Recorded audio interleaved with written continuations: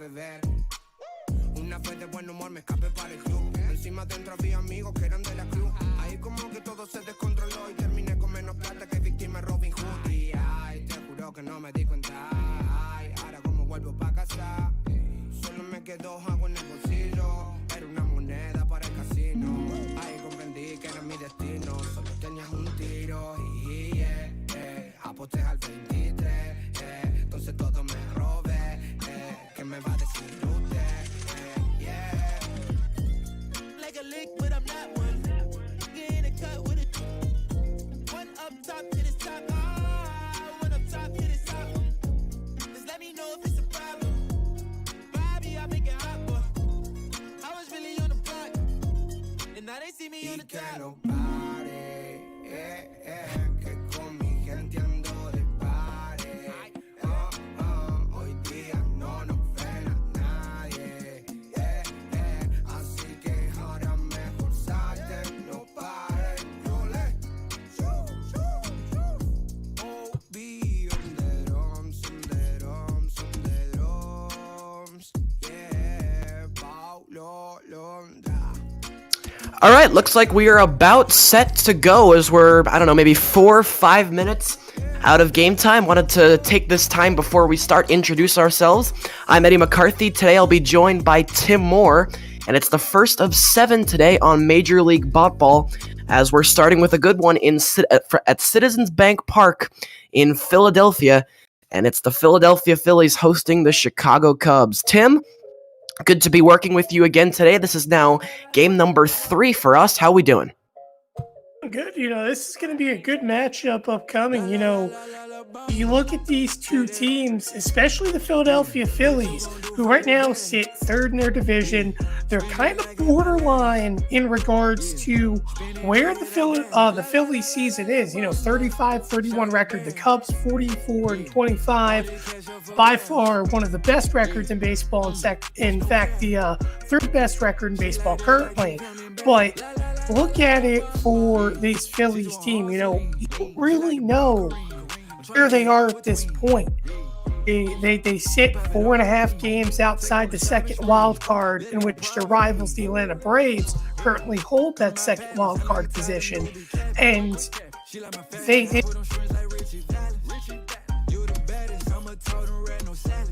good games, but then when Philly also loses, they tend to lose in bunches. So I'm really eager to see how they approach a series like this here against the Cubs, because you're facing good teams, you have to be consistent against them.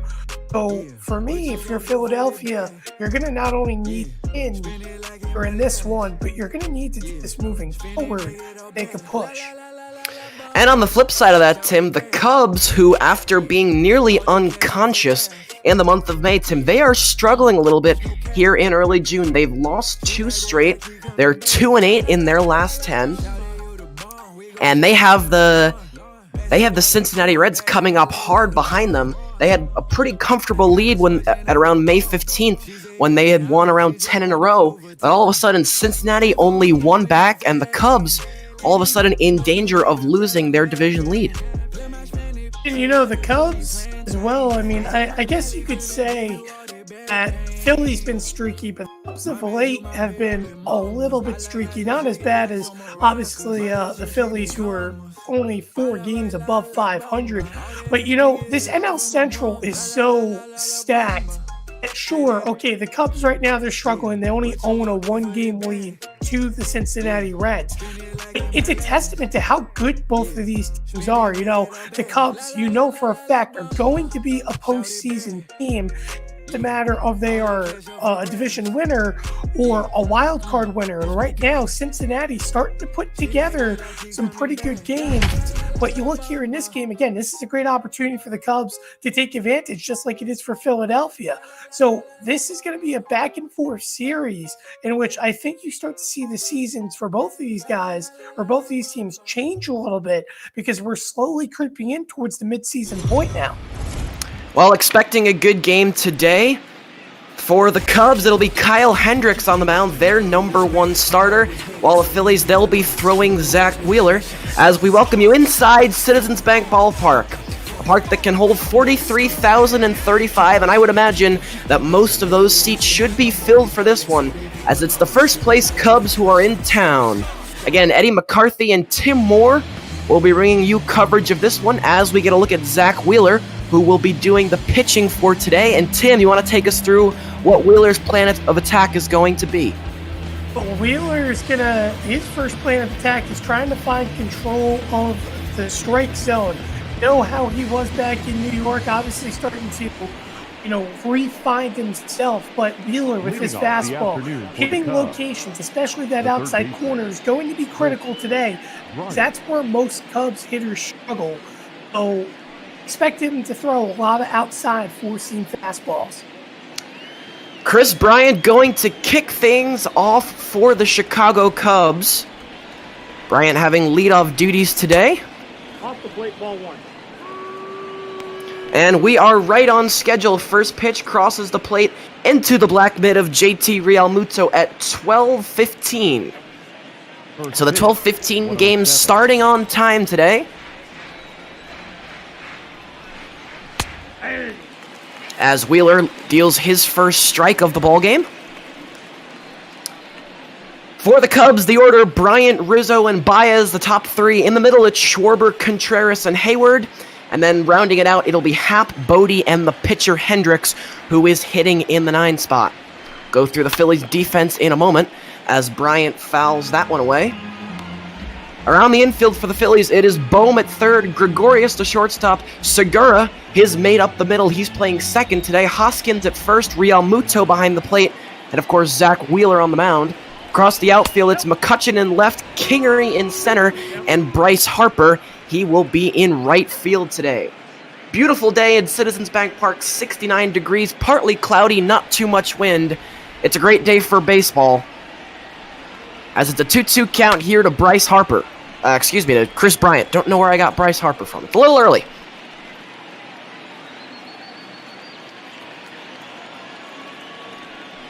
The 2-2 on the way from Wheeler is fouled away once again.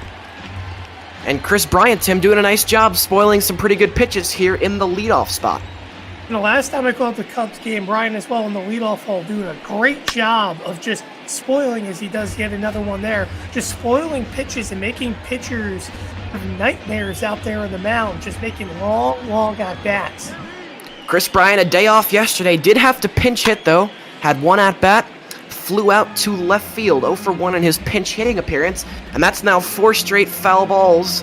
So Wheeler here, this will be the 9th pitch of the at-bat to the first hitter of the game, Chris Bryant. Slow chopper left side, this is going to be a tough play, but they do get him. My screen blipped out a little bit there, not sure who made the play. Tim, was it Gregorius or Bohm? Oh, that would be the pitcher. The pitcher came out. I made an off-balance throw and a fire to first for the first out. So good job there by Zach Wheeler. Rather, see an opposite in the pitcher for the Cubbies, but rather the pitcher for the Phillies of Zach Wheeler getting that first out. And that'll be Anthony Rizzo who steps up, Eddie. Yeah, Anthony Rizzo hitting .248 on the year. Yesterday he was 1 for 4, and he drove in the lone Cubs run of the day, as the Cubs were fairly stymied offensively. And Rizzo taps this back to the mound. Off Wheeler, he will recover, and quickly 2 out. Thankfully there, Wheeler recovered, because that would have actually gone down as an E1 if he didn't get that down in time, because that was a pretty routine play. Back to him, but how about Wheeler now? 2 for 2 on defensive plays. Not too often you see 2 comebackers instantly to open up the game. You said it, 2 comebackers to start the day for Zach Wheeler. Doesn't get any easier now, as Javier Baez hitting 3rd today for the Cubs. He'll dig in, and Tim, you can't find enough good things to say about Javier Baez. We can start with his nickname El Mago, which means the magician, and he certainly is a magician, both with the stick and in the field. Some of the smoothest hands that you will see around the game. And Baez, he really found a stroke late as well, as he fouls that one off to make it 1 and 2. I mean, he is just such a great player. You know, last year he didn't get the MVP, but he was a great candidacy at the end. He, in my opinion, I know this may be a long stretch, but I really think Baez has a capability of being baseball's next Derek Jeter. He certainly plays like it over at short with the big arm, and he can handle the bat as well, hitting .295 on the year, 13 home runs, 46 knocked in. As you get a shot of our umpires there, Jerry Hillsdale will be calling balls and strikes tonight, as Wheeler has run his first full count of the ball game. 3 and 2 to Baez here in the top of the first with 2 out. Baez lines this one into the gap. That's going to get down. And actually, that's going to get out of here. A line drive home run for Javier Baez on a ball that just kept carrying and lifted out of here. Over the 8-foot walls in left center here at Citizens Bank, and the Cubs strike first. It's 1-0. I think that stat number is a little bit stretched out. It said 397 feet, but it just traveled over the fence marking, which it said 374 feet. So I'm going to say that went 377. As you see here, I mean, Baez got a high middle in fastball, and you see right over that 374-foot mark, landed with the crowd. Good job by Javier Baez. Let the power surge continue for Javi. Yeah, Tim, I don't know about you, but I was thinking when that ball was hit, that's extra bases in the gap, because it looked pegged to kind of one-hop the wall, but it ended up getting out of here, so it's a good start for the Cubs. They're up 1-0, and now Zach Wheeler will have to rebound here against Kyle Schwarber, who bangs this one up the middle. Nice play by Segura. He sets himself, but not in time to get Schwarber. It's an infield single, and back-to-back hits here for the Cubs will bring the catcher Contreras to the plate with 2 out.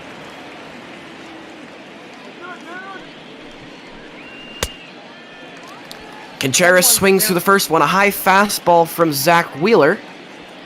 Zach Wheeler can get that fastball up pretty high, 97, 98. Certainly has blow-away stuff here, but already Javier Baez victimizes him for a solo shot, which we just saw moments ago.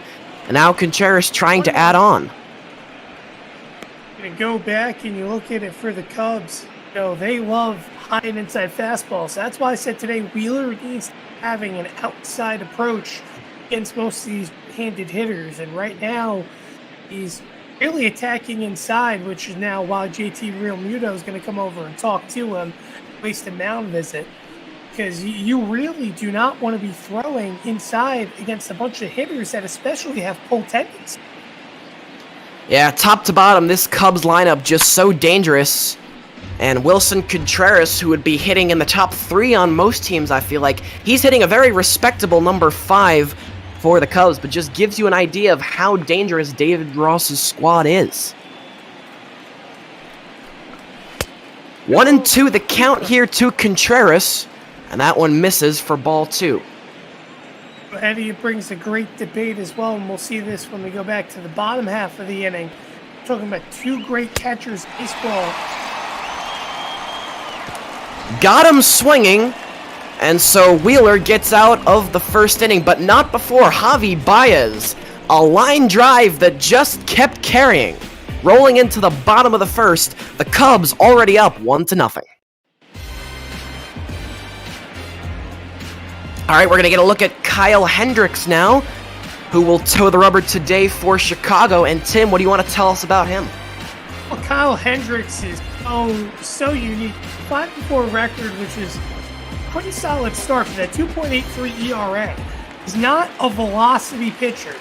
He throws in the low 90s, but he's a moving kind of pitcher, hits for location, which has been a big reason for his success. He's been a big veteran here in Chicago. Overall, a critical reason, not just for that team traveling to the World Series, winning it in 2016. A critical reason why the Cubbies have been above 500 now, competitor for the past few seasons. Yeah, like you said, Hendricks, a great 2016, led all of Major League Baseball in ERA. Was a good Cy Young candidate that year, but ended up falling just short.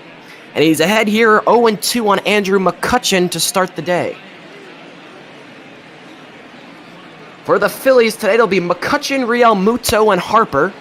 In the middle, Hoskins, Gregorius, and Kingery. And then 7, 8, and 9 is Bohm, Segura, and Wheeler. As Hendricks off to a good start here, Tim gets him on 3 pitches. McCutchen sat down. Indeed, McCutchen was trying to sit back on the slow change, and Hendricks doing a great job. And now this goes back to my conversation as JT steps in. We're going to see a game here where 2 of arguably baseball's greatest catchers here in Major League Baseball face against. The argument is Realmuto the best catcher in Major League Baseball, or is it on the other side of Contreras? There's a lot of great catchers here in Major League Baseball. The question is, no one can really decipher who's the best. Yeah, JT Realmuto was a great story. He was a college shortstop, and then he was looked at by the Marlins, and for some reason a Marlins scout decided to peg him, thinking he could be a pretty good catcher, and they asked Realmuto if he would be willing to learn. Realmuto responded yes, and that led to a draft pick by the Marlins in 2010. And ever since, he's been an excellent catcher, although he strikes out right there at his back-to-back strikeouts by Kyle Hendricks to start his day.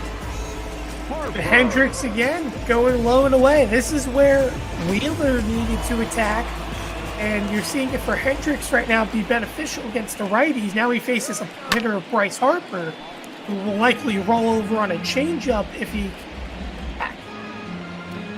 So with McCutchen and Realmuto, number 1 and 2 for the Phillies, they're retired via the strikeout. It's going to bring out Bryce Harper,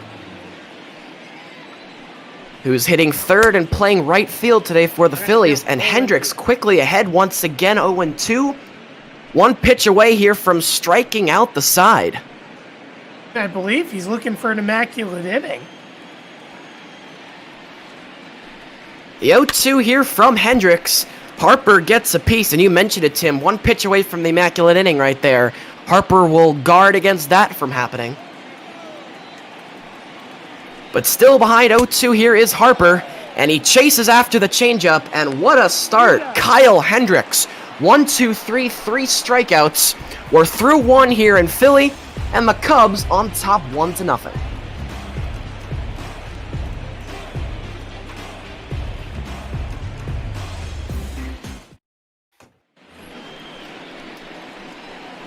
We welcome you back now to Citizens Bank Park for this afternoon bot ball between the Phillies and the Cubs. Eddie McCarthy alongside Tim Moore here on Major League Bot Ball on Twitch.tv. As it'll be 6, 7, 8 here for the Cubs this inning. Hayward, Happ, and Bodie are all scheduled to come to the plate as Zach Wheeler, he'll begin his second inning of work. Facing Jason Hayward to kick things off and quickly ahead 0-2.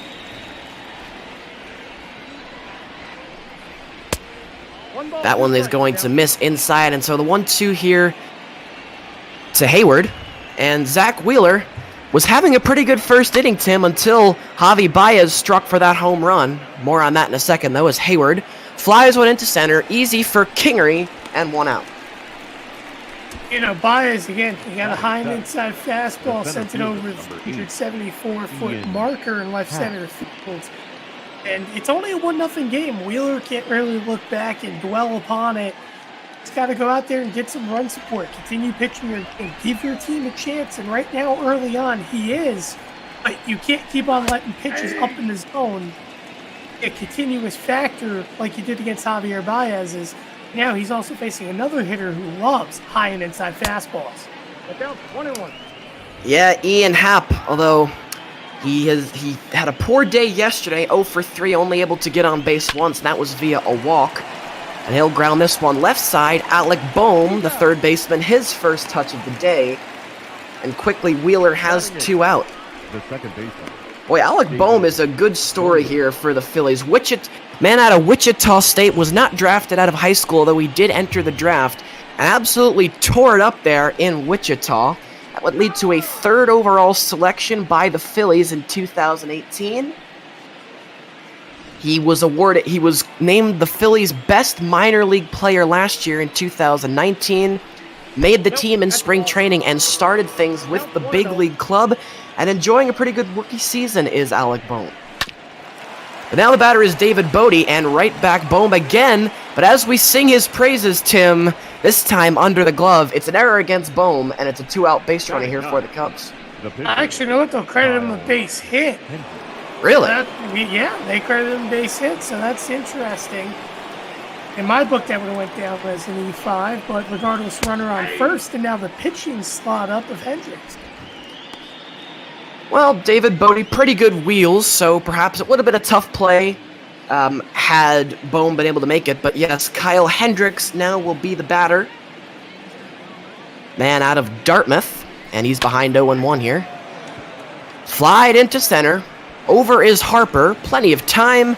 3 out.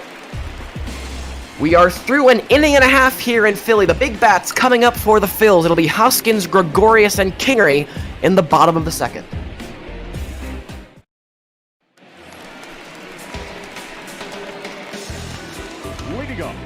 Back here at Citizens Bank as we begin the bottom of the second with Rhys Hoskins kicking things off. And Tim, great first inning for Kyle Hendricks. Sat down the side, 1, 2, 3. Everybody struck out. Both pitches. At that time he throws the ball. He only threw 1 ball last inning. It was in the second batter he faced of Real Muto. This one on the ground to Baez. I apologize for the late call. Had a bit of a connection issue right there, but he will make easy work of Hoskins. Baez's first touch of the day, and quickly 1 out. What I'm going to say is that Hendricks is going to continue working between that sinker and the changeup because it's just very on point with it right now, throwing it for just strikes. Also forcing a swing and misses. And that time he actually went to the change. I mean, Big Gregorius is going to have to do some digging here. He loves the slow pitching. Throughout his career, he's proven it, but I don't think he's going to get anything from Hendricks. Gregorius up the middle. This is going to be a tough play, and it's going to sneak through. So the Phillies' first hit of the day comes in the form of D.D. Gregorius. And they'll have a 1-out base runner. Didi went down and got that. Didi, like I said, that's the reason why I'm saying I don't think he's going to get anything that hangs. If there was a changeup up in the zone, we know he's able to turn me on it. Now here's Scott Kingery is where this inning starts getting a little bit interesting. Kingery has a little bit of speed on him. Maybe not as much. His career is going on. But let's hear Philadelphia could be trying to tie this game up. There goes Gregorius, and he is out at second. Perhaps an ill-advised move there from DD, as it looked like maybe the hit and run was on. But Wilson Contreras, one of the best arms in the game, Tim, gets him, and wasn't exactly a close play. Well, it's exactly what I believe you said, a hit and run, because DD, not only did he have a late jump, but also Kingery went around on the pitch, but he also have a big lead at him. Oh, it makes me want to think that was a planned hit and run, and it didn't go to execution. Second time Gregorius has been caught stealing this year, and now Kingery down on strikes. And so despite a base runner, Hendricks once again faces the minimum. We're through 2 here in Philadelphia, and it's the Cubbies up by 1.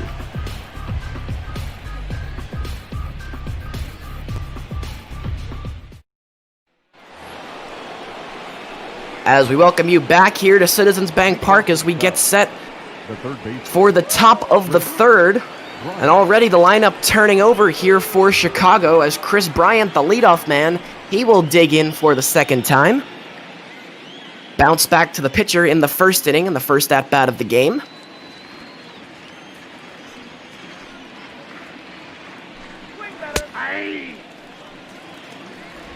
And he takes strike 1 there from Zach Wheeler. Well, Zach Wheeler, also an interesting story. He was drafted by the Giants, then traded to the Mets back in 2011. Made his debut for New York in 2013, and he would remain there for 6 years until he was signed by the Phillies as a free agent to a 5-year deal in the first year of that 5-year deal, and working out pretty well for Philadelphia so far. As Bryant got a... Go ahead. I was going to say, for Wheeler, it's also proven that you're worth that money. A lot of people didn't know if Wheeler was really worth the money he got. Philadelphia has a lot of faith in him. Quite frankly, I mean, I personally think he is capable of it, but he's going to have to be something he's acting his career.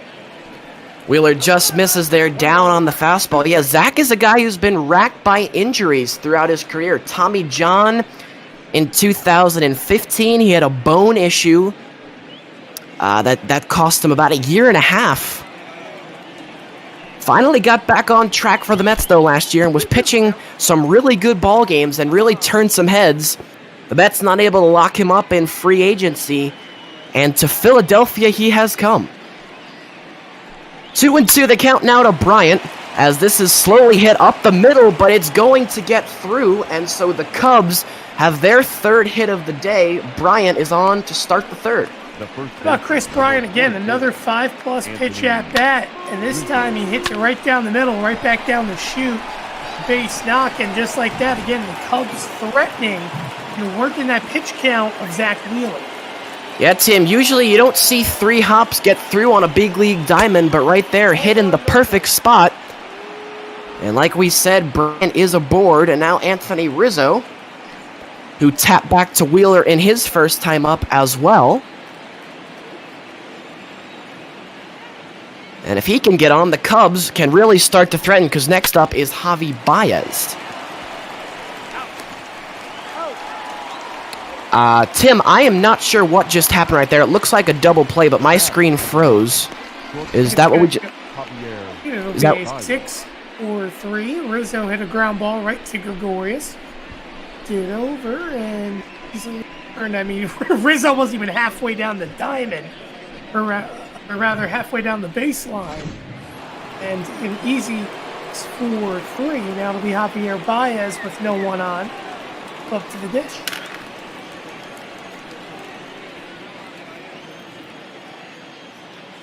Oh, Baez will step in as Eddie's going to set his Wi-Fi and such to make sure things are okay.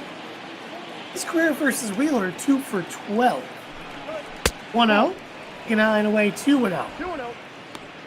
They're still pumping at 90. hitters count, needless to say, be a threat here for the Cubbies as that one's called first.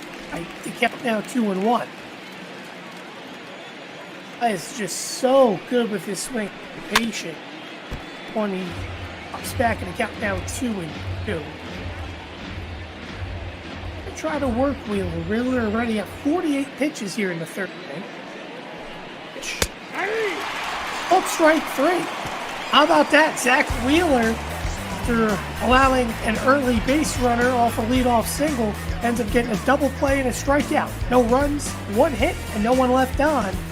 Head to the bottom of the third inning. You're watching Major League Baseball here on Twitch.tv.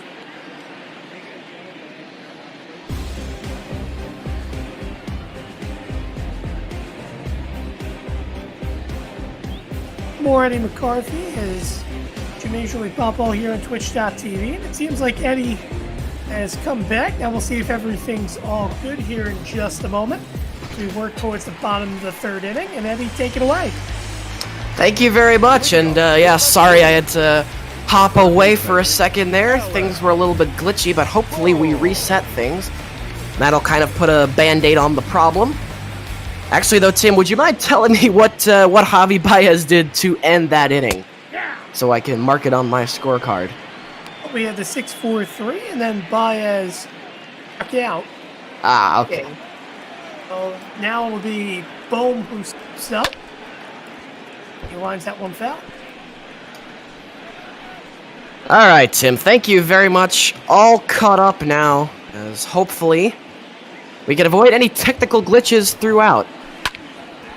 0-2 here from Hendricks is ripped foul down the right field line. Alec Bohm at the plate. He'll get things started, followed up by Segura and then Wheeler, as Hendricks misses down and in, on the sinker. Kyle Hendricks, very good so far. He's faced the minimum, given up 1 hit. That was to Gregorius back in the second, but DD would be erased as he tried to steal, thrown out by Real Muto, and now 7 outs as Alec Bohm is retired there. As we get a look at the standings in the Central Division, and like we said in the open, Chicago sitting at 44-25. They looked like they were getting set to run away with this thing, but they've hit a bit of a snag here in early June, and now the Reds, who are also playing excellent baseball right now, only a game back in that division. Gene Segura will now be the batter here, as Hendricks tries to loop the curve in, but it skips in for ball 1. That's up the middle, but Hendricks knocks it down. He'll throw to first. Hard hit, but nicely done by Hendricks. And 2 out. Uh-oh. Oh, yeah. Uh-oh is right. They're going to come out and talk to him. I think they're just going to make sure he's okay. A bit of a hobble. That looked like a kick save and a beauty right there from Hendricks as he kind of lashed that leg out to knock it down. He waves them off, says he's okay. Now facing Zach Wheeler, the right-handed pitcher who hits left-handed. And quickly ahead 0-1. Again, the sinker from Hendricks, and he's had that pitch working. He paints the bottom of the zone with it. And now 1 pitch away from his 3rd consecutive 1-2-3 inning. The 0-2 from Hendricks is fouled. Just getting a piece of that was Wheeler to stay alive. And we'll do the 0-2 again. Should Wheeler be able to continue, McCutcheon would be next, as he watches a ball outside. Wheeler grounds to Rizzo. He'll step on the bag. It's 3 unassisted in your scorecard. And 1-2-3 go the Phillies once again. We head to the 4th. Chicago up by 1. Oh, Eddie, it's funny. We're talking about the 2016 run for the Cubs led by Hendricks. I don't know if you saw his pitch count They're at the end of that inning, but it's a direct emphasis and focus on why he was so good in the 2016 season. So good at pitching to contact. Only 31 pitches for Hendricks going into this fourth inning. Doing a good job keeping it around 10 pitches per inning, and it's evident why he's so successful. Goes for strikes consistently, doesn't walk too many hitters, and produces a lot of ground balls. Yeah, Tim, usually you want to be staying around that 15 pitch per inning mark, but Hendricks so far, as you said, keeping things around 10 per. And he's in excellent position to go deep into this ballgame, as now his team will look for some run support for him, some additional run support, I should say. As Kyle Schwarber will kick things off, he'll be followed up by Contreras and Hayward. Schwarber base hit his first time up, and he's in a good hitter's count here, ahead 2-0. Schwarber, out of Indiana University, spent his summers with the Cape Cod League playing for the Wareham Gatemen. Made his debut back in 2015 for the Cubs. And now, after that foul ball, the count even here at 2-2 strikes. So Wheeler looking to get off to a good start this inning. Can he do it? Looks like he will, as it's a fly ball into short left field. Over is McCutcheon. He'll have plenty of time, and quickly one out. Job there again by Wheeler, getting a powerful left-handed hitter to pop up. And how about this pitching comparison? Wheeler today, he's touched 99 miles an hour. Hendricks, he's topped out at 89 with that sinker. This is a difference of two tales of ball games, to say the least, Eddie. Seeing again the sinker, location-type pitcher, versus a guy who blows fastballs by you, then you sit back and take advantage of his breaking ball. Yeah, but right now it's the crafty, wily guy who is up on the scoreboard, as Javi Baez the difference. He hit a home run back in the first inning off of Zach Wheeler. Since then, Wheeler has settled down. Right now, Baez's homer looming large. As now one out in the fourth inning, Wilson Contreras, the Cub catcher, he comes to the plate. Fouls that one down the left field line. Count even, ball and a strike.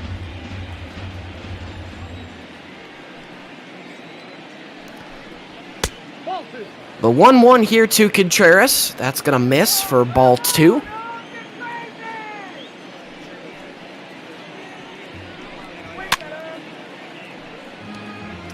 Tim, I'm afraid my technical difficulties are back, as the old turn it off, turn it back on trick did not work too well. As now we're even at 2-2 strikes here.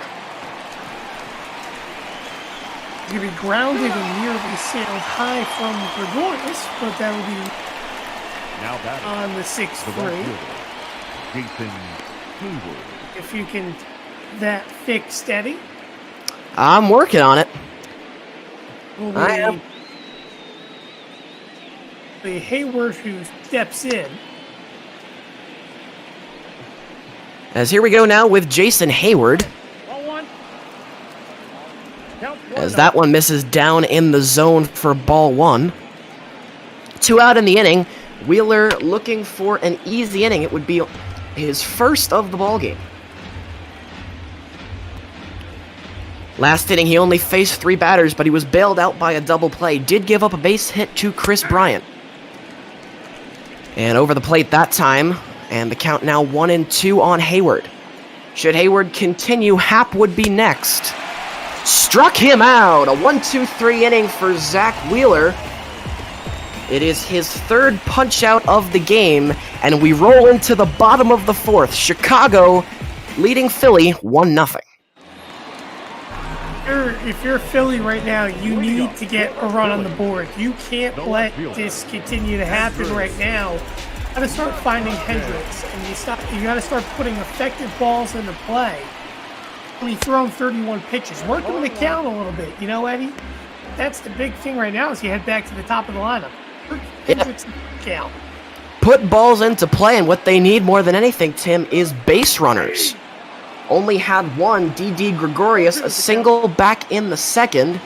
He would be erased as he tried to steal as he tried to steal second base. And once again, the Phils are stymied as McCutcheon is called down on strikes for the second time, and Hendricks is rolling. So yeah, I looked at that curveball velocity at 72, and that surprised me. That curveball came out like an Ephus pitch.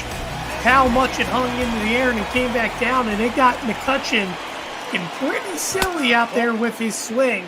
But that'll be JT Realmuto who steps in, who also took out silly his last time up on a changeup.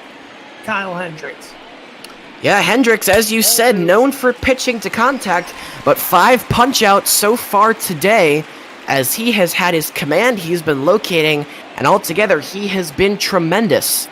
Although falling behind here to JT Realmuto 2-0. 3-0 now as that big Ephus-like curveball misses down low. This is not the part of the order where Hendricks wants to get into trouble. Bryce Harper on deck. This is the heartbeat of the Philly lineup, and it's a 4-pitch walk issued by Hendricks, his first free pass of the day, and Tim, the first chink in the armor we've seen so far. It is when Muto gets on. Now, Eddie, what I was going to ask is that you look at this, what makes Hendricks so effective other than the fact that he consistently pitches pitches? You say it's because he's unusual compared to what today modern Major League Baseball pitchers are. In regards to, he hardly throws 90 miles an hour, just throws a bunch of slow breaking stuff, almost like Andy Pettitte, where he attacks the corners of the zone. He's just so effective, and then it's interesting because they go to the bullpen with a high 90s pitcher.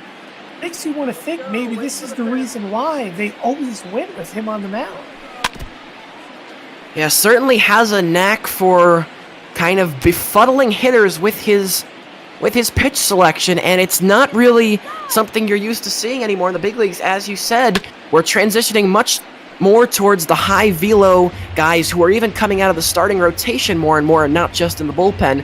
Hendricks, part of that old guard, only topping out at 89 today, but he has been effective as Harper is frozen there on the curveball. Second strikeout of the inning from Kyle Hendricks. And after the 4-pitch walk, he rebounds strong. Now if he can get Rhys Hoskins, he'd have another scoreless inning. Bryce Harper's got to calm it down a little bit. He was chirping going back to the dugout, a little bit mad at himself maybe. He was putting a yell there towards, looked like initially the first base umpire, and then back to the home plate umpire on his way back to the dugout. Yeah, Harper is a guy who throughout his big league career certainly has been known to let his emotions get the better of him at times. As he was fortunate not to get rung up and tossed right there by the umpire Jerry Hillsdale. As Hoskins fouls this one down the third base side. So Hendricks now behind 2-1. The man at first base, the catcher Realmuto, good speed for a man behind the plate, probably score on a ball in the gap. Now Hendricks falling behind 3-1 here on Hoskins, the man out of Cal State. And should Hoskins be able to continue, D.D. Gregorius, the only man with a hit so far, would be next. As they check up on Realmuto, make sure he doesn't get any ideas. Realmuto back in time. So 3 balls and a strike now, the count to Hoskins. Slow sinker over there on the outside corner from Hendricks. And now we have a full count. So Rhys Hoskins will see the payoff here from Kyle Hendricks. And he will foul it away, and we'll do it again. Oh, that surprised me. He went to the 4-seam fastball. Thought he was going to go to the changeup. Maybe here now he goes to the breaking ball. The 3-2 again here as Hoskins gets a piece of that one. It was the breaking ball, but Hoskins just yanked it foul. Maybe not a good idea to go back to that one. As for the third consecutive pitch, JT Realmuto, the man at first, will be in motion. Again, Hoskins spoils, and Hendricks, for the first time, Tim, really having to work in this inning. Now he's at number 50 here in the bottom of the fourth. Really working up that count. This is what Philly needed, is yet again another one spoiled.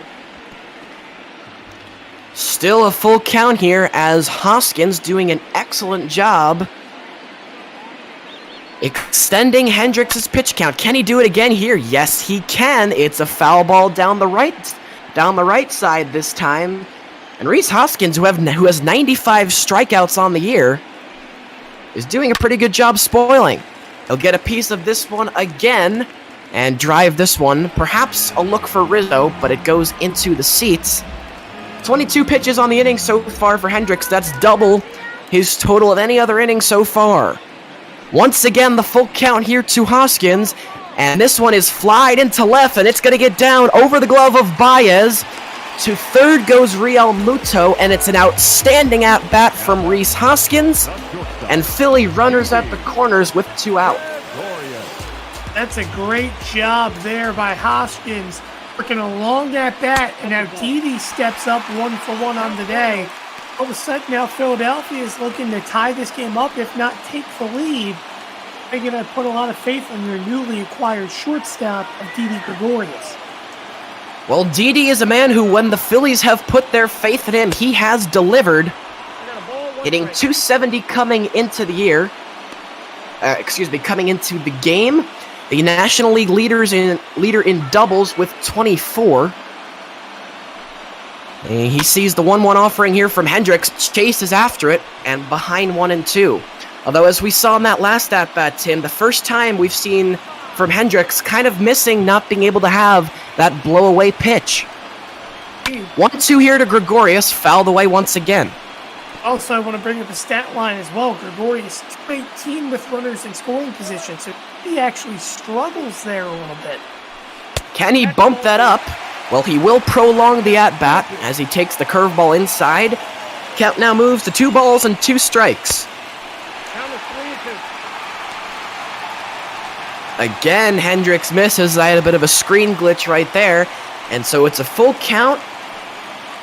The runner at first, Hoskins, will be in motion as Didi Gregorius trying to even things up for the Phils. The biggest pitch of the ball game from Kyle Hendricks is grounded right side, and it's actually going to be caught over there at second by David Bodie. So not the clutch hitting that the Phils were looking for. Hendricks runs into a jam, but pitches his way out of it. We are through 4, and the Cubs still clinging to that 1-run lead. As we welcome you back now to Citizens Bank Park, and Tim, Kyle Hendricks bent but did not break in that inning, but maybe now the Phillies have figured something out. That's where you got to worry, and you have to start thinking right now if you want to bring him out, past the 5th inning. Here, he's going to get one more at-bat in this inning. After that, into the at-bat, that's when you start making decisions. So, do we start thinking about going to the bullpen? Do we, be making a couple switches out there in the field? This Cubs team, don't get me wrong, up 1-0. A pretty good job as that's a swing and a miss for Happ, but when you look at it, not really being productive like Philadelphia is. It's been a pretty solid pitching duel. On the opposite side, Eddie, you have Buehler, who is slowly working up the pitch count. In fact, now he's at 66 pitches. He could very well be at 80, which is a number that he struggles in his career of pitching to, let's just say. It's going to be interesting to see if we see these pitchers out early. Yeah, still Wheeler at 67 pitches. If he can get an easy inning here, he'd be in line to go decently into this game. As David Bodie with a pathetic swing right there. Count now, no balls and 2 strikes.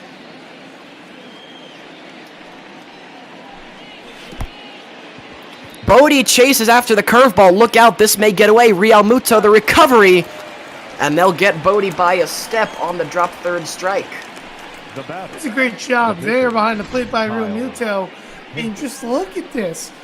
Ball in the dirt, no problem. He knew where it was right away, saw it trickle, picked it up, and with a pick of time, fires it over to first. It's like that, 2 outs, and now trying to make it 1-2-3 as they face the pitcher of Hendricks. Yeah, Zach Wheeler now retired 7 in a row and looking for his second 1-2 inning here as he will face Kyle Hendricks, who is hitting .080 on the season. At least that's what he was hitting coming into today. Although he popped out to first his first time up, so probably a little bit lower than that by now. 1-1. Wheeler even things up at ball and a strike.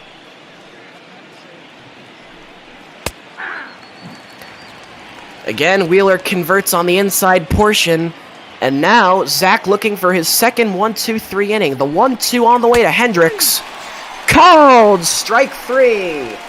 Zach Wheeler strikes out the side. And he is rolling. Middle of the 5th here in Philly. And Chicago still up 1-0.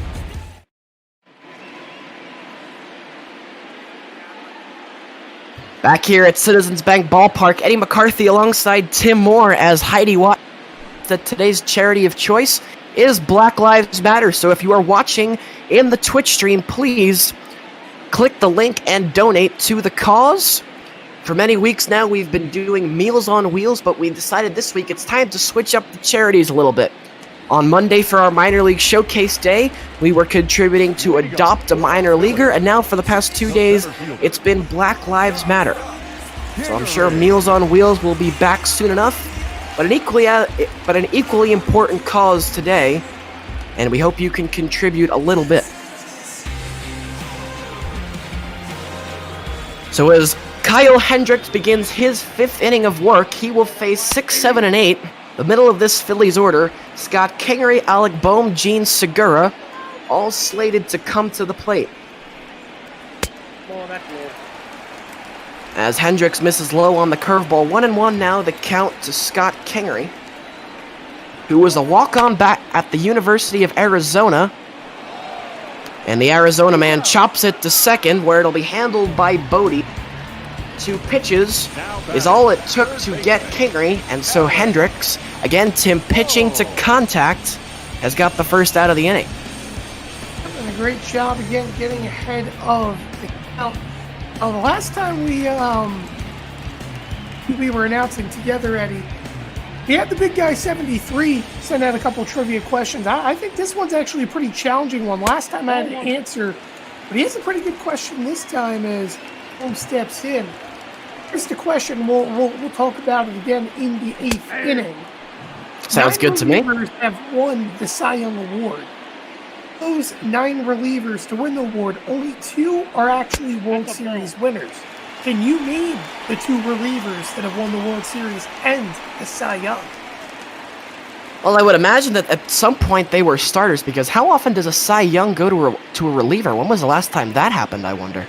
Oh, I would believe maybe the last time was Eric Gagne. I know for a fact Gagne does have a Cy Young award. Alec Boehm. And that one is mishandled in center. Boehm to second, and he's going to get in. So a hard shot up the middle.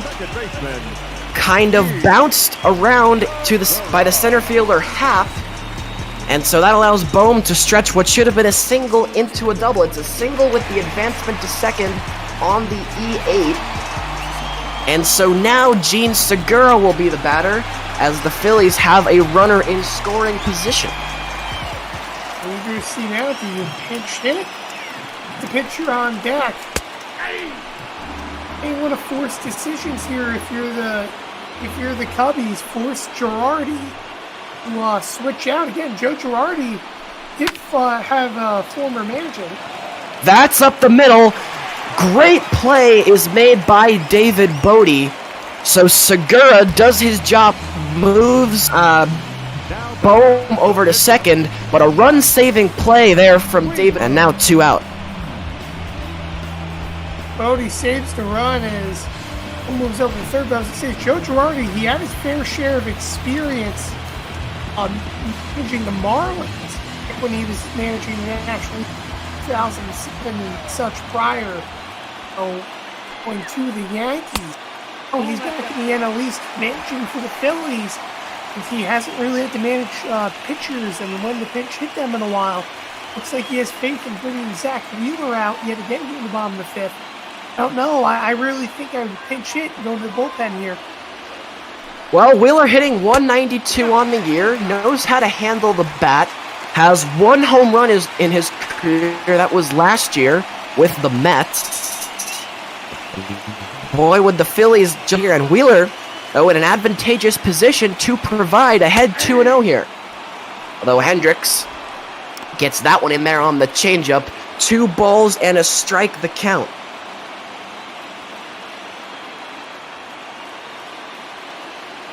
Again, it is Alec Boehm at third, 2-1 the count to Wheeler, and 2 out in the inning. As Hendricks once again misses, and so Kyle Hendricks, who was so good the first 3 innings, has now run into a bit of a jam the past 2. And he finds himself behind 3-1 on his pitching opponent, Zach Wheeler. And he walked him. Wheeler works out the 5-pitch walk. And so Kyle Hendricks, one of the ultimate sins in baseball, he walks the pitcher. And so now the second straight inning, the Phillies have had runners on the corners with 2 outs. And this time it'll be Andrew McCutchen, who would love to redeem himself after his first 2 at-bats resulted in strikeouts. I'm interested to see how McCutchen approaches this at-bat. Both of his at-bats, he's looked silly against Hendricks. But Hendricks fading a little bit here. With 2 outs, a big opportunity for Koch. About his excellent career in Pittsburgh. Then he moved to the Yankees. He's effective in New York. I'm very eager to see what he does here for Philadelphia. That's lined into the left center gap, and that is going to get down, and we have a tie game. Andrew McCutchen delivers, and the Phillies have knotted this one up at 1. And now they're going to come out and talk to Hendricks.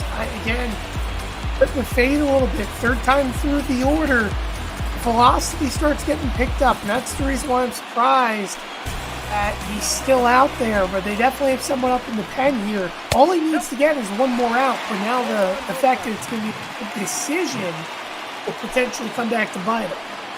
And you can see this crowd at Citizens Bank Park smells blood in the water. Hendricks kind of was a roadblock his first 3 innings, but now ran into trouble in the 4th, but escaped. Andrew McCutchen gets him, though. It's an RBI single, and now JT Realmuto has a chance to do even more damage. You know, Realmuto, a strikeout back in the 1st and a walk in the 4th. Go ahead, Tim. There was a little bit back there, but I was going to say, you know what's funny is that when you look at, you mentioned these fans here at Citizens Bank Park, all these years now in a row where Philadelphia has had a very good start at it, they just haven't been able to put a playoff baseball together. Yet again, this year potentially fall in the same scenario. Right now, they're just outside the wild card race. They're continuing to charge, and these Phillies fans need a very dedicated. They want to bring a World Series back home here to Philadelphia.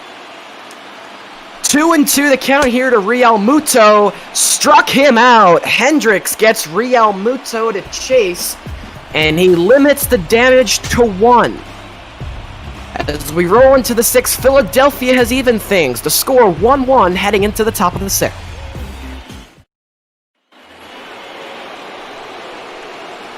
Back here in Philadelphia as Chris Bryant, the Cubs' leadoff man, will bat for the 3rd time. And Tim, once again, the subject of our discussion is Kyle Hendricks. How long now will David Ross want to ride him, as perhaps the Phillies have figured him out here a little bit over these past 2 innings? It's going to be interesting for Ross again, really trying to develop and understand, a little bit. Obviously, Ross has his good national, his career himself. It's picking and choosing your battles, and that's what early managers are going to have to figure out. Guys like Mickey Callaway, for example, when he managed the Mets, he struggled, when to switch pitchers and do double switches. Ross is going to have to learn that quickly, even though he played the National League. He's going to know instantly what's the right decision. So I'm eager to see half inning at what the transition looks like. Is there going to be a new pitcher? Are we going to see a double switch? Because right now you head back to the top of the lineup for the Cubs with Chris Bryant. You need a little bit of run support and a little bit of help out of this bullpen. And how about the guy on the mound, Zach Wheeler? We can't short him any credit, as he was instrumental in continuing that rally with a 5-pitch walk last inning. Though he's going to give up a leadoff hit to Chris Bryant right here. So Bryant is aboard with back-to-back base hits in as many at-bats. As you can see there, he's topping the team hit chart. 76 hits, Javi Baez close behind, only 5 off with 71. And now it'll be Anthony Rizzo, who is 0 for 2 thus far today. 2 groundouts, one of which was a double play. That was back in the 3rd inning. And the Cubs now looking to threaten here on Zach Wheeler, who ever since the 1st inning, pitch count has been the issue for him. Already at 78, although back-to-back 1, 2, 3 innings for him. Not going to have that luxury here, but Rizzo already hit into a double play. Wheeler definitely hoping for another one. Anthony Rizzo was a 2007 draft pick of the Boston Red Sox. He was then traded as part of the Adrian Gonzalez deal to San Diego. And in 2012, the Padres would move him to the Cubs, where he has been ever since, and it's worked out for him. 3 All-Star games, a World Series back in 2016, 3-time Gold Glove Award winner, and the Roberto Clemente Award for his charity work in finding a cure for childhood cancer. He's a great player and an even better person, Anthony Rizzo. Pleasure to be around. And we'll see if he can deliver right here, as he finds himself up on the count, 3 balls and a strike, and Zach Wheeler in danger of putting the first 2 men on. I think if you're San Diego, regretting being Rizzo, who's been shy of successful, good as he is, and slipped from Now Wheeler will create a full count, 3-2 here, with Bryant at first. We'll see if he'll be in motion. The 3-2 on the ground to third. That is going to be foul. Oh, just foul. As you can see, the third base umpire indicating towards the stands. Didn't miss a double by much there, did Rizzo. Full count again. Driven into right. There is Harper, as he'll make the catch about 10 feet in front of the wall. So perhaps off the end of the bat just a little bit from Rizzo, and 1 out. Rizzo just got under it. A great pitch to hit, but unfortunately just couldn't turn on it. Here's Javier Baez again, the only blemish in Wheeler's record, to say the least, here today. Luckily to the game now for a good little while. We thought this was the only run leader in the ball game. See if Baez can poke yet another one at it. Well, he took a strike there on the upper portion of the plate. Baez, that home run back in the 1st. But he struck out in the 3rd, and we'll see how Wheeler wants to handle him right here. Pitch number 87, about to be thrown right here by the Phillies right-hander. And it's inside, count even, 1 ball and 1 strike. Again, Chris Bryant at first, he had the leadoff single. As Baez, a big hack right there, but he comes up empty. And now Wheeler ahead 1-2. And with his entire arsenal at his disposal for this pitch right here. What are you thinking here, Tim? What does he decide to do? No, if Wheeler, I think I try to surprise him. Stay there with the fastball. He goes to the slider, and it's on the ground to first, but just foul, and so Baez will stay alive. And we will do the 1-2 again. You need Davies' 92-mile-an-hour slider. It is a frightening sight, as again, back to the curveball this time, but Baez gets into it to right. That's going to roll to the wall. They will hold Bryant at third, but it's the 2nd hit of the ball game for Javi Baez. And now, 2 runners in scoring position for the cleanup man, Schwarber. Now you need to waste a mound visit. Come out, talk to Zach Wheeler, because it's like that now. This is a threatening opportunity to score. And you know what, Joe Girardi? No, we're going to actually walk him. Well, that's going to load up the bases. And now you're going to try for a double play. I would say you go quarters in here, Eddie, and have the middle infield back. I mean, to me, that would be the common sense solution.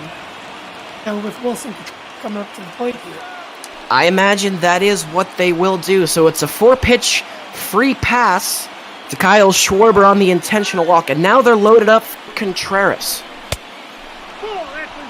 Biggest hitter of the game faced so far by Zach Wheeler right here, and he starts him off with a ball. As you see, Contreras right there with the graphic, 222 with runners in scoring position, and the Cubs could use some clutch hitting right here.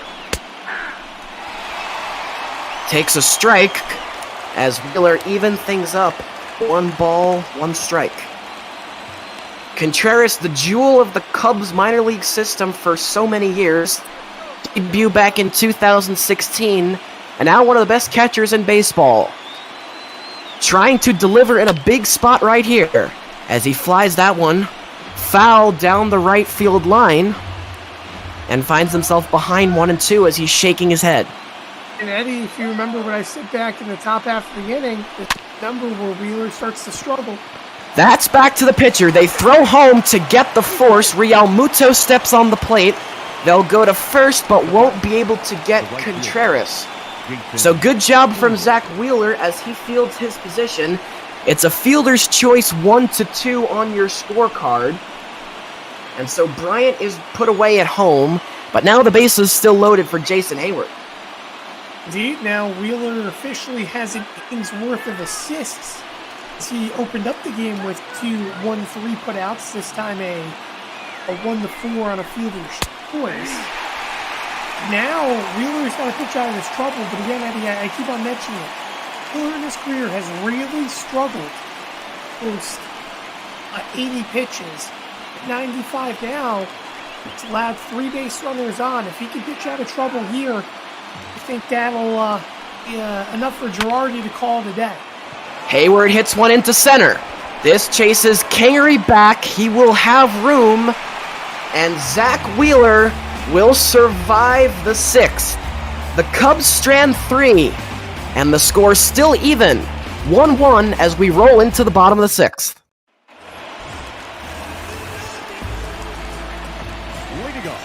We welcome you back here, and Tim, I don't know about you, but I'm thinking that's probably all for Zach Wheeler. At 96 pitches, I'd be very surprised if he came back out to start the 7th. Girardi would be really stating something that he is very against. He's a very by-the-numbers guy.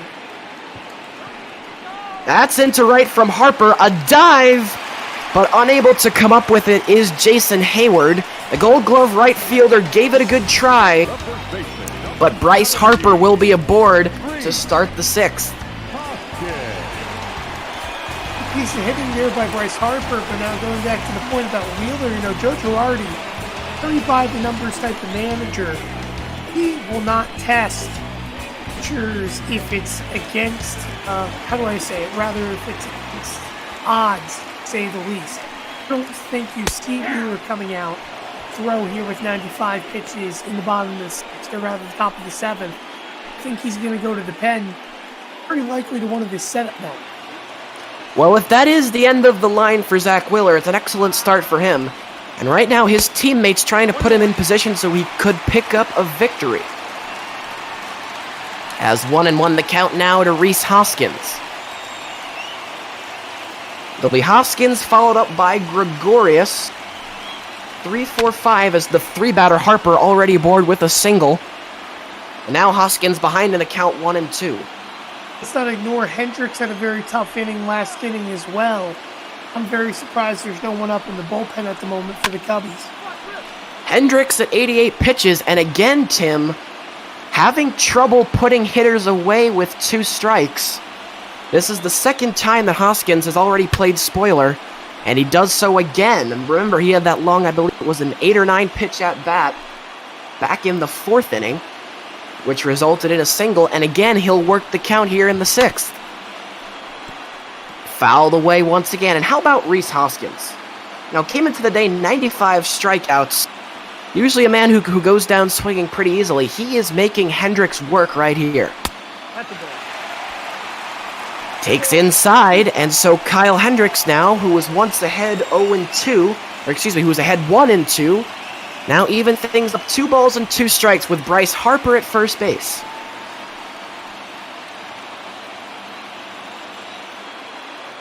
Rhys Hoskins, who grew up a San Francisco Giants fan, trying to get on board here, and he will. That's into right field. Harper will stop at second, and so the first two-man reach base, and Tim, another dynamic at-bat from Rhys Hoskins. He works the count and gets on base.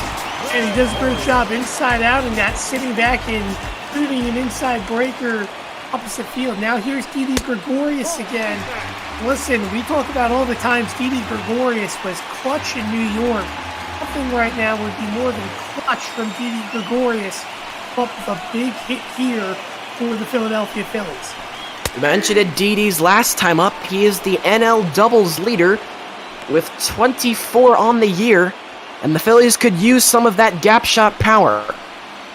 It is Hoskins at first and Harper at second. Nobody out in the end. As Didi gets into this one down the left field line, but it's going to slice into the seats. And now Hendricks ahead 1-2. Still no action in that Chicago bullpen. They put the trust in their right-hander, their number one starter, Kyle Hendricks, who so far has only given up 1-2 the count here to Gregorius. Misses down, tried the fastball, but no dice right there, and now pitch number 99 on the way. Hendricks misses once again and in danger of loading them up here. This will be the 100th pitch of the day for Hendricks. Gregorius all over that one, but out in front, so that's going to go foul, way foul in the seats down the first base line. Big pitch for Hendricks right here. The 3-2 is fouled once again by Gregorius. And Tim, it's not just Rhys Hoskins.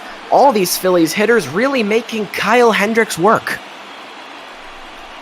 3-2 once again here. Gregorius, right side. This should be 2. To second, they get 1. On to first. And Gregorius does not deliver. It's a 4-6-3 twin killing. And boy, did Kyle Hendricks need that. He got an effective changeup that ends up throwing him into that double play. But I still think right here for the Cubs, actually, you know what? David Ross read my mind. I was going to say right here, go to the bullpen. Don't risk it. Runner on third, 2 outs. It's good enough for Hendricks. 101 pitches. Your reliever come out now and get this final out. Play the safe game and try to keep this game in a 1-1 tie. I mean, it's very hard for Hendricks to pitch with a runner in scoring position in this scenario. Now pitching for So that will be all for Kyle Hendricks, as now Alec Mills will come into the game with the runner on third. Hendricks leaves, having thrown 5 inches bed outing against Cincinnati back on June 4th. There he was only able to last 4, and he would pick up the loss. Now he can do no better than a no decision here, but we can still get a loss as he is responsible for the runner on third. 0-1. Alec Mills deals strike 1 there to Scott Kingery. Mills, this is his 36th appearance of the year, 4-2 record, 2.74 ERA. And he looks to bail out his right-hander Hendricks right here. Kingery chases after it once again. And so 2 pitches, 2 strikes so far for Alec Mills, ahead of the count 0-2. What a big spot here for Scott Kingery, but behind, no balls and 2 strikes here. Trying to bring in Bryce Harper, who stands at third base. The 0-2 on the way. Misses, and so now the count 1-2.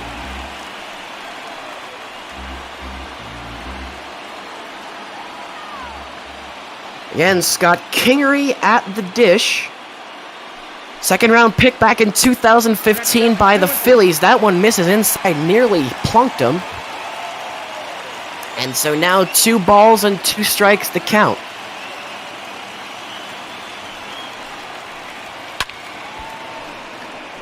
Kingery gets a piece to stay alive.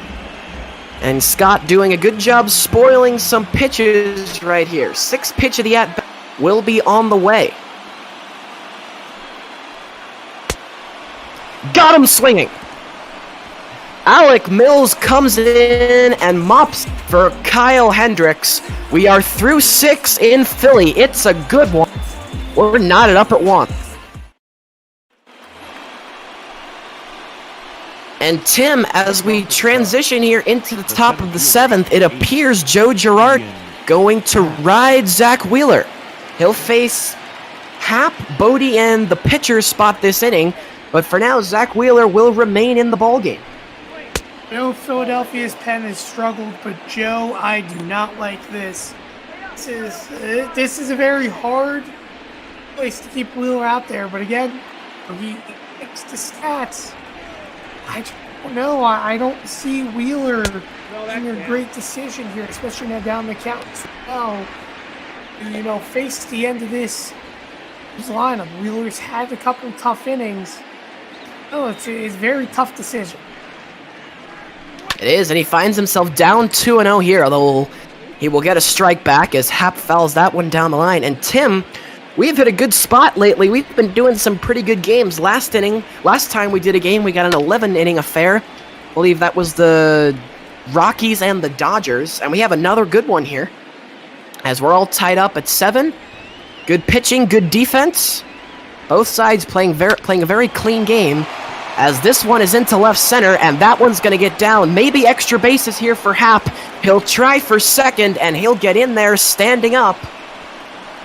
And so maybe too long for Zach Wheeler. He stays in to face Hap, and that's what happens, Tim. And that's exactly what happened. Hap did a good job sitting back, and that ball cut off, and now Joe Girardi says it's done. But now, Joe, I still think that was a tough decision. I think Wheeler should have been taken out, and they should have went to the bullpen. Now Wheeler could be looking at a loss. That's the tough part right now. I mean, I think that was just poor managing right there, to be honest. Yeah, certainly lots of things left to be desired, but now it'll be Robert Stock who will come on. Only his 8th appearance of the year. 29-year-old right-hander out of Washington.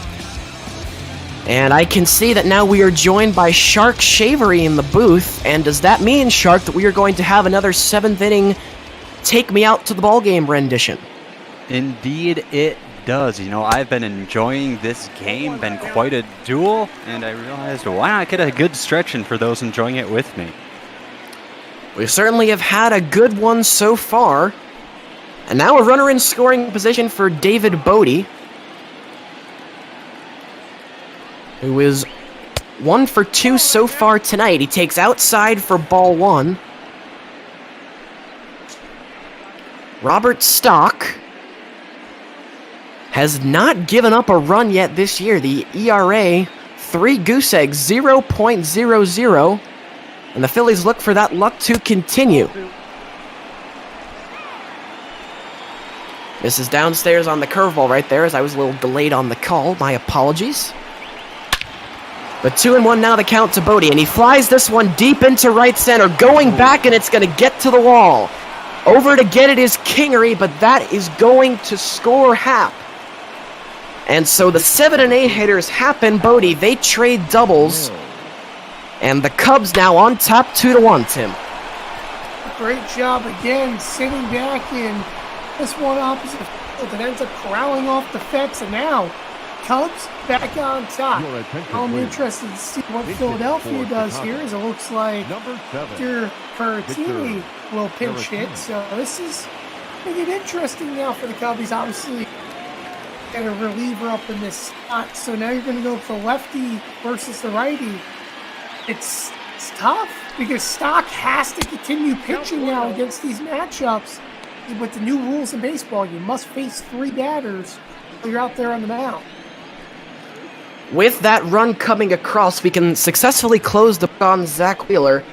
He goes 6 innings, gives up 2, both of them earned, as this one slowly hit left side. No advancement from Bodie. It's an unproductive out from the pinch hitter Caratini, and Stock has recorded his first out of the inning. So now the lineup will turn over, and Chris Bryant will bat for the 4th time. He is singled in the 3rd and the 6th. And looking for another hit right here as he tries to extend this lead.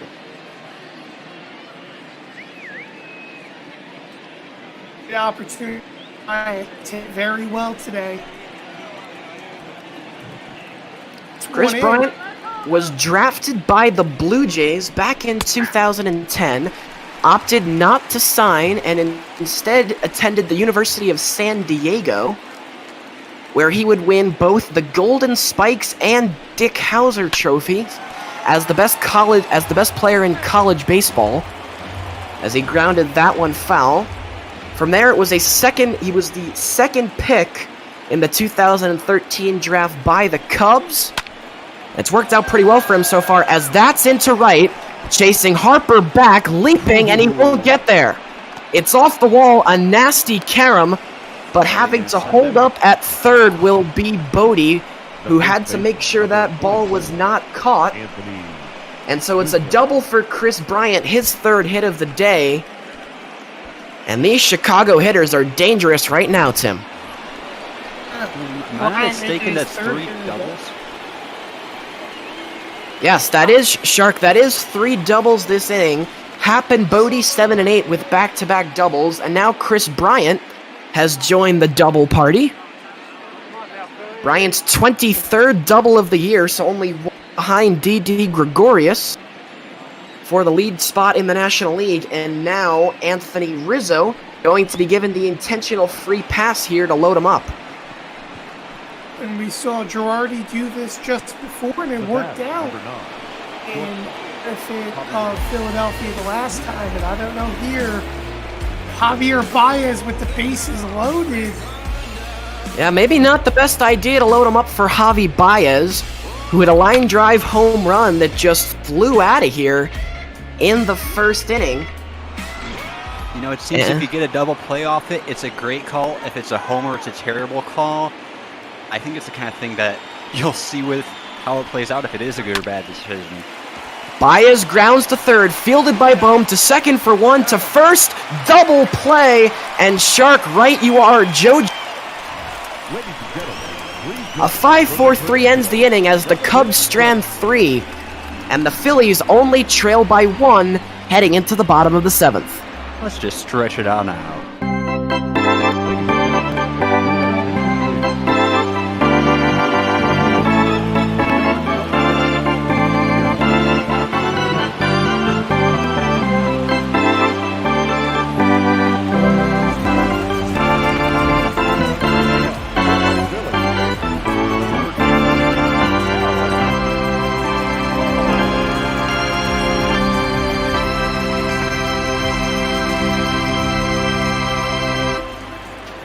Terrific as always, Shark, as we welcome you back here for the 7th inning from Citizens Bank Park in Philadelphia, as the Phils will have 3 more shots to try and even this one up. I'm definitely excited to see how this plays out, even though the Cubs got one on the board. They did have the bases loaded and get nothing done, so still anyone's game. Looking forward to your guys' call. Have a good one. Yeah, Sharks, feel free to stick around for the 7th if you would like. We've enjoyed having... You know what? Sure. Why not? As you did all the work to take me out to the ballgame together, the least we can do is give you an inning. As going down on strikes here is a very unhappy... The back toss right there. And so Jeremy Jeffress, the new Chicago reliever, has his first out of the inning. I'm very surprised with all the bat throwing on the Philadelphia side. That's another bat thrown, Eddie.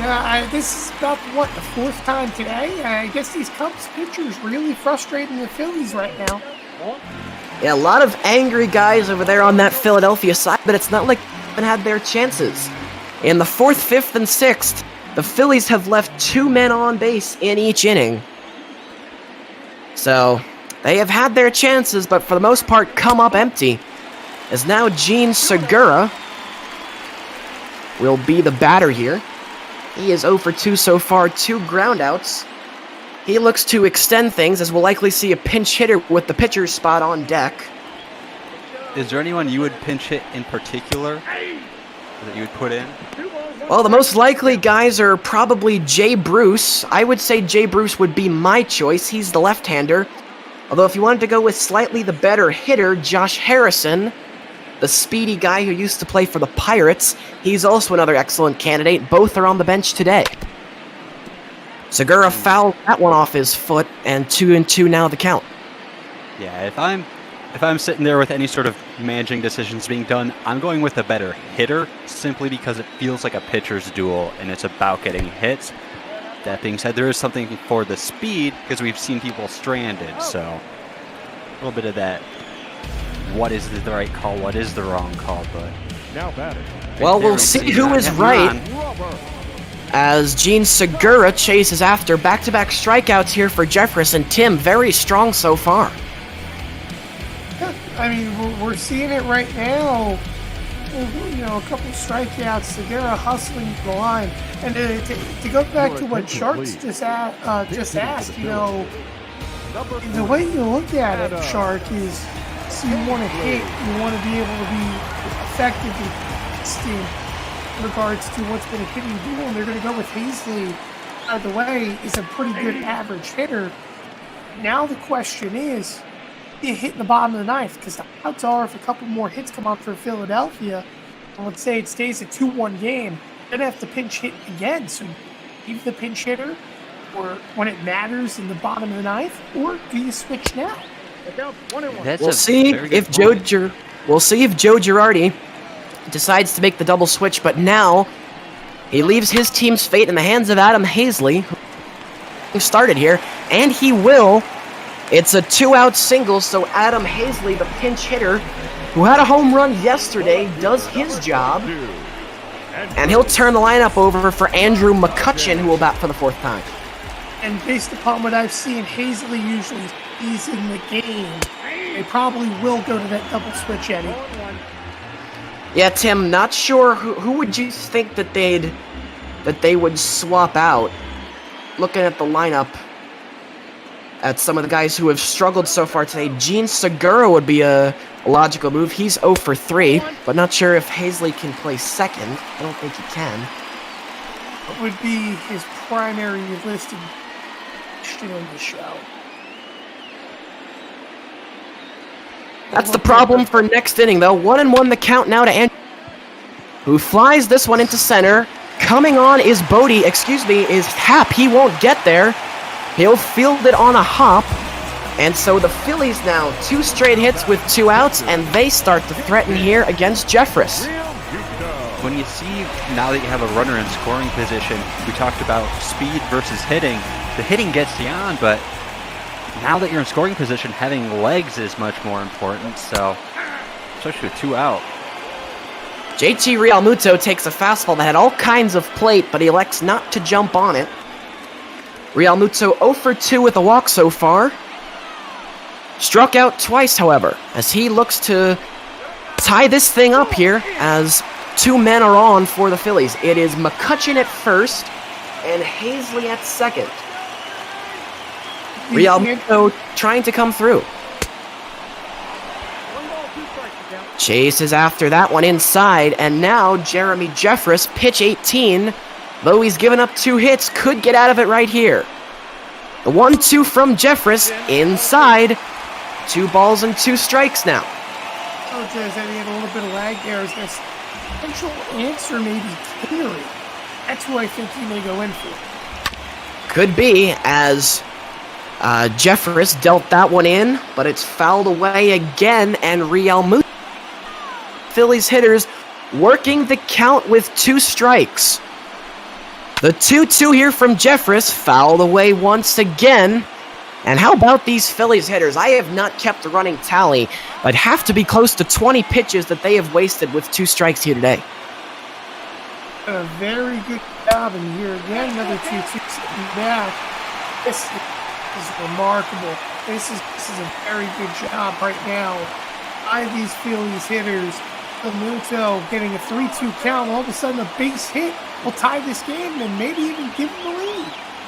Can Realmuto deliver? Oh. No, he cannot.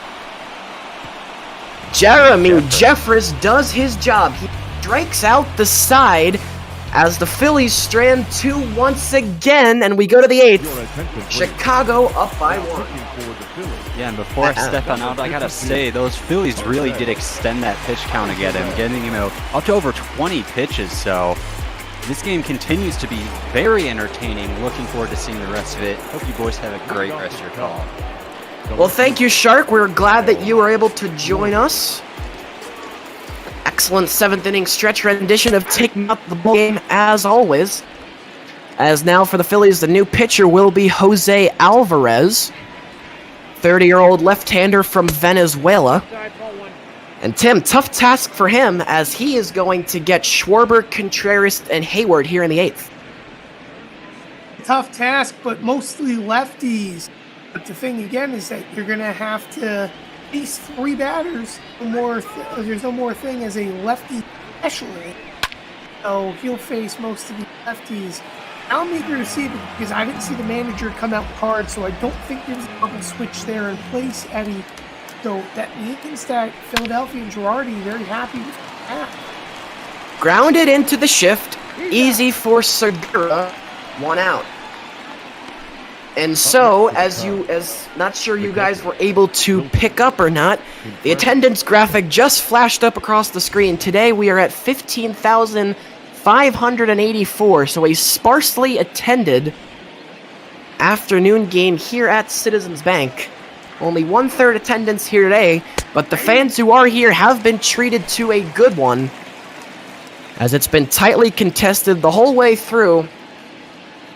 2-1 here in the 8th inning as some action in the Phillies bullpen. The left-hander Ranger Suarez getting up.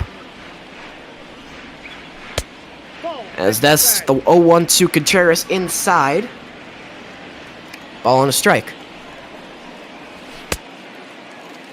Contreras chases again. And now ball and 2 strikes is the count here. Alvarez misses down low. And so things are even at 2-2. Wilson Contreras so far today, 0 for 3, a strikeout in the 1st, ground out to short in the 4th, and then he hit into a fielder's choice the 6th inning. This one, though, is up the middle, and Contreras will have his first hit of the night.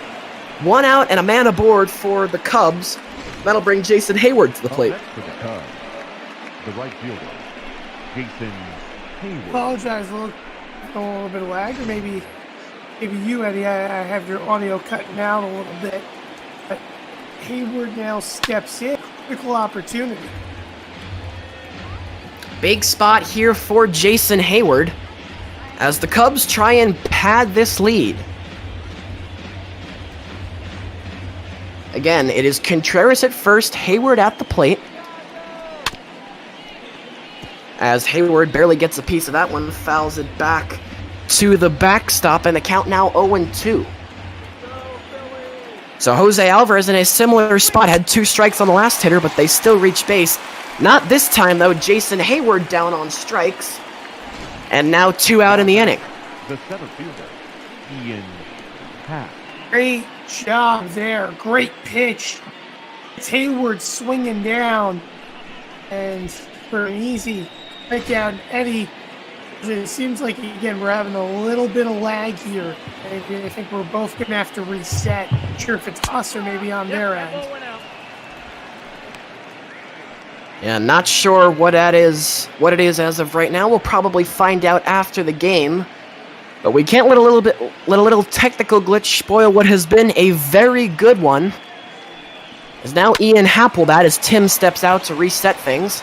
As this is a fair ball down the left field line, they are going to hold Contreras at second. And so it's a long single for Happ. And so 2 men aboard now for David Bodie. As it looks like Tim is back with us. I'm sure he will check in when he can. It sounds like, I don't know if it's a issue, but on the Twitch you're saying both your audio and my audio is getting a little bit choppy and cutting out. A little choppy. Well, I guess perhaps, Tim, it's my turn, as maybe you can take things over. I'll be back in a moment. No, it'll be Bodie at the plate. Alvarez will deal. This one fouled off to count 1-1. That fixed it for Eddie in a moment. I think it may be a Discord issue, however. Nothing to do with Ball, but the Discord servers themselves. As it'll be a 1-1. That one fouled off for 1 and 2, and I'll hand it back off to Eddie. All right, so the old turn it off, turn it back on trick used for the second time so far today. And we'll see if it works here as it's a 1-2 here to Bodie. Swing and a miss, he struck him out. Alvarez fans to this inning, and we're in the middle of the 5th with the Cubs, excuse me, the middle of the 8th, yikes. The Cubs up by 1. As it looks like we are going to get a double shift here as David Ross, Ladies and gentlemen, as perhaps Tim, you can check out the Twitch chat to try and see who is coming in and who is coming out. But for certain coming in is Kyle Ryan, one of the left-handers, actually the lone left-hander in this Chicago bullpen. 3-2 record on the year, as he will deal with the heart of this order right here for the Phillies. It'll be Harper, Hoskins, and Gregorius. They'll off to a good start here as it's a lazy fly ball into shallow center. Bit of a jog in for Happ, but he'll handle it. And 1 pitch and 1 out. up next for Philadelphia, the first baseman, Tim appears to be on mute right here. Maybe having some audio issues. I'm sure he'll be back with us shortly. It looks like there he is now. I apologize, I'm trying to find who that official double switch was. So Hoskins hits one into right. Going back is Hayward, and it's gone! Rhys Hoskins has tied things up at 2. And finally, the Phillies, they've threatened so many times. The Phillies tie things up here in the 8th. It's going to be a good one the rest of the way. Hoskins has gone deep. Oh my goodness, Rhys Hoskins. Let me tell you something. This guy is an incredible hitter. Against left-handed pitching, he just sits back, sends that one oppo taco, nor the exit velocity, because he set that one 365 feet. A major league home run, to say the least. And we've got a tie ball game. Only the second home run of the year given up by Kyle Ryan. And so now it's a brand new game here in the 8th as D.D. Gregorius will come to the plate. It is the 18th homer of the year for Rhys Hoskins. Last year he hit 29, and we're not even at the halfway point. And if Hoskins continues at this pace, he is set to smash his 2019 mark. D.D. Gregorius will now bat with the count 1-1. Slowly hit in front of the plate. This is going to be a tough play for Contreras, but he barehands it and makes the play. 2 out in the inning. the center fielder, number 4, Scott Kingery. But Tim, just like you said, how about that clutch spot there from Rhys Hoskins?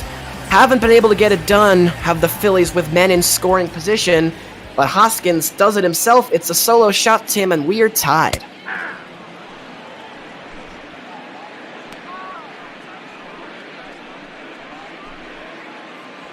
Maybe some connection issues once again for Tim. Bit of a there he is. Bit of a rocky day technically so far. Gonna have to say that what you said again. I had you cut down a little bit. I said that that with Hoskins hitting that home run, the Phillies, who have had so much trouble hitting with runners in scoring position today, Hoskins decided to bypass the middleman, if you will, and just knocked it out of the park himself. I mean, that's exactly what he had to do. Back hit the opposite field. Now here's Kingery, who by the way is up at the plate, and could be looking at extra innings, Eddie. This is the kind of game. It's been an emotional roller coaster back and forth, and we're all tied up. It's going to be a nail-biter all the way to the end. It would be the second game for us if things do go into extra baseball. As right now it's a 1-2 count here to Scott Kingery. Kingery flies one into left. This is chasing Schwarber back. He's at the track. 3-2 Philadelphia. Scott Kingery, the long ball. And the Phils have the lead for the first time today. Incredible. You thought that first home run was awesome for Hoskins? How about Scott Kingery? He doesn't hit for too much power. That's his 4th home run of the season, and he hits it when it matters for number 4. Well, how about that? Scott Kingery giving a 3-2 lead for Philadelphia. I just want to see the replay of this one, to say the least. Because, I mean, man, that's a big home run. Arguably the biggest home run of his career. Look, he just sits back, turned on that baby. Absolutely turned on it. Jammed himself a little bit, in fact. That didn't matter. He had the power to send it over the blue in left center field. Just like that, Joe Girardi and his Phillies are up by 1. Now pitching for the Cubs. Well, that is going to be all, as Kyle Ryan going to be shown the door. Again, only had given up 1 home run in 18 appearances so far to this game, up to this game, but 2 today, and an ERA that was already at 5.52, torpedoed here by the Phillies. They get 2 home runs, as Ryan only lasts 2/3 of an inning, as now Craig Kimbrell will try and come in and wipe up the mess and get the last out of the inning and get the Cubs back in the dugout, so hopefully they can string something together in the 9th. What an 8th inning here by the Phillies. Dude, looking back, still, Eddie, see who that double switch was. I think it could be Steven Souza. Perhaps came in as the defensive placement, but I'm not 100% sure on it, so we'll find out. I am sure we will, and now the 1-1 count here to Bohm. Strike taken, and a ball and 2 strikes now as Craig Kimbrell, 31-year-old out of Alabama, who usually closes games, but now he's taken a setup role due to the fact that Dan Winkler has taken over the closing role for the Cubs. The 1-2 is up in the zone, 2 balls and 2 strikes to count. Kimbrell, that patented, I don't even know what you call it with that arm. Maybe gorilla arm? I don't know what you, but you're gonna see it right here. That crazy way that he leans in to get the signs, but it works for him. 2-2 count here to Bohm, and Bohm gets into one to right field, but that is gonna slice foul. And so these Phillies hitters, bats are cooking so far this inning. Alec Bohm looks to continue the parade with 2 strikes. Kimbrell just misses right there. It's that knuckle curve that he likes. But it's down, and so now a full count with Gene Segura waiting on deck. The 3-2 here to Bohm. Chase is after it. Might have been ball 4, but it's fouled away. And we will do the full count pitch again.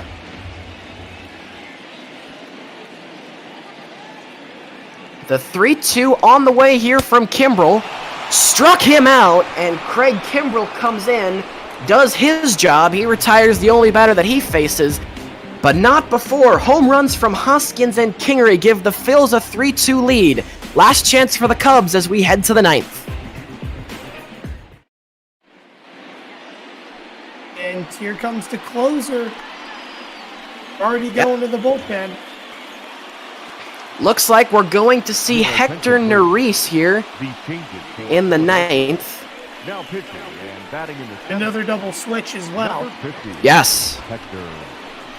Sure, we'll get the details on that shortly. And batting 9, number 7, Josh Harrison.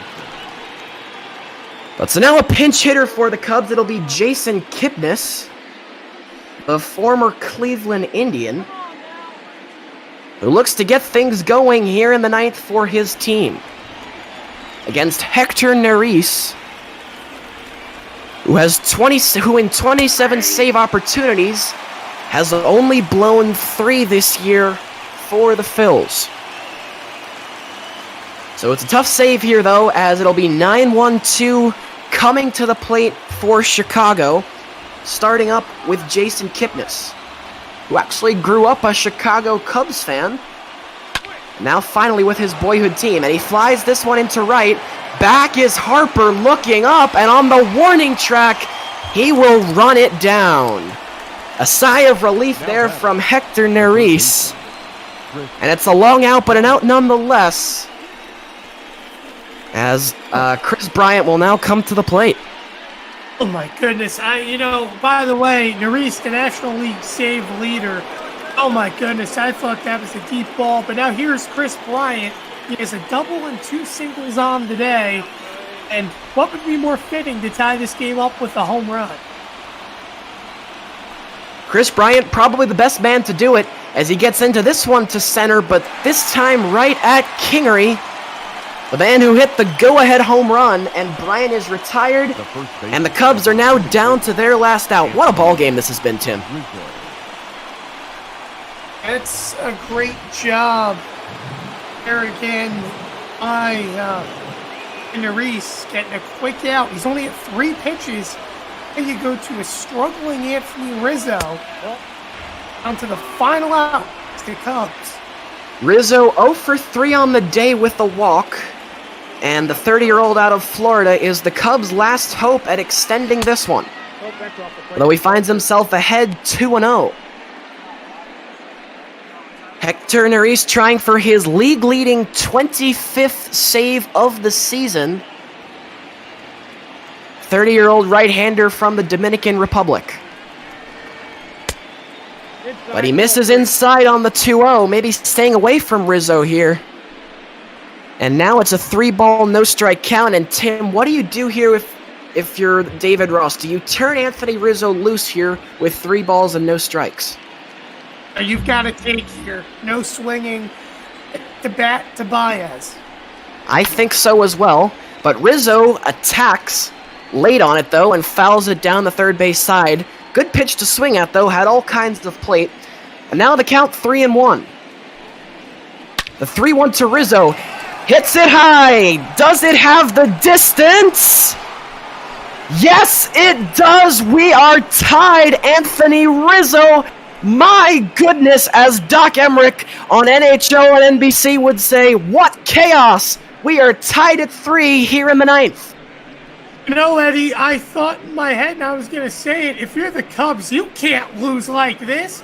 You can't lose from back-to-back home runs, or rather 2 home runs in the inning. How about that? Anthony Rizzo coming up clutch. Riz real happy going back to the dugout, and we have a tied ball game here in Citizens Bank Park. My, oh my, what a shot by Anthony Rizzo. How about that? He hit into the third deck. A no-doubter there from Rizzo. I thought for a moment he might have gotten under it, but I should have known better. The sound that thing made, it got out of here in a hurry. A long drive from Rizzo. That's his 16th homer of the year, and perhaps none at a bigger time than this one. As now Javi Baez, who homered back in the 4th, he'll be the batter and try and give the Cubs another base runner. So perhaps a 2-out rally, which has already been started by Rizzo, can be continued. It is the 4th blown save of the year for Nerys, and the 3rd home run that he has allowed. I actually pronounced it wrong. It's Nerys. Oh, I apologize. No, me and you both. Yes, no. Hector Nerys, as we thank the folks in the Twitch chat for correcting us on that one. But what a seesawing affair this one has been, and the Cubs the latest to strike.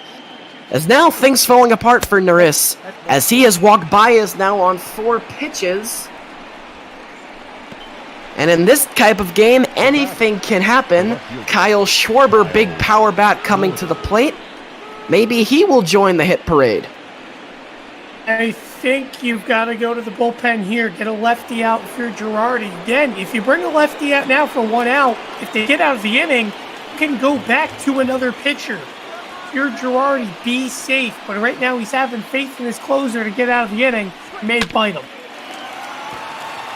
Schwarber to first. It'll be played there by Hoskins. He'll get the out, but not before Anthony Rizzo. The ball still hasn't landed yet. We're tied at 3 as we roll into the bottom of the 9th. On to the ball game, folks. Got yourselves one here. As we head to the 9th, it'll be Craig Kimbrell who stays in the game. He'll face Gene Segura, a pinch hitter because the pitcher's spot, and then the top of the lineup in the form of Andrew McCutchen. One swing can win it all here for the Phils. And Craig Kimbrell was only giving up 1 home run on the year, trying to avoid that from happening.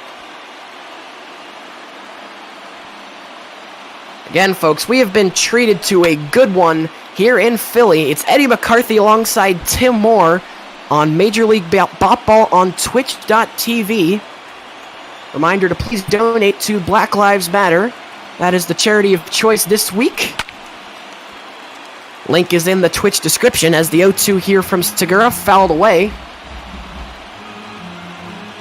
So Craig Kimbrell trying to extend into the 10th. Go ahead.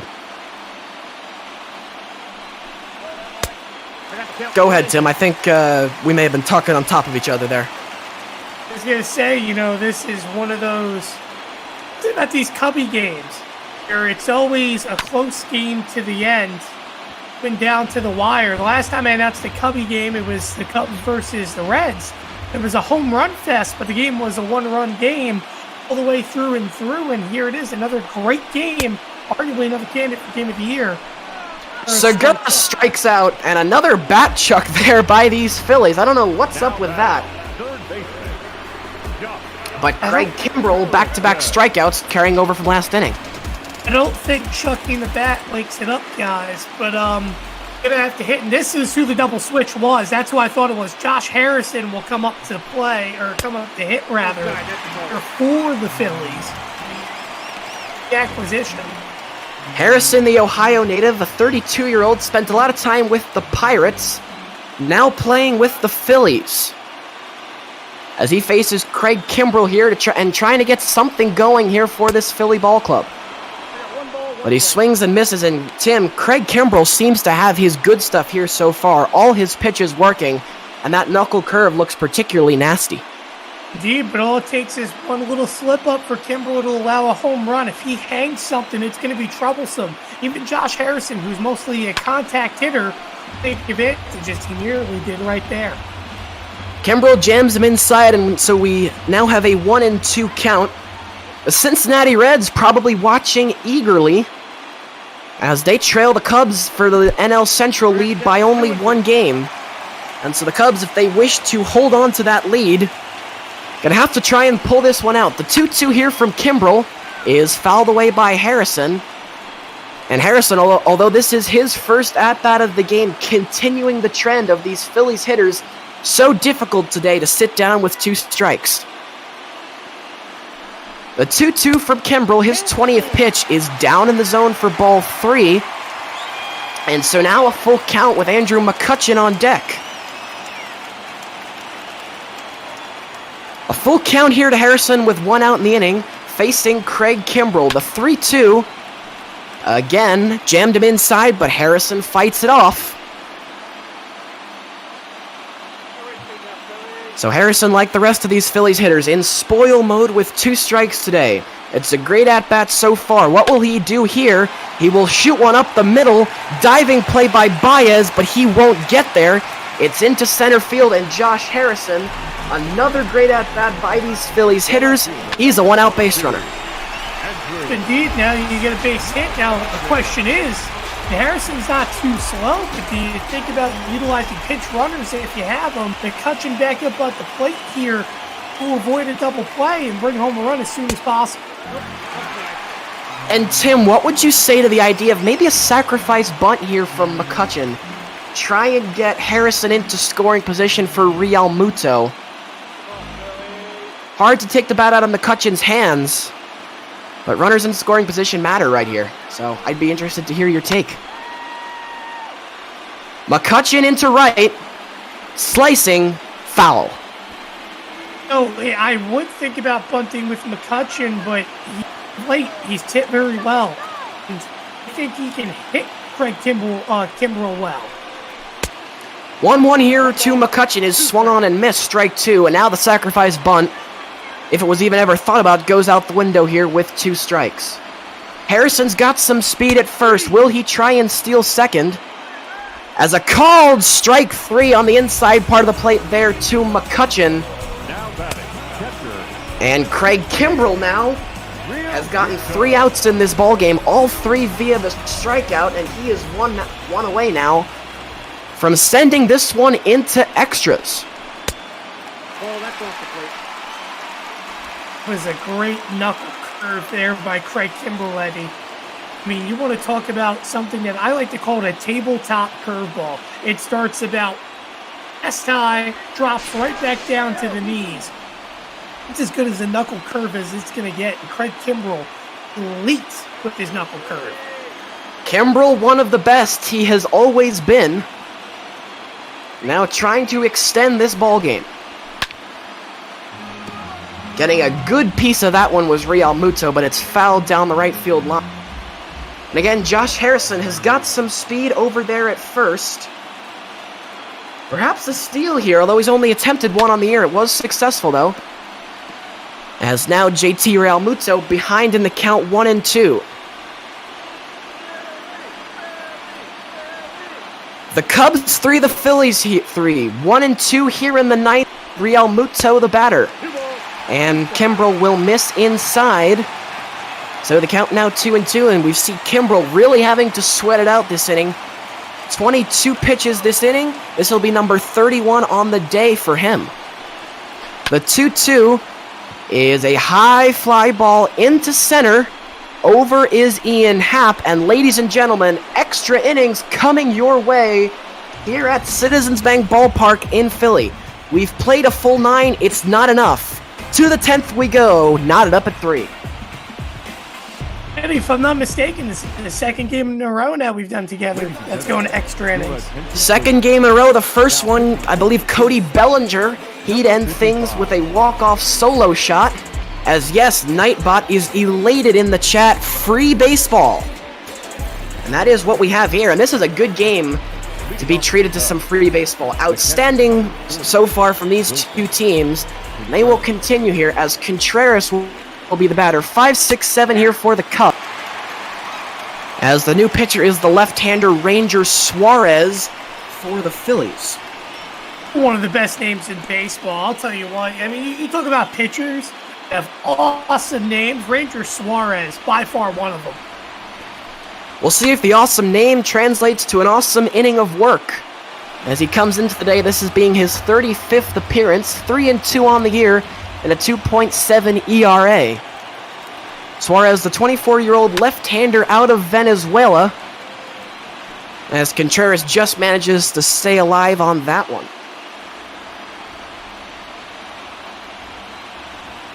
The 0-2 again here from Suarez, outside. He missed right there on the slider, or excuse me, the changeup. And the count now 1-2 strikes. Contreras trying to be a base runner here for the Cubs, and he'll flare this one into right. Over is Harper. He won't get there. It'll fall in for a base hit, the second of the day for Contreras, and the Cubs have the leadoff man aboard to start the 10th. And great job by Harper. Get to that before that ball bounced even farther into the corner, holding Contreras to a single. Now a lefty-lefty matchup here. Let's see if a double play can come out of this. Ooh, Hayward's bunted. Popped up on the bunt. That could have been disastrous. So David Ross playing some small ball here. We'll see if he leaves the sacrifice on. Jason Hayward 0 for 4 on the day. 2 strikeouts and 2 flyouts to center field. Will he be bunting again? He will. Hayward bunts to first, fielded by Hoskins. He'll tag out Hayward. Thought about throwing to second, thought better of it. It is a successful sacrifice from Jason Hayward, and now Contreras in scoring position with only 1 out.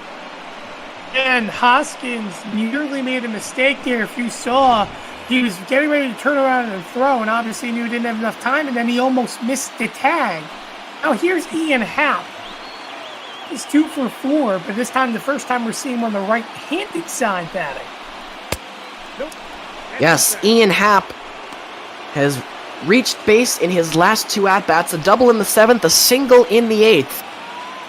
And looks to drive in Wilson Contreras here, who does not have bad speed for a catcher. Contreras at second, hard hit to third, knocked down by Bohm. Tough play, but he gets him. And that is 2 out in the inning. That's a great job there as well, holding the runner at second. I apologize, that's actually Josh Harrison at third. He has come in and replaced Alec Boehm. I should have known better on the double switch. But now here's Almora, who will pinch hit for the pitcher's slot. Oh, Almora, 309, 2 home runs, 9 RBIs, Abby. Almora, the third pinch hitter that the Cubs have used today. And so now they're down to Daniel Descalso, the left-handed bat, and Steven Souza Jr., the right-hander, on the bench. I should mention they already pinch hit Victor Caratini. So Wilson Contreras will be catching the rest of the way. As Almora quickly falls behind 0-2. Ranger Suarez trying to wriggle his way out of trouble. The 0-2 here to Almora. Misses down. He tried to ring him up there on the changeup. Almora doesn't bite. And so now 1 ball and 2 strikes. I think I was going to say we're going to officially find out who the other player was in the Cubs double switch because they'd be sitting on deck. 1-2 here to Almora. Line down the line. Foul. A screamer into the left field seats, or the left foul line seats, I should say. As now we'll do the 1-2 again. Almora once again gets a piece to stay alive. And so he's really going to make Ranger Suarez work. Again, Contreras at second with 2 out. Almora at the plate. Struck him out! Ranger Suarez retires Almora on the strikeout. And although he yields a leadoff base hit, the Cubs do not score. Rolling into the bottom of the 10th here in Philly, 3-3 the score. Your attention, please. Now pitching for the Cubs. As we welcome you back here to Citizens Bank Park for the bottom of the 10th, and the heart of the Phillies order coming up with the big bats, Bryce Harper, Rhys Hoskins, Didi Gregorius, as the Phils try and win it here in the 10th, and they'll try and do it against Rowan Wick, the new pitcher for the Cubs.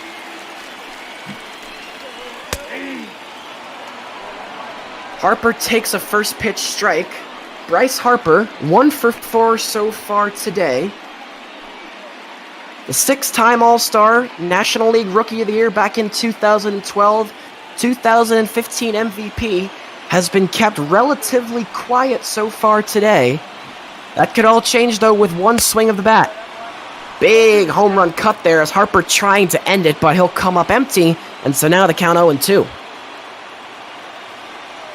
And Eddie, I forgot who it was, but someone in the Twitch chat predicted Harper would be the one that gets the walk-off homer. Obviously, we have a long way to go. A lot of these guys want to see 13, 14 innings. We're more than glad to produce that for you here on Major League Baseball. It's been a great game to this point. 1-2 here from Harper. Looping curveball misses inside, and yet standing game. Would certainly love to see more, although the people behind us might not like it too much. We are already 10 minutes behind schedule. Harper into right. Hayward motionless. Barely had to move. 1 out. A deep fly ball, but Jason Hayward perfectly positioned for the first out of the inning.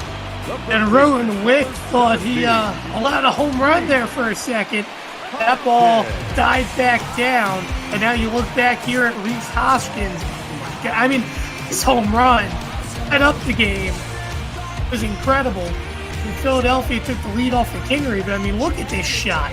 Ended up landing down just over the fence. Yes, it was a great piece of inside-outing Hoskins. Rhys Hoskins trying to deliver more of that 8th inning magic right here in.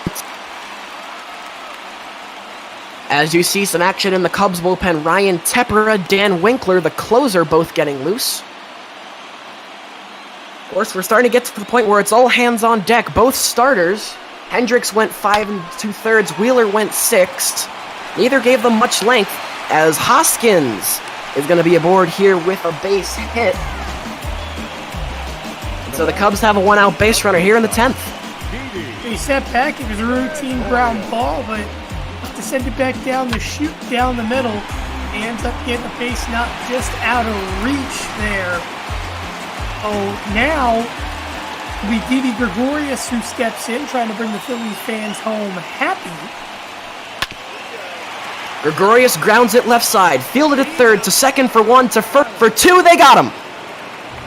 inning over on the 5-4-3, the second double play Gregorius has hit into today. We go to the 11th with Kipnis, Bryant, and Rizzo due up for the Cubs.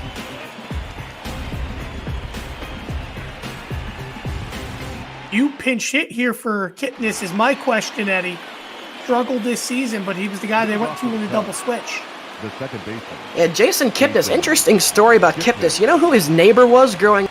He was neighbors with Steve Bartman. That name ring a bell for you, Tim? Good neighbor to have.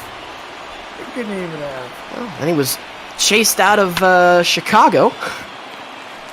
As this is grounded to first, and Kipnis retired for the second time tonight for the first out of the inning. The third baseman, Chris Bryant. And again, when you talk about that controversial play, definitely interesting. Good interesting story that Bartman was his name. Oh, this interesting story. Chris Bryant, 3 for 5. Gonna make it 4-hit day, Eddie. He certainly is aiming for that 4-hit mark. And boy, could the Cubs use it right here.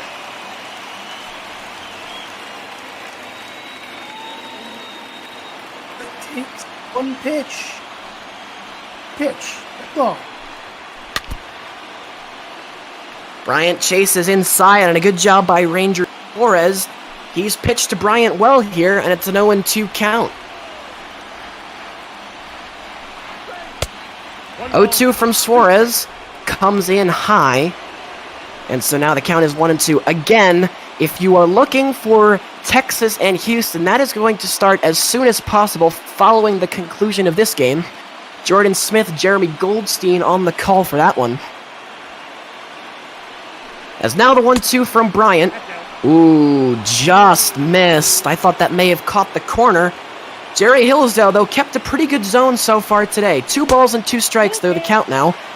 Outside, and so what was once a no-ball, 2-strike count has now been worked to 3-2 with Anthony Rizzo, the man who sent this game to extra innings on deck.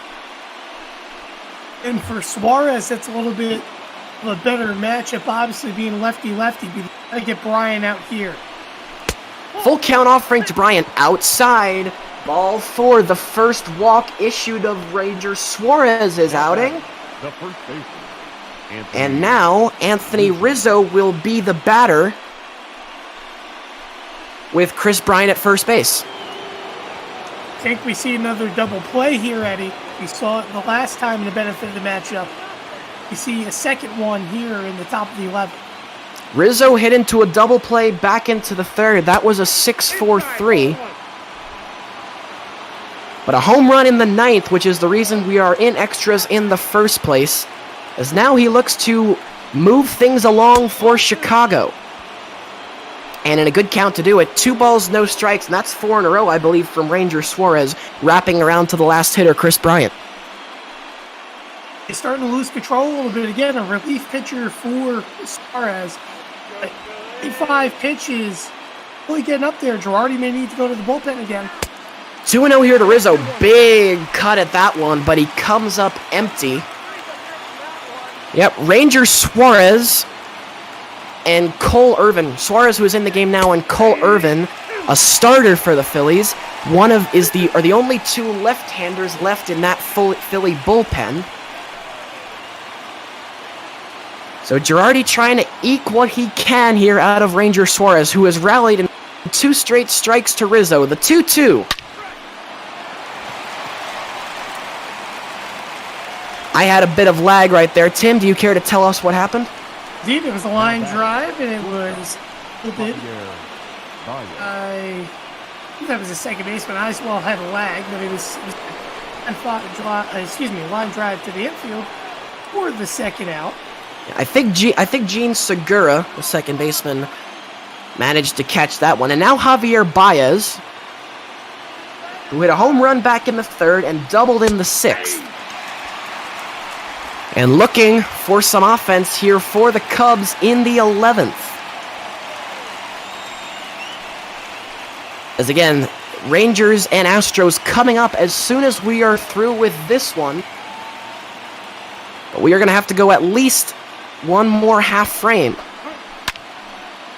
Baez hits one into right. Going back is Harper.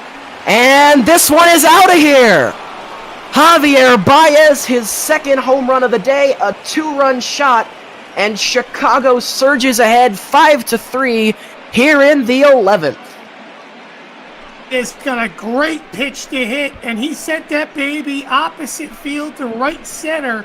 Over the fence it goes. And I mean, Javier Baez, again, he's such a good hitter. He reminds me so much of the late Derek Jeter.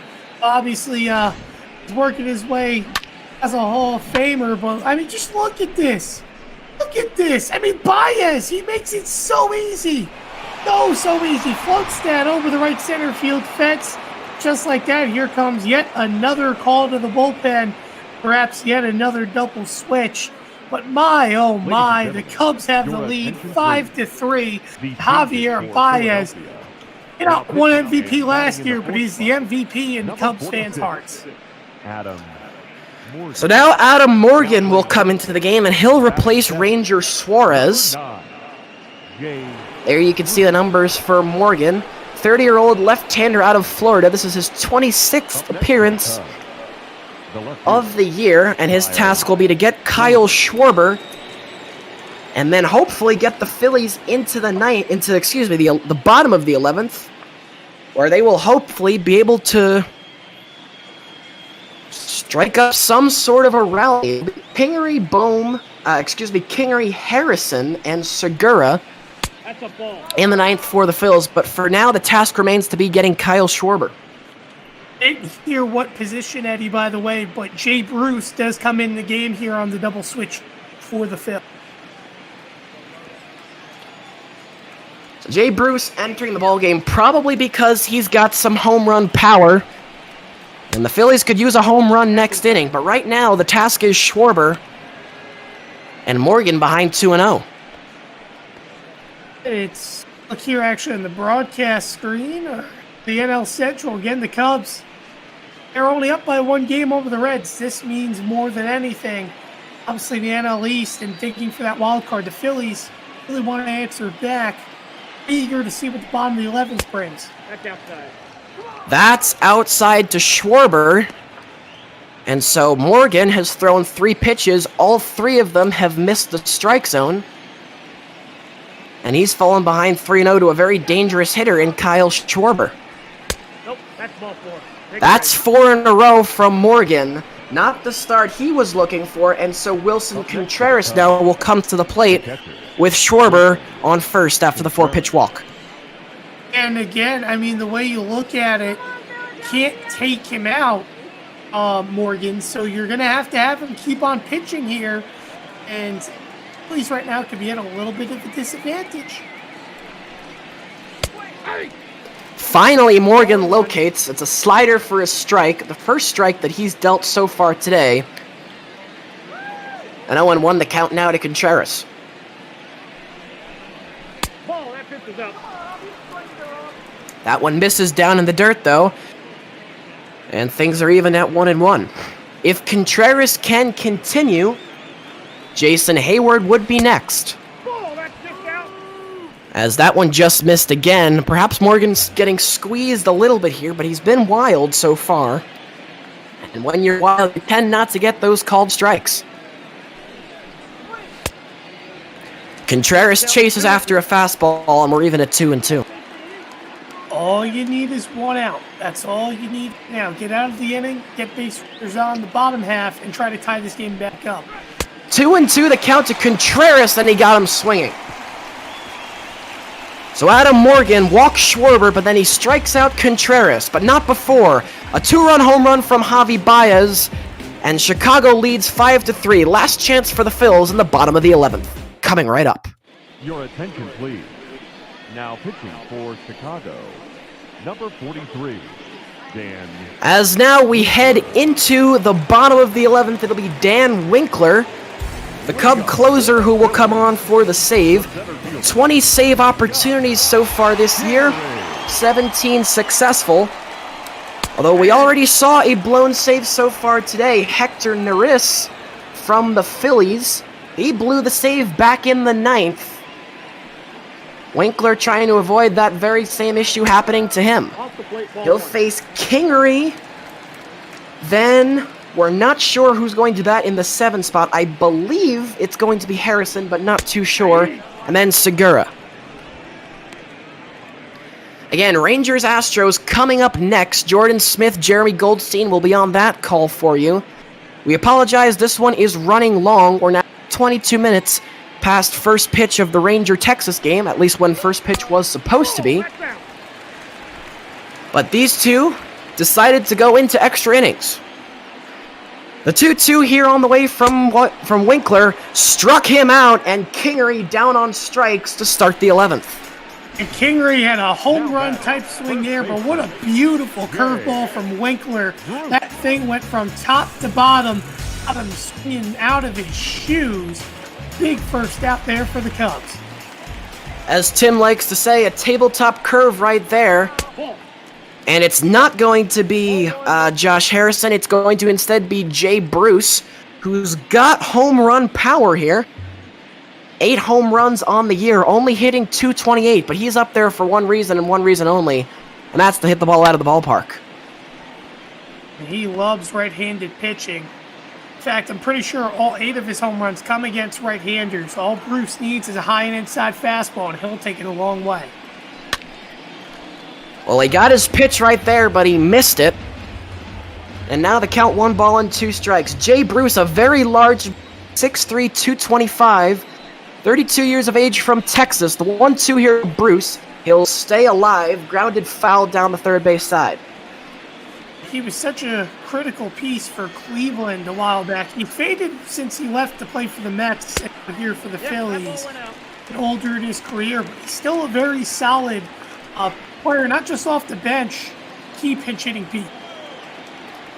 The Cubs have dropped the first 2 here, looking to pick one up here in extra innings and take a game here in this series. But Winkler misses again, upstairs this time on Bruce. And so now we have a full count. Phillies desperately need a base runner. Bruce trying to provide. Nope. And he does. It's a 1-out walk here in the 11th. And the tying run will come to the plate for the Phillies. Please, Al, you have to be careful as well, because Bruce is fastest out there on the base pass. Well, you're going to have to be very careful. Don't want to hit a ground ball. Line drives and obviously extra base hits as Segura, who's 0 for 4, comes in. This could benefit the Cubs because he's a ground ball type of hitter. As you said, now Gene Segura will be the batter. 0 for 4 on the day. Last 2 times up in the 7th and 9th, he struck out. But he looks to deliver here for the Phillies as the first offering from Winkler is high, and perhaps command is a little bit of an issue here, Tim, for Winkler. He's missed his last couple of spots. Remember the last time I called the Cubs game, Winkler actually blew a save. That was his last and most recent blown save. That's up the middle. Fielded at second for 1 to first for 2, and an 11th inning affair comes to an end. Javier Baez, a 2-run home run. That is the difference. The Cubs storm back from behind in the 9th. Rizzo ties it with a home run. Baez then the go-ahead in the 11th. And they sneak out of Citizens Bank with 1. 5-3 your final today. And Tim, what a ball game this was. Absolutely incredible. The fans here at MLB Ball got such a good game. I mean, here, what can you ask for? First game of the day, going 11 innings. Cubs, I mean, let's not forget, we thought Philadelphia won this. They hit 2 home runs in the 8th, actually rather in the bottom of the 6th. Give themselves the lead at the time. Then what happened? Actually, correction, it was the 8th. But then you went back to the 9th. What happened? Anthony Rizzo tied up this ball game, and the Cubs, they didn't want to lose. They lost 2 games in this series.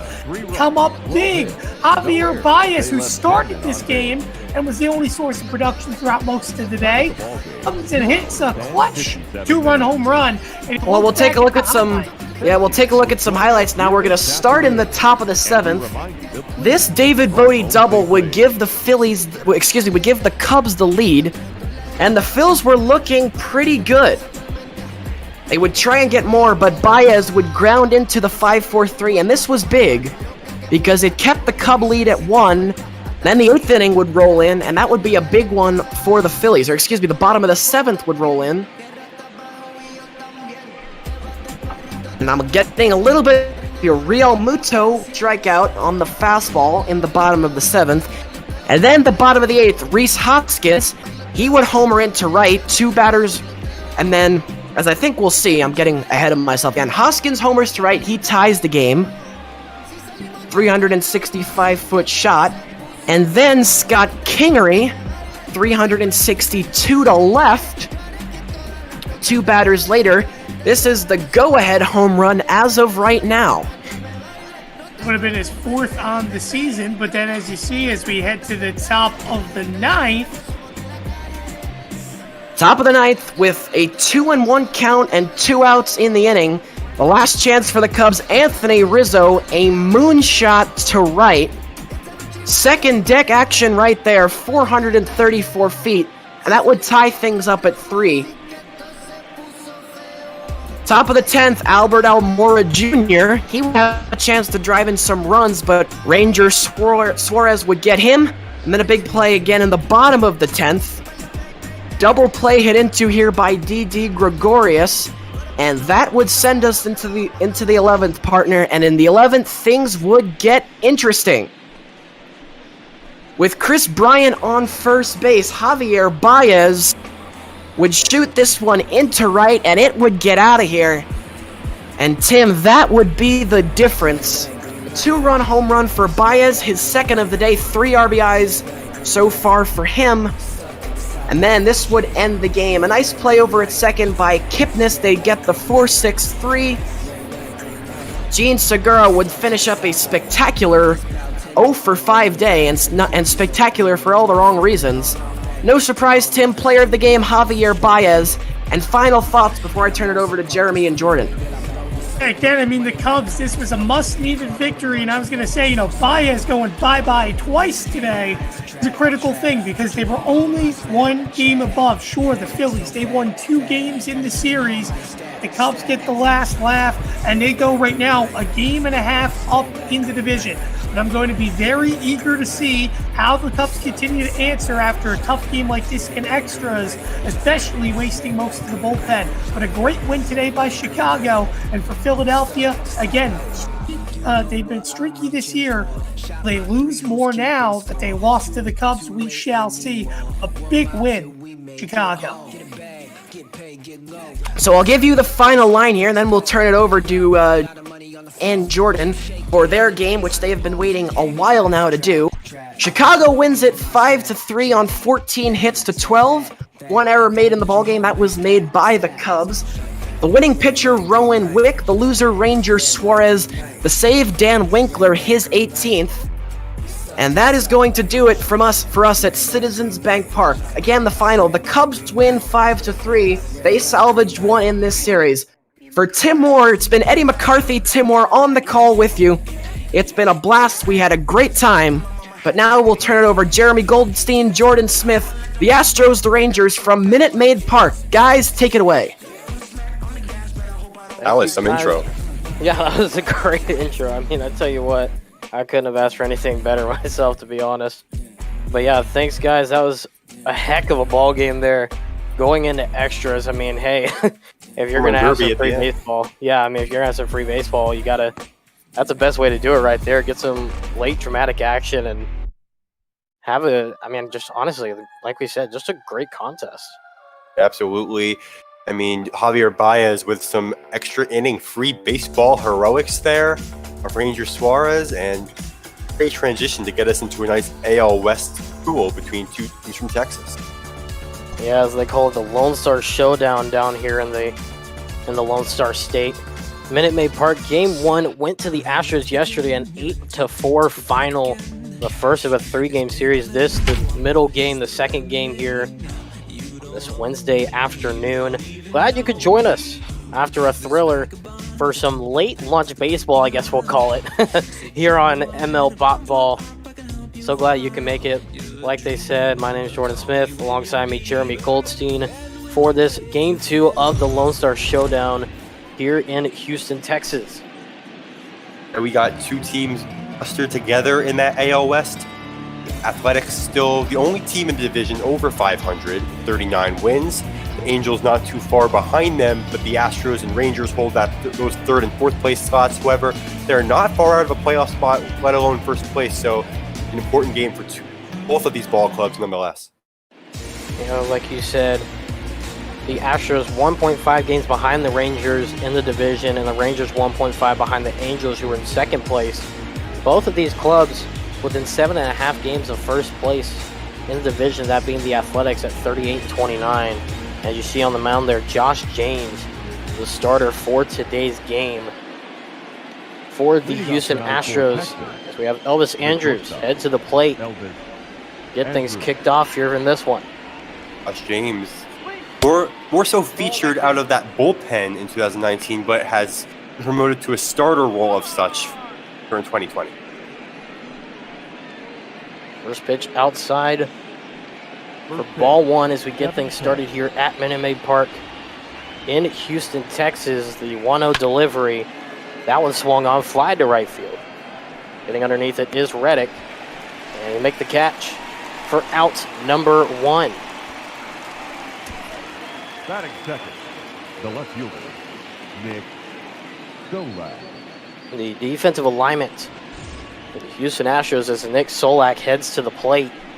Michael Brantley in left, George Springer in center, Josh Reddick in right, followed by Alex Bregman at third, Carlos Correa at short, Jose Altuve at second, Yuli Gurriel at first, Martin Maldonado behind the plate, and Josh James, as you see, on the rubber as he pops one up to Altuve at second in shallow right for out number 2.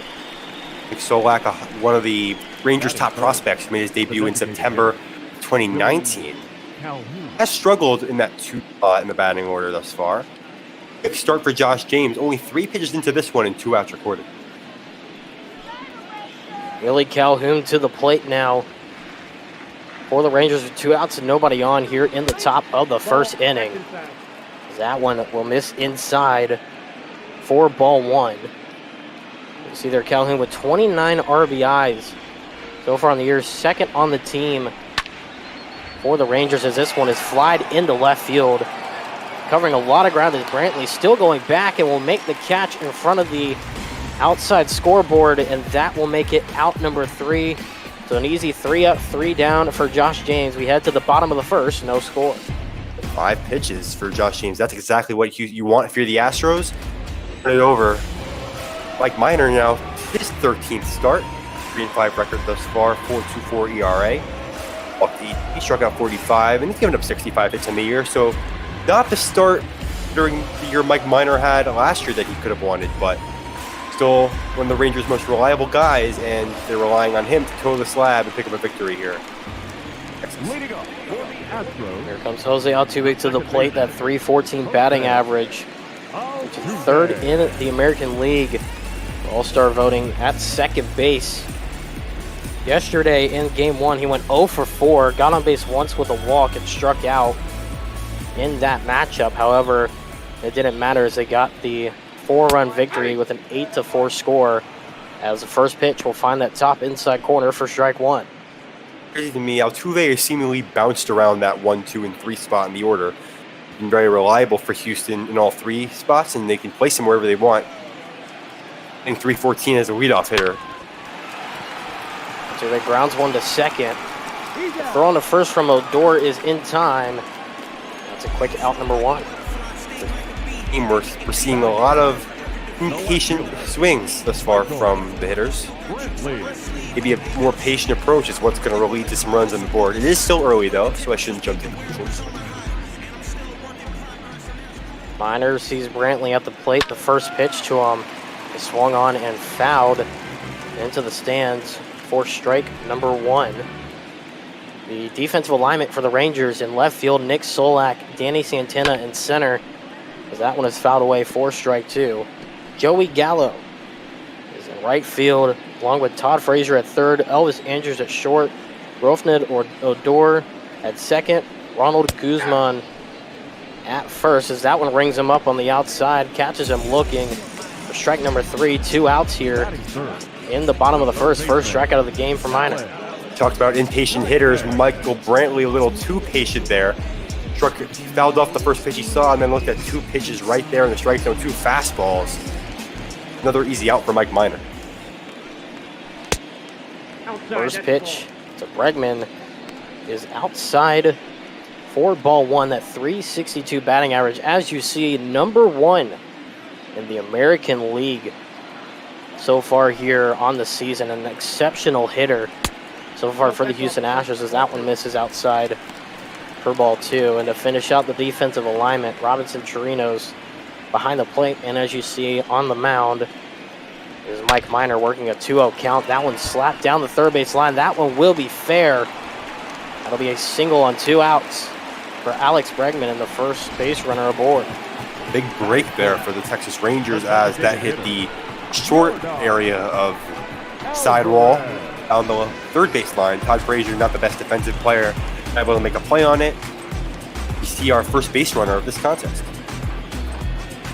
Now comes Jordan Alvarez, a player who really surprised a lot of people, but didn't surprise much within the Astros organization with the amount of pop he has in his bat as he came up to the majors last year. Once he found his groove, it was pretty much hard to stop. Yeah, if this guy can learn to play a defensive position consistently, he's been a DH from the gate usually, most of the time where he's made an appearance in a game. But if this guy can become a solid outfielder, he can become one of the best outfielders in Major League Baseball. This guy's got the talent, and he's still so young. 1 ball, 1 strike. The 0-1 will miss outside to make it a 1-1 count. Runner on first and Bregman. 2 outs here in the bottom of the first. Still a 0-0 score. Minor, go back to that breaking ball. The fastball hasn't been as effective as you wanted it to be. 1-1. That one swung on and missed. It was the bottom part of the zone. You see the 4-seamer there. Make it a 1-2 count. Here's the 1-2. And that one just fouled away. You see Alfred's hitting for average as well. 357 thus far. No more as a home runs hitter. Proving a lot of critics wrong in that sense. That one misses low. The 92-mile-an-hour fastball evens up the count. Minor sticking to that fastball in the lower half.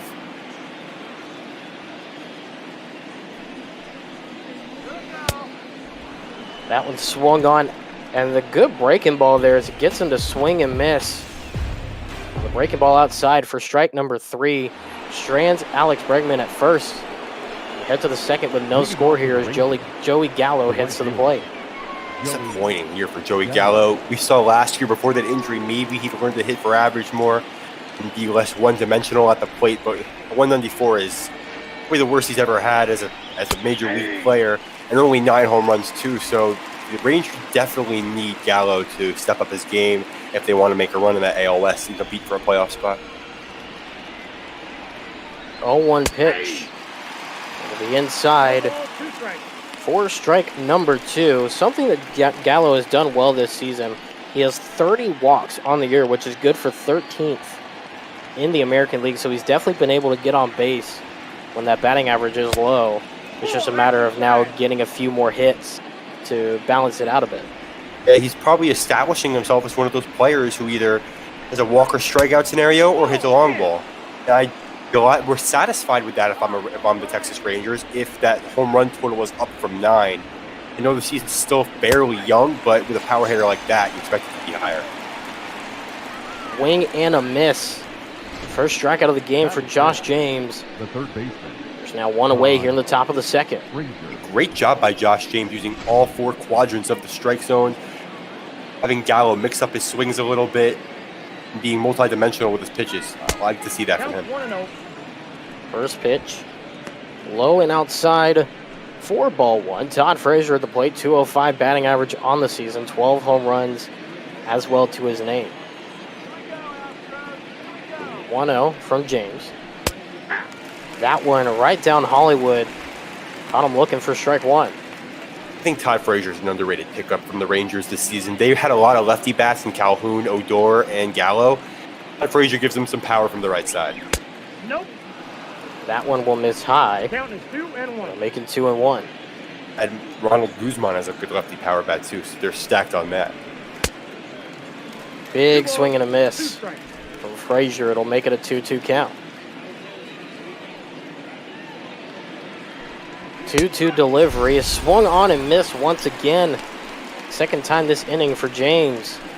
That's 2 outs here in the inning. Batting fifth. Good job by James making use of his high velo, going up near the hip area, the belt area. That fastball, getting Frazier to swing right through it for the second out. Now Danny Santana will head to the plate. 2 outs here in the top of the second. Ball 1, no As the strike. first pitch will be high for ball one.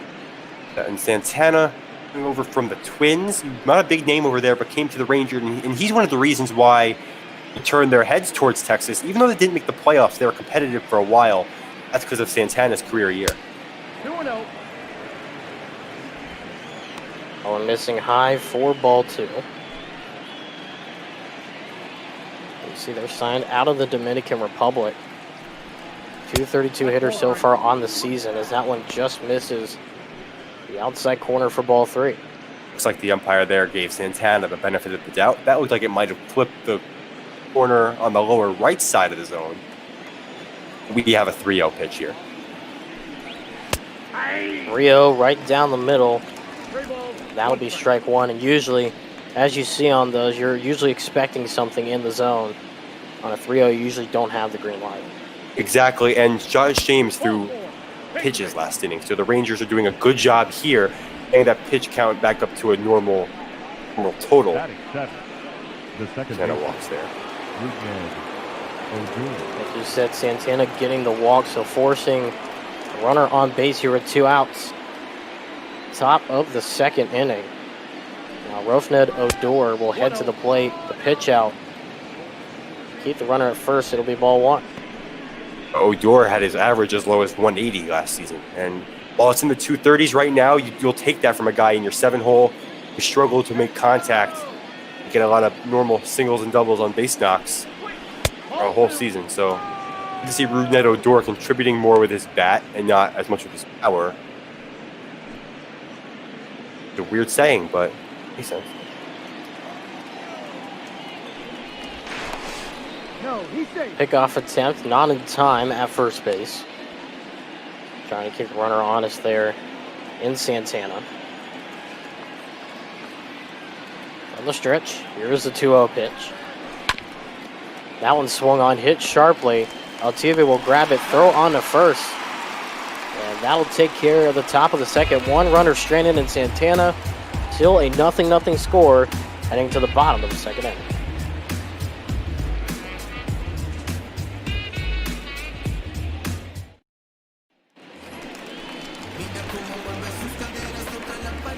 Leading up for the Astros. Correa heads to the plate here to get things started to the bottom of the second inning.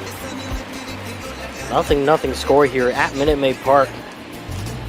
Downtown Houston, Jordan Smith here alongside me, Jeremy Goldstein. Bring you game 2 of the Lone Star Showdown here on ML Bop Ball. Here on Twitch, as that one is swung on and fouled away to get the at-bat started. Correa, one of those rare hitters where lefty-righty splits don't affect him as much. He's almost equally effective hitting pitchers from both sides. That one fouled away to make it a quick 0-2 count here on Correa.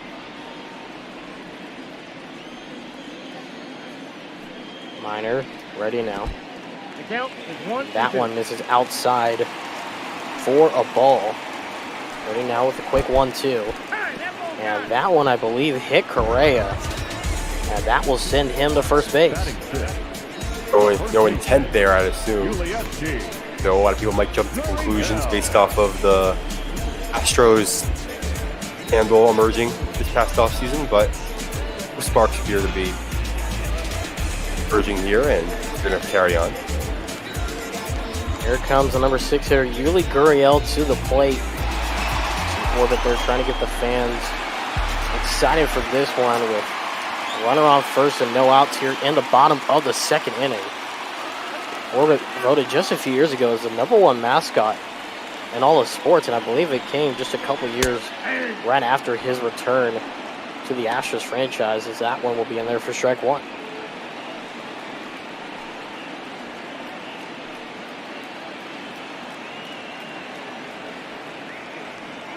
Gurriel, 10 years older than his younger brother, Lourdes Gurriel, fielder for the Toronto Blue Jays.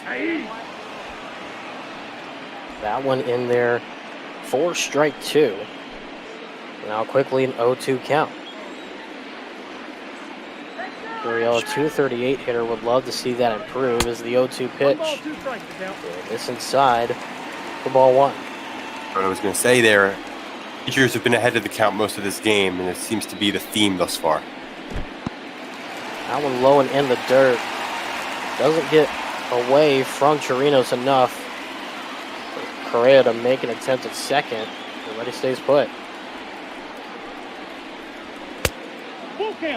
Inside ball three. Great patience there from Yuli Gurriel. I mean, I don't know, too, your initial reaction is protect. I'm seeing a lot of strikes. Where he's taken 3 pitches outside the zone and put the pressure back onto Minor. So he's got the momentum in this at-bat, so to speak. That one swung on, and that one caught. Double play at first. A great job there by Ronald Guzman with a quick reaction to get the catch at first and quickly tag Correa and get an amazing double play. I mean, that's phenomenal reflexes there by Guzman. Yeah. Able to react to a smoking line drive like that and then be able to turn and make the tag. The runner trying to get back to first right after contact is made. So phenomenal defensive play by Ronald Guzman, more known for his ability to hit the ball out. That one catches the bottom part of the zone. Strike one to make a 1-1 count to George Springer, who you usually see in the leadoff position and has some great pop when he's given the opportunity, especially in that leadoff spot, as he swings and misses for strike two. Or would you say Springer batting 7th is more of a reason because he's struggling with that .219 average, or is it more so because the Astros want to balance out the offense in their lineup? I feel like it's a little bit of both, but more likely it's because of the struggling bat at .219. I think once he gets that average up a little bit, you'll see him trickle back up towards the top of the lineup, as that one is flown into left field. Solak underneath it, and will make the catch for out number 3. So that'll do it for the second inning. Still nothing here at Minute Maid Park. It's to game 2 of the Lone Star Showdown.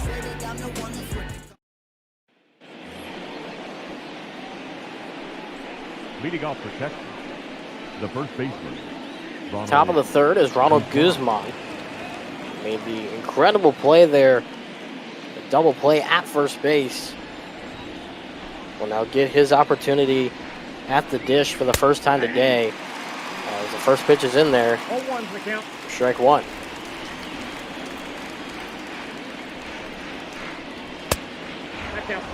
Just missing the outside part of the plate.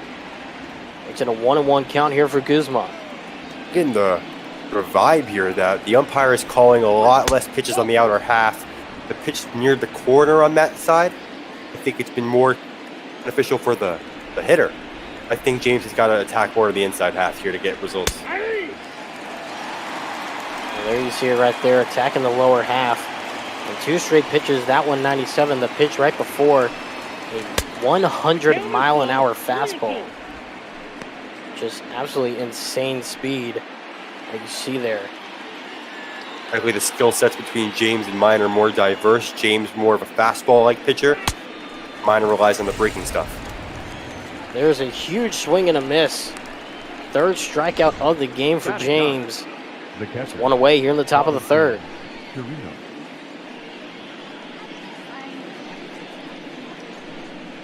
I mean, high fastball above the belt on Guzman there. Again, we were seeing more lower half pitches. Kind of turned the tables on him there. You able to look at the K. Former Astro Robinson Chirinos. We'll see one go by him for strike one. 227 hitter on the season. The number 9 hitter in the lineup for the Rangers is the 0-1 pitch. 1-1. This Low for ball one. Chirinos has bounced around a lot. This is his second stint with the Rangers. We've seen him in Tampa Bay as well. 35 years old, so that latter half of his career. I got the count. 1 and 2. Big swing and a miss. Makes it a 1-2 count. Ready now, the 1-2 from James. That one in the dirt, but a swing they'll throw on to first. And we'll get the out there The batter, number 1. at first base. Elvis Andrew. Make it 2 outs now in the top of the third. Rangers continue to be impatient at the plate and swing away. A lot of wild swings of pitches outside of the zone. We were giving credit for them improving on that last thing, but they've gotten back to their old habits here. First pitch to Andrews as we get back to the top of the order. In the zone for strike one. Andrews 0 for 1 with the fly out to right field. His last time up, his hat one is a swing and a miss. The outside breaking ball for strike two. Rangers stepping out there. I mean, that was another swing at a pitch that was low in. Didn't have much break to it, so I wonder what he's thinking about right now. Count is 1 and 2. Outside for a ball.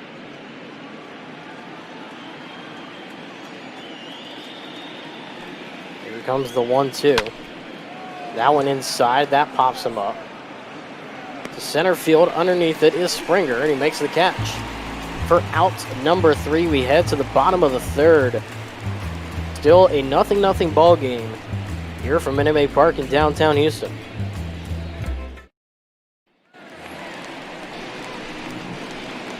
Leading up for the Astros, the right fielder. Josh Reddick will head to the plate for the first time today. As we start the bottom of the third inning, the number 8 hitter in the lineup. And 272 on the season as the first pitch to him will be high for ball one. Reddick start every day last season. You saw a lot of split time in the outfield, not getting an opportunity to hit consistently at that 8 role, and while he's still far out, he's getting all small start votes, so it's a little good career resurgence there if he needed one for Josh Reddick. Pitch finds the bottom part of the zone. Not sure that Reddick thought so, but umpire makes the call. 1-2 the count now. I said it multiple times already today, this umpire seems to be creating his own strike zone and not using a basic one that's implemented.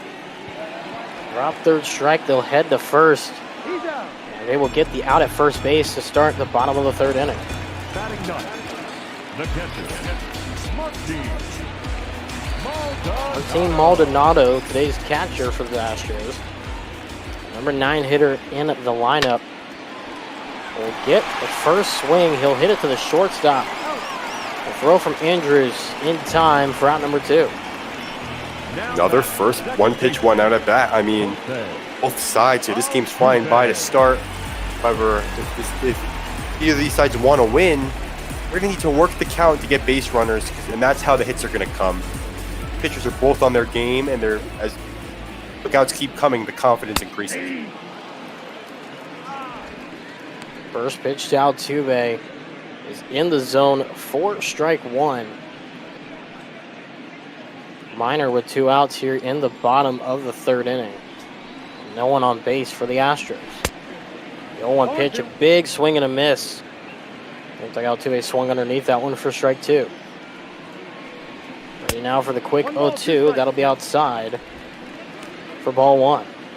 In fact, about Altuve, he's one of the only players on this roster, if any, be on the team when the team was still in the National League Central. That one a short chopper, an awkward swing. It pulls off the back Guzman. now batting. Altuve is safe at first. ready to that we were ready to another quick inning, third of the way through. However, Darren throw there allows Altuve to reach. That could be a big momentum shift. Michael Brantley can follow up with a hit for getting on base because that'll put a lot of pressure on Minor, especially if his defense fails him like that. Throw back to first, not in time. That should be ruled an error due to the throw from the third baseman of Frazier. Ball. I don't see how that couldn't be ruled an error. Team ground ball.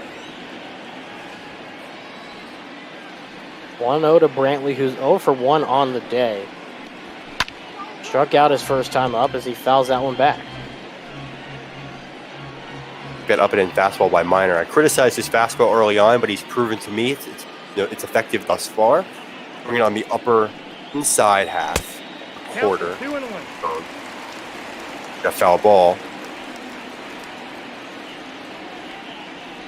That one inside on Brantley makes it a 2-1 count. Runner on first, 2 outs here in the bottom of the third, still no score. And then he made to throw the on to first for the pickoff, not in time.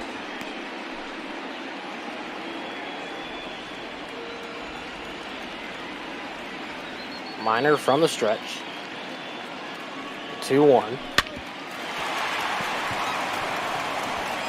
And a ground out there to first base. Gloved and fielded. Stepped on the bag by Guzman. Get out of the inning. Stranding one is the Astros. We head to the fourth. No score.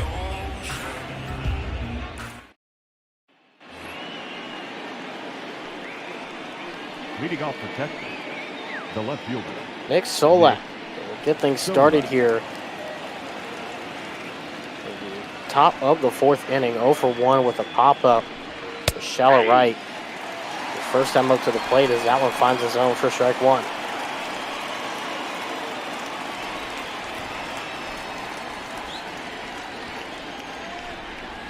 Oh, 0-1. Big swing and a miss.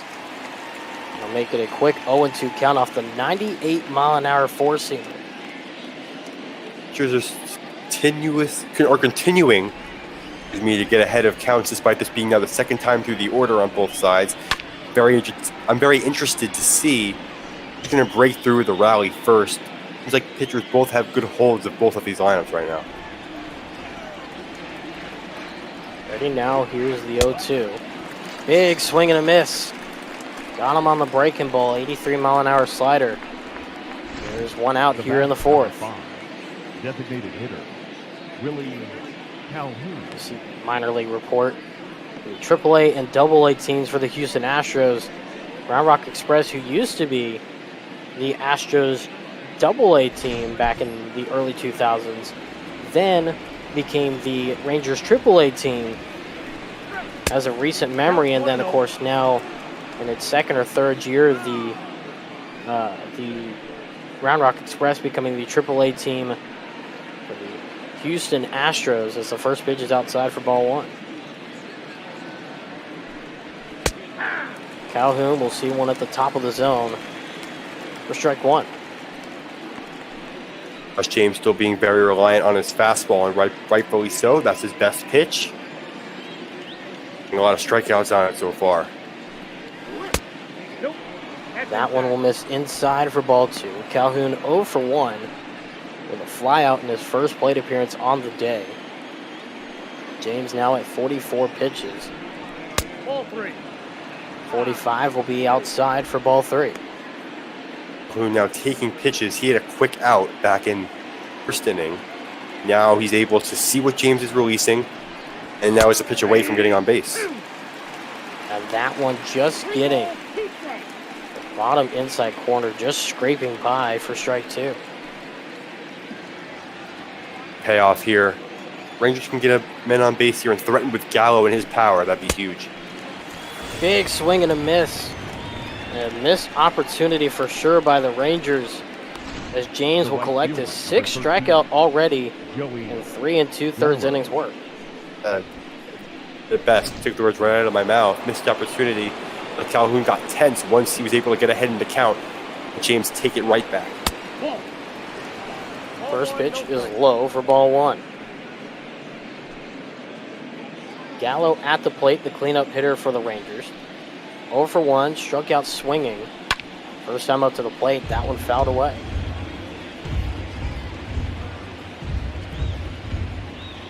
Rangers need Gallo to pull through here. 1-1. Count 1 and 2. That was a slider, and it looked like Gallo was definitely sending fastball. Rare to see a breaking ball be thrown that high in the zone. Oh, God. There's a swinging strike 3. Another slider on that one. 2 straight sliders. And that does it for the top of the 4th inning. Still a nothing score here in the Lone Star State. Game 2 of this Lone Star Showdown as Alex Bregman heads to the plate to get things started in the bottom of the 4th. They're very well there. Pitchers duel so far. Two teams who are more known for their offense than their defense. That's a given. So I wonder who's going to break through first. There's a swing, gloved by the third base, and a great dive and grab by Frazier. That takes care of out number 1. Frazier, I said earlier, not known for his defense when he wasn't able to field a liner, but big stretch there, a good throw from his knees to get Bregman. Pitch one out. I feel like I keep saying that. This game has progressed. Yeah, it's definitely something that both of these lineups had tried to do, is early attacking in the strike zone, as that one will be high in the zone for strike 1. 0 for 1 in the game. Struck out swinging. Did Alvarez his last time up to the plate.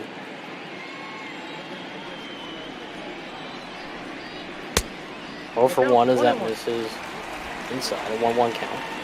And you said early, like again, their approach is early attack, and it's not working. And we keep seeing them going back to these early swings. So I wonder who's going to be responsible and start trying to work counts and base runners. I sound like a broken record right now, Jordan, but I feel like these people aren't able to understand.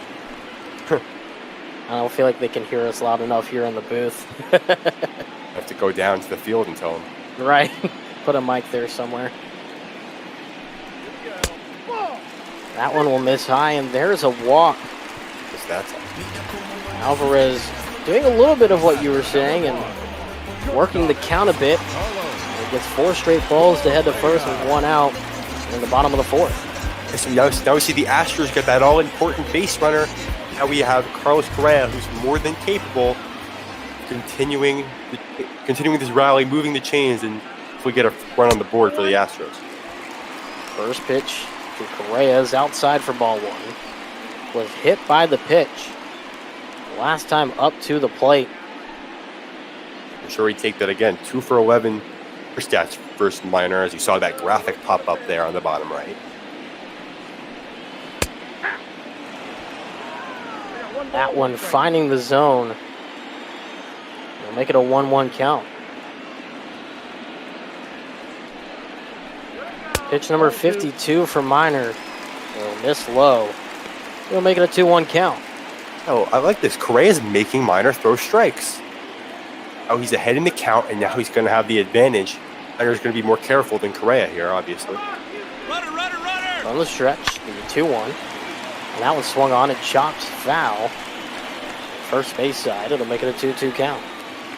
If this is your first time watching the stream, please know that we are collecting donations for Black Lives Matter. And the link in the Twitch chat for that if you are interested. Definitely donate. Whatever you can. To a great cause in Black Lives Matter. Here on ML Bot Ball.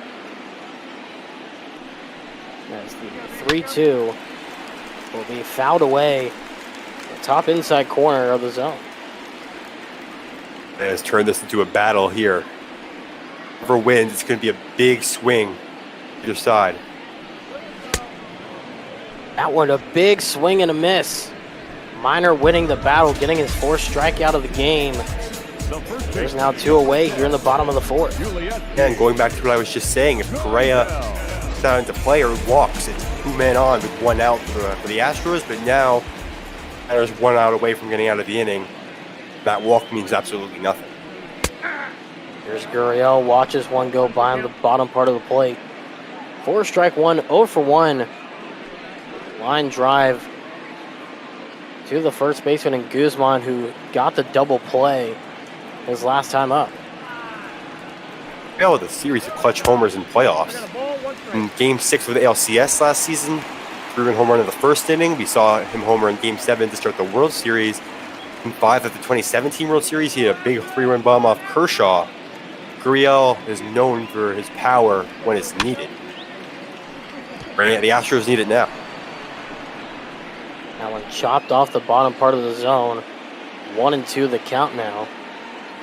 Minor looking to end the inning right here.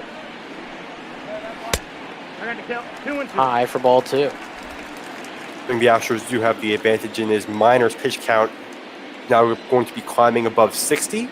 They might be able to dig into that Rangers bullpen early in this one. Gurriel has worked it to a 3-2 count. Full count, 2 outs. You have to think that Alvarez might be going here for a potential hit and run. Absolutely. No matter, that will be ball 4. And now runners on first and second as George Springer will head to the plate. This is a perfect opportunity for George Springer to break his struggle. Obviously, the Astros trying to climb the standings, 1.5 games currently behind the Rangers for 3rd place. They're not producing like he usually does. Hit would mean a lot for his confidence right now. First pitch to him is swung on. Fly ball in the right center gap. Ranging underneath it, however, is Santana. He will make the catch for out number 3, and so what started to look like the Astros potentially breaking through will just head to the 5th inning with 2 runners stranded and still a scoreless ball game. I don't think Springer got the memo swinging at that first pitch. Astros hitters were having success this inning when putting the count up as high as it could. So I'll have to try again in the next bottom half. However, obviously the Rangers in the top of the 5th with Danny Santana. Jordan Smith here alongside me, Jeremy Goldstein, and as you saw there, Heidi Watney down on the field, bringing you this coverage of Game 2 of the Lone Star Showdown between the Texas Rangers and Houston Astros here on ML Bop Ball. So glad to have you watching the stream here with us. It's Todd Frazier. We'll head to the plate to get things started in the top of the 5th. Todd Frazier make a spectacular defensive play. Last inning, maybe he can provide his bat here. Ball 1. First pitch will miss just off the inside corner for ball 1. This is Todd Frazier's 5th team. We have the Reds, White Sox, Yankees, and Mets. The home run derby in Cincinnati. Yeah, that being pretty much his last hurrah, as many would call it, with the Cincinnati Reds before he was moved over to the American League, as they pretty much dismantled their Major League roster and are now in the midst of a rebuilding campaign as that one is fouled away. Frazier, part of that Yankees-White Sox trade. I saw Tommy Kahnle and David Robertson go to the Yankees. Robertson now a member of the Phillies, while Kahnle still a Bronx Bomber. That one a big swing and a miss for James. It's now out number 1 here in the inning. You see the pitch sequence here is just able to attack everybody on all facets of the plate. And you take a look at their strikeout pitch. Josh James, the strikeout has been his most valuable weapon here. One of those rare pitchers, since his velocity is so high, he's able to use that fastball as a put-away pitch on a consistent basis, and it's proven effective for him this one as their team has scored. Danny Santana up to the plate. With 1 out here and nobody on in the top of the 5th. Fouls that one away for strike 1. 0 for 0 in the game. Reached base last time with a walk, however. So he has been on base, one of the few base runners.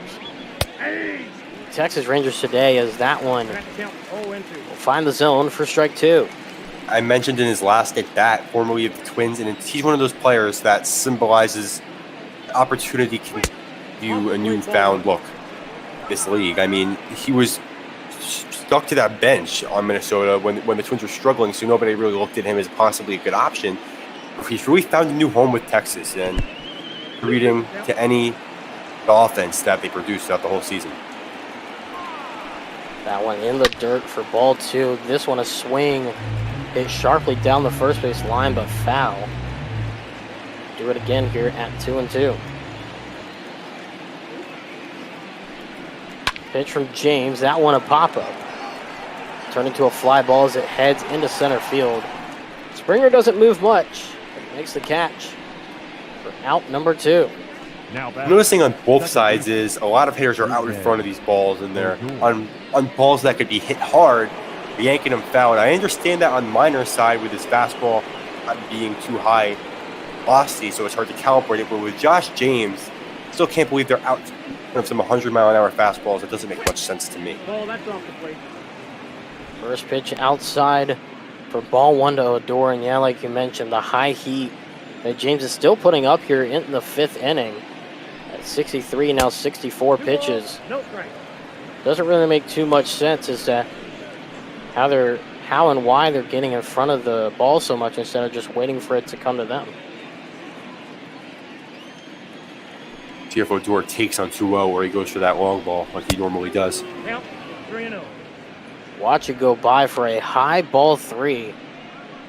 All of a sudden, James, who very rarely in today's game has started out 3-0, seems to be losing command in this at bat. Now gets it back with that change up in the lower part of the zone. It'll be a green light on 3-1. There's the green light, and there's the swing and a miss for strike 2. Like these Ranger hitters are freezing whenever they get a 3-ball count, not knowing what to do.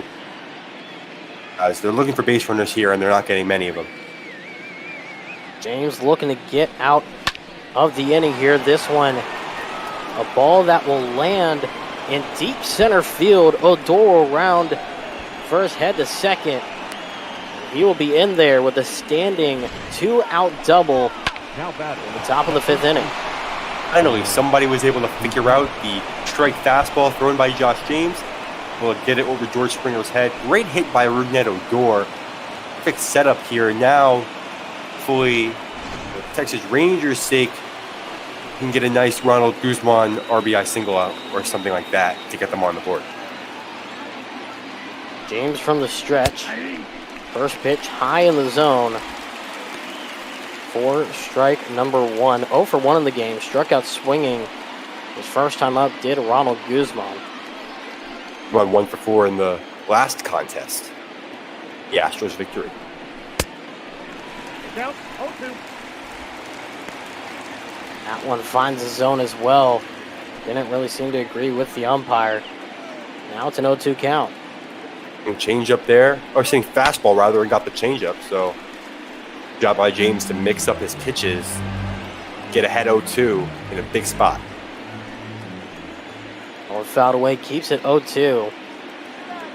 James from the stretch delivers. Outside, try to get on the chase, but won't work. A 1-2 count.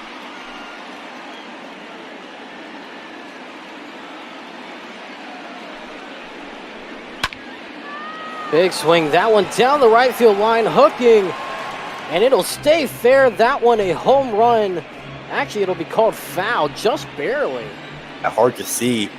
Really get difficulty there. That one, I thought that wrapped around the pole as well. However, I guess it just went foul. Now James will benefit from that, as that will be strike number 3. Gets him on the top part of the zone. And he's limited the damage, stranding 1 on a very close call. We head to the bottom of the 5th with no score.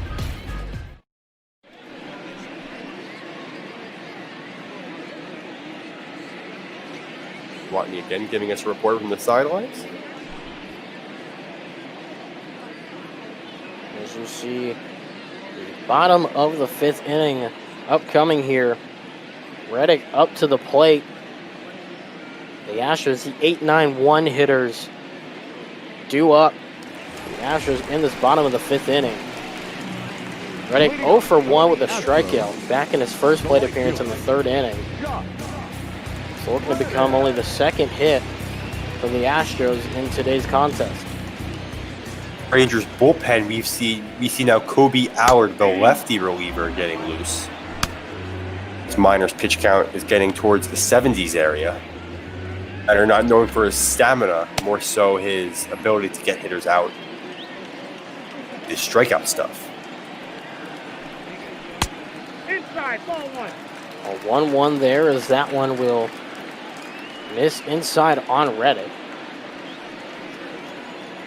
And what blows my mind still is back in the early days of baseball, we saw, I hear about how the pitcher wasn't able to finish a game, they'd be considered weak. Their teammates and their management. Now, the stress, putting pitchers not going too far in a game. See how it's changed. At the ball. 2-1 will miss outside for ball 3.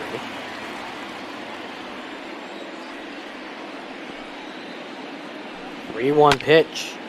Out swung on and fouled away will make it full. Spot to start this inning here. Again, this pitch will decide the momentum of the inning. Swung on, a fly ball. Shading to his left is Santana. Makes the catch in center field. Spot number 1. Now batting. I mean, a payoff pitch. Here wins the battle once again. And Houston able to get a runner on base to start the inning for the 5th time. So Martin Maldonado will turn the tide here. Offensive struggle. Now we'll find the zone. Strike 1 to Martin Maldonado. 0 for 1 with the ground out. First time up to the plate. That one a swing. High and deep to left field. And that one is gone. A home run shot for Martin Maldonado into the Crawford boxes. And the Astros have the first lead of the ballgame. Sigh of relief for baseball fans who love some good offense. Martin Maldonado sitting on that lower half of the zone. He gets a changeup, blasts it to left. I mean, 107.2 exit velo and being over 400 feet. I mean, I wouldn't expect a ball like that to be hit that well, considering what we've seen all game. But sure to get the lid off the basket, and in basketball terms, nothing Houston lead. That one, Minor obviously not happy where that one went as he takes a second glance at it. An absolute moonshot out towards the Crawford boxes. Now brings up Jose Altuve and a 1-0 lead for the Houston Astros here in the bottom of the 5th inning.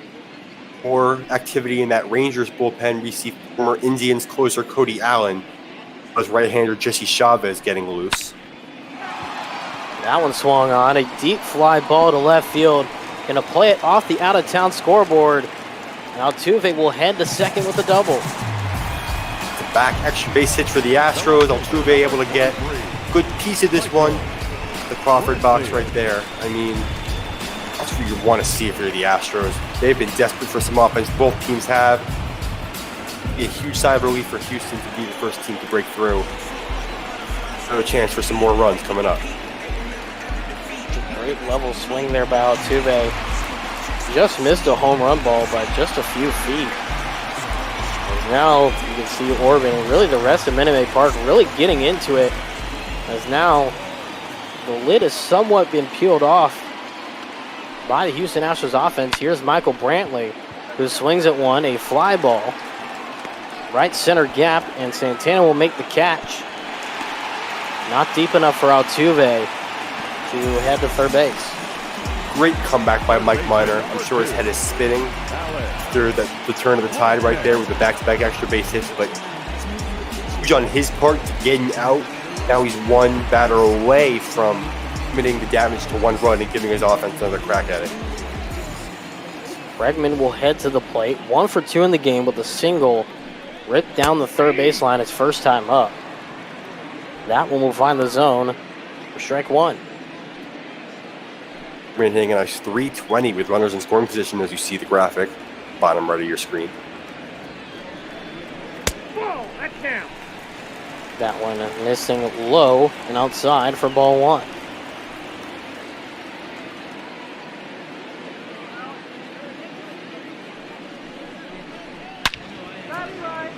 That one will be lined foul until the third base stands, and it'll make it a 1-2 count. D Minor go breaking ball here. I think that's his best shot to get Bregman. Ball. Outside will make it ball 2. Why 22 mile-an-hour four-seamer.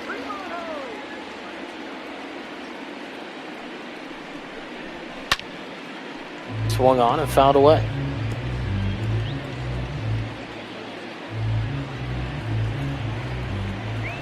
Sixth pitch of the at-bat coming up. 2-2, Altuve on second. That one swung on. Fly ball left field. Ranging deep to his left is Solak. He'll make the catch for out number 3, but not before the damage is done. The Astros take the lead off a moonshot from Maldonado. We head to the 6th, a 1-0 lead for the Stros.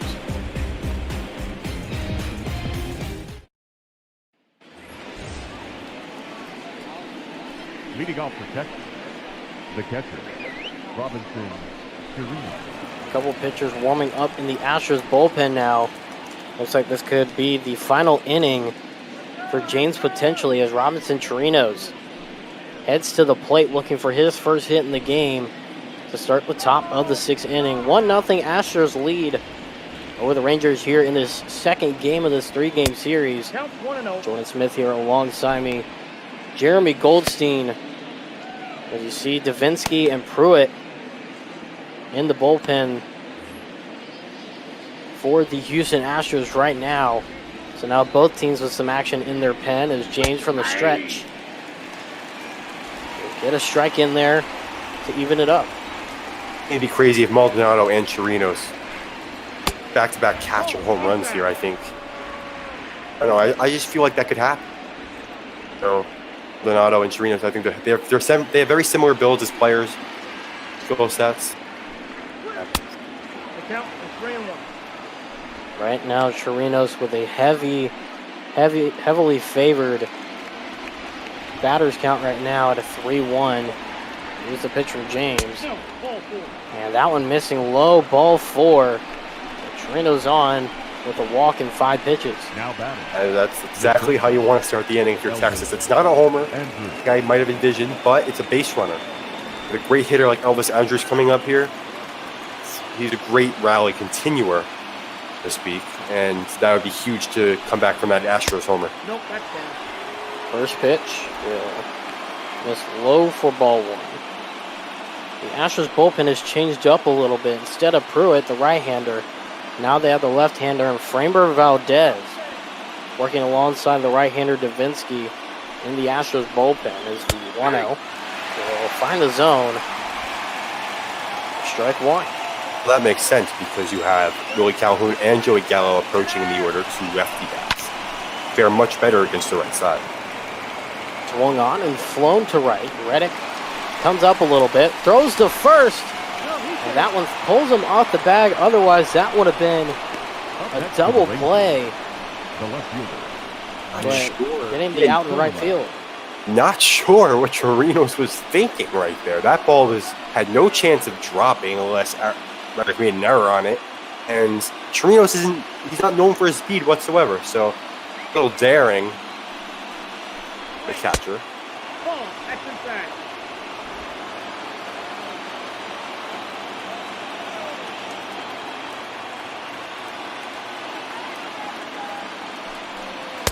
Solak with the 1-0, looks at one low. The ball 2. Solak is 0 for 2 in the game. Flown out, and he struck out swinging in his 2 plate appearances. Nope, outside. This one outside. Will make it ball 3. That'd be an automatic red light if you're Nick Solak. He's struggling at the plate, and if they get him on base, that'd be huge. Rangers momentum. Just catches the outside part of the zone. Almost the same location as the last pitch. It'll make it 3-1. We really haven't seen the umpire, home plate umpire here calling on the outside half, but it's Josh James the benefit of the doubt there. The count's 3-1. In there for strike 2. The too patient by Solak there. That pitch was right down the middle. There was no movement on it. It's just a flat-out fastball that he's seen multiple times. James, I would have liked to see him swing the bat there, especially on a favorable 3-1 count. Here comes the full count pitch. Big swing and a miss. Looked like a late swing there from Solak, but it gets him on the swing. 2 outs now in the inning. 10 strikeouts now for James. That pitch was yanked. I mean, as good as Solak made James look there on the slider, the slider was probably a little more outside than he probably would have wanted it. I think Solak was in full swing mode after seeing that fastball go by him. So great change of pitches, Josh James. 2nd out. There's a grounder by Calhoun. The shortstop gets the easy 6-4 ground out to end the inning. 1-0 still the score. The Rangers strand 1. We head to the bottom of the 6th. Astros lead it here in this one. Your attention, please. Now pitching for Texas, number 30. Jesse Chavez now comes into the game for the Rangers. A 2-1 record, 2.89 ERA. You see against the left-handed batters, quite a high batting average. As we get our first one here in Yordan Alvarez.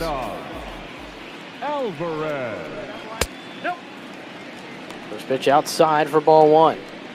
I like that the Rangers went to that bullpen there. Minor might have been getting a little bit rattled, losing his ability to strike hitters out. It was the 3rd time through the order. And that bullpen in there was a good move by Chris Woodward. Swung on. Fouled at the top half of the zone. It'll make it a 1-1 count. The matchup does favor Alvarez. Alvarez's numbers against righties is superior. Split against the left side. Swung on and fouled. 4 strike 2. 1-2 count here to start the bottom of the 6th. Alvarez 0 for 1, got on base with a walk his last time up. That's ball 2. Now we're missing low for ball 2. 2 balls, 2 strikes.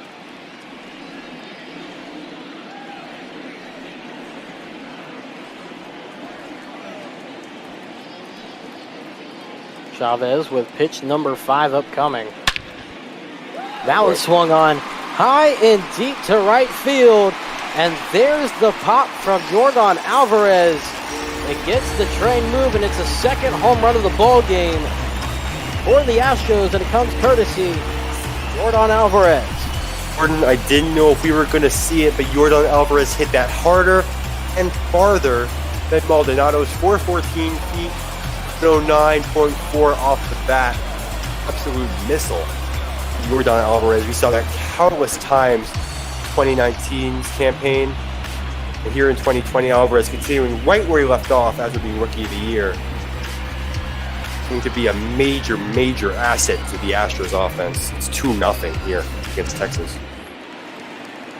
Deep into the field seats, at least 10 to 15 rows back. As Carlos Correa now steps up with a 2-0 lead, swinging immediately on the first pitch and whiffs by at first strike 1. And with that disappointing strikeout, they're going to get a man on base back in the 4th inning.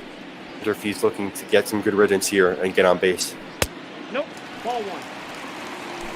Outside, it'll make it a 1-1 count as you see the action in the Rangers bullpen. The 2 right-handers, Cody Allen and Luis Garcia, for the Rangers. We'll see how long Chavez goes for. Cody Allen's been in that bullpen warming up for quite a while, at least the last inning. On a shell of his former self from when he was a closer back in Cleveland. Pretty dominant back in the middle area of the 2010s decade, however. Not even a closer anymore, he's more of a middle reliever here in Texas. That one a big swing and a miss. Got him on the cutter. It makes it a 2-2 count. 2-2 for Correa. That one on the inside part of the plate. Strike 3. There's the first strikeout of the game for Chavez and 1 away in the 6th. You've seen the Rangers and the Astros pitchers do this all night, mixing locations to strike out hitters. A lot of Chavez's looks were into the outside half, with a two-seamer inside lower area there, able to strike out Correa for out number 1. Really with a check swing, they're going to say he went through. So that'll make it an 0-1 count. Gurriel homered in the last contest in the Astros victory. 1 for 4 so far at the series. 1-1. Outside for ball 1.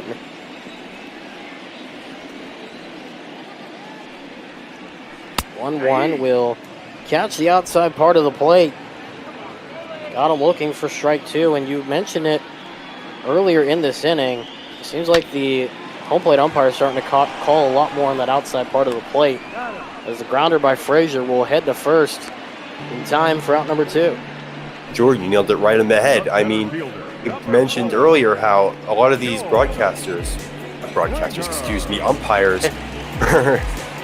calling, this home plate umpire is making up his own strike zone, right? Outside pitches weren't being called, a lot of inside strikes that were the benefit of the doubt to hitters or pitchers. Now he's calling more of a basic generic strike zone, which is probably turned the viewpoint by both teams in this game. I misspoke a lot in that last sentence. I got to apologize. Turn it back to you. George Springer 0 for 2 with 2 flyouts in the ball game. This one ripped down the first base line, and that one will be fair. A 2-out base hit for Springer, his first on the day. There's a single for the Astros. When you're hitting George Springer's average, you'll take what you can get. That hit's probably bare edge of the line near foul territory on Springer to go with a single, but again, with Springer, he'll take it right now. He gets a man on. Fly ball to center field. Coming in on it is Santana.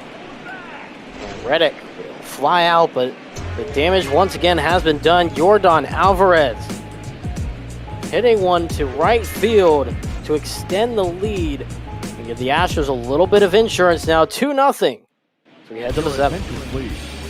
Now pitching for the Astros. Chris Davinsky, or as they call him, Devo down here in Houston. Step into the game, ending the night for Josh James. And I got to tell you, Jeremy, it was a pretty good night here for Josh James. I was super impressed by Josh James. I wasn't expecting him to go 6 with those 10 strikeouts. Great use of his fastball, used it in all areas of the count. Again, struck out 10 hitters, picking up no runs. I mean, it doesn't get better than that. First pitch from Davinsky is a swinging strike 1 from Joey Gallo, who struck out twice, both times swinging here in the contest so far. This one will be a foul ball to make it 0-2.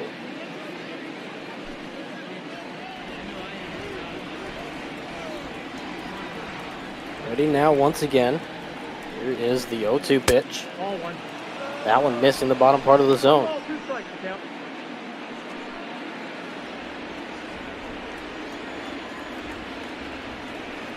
Ready now, the 1-2 to Gallo. Just missed the inside part of the plate. It'll make it an even 2-2 count. Notice Ryan Presley is getting going in that Astros bullpen, probably preparing for that 8th inning opportunity, as long as the Astros still hold on to that lead. More than likely, we would see that, and then if they do to continue to hold on to the lead, we'll more than likely see Osuna in that 9th inning to close it out, like we did yesterday, as that one will be outside for ball 4. That will be a walk for Gallo, his first time on base today. Jordan, I just mentioned Ryan Presley. What was that record he had last season?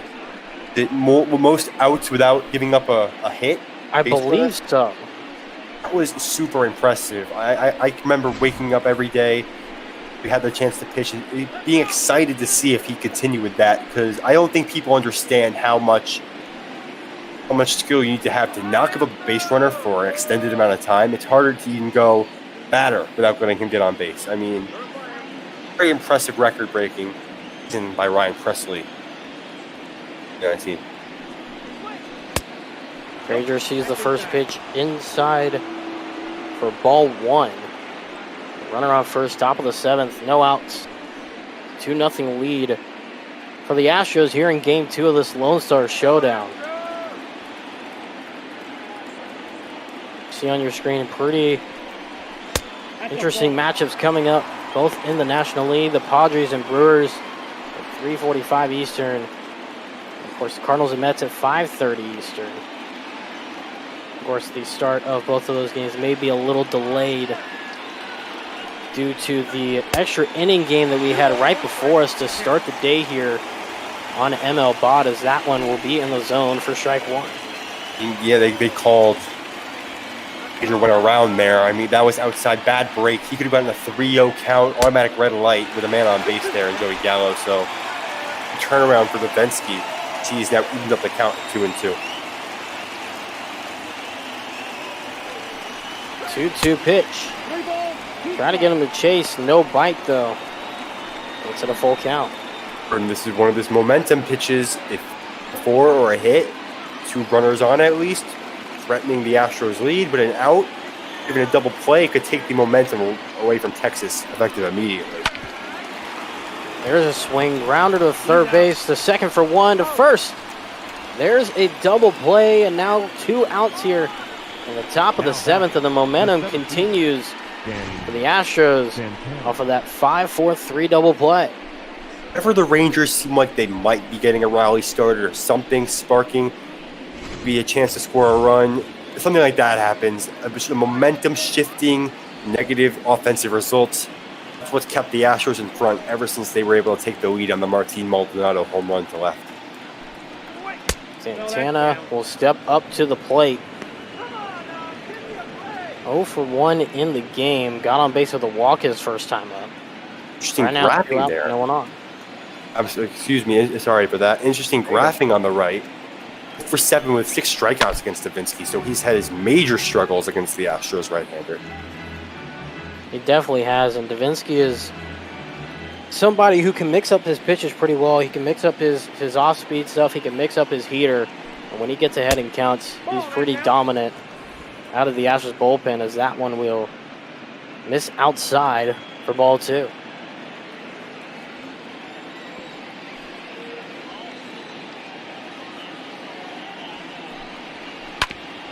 One swung on. Chopper to the first base side. Gurriel will stand on first.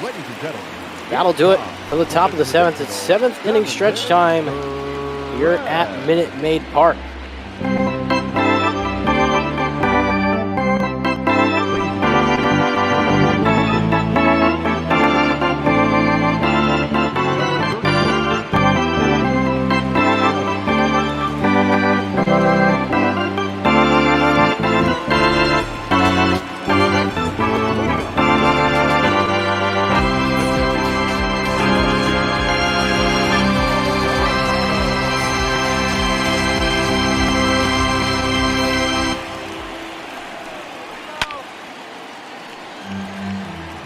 Bottom of the 7th we go now. I want to thank the musical stylings of Shark Shavery for the classic 7th inning stretch music. Take me out to the ball game. Get you feeling a little more like you're at the ball game here. Jeremy Goldstein alongside me. The bottom of the 7th inning here at Minute Maid Park. A 1-1 count currently. Before that was played, I didn't realize how much I missed that going to an actual ballpark. Exactly. That went inside on Maldonado.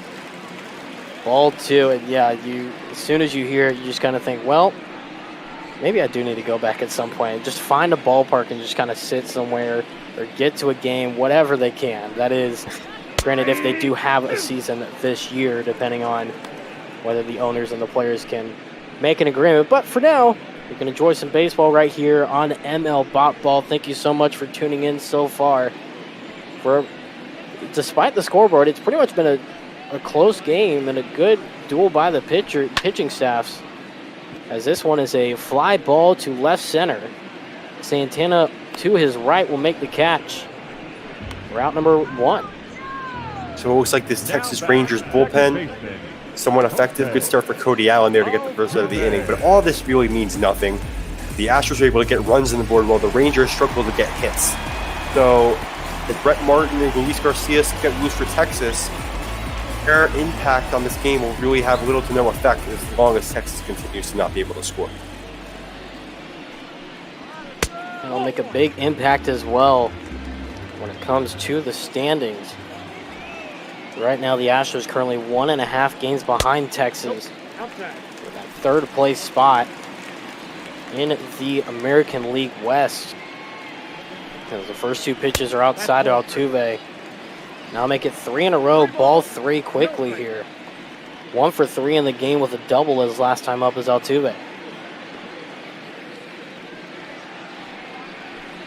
Quick 3-0 pitch.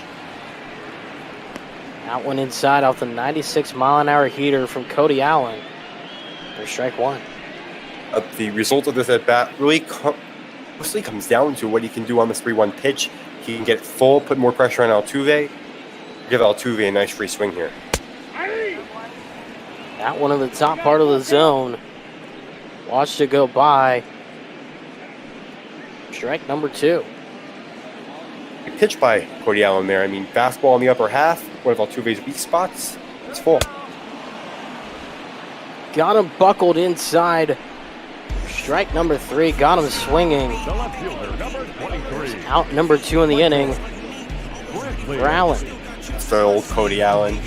Seeing shins on pitches, getting that fastball to the best of his ability, and freezing hitters and cleaning them up as well. So it's the Cody Allen I know from Cleveland, which we haven't seen much over the last couple of years.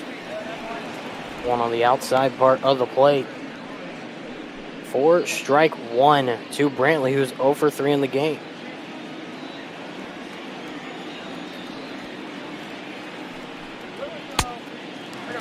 Now inside on Brantley. Make it 2-0 count.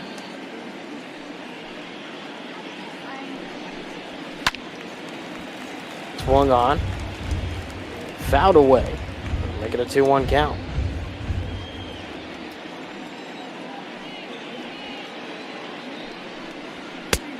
Oh, that's out. 2-1 outside. The 1-2, excuse me. Ready now with the 2-2 count. That's low, ball 3. Allen, I got to retire. Brantley here. Alex Bregman, 362 average on the year. You saw that graphic. Oh, danger of giving up more runs if you let Brantley get on base, and he's been 0 for 3, so not having the best of games today. That one swung on.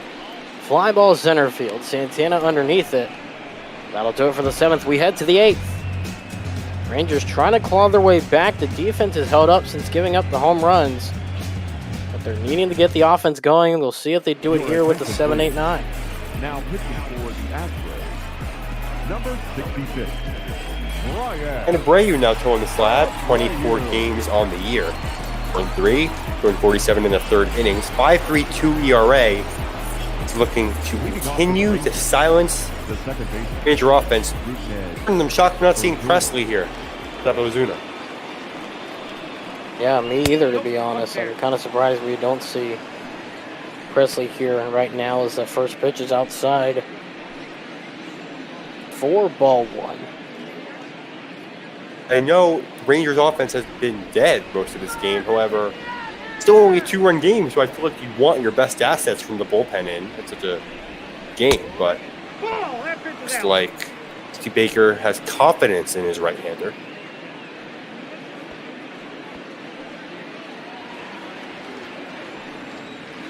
Now a 2-0 count to Odor. He's 1 for 2 in the game with a double his last time up. Reno. That one outside for ball 3.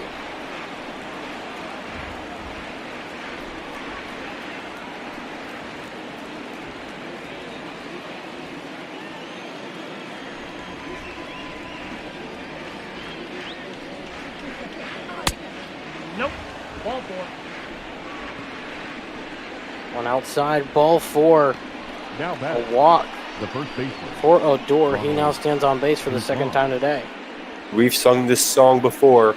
The Rangers get a man on base, and inevitable play comes following. We saw that last inning. So, Guzman is on his shoulders to turn the tide in this one.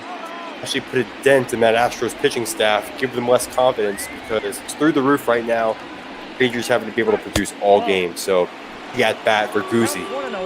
Joey Gallo calls him.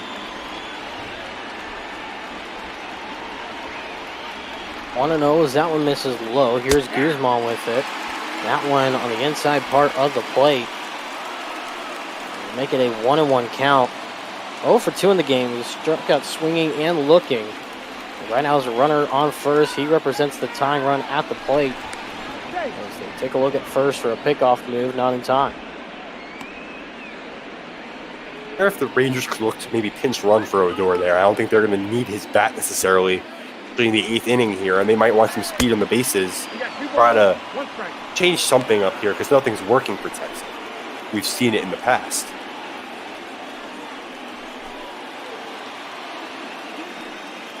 Definitely something to see defensively, especially in the next half of the inning. If they do make a change, a swing and a miss. Like a 2-2 count. Change up from Abreu. Yeah, good goal on that changeup. I mean, again, sitting fastball, very early swing. Looks like the Rangers have been sitting fastball all game, and the Astros pitchers are taking advantage of that. That one a big swing, deep right field. And all of a sudden, if it stays fair, it does. The Rangers have tied it up here in the top of the 8th with a 2-run bomb from Ronald Guzman. That is the most timely home run I've seen in quite some time. Again, the Rangers have gotten so close to doing damage in this one. Finally able to do so there, pulling it towards that right field corner. I don't know why he's throwing a fastball right there. Down below the plate at the belt. Big place for a guy like Guzman with good power to pull it. All of a sudden, you look at the scoreboard. We're tied. Goes to show maybe they really did make a mistake by not putting in Presley. You have to wonder if that decision would have changed things and potentially not allowed that situation to happen. And now all of a sudden, like you said, a tie ball game as Abreu launching 95 mile an hour in there. 2 Chirinos to start off the at-bat. Free baseball here for the second game in a row. It could definitely be that. It could bring the games going. That can make the games go on very late tonight. So, you ball fans might be in for a treat here. See Pruitt back warming up, and another right-hander in Joe Smith warming up as well for the Astros in the bullpen. Could maybe see a change here at the top of the 8th inning. Chirinos. Smith known for that funny delivery. Definitely an unorthodox delivery on the mound for sure. As you see this one. Outside swing and a miss. That gets him going, and now there's one away here in the top of the 8th. See Baker going full throttle with Abreu here. See him to finish the inning. Sign on that decision there as he strikes out Chirinos for out number 1. The Rangers can get back on top here. I mean, it would really bring the momentum all the way to their side, but I feel like the Astros' confidence that was so high has got to be drained after seeing tying home run go over the fence after eliminating the Rangers to very few hits all game. Right now 1-0 count to Andrews at top of the order. Flown out 3 times in the game today, and he watches 2 pitches inside on him for a 2-0 count.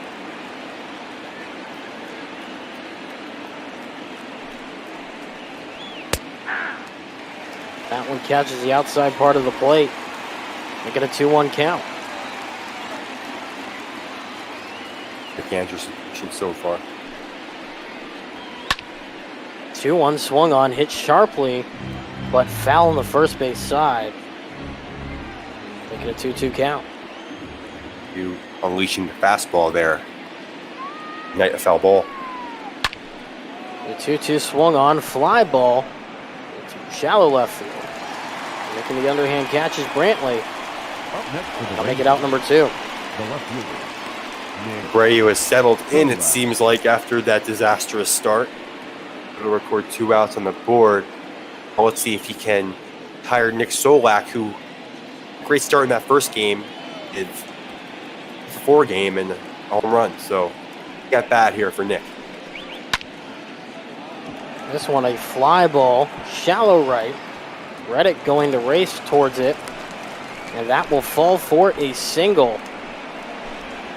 the bat, So number 5, that'll be an 8-game hitting streak now, as Solak Willie is now 4 for 8 in the series after that at bat. Now pitching for the Astros, Pitching change. number 59. Remember Valdez, 3 games thus far. 5.35 ERA, pretty high. Worse against right-handed hitters. Makes sense for a lefty. We put him in for the coming lefties that are coming up in the Rangers order in Calhoun and Gallo. That one missing outside for ball 1 to Willie Calhoun, who's 0 for 3 in the game, grounded out his last time up. Right now, a runner on first in the top of the 8th with 2 outs.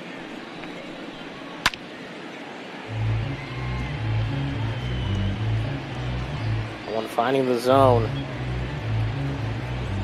Make it strike 1. 2 balls, 1 strike. That one missing inside on Calhoun. A 2-1 count. Inside, ball 1. 3-1 now, and all of a sudden, you start to think here right now the go-ahead run on first base. There's some struggles here early on from Valdez and his first batter. Not looking too well for the Astros so far. If Gallo does get a chance here with the runner in scoring position, average is low, but damages that's it well. And that one will fall into deep left center off of the wall. That'll bring the go-ahead run home. And it's an RBI double with 2 outs for Willie Calhoun, and the Rangers take a lead. What a momentum shift here in Houston, Texas. Willie Calhoun, not known for his ability to hit against lefties, able to punch it the other way to the left center field gap. His teammate Nick Solak home, who scored on got on base on a blue single. So it's crazy how baseball works sometimes. You know, the Rangers able to take the lead 3-2, still going full throttle. That one lined just past the outstretched glove of Bregman and into left field, so the inning will stay alive with now runners on the corners. Gallo again, opposite field hitting for the second at bat in a row. First by Calhoun, now by Gallo. Too hard for somebody with Calhoun's speed to score, but now Todd Frazier has a matchup against the lefty, which is in very well. Astros can't remove Valdez due to the new 3-batter rule. Prime opportunity for Texas to blow this open, and they're going to do it here. If they're going to do it at all, they're going to do it here. So, and bat of the game coming up right now. Runners on the corners. The first pitch is swung on and fouled away. That will make it strike 1 to Frazier. 0 for 3 in the game. Struck out twice swinging. Rounded out the last time he was up. Right now, runners on the corners. The pitch Oh, that's out. outside for ball 1. And straight at bat where we've seen a swing on the first pitch. They're trying to shake up Valdez, win his confidence, give him time to settle into an at-bat, and I like that. But I think they got to be more patient here, especially Frazier hasn't been very good at the plate today, 0 for 3. I think if he can get Valdez, make him throw some strikes, he'll get more of the pitches he wants later in the count rather than earlier in it. Outside for a 2-1 count. Wind up and the pitch, a fly ball. Left center field. Let's see if anybody can get underneath it. And that one off the wall to bring another run in. Rounding third, heading home. Gallo, he will make it home. So it's a bases clearing, 2 out, RBI double, 2 RBI double. And like you said, this thing is now blown wide open by the Rangers. Jordan, I don't love to give myself credit, but I got to do it here. Like I said, Frazier finds something he likes more if he waits. Some pitches there, got the count up a little bit, and then found a hanging breaking ball over the plate, drives it over the left field fence. Off the left field fence, excuse me, wasn't a home run. It's two more runs on the board for Texas. They put up a 5 spot now in this inning. There's just some more troubles here for the Astros in this top of the 8th inning. Just an absolute disaster of an inning so far.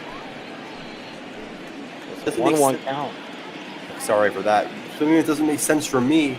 So Abreu did give up that 2-run blast to Calhoun. It's a tie game. However, Abreu would retire the next 2 hitters and seemed to be settling down a little bit, and then they bring in Framber Valdez, and he has not been able to record a third of an inning yet. And swung on and hit sharply. That'll be foul. Make it a 2-2 count, and yeah, like you said, he's really just struggled to get the final out of the inning and get command over most at-bats. And that will continue here as he rips one into center field. They'll send the runner home. In Frazier, the throw to the plate will not be in time and offline. Now the Rangers lead it by 4. Rangers had 1 hit in previous 7 innings. Get James out of the game, not able to hit Davinsky, and all of a sudden, act like they're the best hitting team in the American League. Their second pitching change of the inning. Austin Pruitt enters 29 games so far, 3-1. For 10 ERA, struck out 31 and walked 8.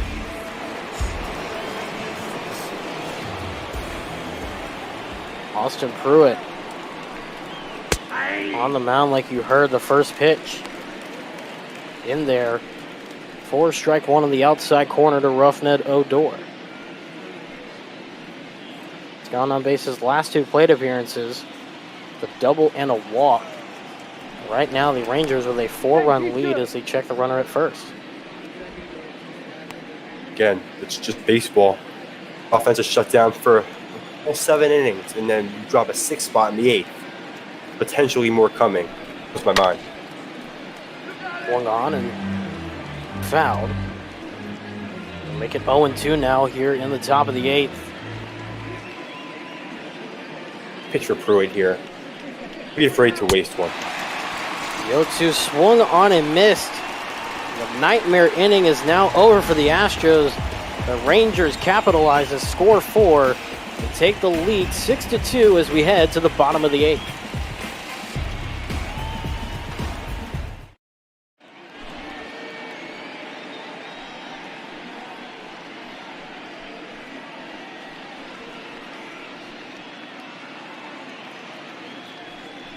So Luis Garcia head to the plate now. Or head to the mound, excuse me. New pitcher for the Texas Rangers.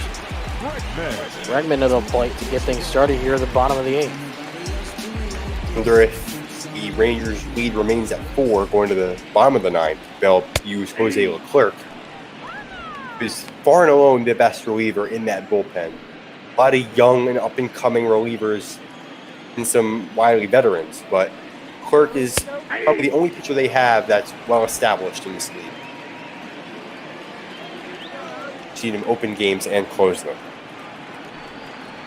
0-2 pitch. Swung on and just barely fouled.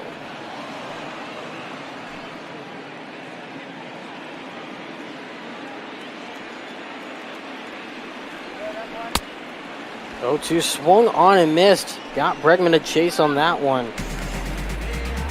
There's out number 1 here in the bottom of the 8th. What that swing did was scream desperation. Bregman seemed to be having minor control of the at-bat. That pitch just was nowhere near the zone. It looked like he was swinging 100%. Waves. Strike number 3.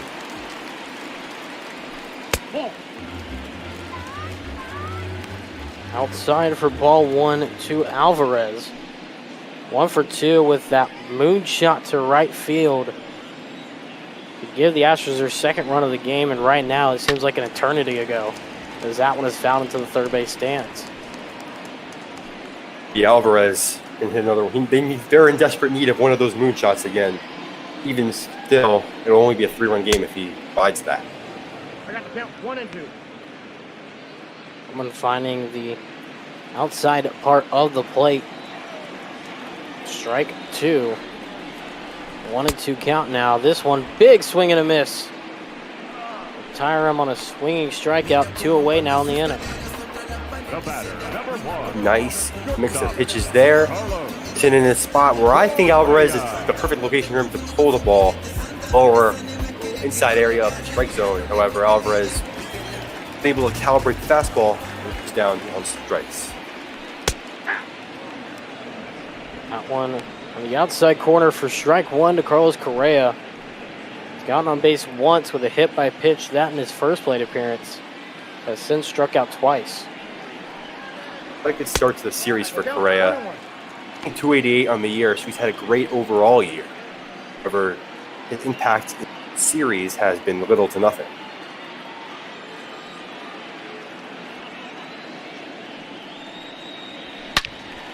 One swung on that one, hit down the left field line, but foul. It'll be 1-2. Another early swing, Astro or Ranger prevailing. Swung on, and that will fly into left center field, deep left center. Santana making the catch of the warning track. That'll make it out number 3. To the 9th we go. Rangers with a 4-run lead here in this one. Leading off for the Rangers, the first baseman. Guzman to the plate as Pruitt is back on the mound. Pruitt with the home run to right field his last time up. It was a big swing and a miss. Strike 1 to Guzman.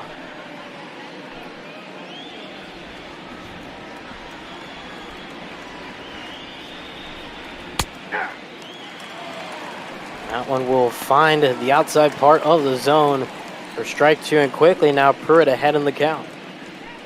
Now Ronald Guzman, who's hitting now, was the hitter headed up for the Rangers back in the 8th inning. Ball, that's in. He takes the ball there. Slider just outside, now the 1-2. Ball, that's low. Now that one missing low. We'll make it a 2-2 count. Pruitt, here's you got one job, keep this where it is. 4-run game. We give that Houston Astros a window of opportunity. They got to be saying that back in the 7th inning. Yeah, absolutely. Yes, this game has completely changed, and now a swing and a miss. Guzman. That makes it a strikeout and out number 1 here in the top of the 9th. And if you're the Astros right now, you just need to get 1, 2, 3 down here, and you need to get your offense back out on the field and just try to put something on the board. Exactly, and the Rangers, the weakest aspect of that team is their bullpen. And what I last saw was Nick Goody and Brett Martin getting loose for them in the pen. So it looks like they won't even be starting with Leclerc, which does benefit that Houston offense. So as long as Pruitt can help by these next 2 outs for the Astros, they should have at least a solid opportunity to put some more runs on the board and get us into at least extra innings. 2-1. They definitely wouldn't want Leclerc out there, as he sits 4th in the American League with 20 saves so far on the season for the Rangers. So definitely, if you're the Astros, you want anybody but Leclerc out there. Ball, that's upstairs. That one will miss high to make it 3-1. Still 1 out, nobody on. Top of the 9th inning. The 3-1 to Chirinos That's ball 4. is inside, and there's the first base runner of the inning. Be scared of Chirinos' power, one of the better power hitting catchers in the American League. All that does is set up Elvis Andrus, who's, you said, blew out every at-bat so far. Andrus' responsibility on this team is to be the table setter, and he could do that for Solak. Boone. Steve, he gets the chance as, There it is right there, a home run to the Crawford boxes. Once again, adding insurance as Andrews now makes it an 8-2 ball game off of that 2-run, 373-foot shot to left field. And Andrus, that's his 5th fly ball of the game, and this one finally travels the distance and Spurs. Traveling to the Crawford box to left. I might put a seal on this one. Obviously, it's baseball. You don't want to speak too soon. If anything's a dagger, that one was it. Just able to trot around the bases as the Texas Rangers now lead by a score of 8-2. Now batting. It's been a disastrous last 4 outs here for the Houston Astros defensively, as this one will be a pop-up. Altuve will range to his right and catch in its shallow center for out number 2 here in the inning. But in the last 5 outs now, the Astros have given up 8 runs. Willie Calhoun. So, see, get some more lefty power from Texas. First pitch in there for a strike to Calhoun as he watches it go by. Got his first hit in his last at bat with a double. 1 for 4 in the game today, as that one will be fouled away. Good job by Pruitt to get ahead in the count quickly 0-2. Now, the misery can be put to an end here if he's able to get one more strike. That one swung on. The shift play. Bregman throws to first. And that will get the final out. But Elvis Andrews with a 2-run shot to the Crawford boxes. Now the Astros need to put on their rally caps and come up with a miracle if they want to get out of this one with a win. Otherwise, the Rangers will tie this series at 1. Leading up for the Astros. Said, The first base middle game for Juliet placement. The Rangers could take a 2.5 game lead in 3rd place and get closer to the 1st place Oakland A's. Victory here. They just need 3 more outs to do it as Luis Garcia remains in the game.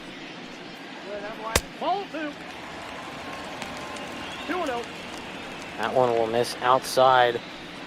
A 2-0 count to Yuli Gurriel, who's 0 for 2 in the game. Has gotten on base, though, with a walk back in his second at bat. 2-0, missing outside for ball 3. Win would also put the Texas Rangers tied with the Angels in the win column. The Angels currently sit at a 500 record of 33-33 in 2nd place. Rangers have played 2 more games, though, and both of those games are losses. It'd still be a full game behind. I got 3-2. Swing and a miss. Makes it a 3-2 count now for Gurriel, and that one is fouled away. Respect. Yuli Gurriel still putting in effort, fouling off pitches. That starts something for Houston and not giving up despite the 6-run deficit. There's ball 4, and that's why you continue to fight in those at-bats. For chances like that, the pitcher, Garcia, may just miss his location. And now you got a runner on first with no outs in the bottom of the 9th. And I'm surprised Chris Woodward is sticking with his right-hander Garcia here. You know it's a 6-run lead, but you can still go to another middle reliever if you do not want to use your closer. I think if you leave somebody with fatigue in too long, you might give the Astros too much confidence. First pitch is fouled away by Springer for strike 1. 1 for 3 in the game. Got on base with a single his last time up. 0-1, misses low. Evens the count at 1 apiece. On deck is Reddick. In the hole is Maldonado, as that one is a swing and a miss for strike 2. Interesting to get that first out. It'll be a big sigh of relief. That first out's always a big part of establishing a well put together inning for your pitching. I got to count 2-2. Outside, way outside for ball 2. They gotta 2-2 protect. count, no outs. That one swung on, shot to the second baseman. 4-6-3 double play, and all of a sudden the bases are cleared. There's 2 outs in the inning. Now batting. That's not what you wanted to do. The Astros, obviously, or just misses the hole on the right side after punching a ground ball the other way. It is not able to provide Brewers' choice. Instead, it's a double play. And Josh Reddick is now the final hope. Houston. Reddick 0 for 3 in the game, has flown out to center field and right center his last time up. Last 2 times up. Like you said, the final hope right now for the Astros is that one will go outside for ball 1 to Reddick.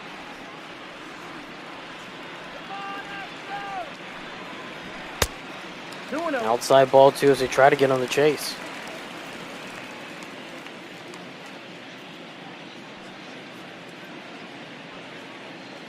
Here we go, Astros. 2-0. That one swung on, hit sharply, but foul. The third base side. We'll make it a 2-1 count. Come on, Houston. 2-1. That one fouled once again. And now the Astros potentially down to their final strike. Garcia, he's almost up 30 pitches. Full count. Low and in the dirt. It'll make it a full count. Maldonado, the number 9 hitter on deck. Altuve, the top of the order in the hole after him. Right now, Reddick with a full count delivery coming up from Luis Garcia. Big swing and a miss, and that will do it. Reddick chased on one outside. And the Rangers even it up.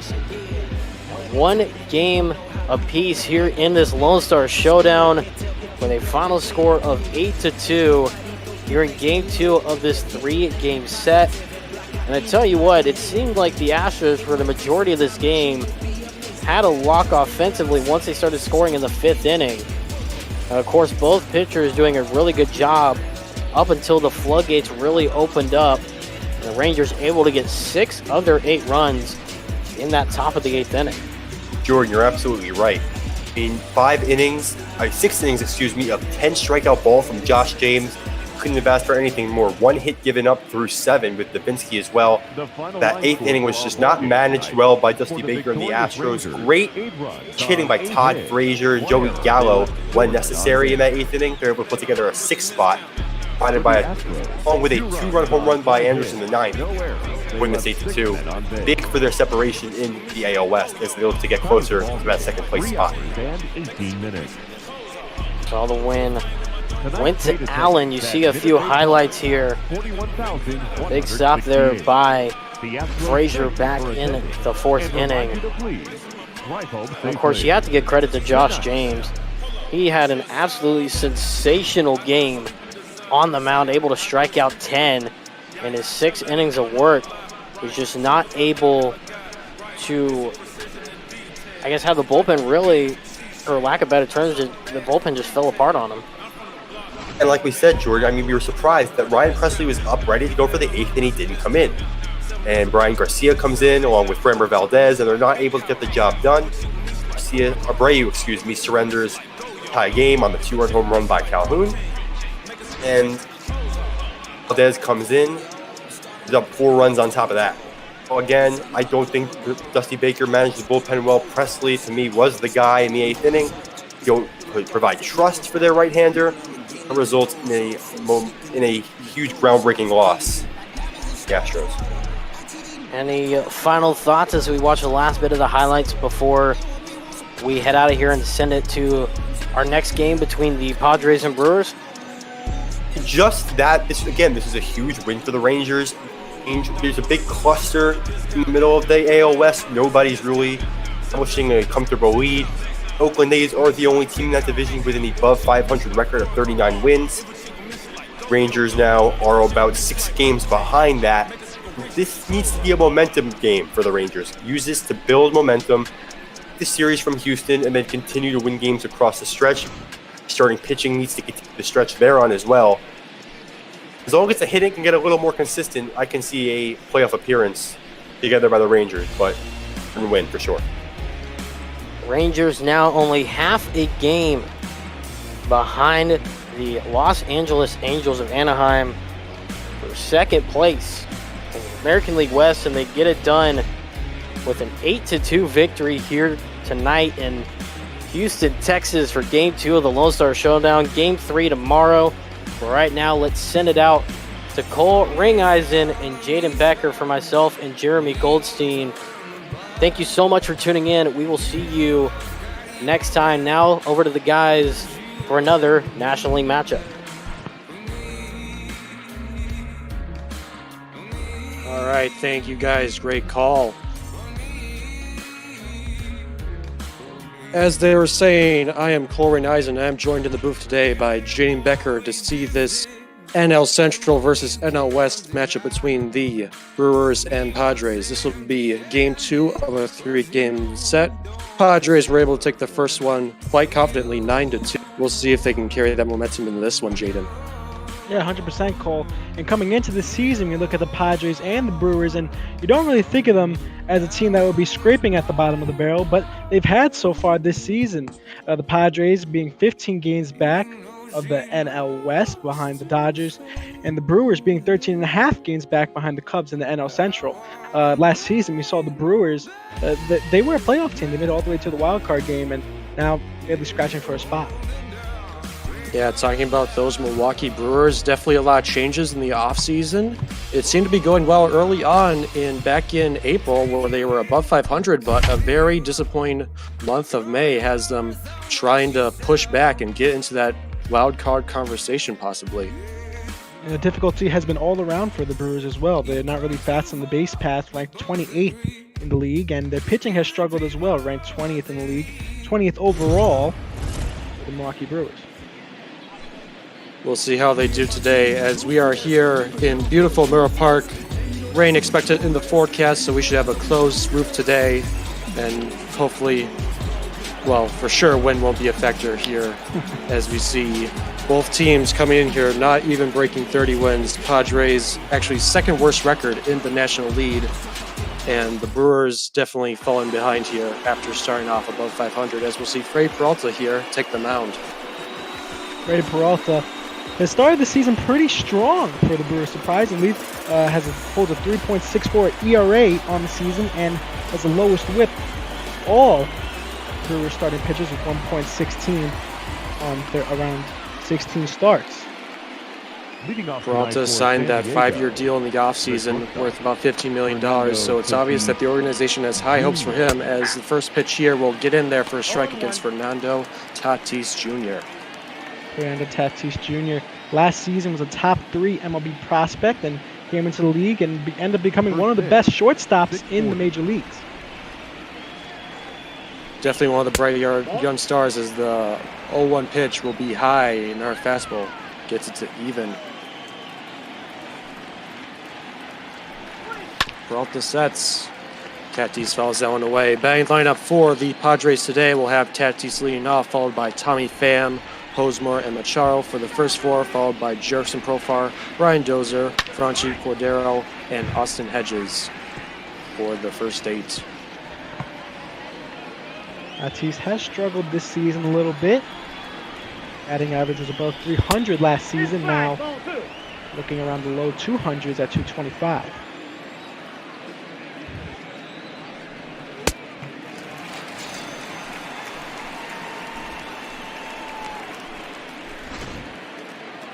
Batting second, the center fielder, number 28, Tommy Pham. Strikeout there by Tatis.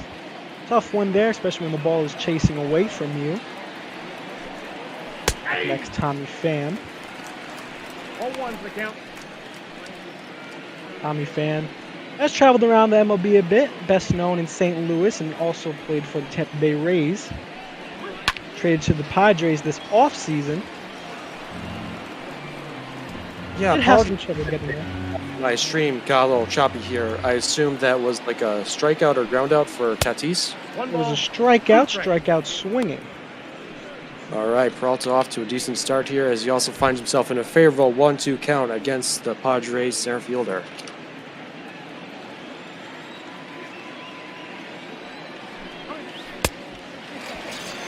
And he'll get that one again. Curveball. Nice, good action there as he'll have Tommy Pham looking foolish out there on the diamonds. Yeah, Cole, almost the exact same pitch that he threw to Fernando Tatis. Had him leaning for that baseball, just couldn't reach it. As they say in MLB The Show, couldn't reach that one with an oar, and Pham gonna have to go back to the dugout for that big strikeout. We'll see how Eric Hosmer does batting from the left side here. Definitely a favorable position for him as he'll give that one a ride there, but will drift foul to the right-hand side. Hosmer best known for his time in Kansas City. signed a lengthy deal with the Padres back in 2018, but has had his struggles on the field as he led MLB first baseman in errors last season with 14. Never want to see that from your first baseman. The even count pitch from Peralta. In there for a strike 3. Another fastball there, and Peralta's off to a very impressive start. 3 up, 3 strikeouts, and we'll see the Brewers top the order with Kane, Yelich, and Guerra up next.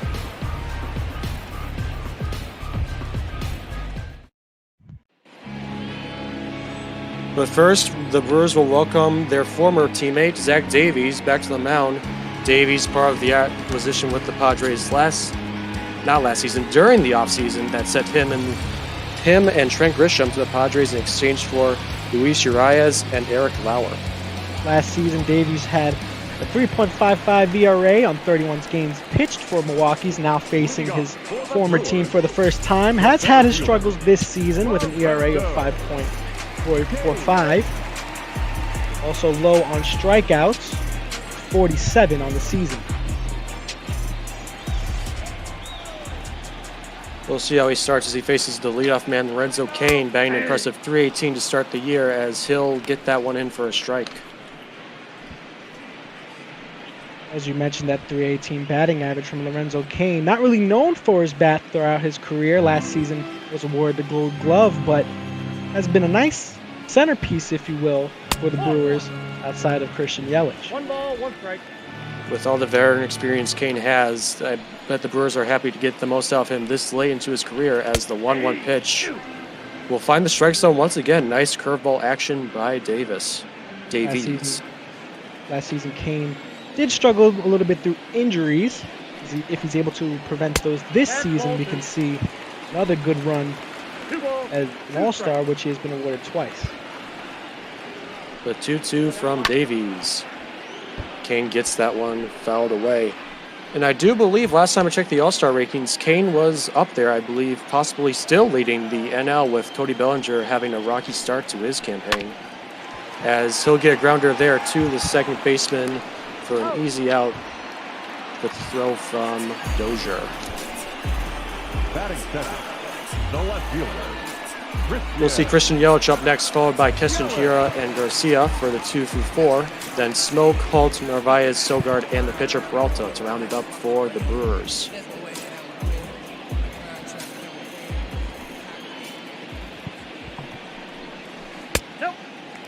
Good take by Yelich.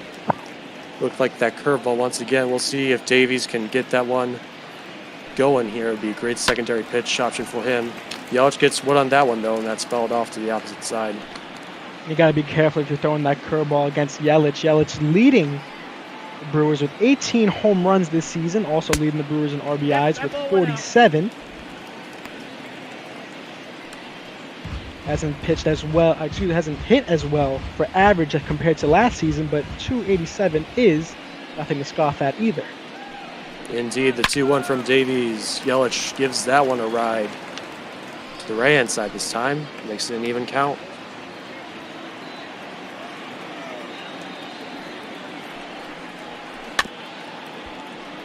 Another foul by Yelich.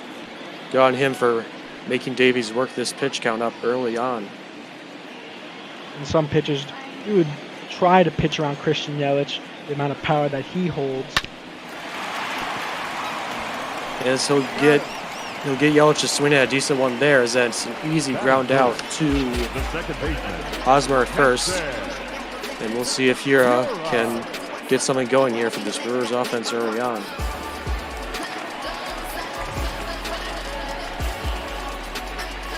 As you see, they're definitely more of a fan of right-handed pitching.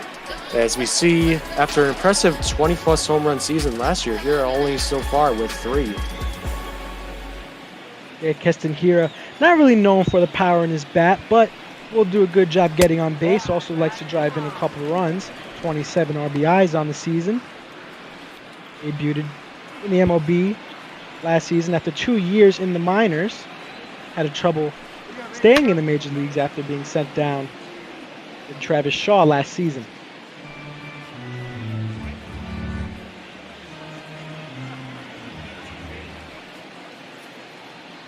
one run from Davies. Fouled off again.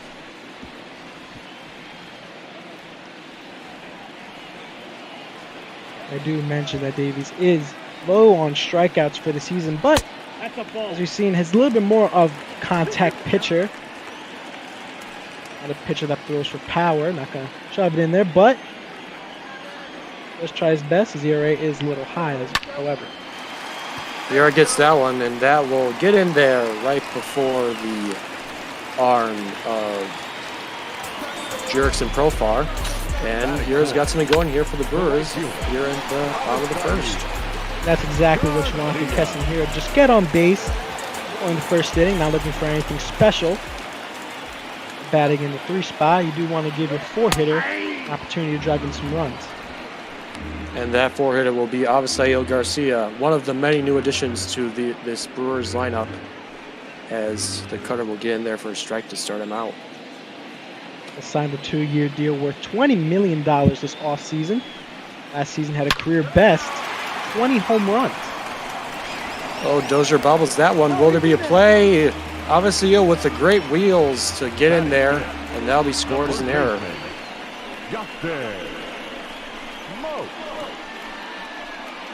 Right off the glove. Not much you can do there when the ball is hit as hard as that.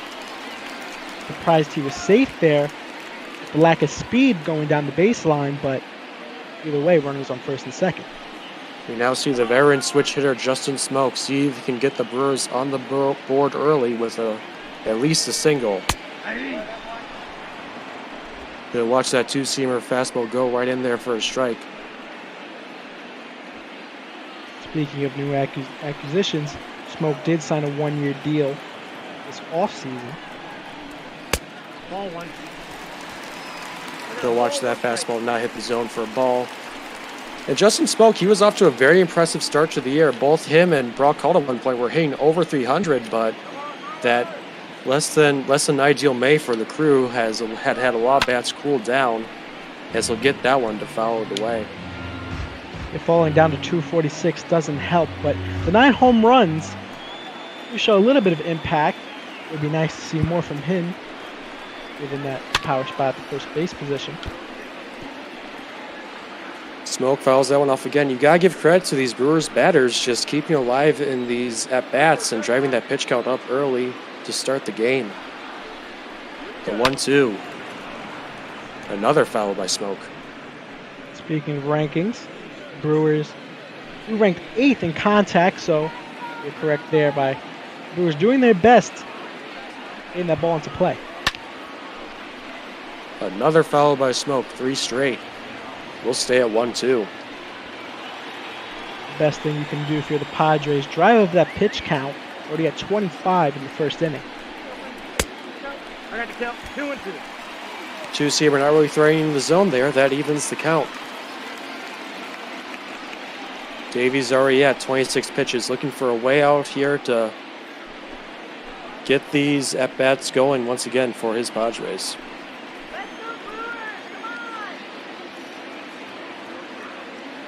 Davies sets and deals. Once again, fouled off by Smoak.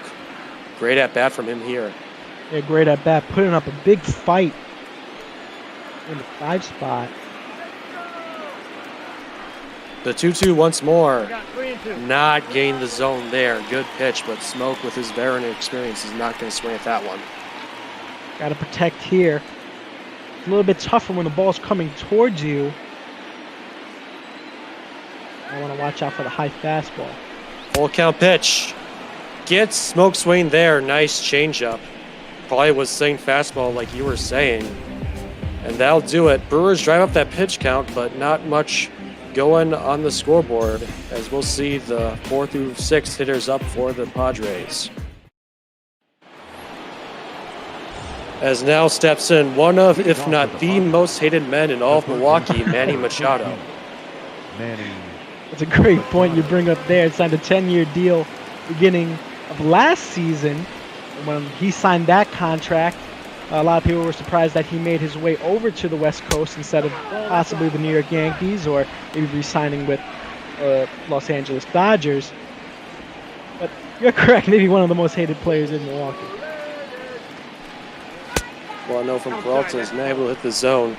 Yeah, just talking about May Machado. I mean, everyone saw it on that NLCS. That little interaction with Jesus Aguilar did not sit well with a lot of Brewers fans, myself included. But I'm sure having a nice contract wrapped up for 10 years will probably will leave Machado satisfied with whatever happens going forward with him, as that one goes to a 3-1.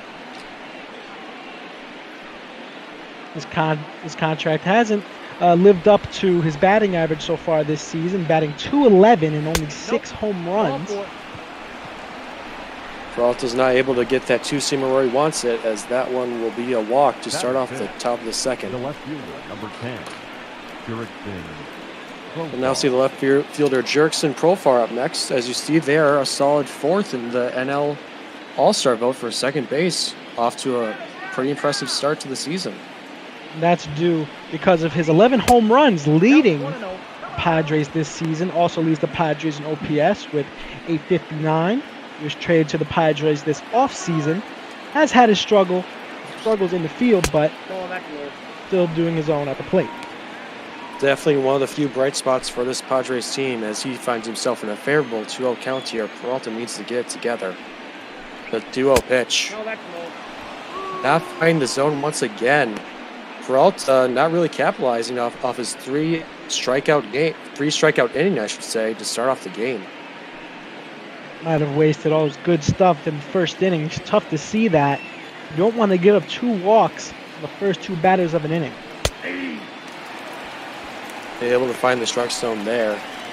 3-1 count now to Jurickson Profar. And Peralta forced that one into the strike zone. I don't think he cared if that one was right down the heart of the plate. Just needed a strike to go into the catcher's glove.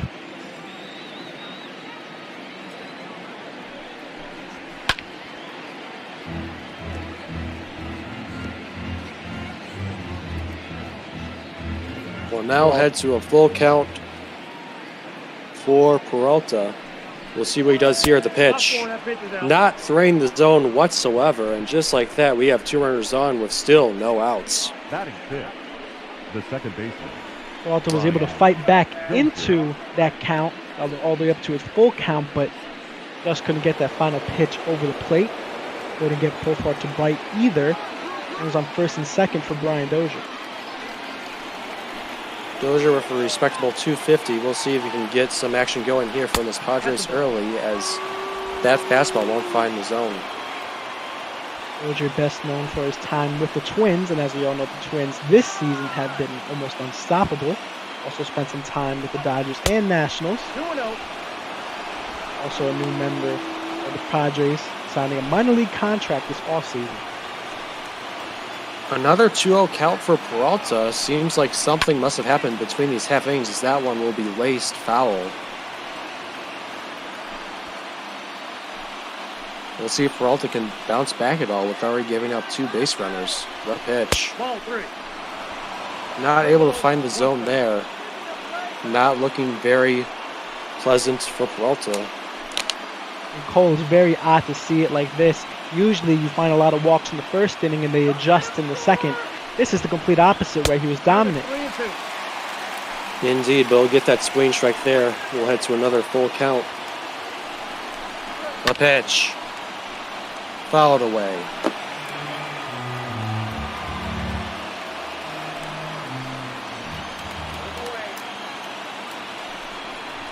Another 3-2. Once again, fouled off to that right-hand side. If you're Peralta here, you can't get frustrated with these pitches being fouled off. You're throwing good pitches, just not enough to get it to strike out. Once again, the ball fouled off. 8 pitches this at-bat. Seems like it's now the Padres' turn to give good at-bats to their opposing pitchers. You can see both of these starting pitchers hitting the bench early, and the bullpen starting to be warmed up. This keeps going. Fouled off once more. We'll see what gives with this pitch. Again, a foul ball. 10 pitches this at bat. Dozier putting up a good fight. Would win the World Series last year with the Nationals back in 2019. Oh, Dozier thought it was a walk, but no, Peralta got him. Dozier looking kind of funny there. But great pitch there, and hopefully that can bring back some of the mojo Peralta had to start this game. Yeah, I don't know what Dozier was looking at there. Put up a great at-bat, but didn't swing at one right across his belt. And now see Frankie Cordero, right fielder, banging a nice 314. We'll see if he can add on to that and possibly get a run in here to start this Padres offense up. The 1-0 pitch. Misses just outside with the changeup. 2-0. Cordero, not many at-bats this season so far. The Dominican Republic native is known for his elite power as a prospect, but has struggled with injuries ever since his debut back in 2017. Peralta laces a nice two-seamer in there to get the strike. We head to a 2-1.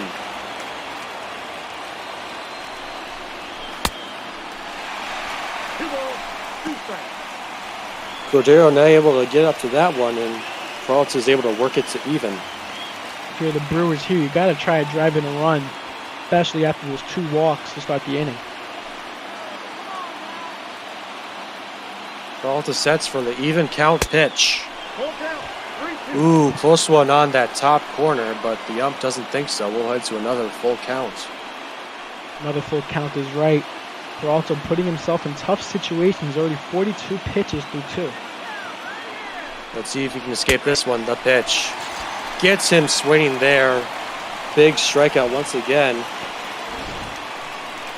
by Peralta. The catcher, Austin Hedges. And we'll see if the catcher, Austin Hedges, can still find a way to get this take advantage of this opportunity here. 1-0. 8-hitter Hedges, probably not the best guy you want at the plate at the moment. Career 202 batter, adding 171 on the season. 1-0 from Peralta. Gets him swinging there. Head to the 1-1. It's interesting. All the outs recorded so far by Peralta have been strikeouts. Peralta has proven himself as a dominant pitcher this season so far. Peralta, as we talked about, 78 strikeouts coming into this game. 5 strikeouts on the night so far, leading Brewers in strikeouts for the season. Not really threatening there with that high fastball. We'll see if Peralta can fight back again from a not so favorable count. The 3-1 pitch. Good swing and miss there from Hedges. Once again, another full count due for Peralta. Peralta needs this out here. You want to start off next inning against the pitcher. The pitch. Fouled away.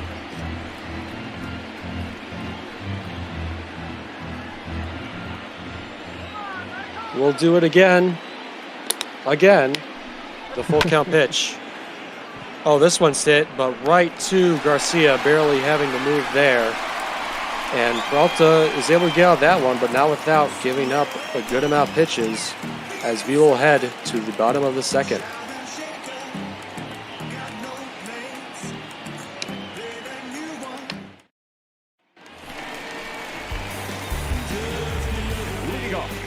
We'll see another acquisition by the Brewers. Brock Holt, the veteran utility man. Brock Holt batting decently this season, 256. An OPS of 666 on the season as well. Only 2 home runs.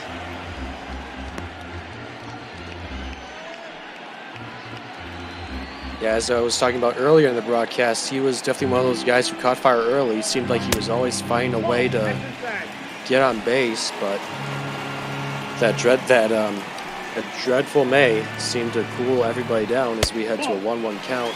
Davies, high fastball, not able to get it in. Holt, as you mentioned, is a new acquisition of the Brewers. He was injured most of last season, but that didn't stop him from batting a .297 batting average. As he'll ground that one out there to start off the bottom half of the second. A reminder to all the viewers on Twitch that we do this all for charity. Started off the season with Meals on Wheels, then adopt a minor leaguer for our special minor league day. And now we're switching over to Black Lives Matter. So please, if you have any willingness to donate, be sure to scroll down and click that button. Every cent helps. As we'll now see, Omar Narvaez, the catcher, up next.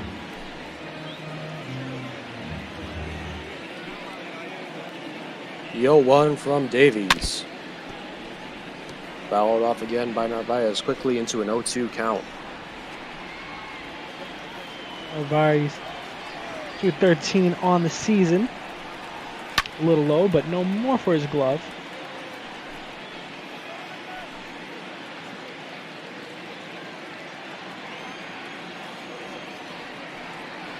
The 0-2 once more from Davies. Fouled again by Narvaez. Early on this season, it was all Manny Pena, the other catcher for the Crew, but his downfall as of late has allowed Narvaez to switch in for the platoon position against righties as he'll once again foul it off. Believe it or not, Jaden, but early on this season, Manny Pena was once dubbed the GOAT by the ball community and hasn't really lived up to those expectations for a while now. Manny Pena, a.k.a. Manny Pineapple, as some people like to call him because of that translation of the last name, had some hamstring issues last season and could well be the GOAT, but has had his struggles much like Davies. Yeah, just both catching positions haven't really been fruitful. And another position that has been lacking of late is shortstop, with Eric Sogard taking over recently in replace of Orlando Arcia as he'll let that pitch go in. But as you see there, Sogard last 10 games, batting a solid 1/3, 3.33. So we'll see if he's able to turn a new leaf here. Nope, ball one. This is Eric Sogard's second stint with Milwaukee, signed a one-year deal this offseason. He was originally drafted by the Padres, who he's facing here today, but has traveled around the MLB since. Davies sets for the 2-1. Ball three. High, not getting the zone there as Sogard finds himself in a favorable 3-1 count. Both pitchers on both sides have had their struggles with control. Nope, that's ball four. 3-1 will miss, and Sogard is able to draw the walk in the 8-hole, and now send up the pitcher, Frank Peralta. The pitcher,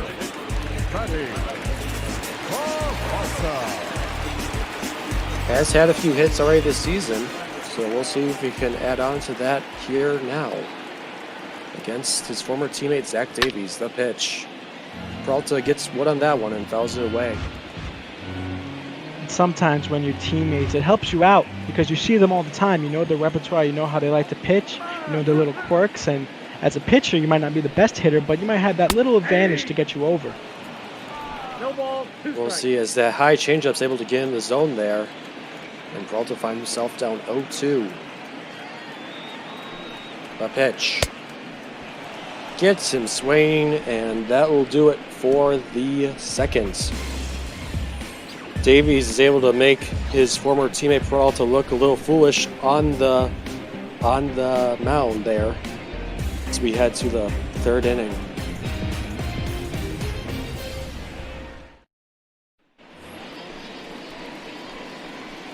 And we'll see if Peralta can do it the other way around, as Zach Davies will now take the mound.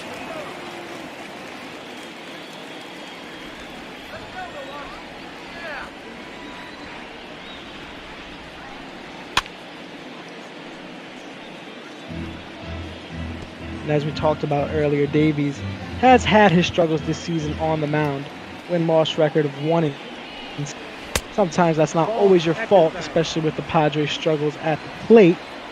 But once again, his ERA just doesn't help you there. It's 5.45 ERA, especially coming off a good season back in Milwaukee, as he's facing now. Yeah, when it just comes to those pitch to contact guys, it's helpful when you're able to get the get the easy fly balls or ground outs as Peralta strikes him out there. But Now batting. when you're actually giving good pitches for people to swing at, that's where you can fall into trouble, as you don't really have stuff that you can just fly past people. Top of the order due up for the Padres now with Tatis batting up once again. He'll watch that low fastball good. Call the ball. Tough call to make there sometimes when it's right across the knees. It can go either way. That one also looked a little close there too, Cole. Indeed, now Tatis worked himself to a nice 2-0 count here. The pitch from Peralta. Low once more. And just some of the control stuff for Peralta doesn't seem promising. He'll go very far into this game. 100%, only 57 pitches through 3 innings. You gotta look towards that bullpen. Tatis with the green light there on 3-0 and nearly got the Padres on the board, but just hooking left. The 3-1 count. Ooh, nice curveball there. Peralta able to work it full once again. It feels like we've seen this a lot. The 3-2. And he strikes him out there. Good recovery from Peralta with his 7th strikeout through 3 innings. My goodness.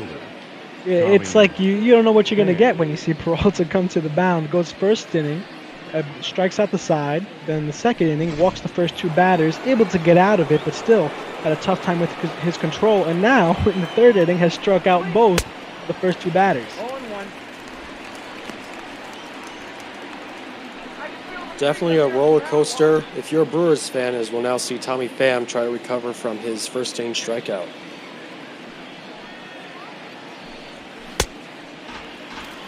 Oh, he did. Ref call says they went around, and we'll see if Peralta can replicate what he did back in the 1st inning, striking out the first 2 batters for the Padres. And he does. Wow, great control of that curveball there. Freddie Peralta, even with that pitch count high, is making the most of his time on the mound, as the Padres still do not have a hit in this ball game.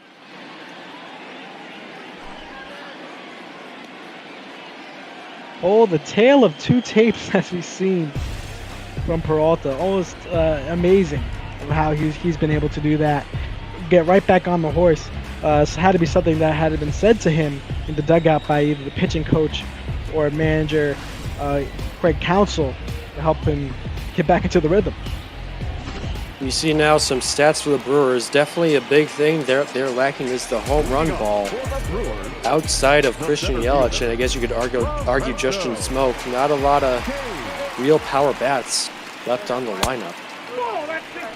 Only 2 batters for Milwaukee that have even hit double digits for the home run ball this late into the season. All the way up, what are we in now? June. Crazy how time goes by, Cole. All the way in June is Lorenzo Cain, who's batting now, and Christian Yelich, who's leading the team with 18. Time indeed. It only feels like, 2 weeks ago since the start of this back in April, and we've come a long way. The 1-1 pitch to Cain will get him swinging there. Nice changeup.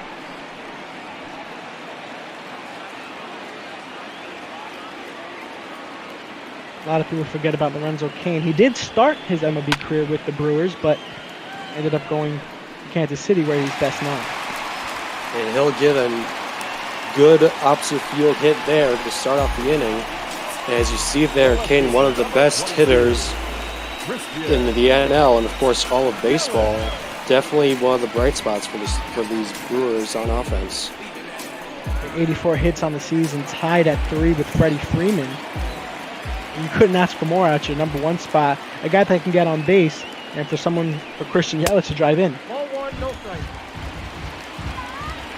That's probably why they have that nice 1-2 punch. And if only the other pieces on the offense could keep up. Well, we'll see what Yelich can do here with the runner on and no outs.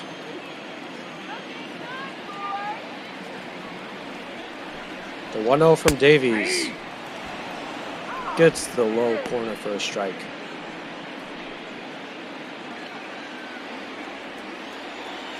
Davies still peppering the bottom of the zone there. It's where you want to keep your pitches. That's the ball. I got 2-1 the count. Indeed, there definitely do not want to give something high or in the middle of the zone for Yelich to get a good shot at, as we see 2-1 here from Davies. Won't really threaten the zone here, and honestly, I don't blame him with his pitch selection here. Yeah, I don't blame him either. I wouldn't want to hit off. I wouldn't want to pitch at a guy who just signed a 9-year, $215 million extension this offseason, doubling Braun's record contract. And we all know Milwaukee isn't the biggest market, but has made themselves into mega market with the way the Bucks and the Brewers have been playing in the past couple of years. It's been a joy to see as Yelich will get that one. That is going deep to the right side. He's looking up, and it is out of here for Christian Yelich. Yelich coming into the day with 3 home runs in the past week as Bernie will take the slide, and the Brewers get off to a 2-run lead.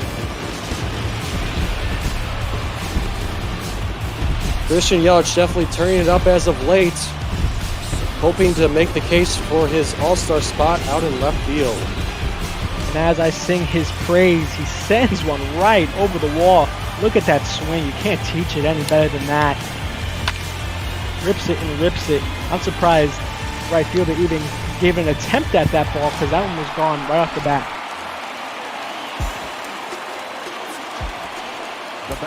That now brings up Keston here. A single in the first. We'll see if he can replicate that success now as he'll watch that changeup go in for a strike.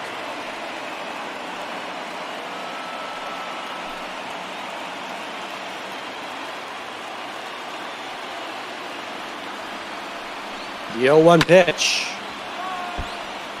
Gets Keston to swing. That one will go foul. If you're the Milwaukee Brewers, you got to continue to fight for that playoff spot. I know you're 13.5 games back behind the Cubs for the division, so that might be a ways away, but still the wild card, there is a chance. Davies will get the strikeout there. And talking about the Brewers and their fight for the playoffs, I mean, if you look at the organizational moves, you can tell that they want to stay competitive as possible. Early on, there were a bunch of changes made to the pitching rotation with two young guys called up and 2 longtime veterans in Adrian Hauser and Eric Lauer, who was acquired with that Padres deal, sent down to the minors to work things out. So it is clear that they're not worried to pull the plug on anything that's not working.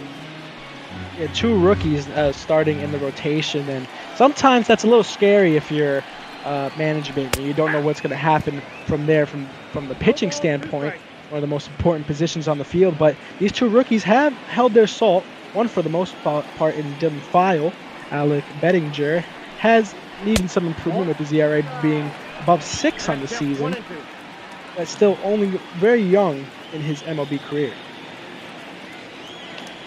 And honestly, Jane, as a Brewers fan, if you want to look at someone like Eric Lauer and his downfall from grace, I would take it, as that one will be an easy ground out for Garcia, as that will be out number 2 for this bottom of the third.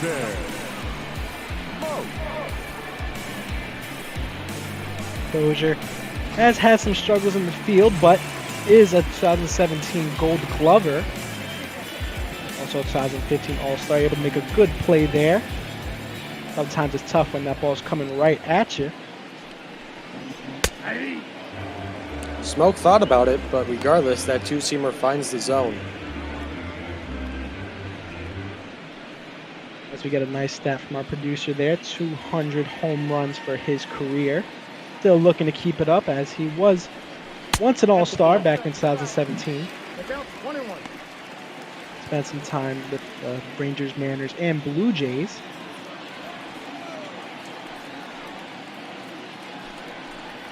Even count for Smoke as he'll foul that one away to the opposite side of the field. 68 pitches for Davies here in the third.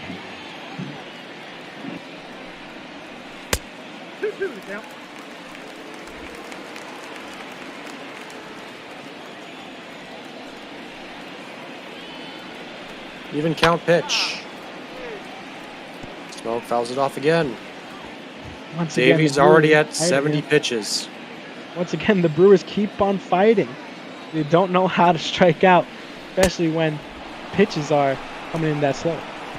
Davies will get the punch out there, but not before Christian Yelich continues his recent hot streak, and the Brewers are now up 2 to end the third.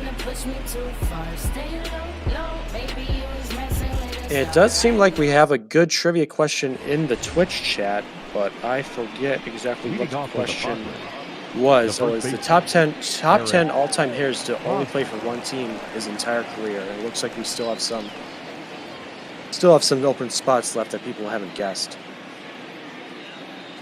Well, Cole, one fun fact about me is that I am terrible at trivia. I was able to get one trivia question the last game I called, luckily, but usually not that good. Quick out from Hosmer there, and as someone who only started following the league in the 08-09 season, definitely some of these older players I do have trouble with myself. So hopefully the Twitch chat can carry us a little bit here. If I'm going to guess one here for the Brewers, I might say Robin Yount, because I think he was a Brewer his whole career, or was he a Royal? Either way. I think he is part of this, but that was already answered by the Twitch chat. So it's three players left. We have 7 of 10. Okay. I'll answer if anything comes to mind, as Manny Machado will step up to bat once more.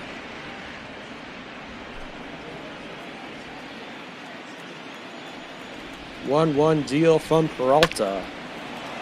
Manny gets that one, and that'll be a nice piece of opposite field hitting for a single for Machado. Machado, 2-time Gold Glover, 4-time All-Star. Will push that one to right field. Usually not that tough when you have that open stance. But I guess when you're coming into the baseball like that, gives you an opportunity to poke one there to right field.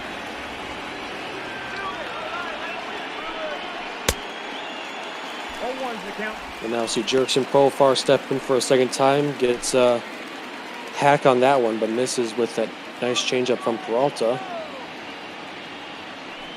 The 0-1 pitch. Got him swinging again. Mixes him up there with that 95 fastball. Peralta doing a good job mixing up his pitches. That hasn't been a question. The question has been his control. Oh, froze him up with that beautiful curveball. And just like that, that is now 9 strikeouts for Trey Peralta. My goodness. Some pitchers would be lucky to have 9 strikeouts in one game. It is the 4th inning, and Peralta already has that stat completed.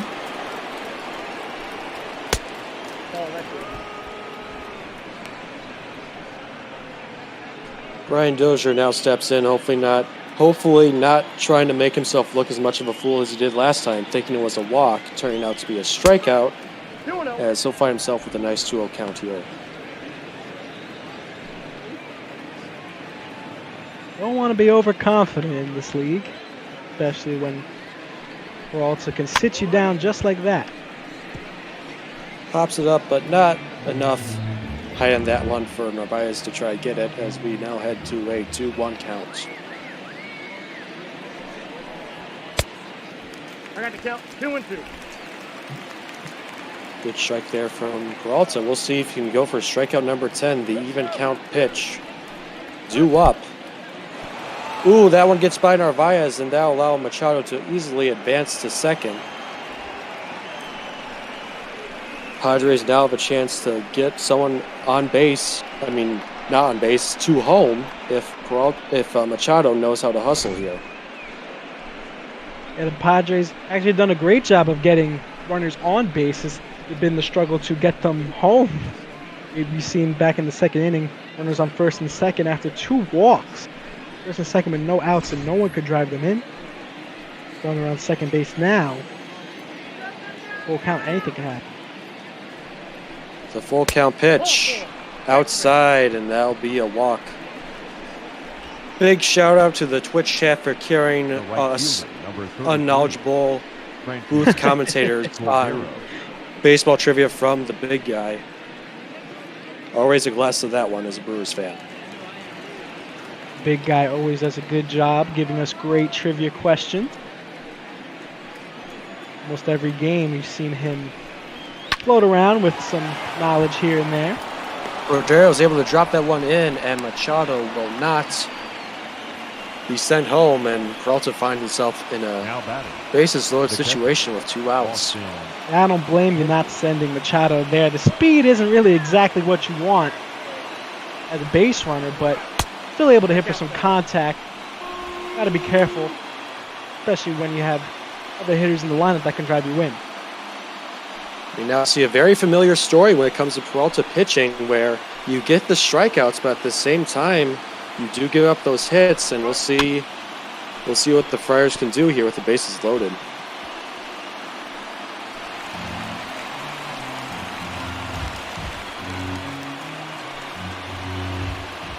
As we talked about earlier, Hedges not known for his bat, is known for his glove behind the plate. Could change that narrative here. His bases are loaded. Peralta already at 80 pitches. We'll see if he can get out of this jam. The 1-2 pitch. Swing and a miss, and that's 10 Ks for Peralta. Able to escape that one as the Padres remain scoreless here, heading to the bottom of the 4th.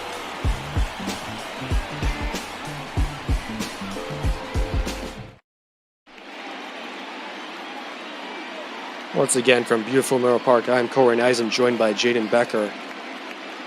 As we now see Heidi Watney definitely giving some sort of in-depth analysis for today's game.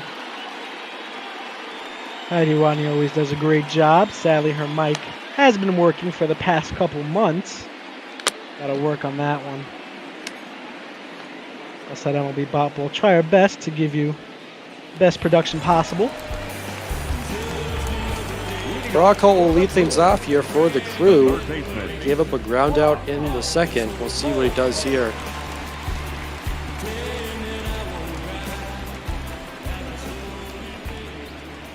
Brock Holt, World Series champion back in 2018 and 2013, 2-time with the Red Sox.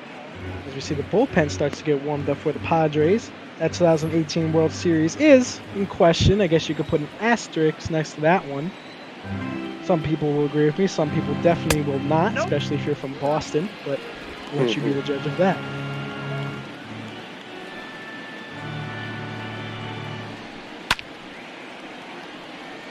Holt will get contact on that one. That heads to a 1-2.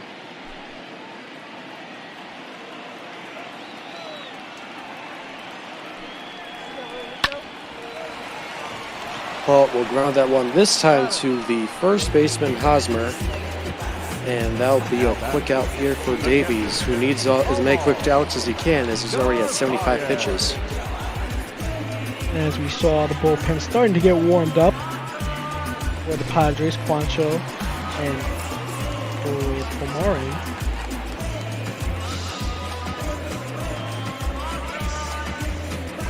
As we see now, Omar Narvaez in that 7th spot. 0 for 5 in the series so far, but did have an impressive series against Boston. Last time, he having 2 doubles and a home run. He'll give that one a ride out to left field. That will get down for another double for Narvaez. And if I'm Craig Counsell, that's something I definitely want to see out of your catching and shortstop spots that have been a struggle all year. And a double from the catcher's position is always a great feat to see. I have a tough time squatting back down to that catcher's position after legging out a double there. Only 10 speed for Narvaez, and anytime the speed is around there, it's always scary when you see them rounding the bases. Eric Sogard, I should say, steps in once more. Got that walk in the second, hoping for at least a single here to possibly drive Narvaez in his.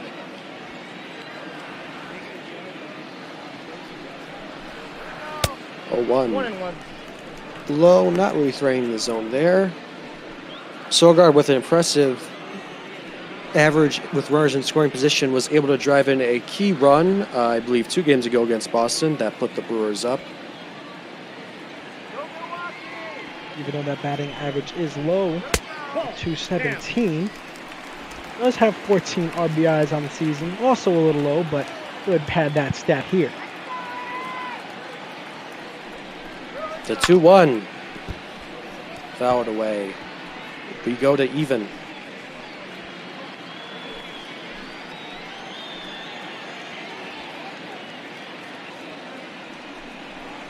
The pitch. Outside, not able to get that cutter in where he wanted it, as we'll head to full.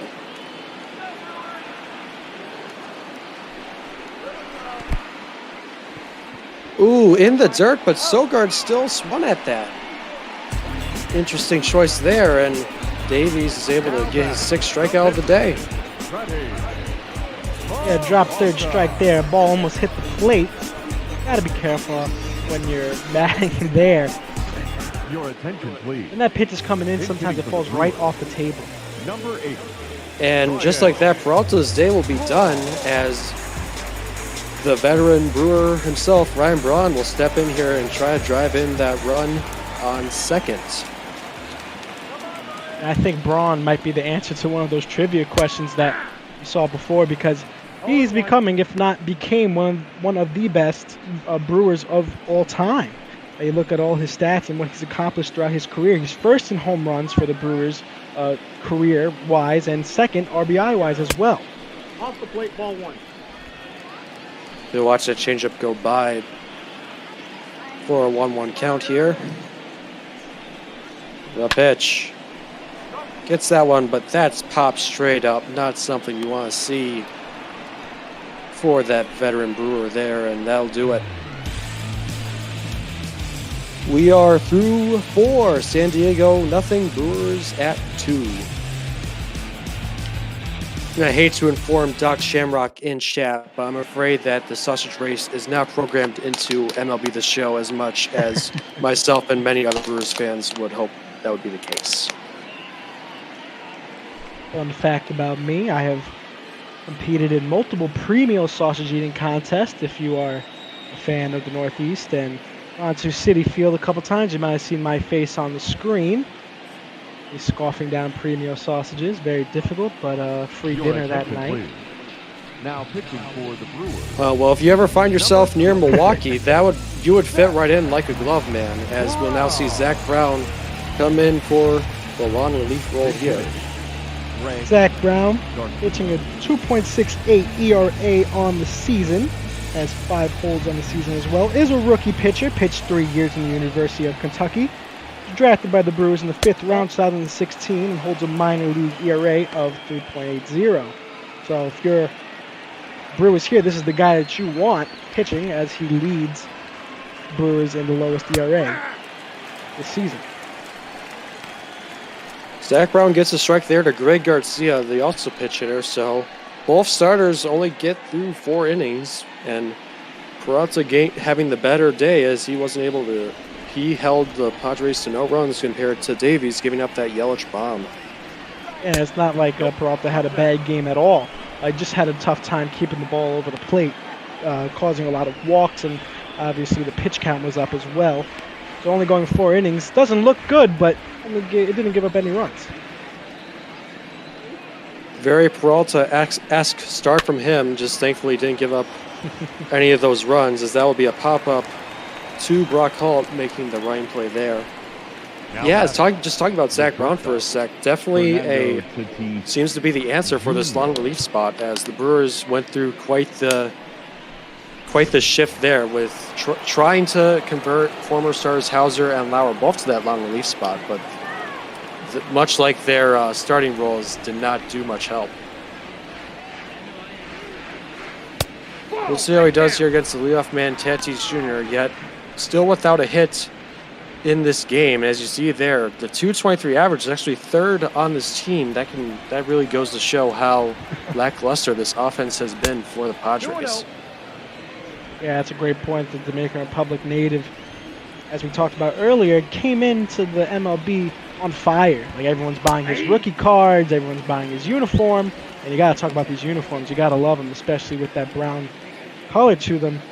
But now has fallen off in this season. It's tough to say if we will see that when the MLB starts up again, hopefully soon. But as of now, in MLB BOP ball, has struggled. Tatis works himself to a nice 3-1 count here. We'll see if he can get into that hit column right here with the 3-1 pitch from Brown. Tatis gets that one, but that'll be scooped up by Sogard. Nice play there for the second out. The center fielder, number 28, Tommy Pham. Good job by Tatis to put the bat on the ball there. Almost got it right up the middle, but Sogard able to show his range up there in the 6th spot. Now see center fielder Tommy Pham getting our chance here. Decent slugging, a decent slugger for this team, able to get 8 home runs, drive that one foul, and also first in the National League for triples, surprisingly, with I believe 7 or 8. Yeah, and if you're Tommy Pham and you're a guy that not really known for his speed, still able to fly around those base paths in San Diego. Also a stadium not really known for being that deep of a ballpark. 1 ball, 2 strikes. Count.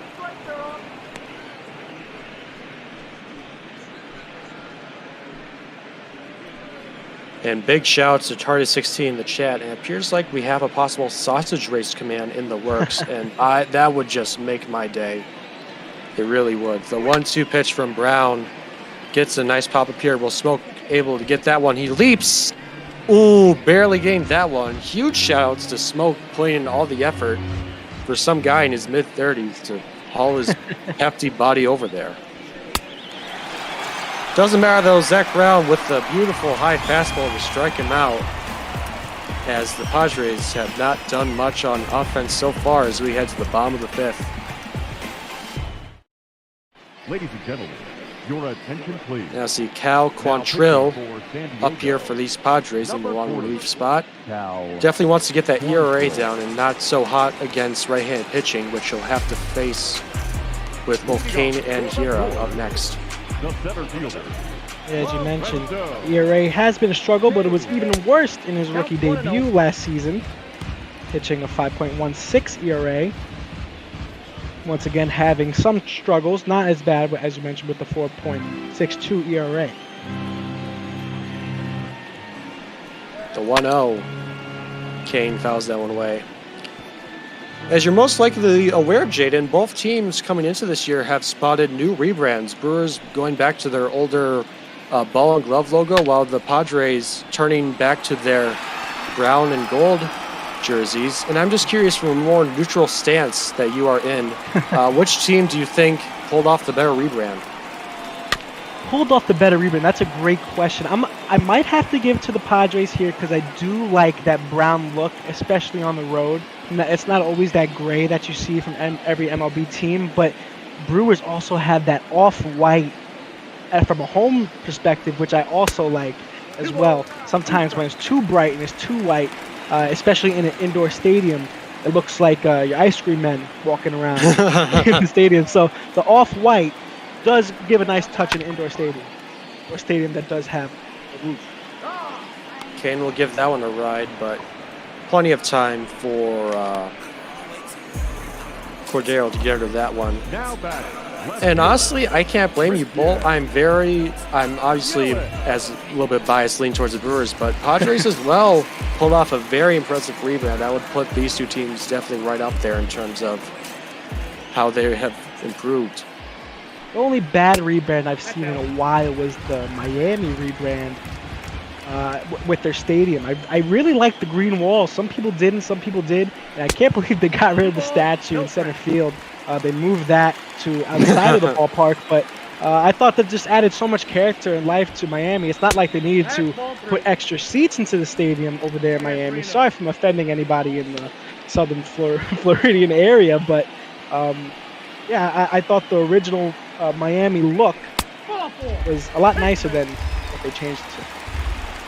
Yelich is able to draw the quick walk there. Can't blame Cal for not really wanting to give him anything, as he hit that jack earlier. We'll see if Casemiro can do something with the runner on first.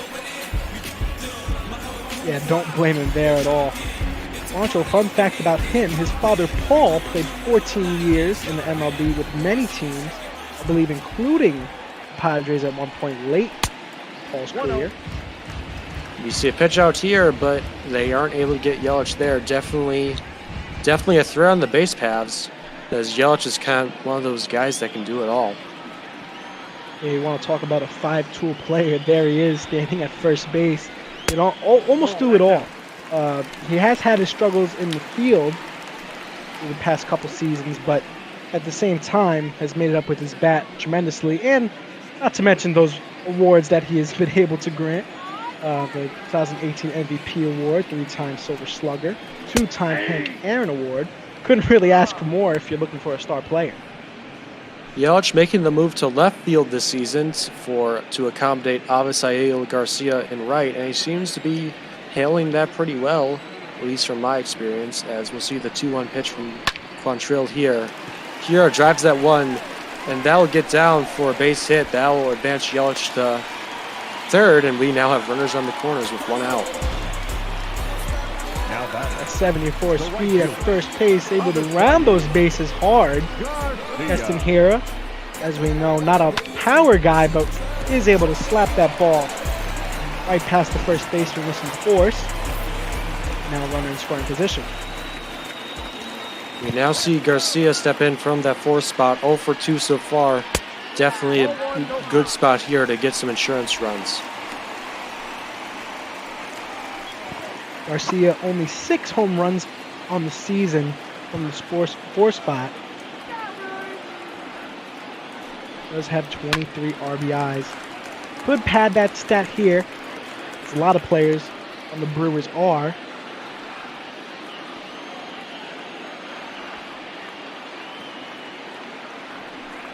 The 1-1. Garcia hits that one high to the opposite field, but that will ultimately go foul. Finds himself now in a 1-2 count.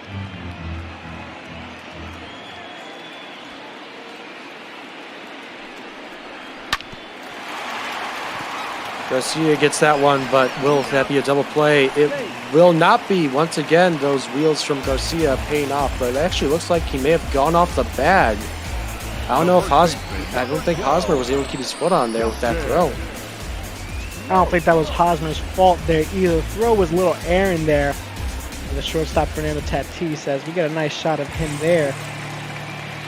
That could have been the play to get you out the inning, and now a run scores, causing Quantrill to have to throw some more pitches. Brewers will take what they can get, as the switch hitting Justin Smoke will try to do anything besides strike out. He's already gone down twice today. Able to get 4 hits in his last 3 games. We'll see if he'll continue that momentum here. The 1-0. Smoke gives that one a ride high, but ultimately playable out there in center field, and that'll do it. Brewers are able to get 1 more, as we'll now head to the top of the 6th.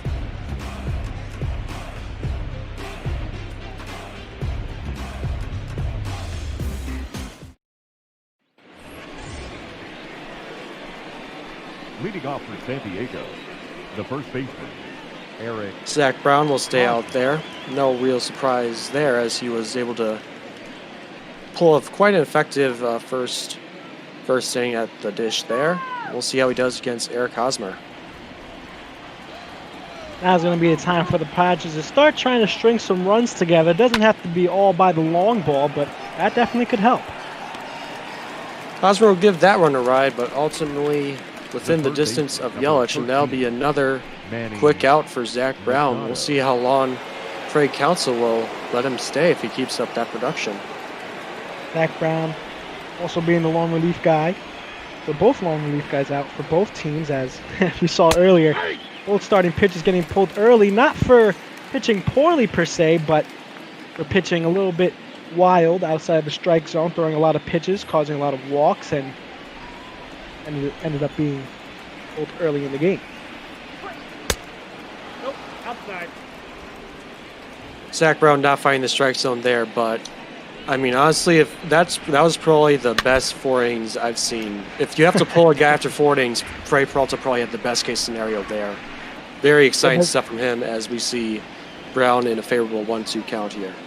The second inning was really what got him there. Machado will drive that one, though, into the gap, and that will be an easy double for him. And we'll see if he can ignite something here for the Padres. You have to score a run in this game. The left fielder, number 10, Milwaukee's least favorite person, as you like to say. Able to get the double there, rattles off the wall. That one was almost a home run off the sound of the bat. Just not enough juice there. Maybe if he was a little faster, it could have been a triple. But I think he'll settle with a double any day, given his 211 batting average struggles coming into this one.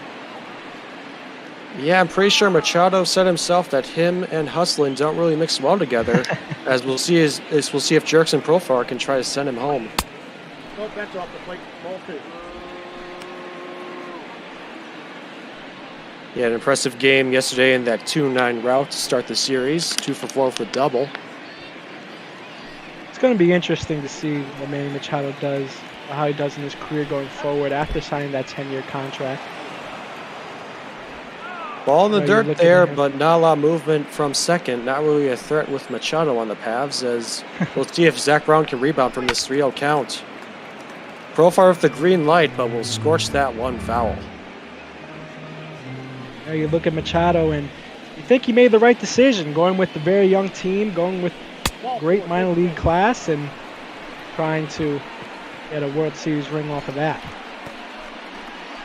The batter, number 9, second baseman, Brian. Zach Brown now finds himself with 2 runners on and only 1 out, and Brian Dozier with a chance to really get some damage going. We'll see how Zach Brown can respond to this situation set before him, as this pitch will be low for a ball. See a 7-game hitting streak by Brian Dozier, and a home run here ties it. That would be something to see, right? Only has 6 home runs on the season with 21 RBIs. He'll give that one a ride, and we'll see. Yeah, it looks like they won't send there. Close enough for Kane to get in easily, and good piece of pitching there by Brown, able to get that second out.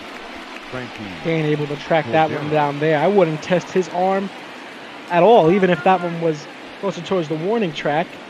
Statistically, I think Kane has one of the best fielding throws from the warning track in MLB history, up there with that Willie Mays throw, according to StatCast.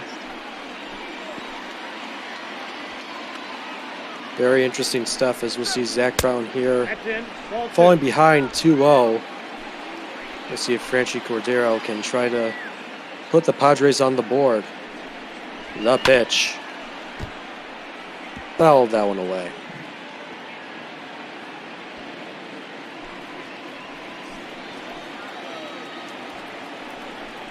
It's 2-1. Got Cordero the chase there. Zach Brown's able to even the count. Cordero has been with the Padres for a long time, since 2011, signed at the age of 17, only made the majors in 2017. High fastball won't get Cordero to bite there. We head to a full count.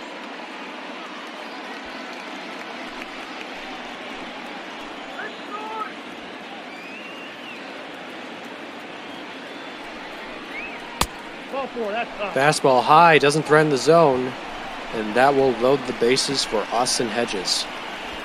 Now batting, catcher, Austin. Well, this is the second time Hedges is going to be in this situation. Bases were loaded back in the 4th inning, and he struck out swinging. Once again, not a great hitter, but definitely could change that narrative here. Let's give him a second shot at it. Now with a different pitcher. First pitch from Zach Brown will be outside.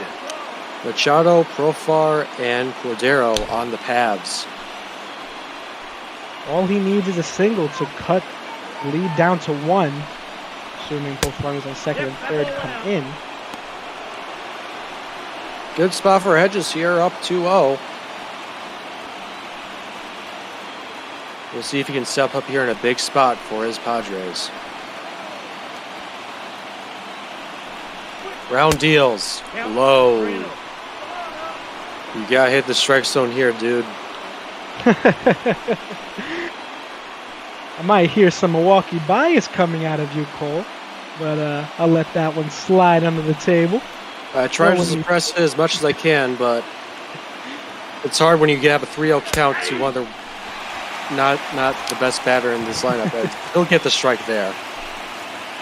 Brown just needs to take a deep breath here. I'm surprised that catcher hasn't gone over and talked to him when the bases were loaded. Brown could get an out. Nope, that's ball 4. Thank you, Ray. And he'll miss there, and that's not what you want to see. A walk in for a run, and we'll see if Zach Brown can try to rebound here, as we'll see another pinch hitter for San Diego Number 7. in the name of Vargas. I think that's how you pronounce it. Lagares, the former New Lagares, York- not Vargas. Yes. Lagares. There you go. The reason I know him so well because he was a former New York Met, my team. I'll break the fourth wall barrier there, but yeah, he played great for the New York Mets. Even won a Gold Glove back in 2014, but definitely was known more for his glove than his bat. He'll give that one a ride there, and now you guys start to question if it was right to keep Zach Brown in after that first inning. We'll see what he can do here. The 1-1 pitch.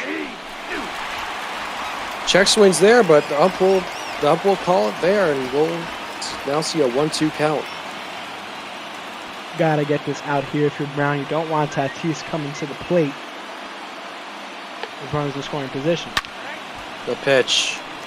Fouled away. Good contact there to stay alive. Lagares signed a minor league contract this offseason. He had battled through injuries throughout most of his career in the MLB. 1-2 spoiled again.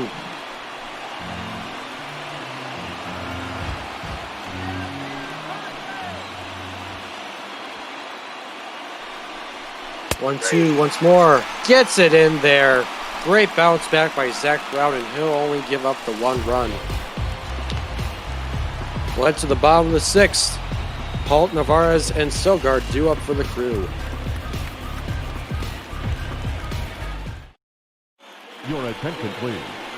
Now pitching for. And now see Matt Strom step in here for these Padres. Definitely better against righties, and that 3.8 ERA is maybe a little higher than leaves more to be desired there. The third baseman. And Matt Strom was originally a starting pitcher back in 2019 for the Padres. Only 16 games before being moved to the bullpen, where they thought he'd be better served. Still there as of late. Back in 2019, fun fact about Strom, he was the only MLB-born pitcher in North Dakota. So North Dakota getting their one guy. North Dakota's favorite baseball player, Matt Strom, towing the rubber. Better to have one than none, as we'll see if Brock Holt can do more than just ground out to an infielder there, as he'll find himself into a 1-2 count. As you do see on our nice crawl system there, we will have bot ball and draft results tonight, so definitely stick around. Don't have to worry about switching between the two, as Holt will send that one high, but ultimately playable for Dozier. Speaking of the new crawl here and the new border we have, I think we couldn't have done it any better ourselves. We got to give all the credit to all the bot ball producers and everyone that keeps things running here for ML Bot Ball, giving a lot of broadcasters experience that we wouldn't have through lost internships and lost opportunities due to the COVID-19 pandemic. So giving us a chance to speak on the mic while sports is at a standstill, we are very thankful. Couldn't have said better myself, as we'll see Omar Narvaez maybe string together something positive here as he doubled his last at bat. Look at the Padres bullpen still working, as it's going to be a bullpen night. If you're just joining us, starting pitcher for the Padres and Brewers are both taken out in the 4th inning due to a lack of control, but you say they gave up many runs. Narvaez gives that one a ride, but ultimately foul. Got good contact there, just can't get the timing right. If he could have got that one there, that one might have gotten over the wall. And still chop it over to Dozier. Definitely getting his reps in today, as that'll be the second out here. The batter, number 7, shortstop, Eric. If I'm counting correctly, I believe Dozier has 5 plays assisted here in this game, and as a second baseman, if you can keep them all in front of you. That's all you can ask, especially with the lefty-heavy Brewers offense. Sogard will be first pitch swing, but that will crawl deep, and that will still be playable in foul territory. Not a lot of room there, and that'll do it for the 6th inning. We get to the top of the 7th, and also top of the order for the Padres. And it looks like we'll now see a double shift here. Let me see if I can catch it on the game audio. Ladies and gentlemen, your attention please. These changes for Milwaukee. Now pitching and batting in the 7th spot, number 36, Jake Correa. Now catching and batting 9, number 9, Manny Pena.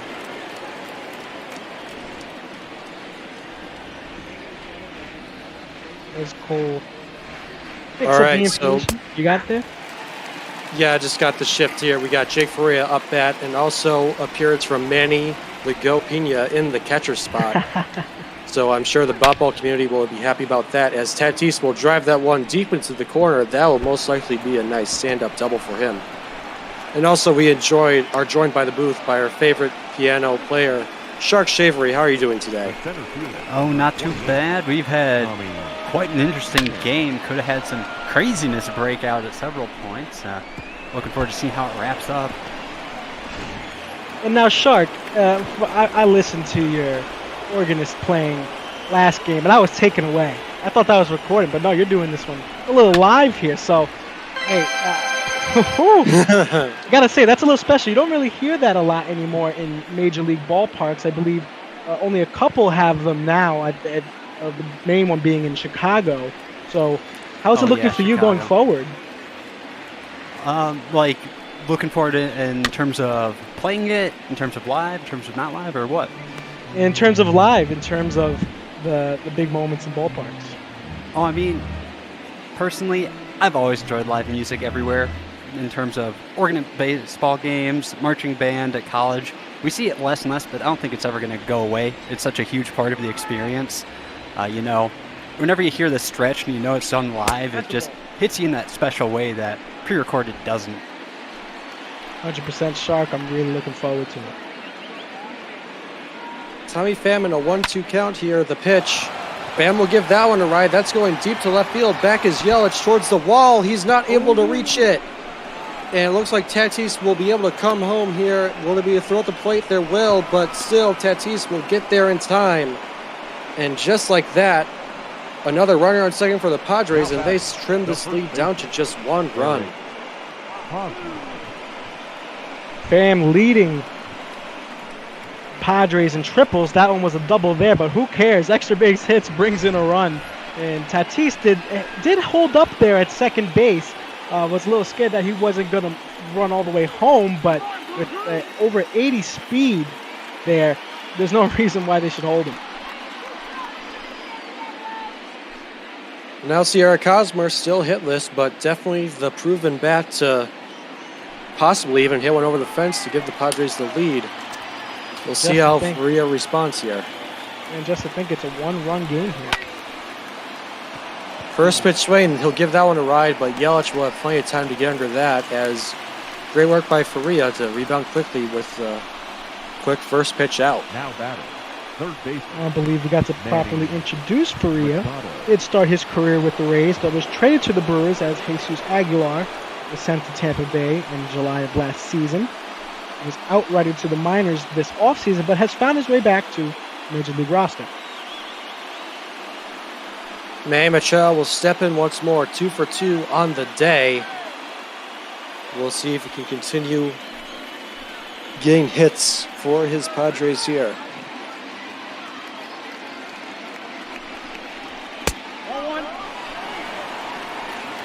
Not able to get the strike zone there with that high fastball.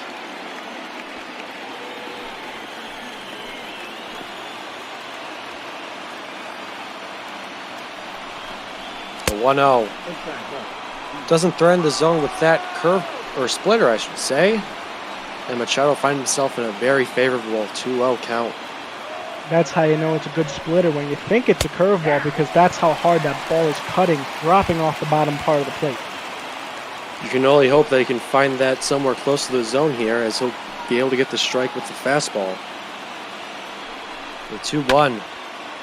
Michelle gets in that one. Will Yelich make the play? He will. Good job out there in left, and Faria is able to get a quick 2 outs, and hopefully he's able to stop the bleeding here and maintain the lead for the Crew. As you mentioned, Yelich able to track that one down. Some players might let that one bounce, but Yelich was quick enough to flash the letter there. That's a quick slice over to here at first, and that'll do it. Tommy Pham able to drive in 1 run, trim it to just a one run lead here for the Crew, as I believe it is about time to stretch it out. A song of good cheer.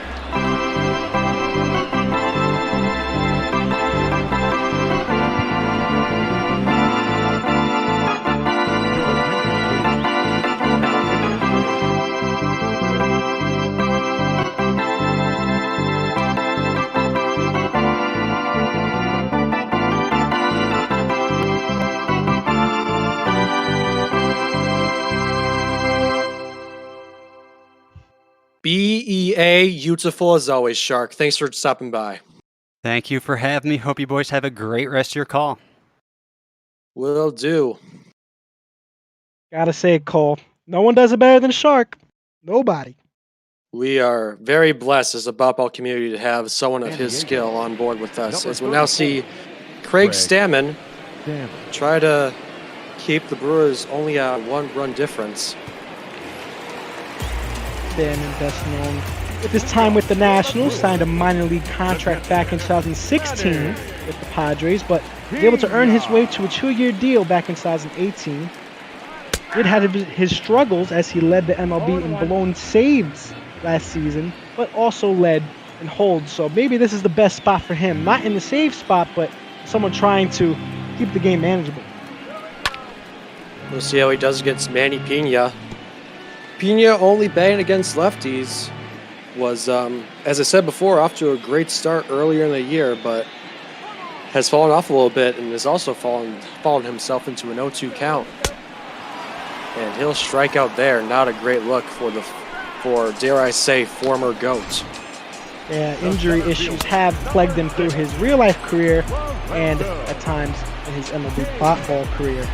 Looking to get things back on track, but greatest of all time, Manny Pena, a.k.a. Manny Pineapple, wherever you want to call him, still lives in all of our hearts. Next steps up Lorenzo Cain to start the top of the order.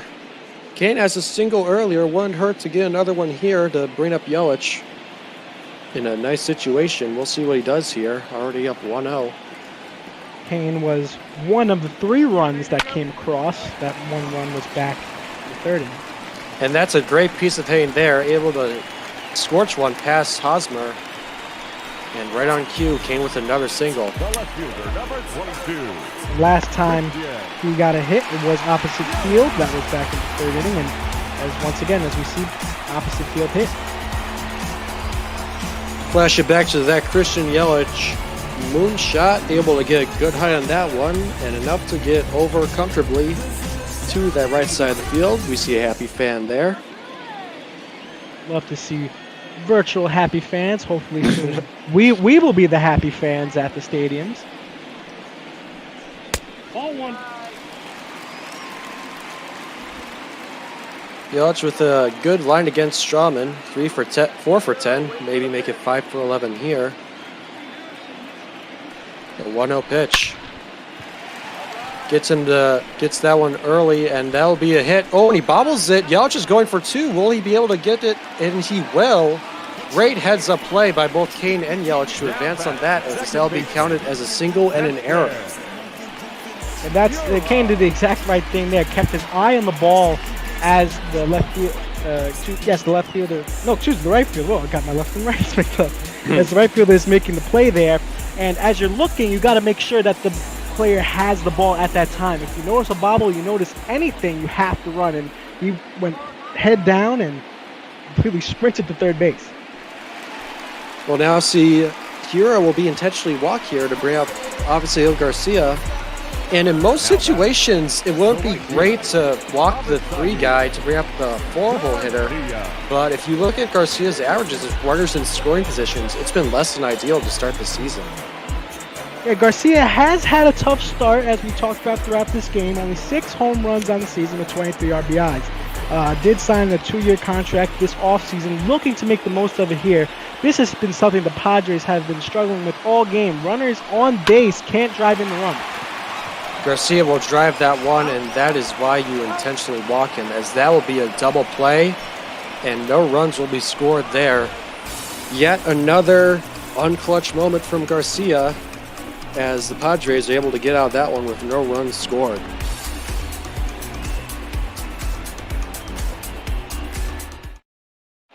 Your attention, please. Now, Bringing the set man Corey Knebel. As you see there, that 6.62 ERA is hard to ignore, but we'll see how he does facing these Padres. Look back on Knebel's career. At one point, a lot of people looked at Knebel as one of the top relievers in Major League Baseball. Now has found some struggles after injuries, including a bout with Tommy John surgery last season. Was an all-star back in 2017 and does hold the record of 45 games with a strikeout as a reliever. Once again, as we talked about, has struggled. 11 holds on the season, which leads the Brewers. Yeah, Knebel was definitely a guy to watch before that Tommy John surgery. You can only hope that the real Knebel can post better results than the virtual one, as that one gets past the glove of Pena. The 1-1 count to Dozier. Misses outside, good knuckle curve there. Knebel, much like a lot of other pitchers in this game, have struggled with control. As the highest whip, the second highest whip on this team with 1.64. Gets a swing and miss there, and that'll bring the count to even, 2-2.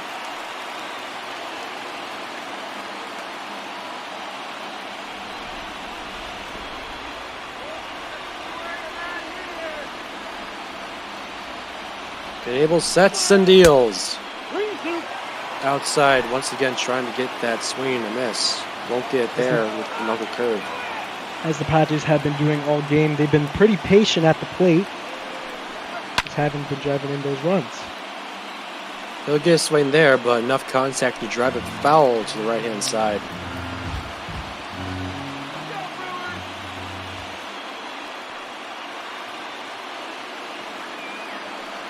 The full count pitch. Fouled off once again. Good fight by Dozier. A great way to shock Knebel. Sometimes coming out the pen, you want nice clean at bat.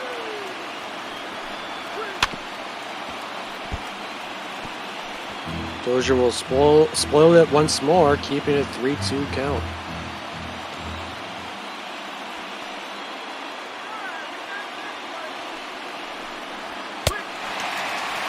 Knebel will get that swing and miss there with the 2-seamer and get out of that jam. As you see, the starter comparison very similar in terms of obviously pitches and strikeouts, but ultimately that 2-run home run from Yelich was the clear deciding factor there.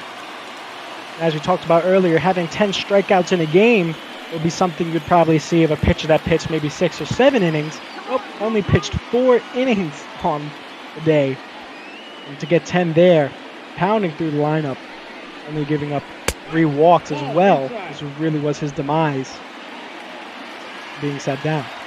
You can definitely see the flashes of potential in Peralta, and that's a good example of why he's on that 5-year deal. We'll see if he's able to work on that in the near future, as we'll see Franchi Cordero up next for these Padres.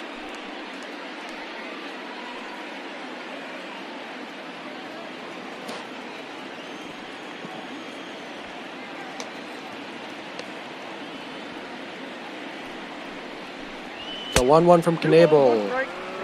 Upstairs, not getting the swing and miss there.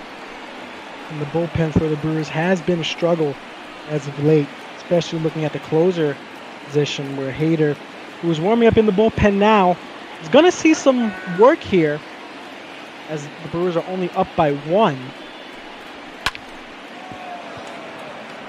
Cordell gets that one high, but ultimately an easy fly out for Kane. And Knable gets the 2 outs here with the catcher, Austin Hedges, due up next. And if Knable can get this out here, this would be a clean inning for him. Something rare to see, given his high ERA.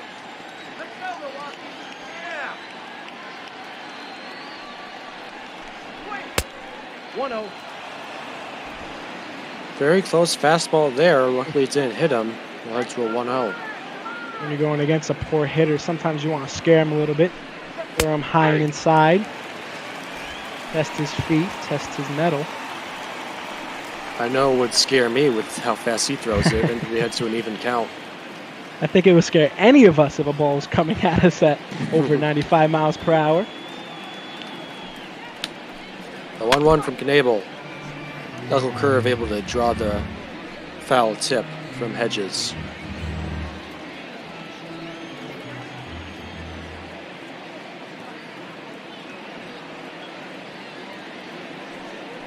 The 1-2. Just inside with the 97 fastball. We head to even.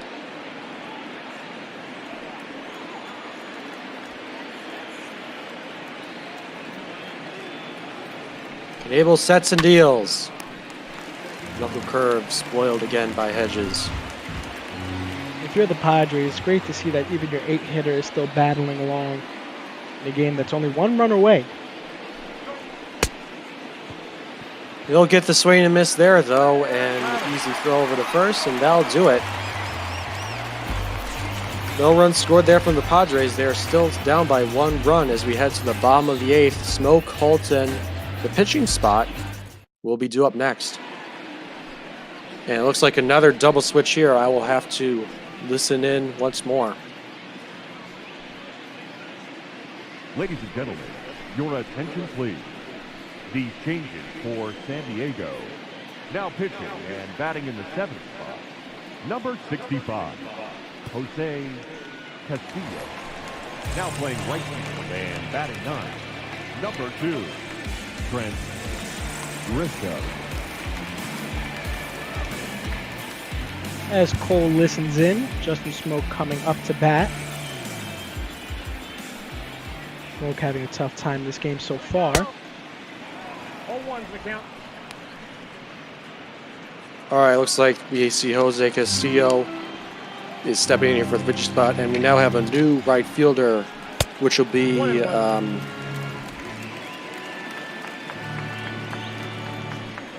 I thought I heard Juan Holgares, but that wouldn't make any sense. I guess it would. I guess I may have botched that one up in Twitch chat. Yeah, sorry about that. I think help from Twitch chat would be helpful there. We can see one of 2 guys, Will Myers or Trent Grisham, as they're the only 2 guys. Oh, you know what? It was Trent Grisham. It was Trent Grisham, now that I think about it. Yep, Trent Grisham stepping in. My apologies. As Smoke will get simple ground out. Not much you can do about that with the shift on, and Brown Colt will now step in. Hey, Cole, it's tough out here, you know, especially when the manager isn't giving us the scorecard. Hey, manager, I want to see 2. You know, I need to know. Yeah, I don't know if it's just a sour relationship with our production crew and the actual players itself, but we'll just have to live with it as Brawl Colt will foul down and away, set the count to a 1-1. I have to call a couple people, see who stepped on somebody's toes.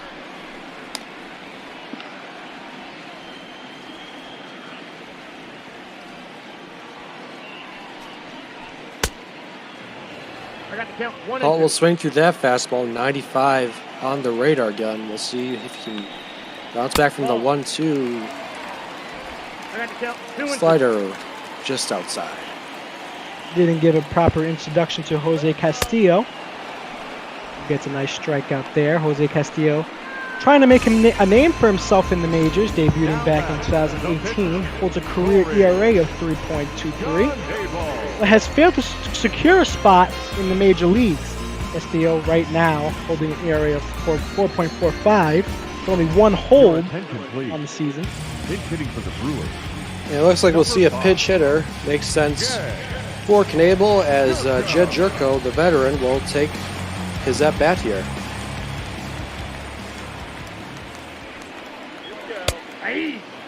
Thought about swinging at that one. We'll head to a 0-1.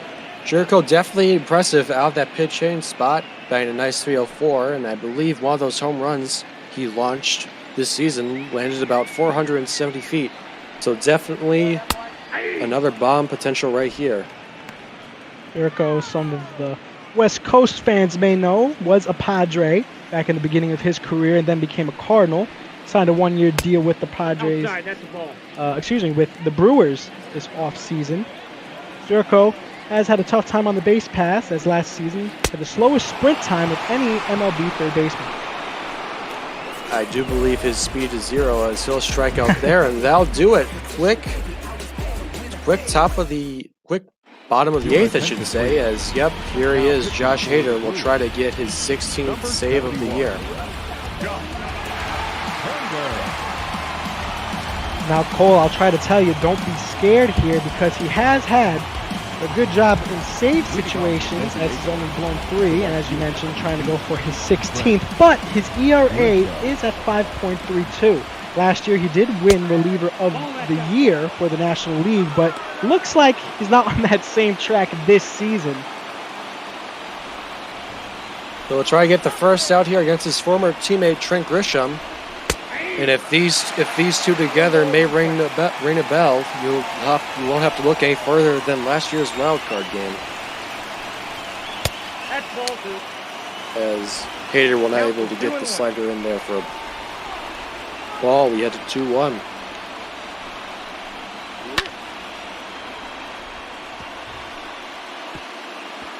Grisham fouls that one away. We head to even.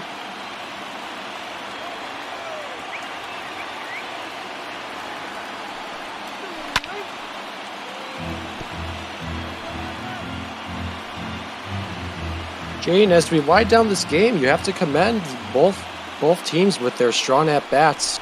Not a lot of guys going 3 strikes and you're out. And with the top of the lineup coming up here, we're going to see that even more. As a bunch of these guys are really contact guys. We haven't seen a lot of the guys on Padres really hit for power. That's not really important when you're down 1 run. Just need to string a couple hits together, and it's a tie ball game.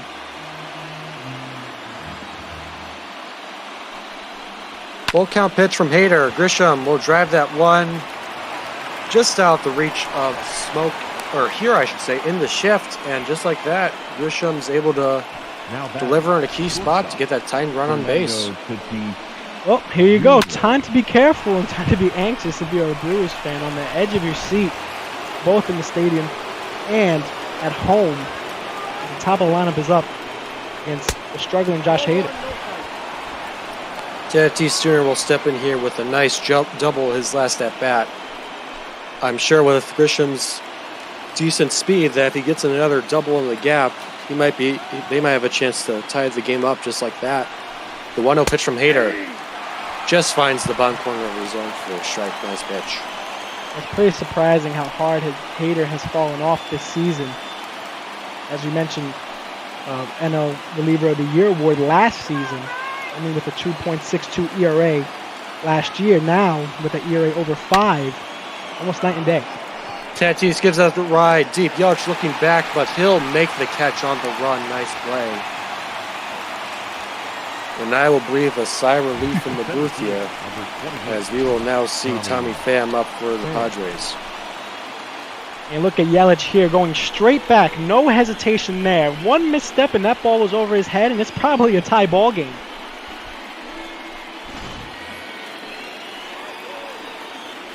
Tommy Pham also with a double and an RBI, and I'll say the same thing again. Just get one in the gap, and Grisham will have a decent chance to at least tie this game.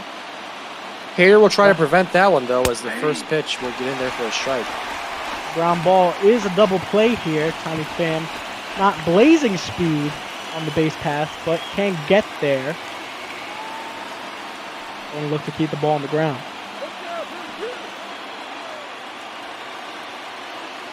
Hader sets for the 0-1. Finds the zone again. Good stuff with that fastball. And Pham needs to buckle up here, down 0-2. Hader keeping the ball low in the zone. Not a bad idea to check on that runner. Grisham does have that decent speed out on first. The 0-2 from Hader. Fouled away. Probably caught more of the zone than Hader would have wanted, especially up 0-2. You're exactly right, Cole. You got to keep that one low, especially if you're looking for ground balls. You're not going to get a ground ball if the ball's by the letters. Yeah, Hader probably got away with that one there. As we'll do it again, 0-2. Hader sets and delivers. High fastball. Good take by Pham. Manager for the Padres, Jace Tingler, looking a little nervous here, and I would be too. Runner on first base for leading run at the plate. Another fastball low. That doesn't catch the zone. We now head to even. Brewers fans on their feet. The 2-2. Swing and a miss. Pham seemed to give it his all there, but misses wildly. And Hader's able to get his first strikeout. What that one is called, Cole? A jam sandwich. Jammed him all up inside. Tried to get his hands on the ball. Probably couldn't hit that one with a 26-inch bat. Hosmer now facing the final out for his team as Hader whips that fastball in there. Hosmer 0 for 4. He does have a home run in the series already, which will have been last game. We'll see if he can do that again. The 0-1 is low there. 82-mile-an-hour slider, not hitting the zone. Hosmer still leading this Padres team in batting average, so if anybody you want, it's going to be him. Swing and a miss there. Hader gets him with the slider. Brewers fans on their feet. The final strike. And he makes sure Grisham is not careless on that line by first. That would be a hell of a way to end the game there on a pickoff. The 1-2. High outside. Goes back to that slider again. You have to wonder when he'll bring out the fastball. Even count pitch here. Ooh, very close to the zone. Good take by Hosmer. Going to want to get this out here. We now head to a full count. Hader deals. Swing and a miss, and that'll do it. Hader gets the save, and the Brewers will win a close one today, 3-2. Brewers definitely need this one. Don't have to worry about getting swept as they're able to tie the series 1-1 with the deciding game tomorrow.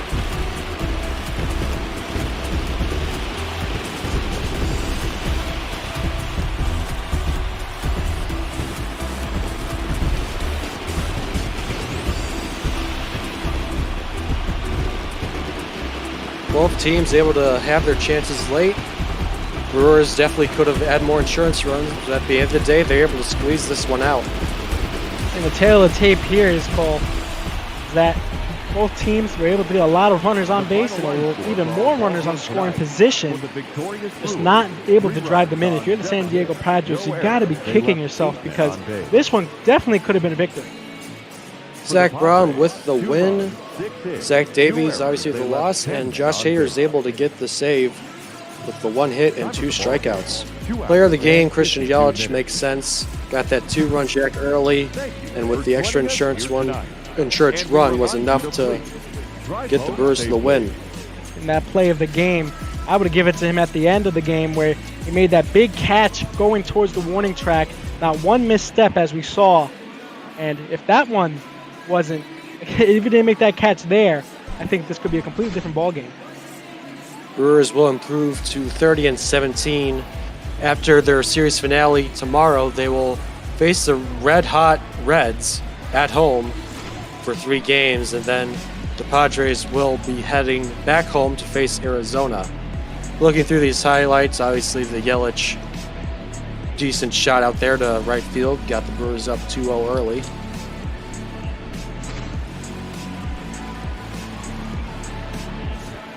One of the many strikeouts today for Peralta. If only he could keep his accuracy down, he definitely could have gone more innings, but with the no runs allowed, he'll live with that. 10 strikeouts on the game for Peralta as well. So great showing from him. Just couldn't stay long.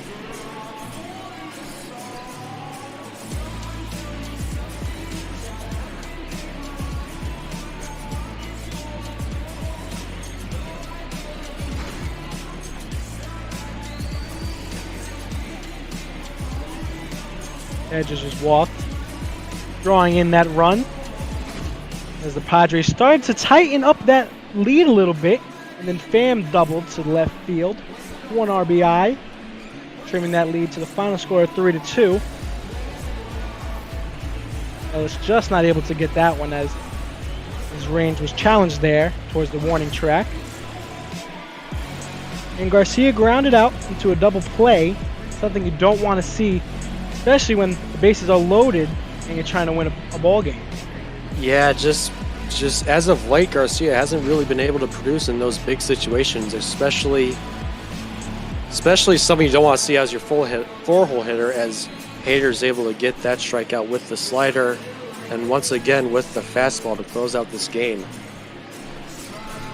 Hader with a surprisingly good showing from what he has shown throughout this whole season with his high ERA, but another save there brings him to 16.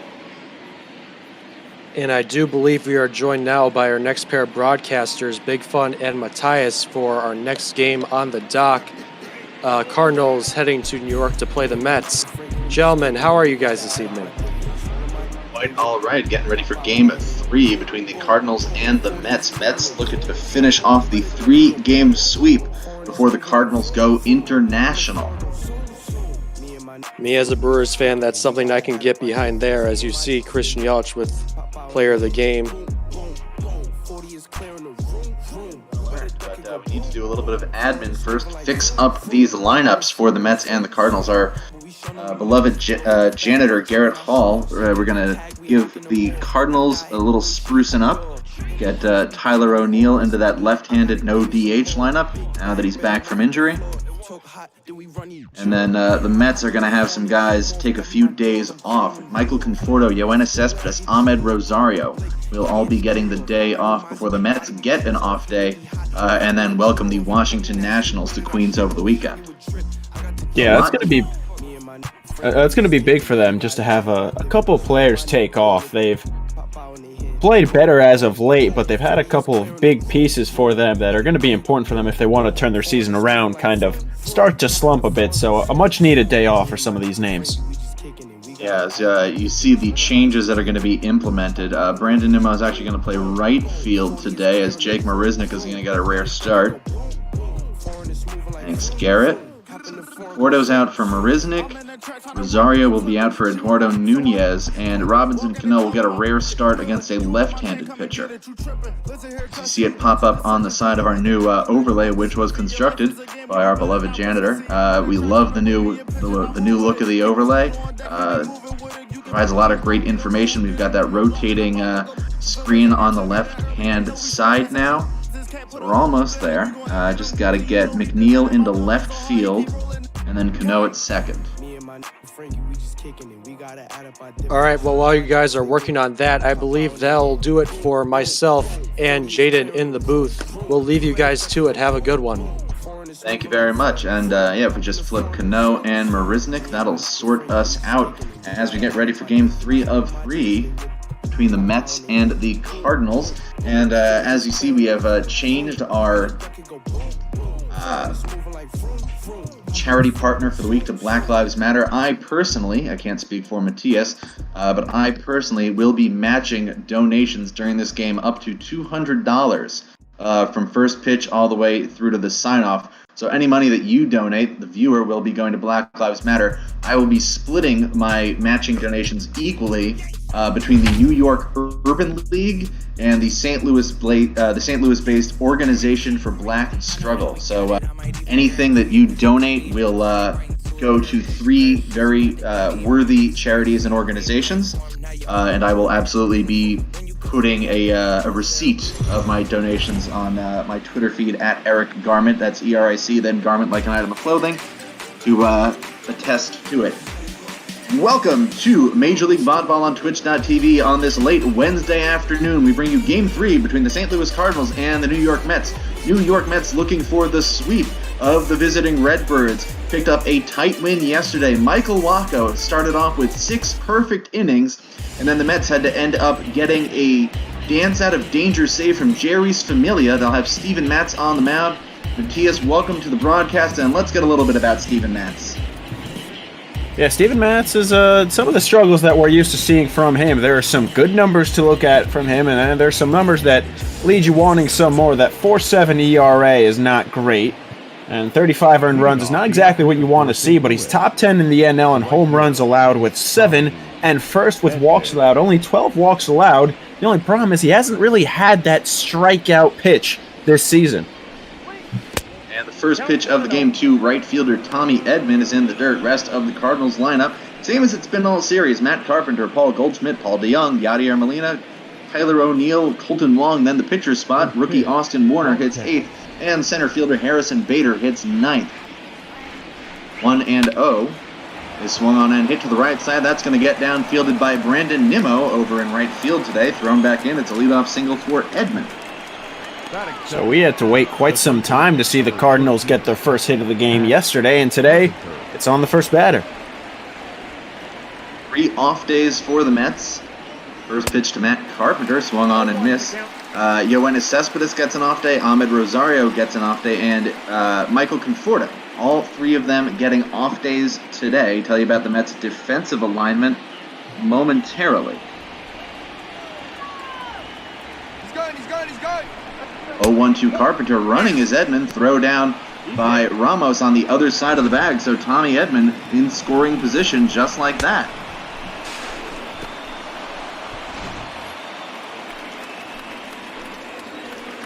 Four pitches in. Steven Matz has his first runner in scoring position. 1-1 to Carpenter. Just misses inside. 2-1. Rusty Valentine will be calling the balls and strikes. That one looked like it might have clipped the inside part of the plate, and looks like Valentine's going to be calling a tight strike zone. 2-1 is lifted by Carpenter to right field. It's sending Nimmo back to the track at the wall, and it is gone. 2 batters into the game. Matt Carpenter takes Steven Matz deep, and the Cardinals jump out to a sunny 2-0 lead.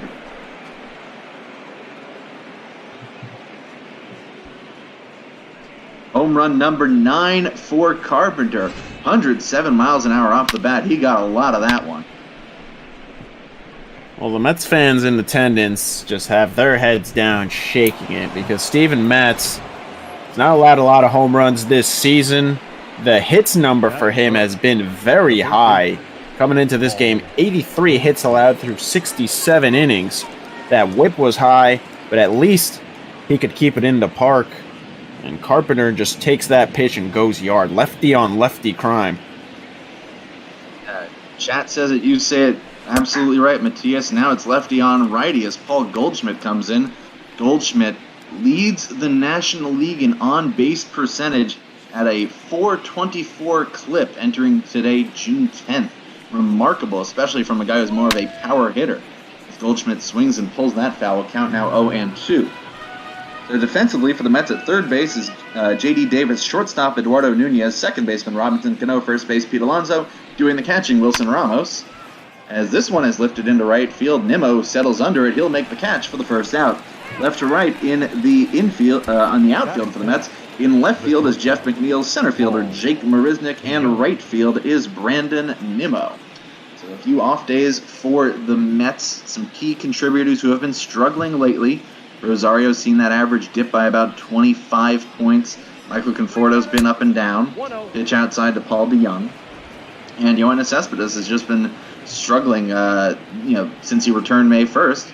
And a chance to get him an off day is welcome. Count now 1-1 to DeYoung. Yeah, Cespedes definitely using this off day, although that average has gone up about 20 points in the last week. You wouldn't know that, though, because he's still just batting 132 and 0 for 3 yesterday. Cespedes hasn't had a lot of off days since returning, so with the extra off day ahead, Luis Rojas choosing to give the outfielder an extra one here. That one's rolled over to Cano and thrown to Alonso. 2 outs now in the inning as DeYoung grounds out. Here comes Yadier Molina. Going back continue. Go ahead. No, go ahead. So going back to Cespedes real quick, you talk about how he hasn't had a lot of off days. He hasn't played over 81 games since 2016. He had injuries to both of his heels. Those are nasty injuries to come back from. Yeah, you had the calcified heels, and I've personally never suffered from calcified heels, but it sounds just awful to have to deal with that, and it's incredible that he managed to play through it at any level, as that's hit foul by Molina, 1-1. And then, of course, the ankle injury suffered on his ranch, so a malady of injuries for Cespedes. It's almost impressive enough that he was able to make it back for May 1st, 1-1. Just catches the zone, count now 1-2. It'd be a different story if there was a DH to maybe bring him back a little earlier. 1-2 grounded foul, and yeah, so back in the real world, as it were, Yoenis Cespedes definitely could be a DH for the Mets should the DH rule come to pass, should any amount of season come to pass. But here in the world of Major League Baseball, he is playing left field for the Mets. He's getting better. Had a crucial play in last night's win, 1-2 to Molina. This one's grounded to the right side. Alonso picks it up, flips to Matz, makes the cover, and that'll do it. But the Cardinals jump out to a 2-0 lead thanks to a Tommy Edman single and this Matt Carpenter home run into the Coca-Cola corner. Middle of the first, Cardinals 2, Mets nothing.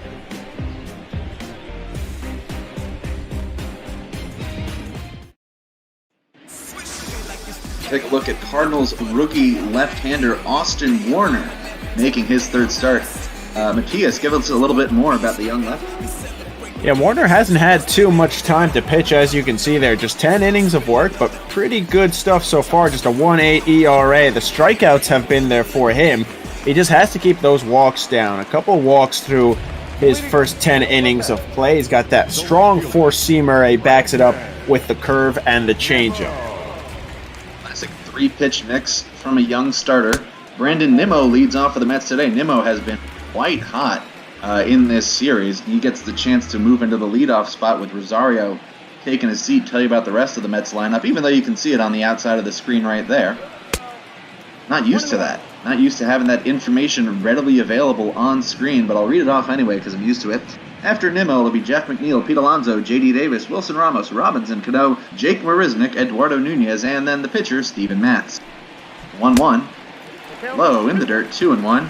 Defensive alignment for the Cardinals, same as it's been all series. Matt Carpenter at third, Paul DeYoung at short, Colton Wong at second, Paul Goldschmidt at first, doing catching, Yadier Molina. 2-1. Check swing in there anyway, 2-2, left to right in the outfield, Tyler O'Neill, Harrison Bader, and Tommy Edman. So the Mets trying to bounce back from giving up 2 in the first. And Brandon Nimmo now works the count full, 3-2. Nimmo, one of the best walkers in the National League. I believe he comes into this one tied for 7th, 37 walks. 3-2. Inside, ball 4, Brandon Nimmo works himself a walk. And now he's tied for 5th with Pete Alonso and Michael Conforto. And Nimmo did a great job of staying off the inside pitches, and he did a good job of working back into the count. And I still think the best version of these Mets is Rosario leading off and Nimmo at the bottom of the order, but a no-brainer with Rosario having the day off to put Nimmo in the leadoff spot. Yeah, Rosario, who had his average up in the low 320s, has seen it dip under 300. Luis Rojas deciding that today a good a day as any to let his improving shortstop take an extra breather, take 2 days off before getting the division-leading Nationals in again. Mets over the weekend losing 3-4 at Washington, hoping for better results at home. 0-1 to the left fielder today. McNeil is low, 1-1. Warner, his last time out in Pittsburgh, had a no decision. Went 5 innings, gave up 5 hits, just 1 earned run, but 3 walks mixed among 3 strikeouts. 1-1 now. Low, 2-1. Warner trying the curveball, can't get McNeil to bite. And we see Warner struggling a little bit with the control early in this game. I don't hate that decision to go low. You want it to be a little closer to the strike zone, but you're facing the dangerous Jeff McNeil, who is great at protecting the plate. Warner takes a look at Nimmo on first, 2-1. just misses outside 3-1. Waiting on deck, Pete Alonso. Oh, the slightly reconfigured Mets lineup with Nimmo at the top of it today. Jeff McNeil in his customary 2-spot, putting the heat on Austin Warner through 10 pitches. Neal 4th in the National League with his .336 batting average.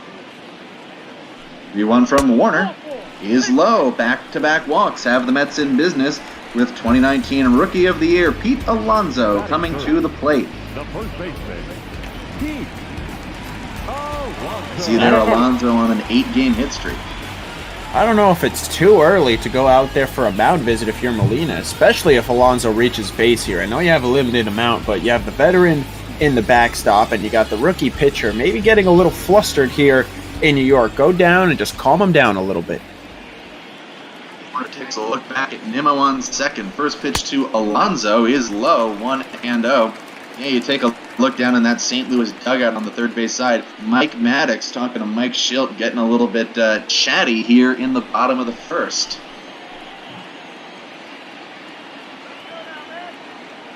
Warner comes set. Now the 1-0.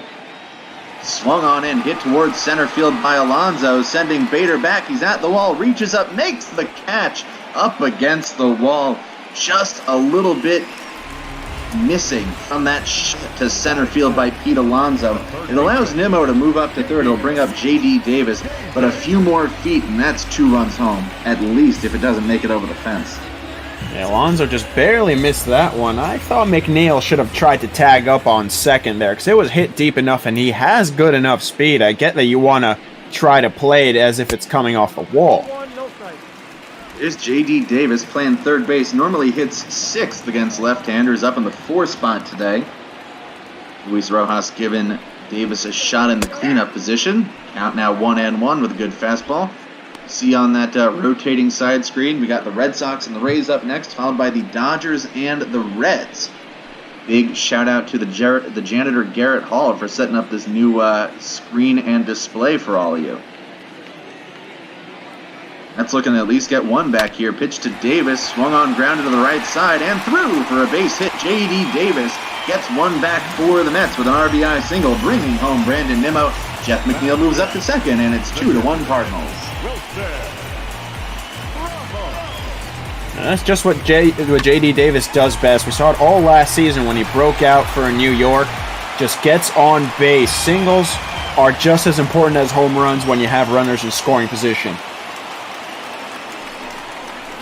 Here's Wilson Ramos, who has been incredibly hot lately. Other than Jeff McNeil, he's been the Mets' best bat over the last week and change. Gets to hit 5th today behind Davis.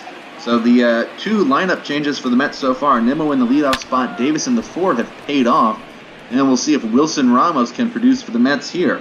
He is a double play candidate. He's going to look to keep it off the ground and add to the Mets' offensive output here in the first. Warner checks on McNeil at second. Pitch. This one is lifted to right field. Settling underneath it is Edman. No chance for McNeil to tag. He heads back to second. And there will be 2 outs for Robinson Cano, getting his first start against a left-handed pitcher in a little while. I don't hate having Ramos in that 5th spot. Actually, I'll take that back. I like having Ramos in that 5th spot. The trial and error has resulted in a lot of error of having Yoenis Cespedes in that spot. Maybe move him down in the lineup and have him face a little bit more fastballs. Keep Wilson Ramos, in that 5 spot moving forward if I'm Luis Rojas. First pitch to Cano is a curveball way outside 1-0. So after Cano, it'll be the more non-traditional Mets starters with Marisnik and Nunez in the 7 and 8 spots today. 1-0 from Warner is high, 2-0. And if you're wondering how to donate, there is a button right below the video that says support BLM. There's a PayPal link there, and you can also type !donate into the Twitch chat, and a donate link through Streamlabs will generate there. Mets have cut into the St. Louis lead, looking for more. 2-0 is just on the outside edge, 2-1. You see there, Warner struggling with the control, 13 balls out of 22 pitches. 2-1.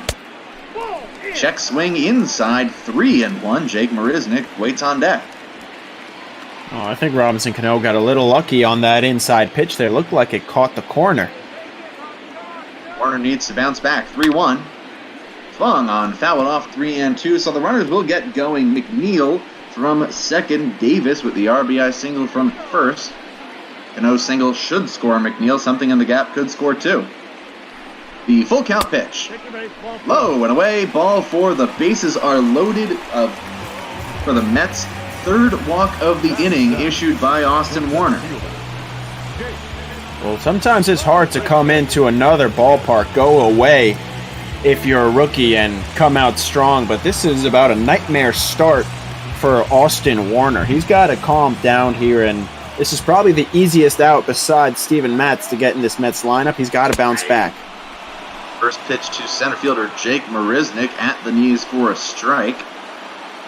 Marisnik coming over to the Mets just like J.D. Davis did from the Houston Astros during the 2019 offseason. And Marisnik looking to reward Luis Rojas here. The 0-1 way inside near the belt of Marisnik, 1-1. Marisnik would be happy with a walk. It'll bring a run home, keep the line moving.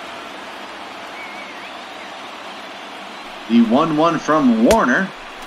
Inside, 2-1. So like you said, Matias, this could be an opportune time for Mike Maddox to take a short walk out there. Yeah, and I think it's past due, honestly. Have 3 walks in the first inning and a run allowed, already. I think you need to calm down your rookie pitcher. 2-1 just gets the outside edge. Warner goes to the changeup and finds the zone. Gets the count back even, 2-2. His 30th pitch of the first inning about to come to Marisnik. Just misses. Oh, that looked like just about the same pitch. Thanks to S.Gamer23 for the $20 donation of Black Lives Matter. That's $10 to the New York Urban League and $10 to the Organization for Black Struggle. Full count pitch. Swung on, ground to the right side, into the glove of Goldschmidt, flips to Warner, makes the tag, and Austin Warner, despite 3 walks and a single in the first inning, only gives up 1 run, escapes it from being much worse after the first inning. It's Cardinals 2, Mets 1. You're watching Major League Baseball on Twitch.tv. So tough break for Marisnik there. Had some good contact on that pitch. Hit it to the right side, just couldn't get it out of the way of Goldschmidt. So it's O'Neill, Wong, and Warner for the Cardinals in the second. First pitch from Matz is low and away, ball 1. And you look at Warner's line so far, just an inning pitch to hit allowed, 1 earned run allowed with 3 walks, and you wonder how is that even possible? I think they got a little lucky there, and Marisnik had a chance to beat out that throw at first. It's grounded, sliding stop by Nunez. Throw is not in time to catch the speedy O'Neill. You had Davis playing in a little shallow, guarding against the bunt from O'Neill. If he's playing back, you might have a 5-3 ground out there, but instead Nunez really not much of a chance to catch O'Neill. So it's an infield single, 3rd hit for the Cardinals. We'll bring up Colton Wong with 1 on and nobody out. Yeah, it's still a great play by Nunez to keep it in front of him, though. Matz hits the zone with a slider, 0-1. Once again, remember, folks, we're doing this for charity. Every dollar you donate will go to Black Lives Matter and will also lead to matching donations by me to a couple of New York and St. Louis-based charities. Count now 1-1 to Wong. And that's really been the story, though, for the Mets. You look at Marisnik grounding out in that spot, 1-1 pitch. Swung on and missed. Wong fooled badly by the changeup, 1 and 2. Routinely over the course of the season, they have missed out on run-scoring opportunities.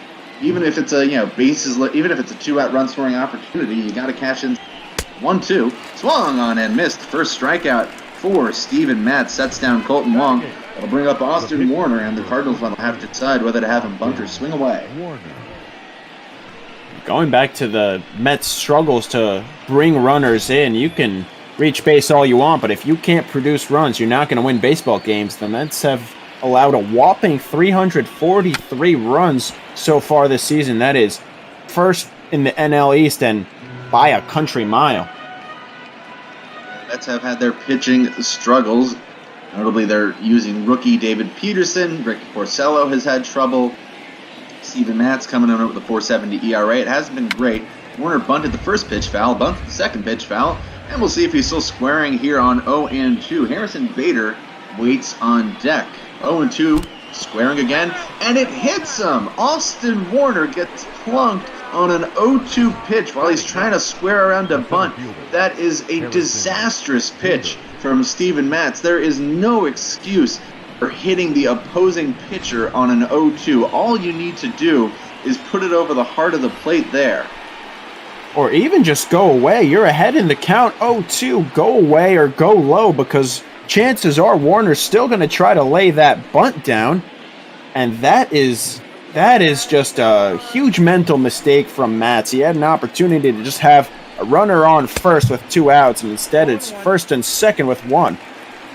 Harrison Bader checks swings. It's a strike anyway. This is the first time that Austin Warner has been on base in his young major league career in just his 4th plate appearance. 0-1.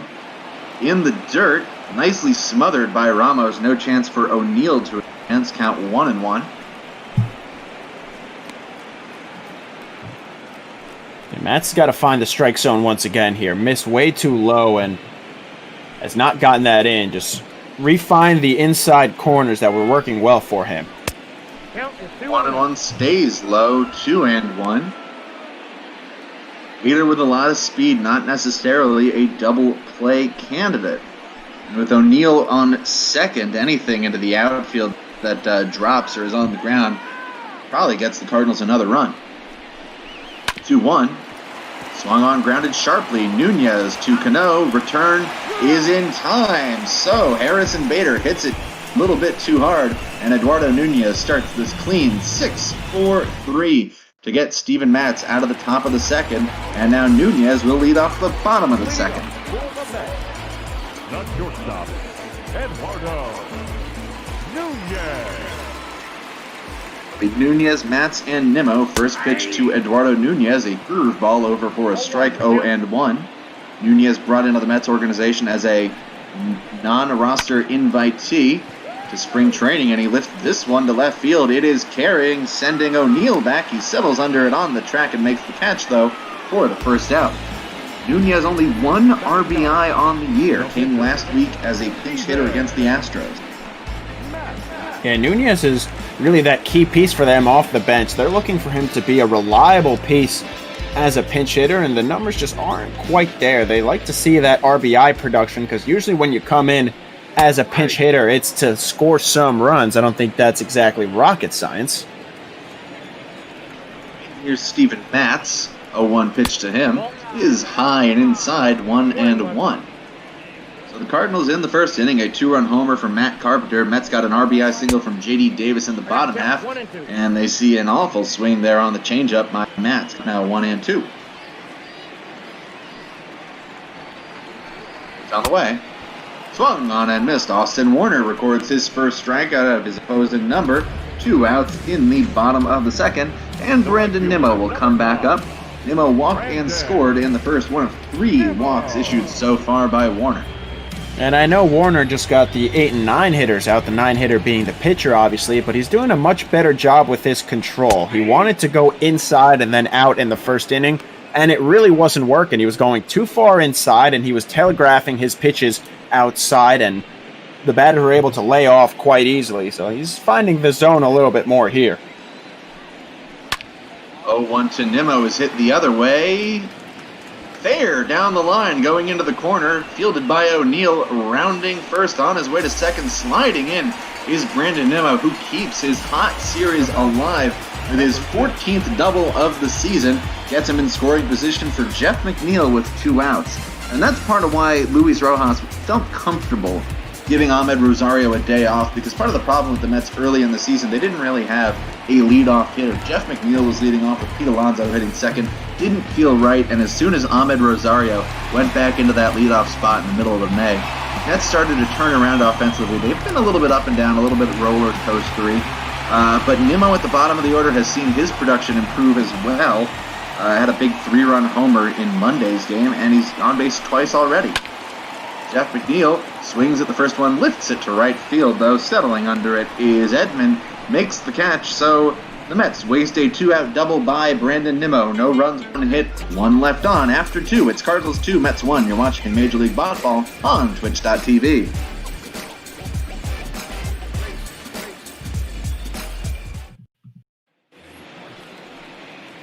Move now to the 3rd inning and the top of the Cardinals order. For the second time, Tommy Edman, Matt Carpenter, and Paul Goldschmidt. First pitch from Steven Matz, high and inside, 1-0.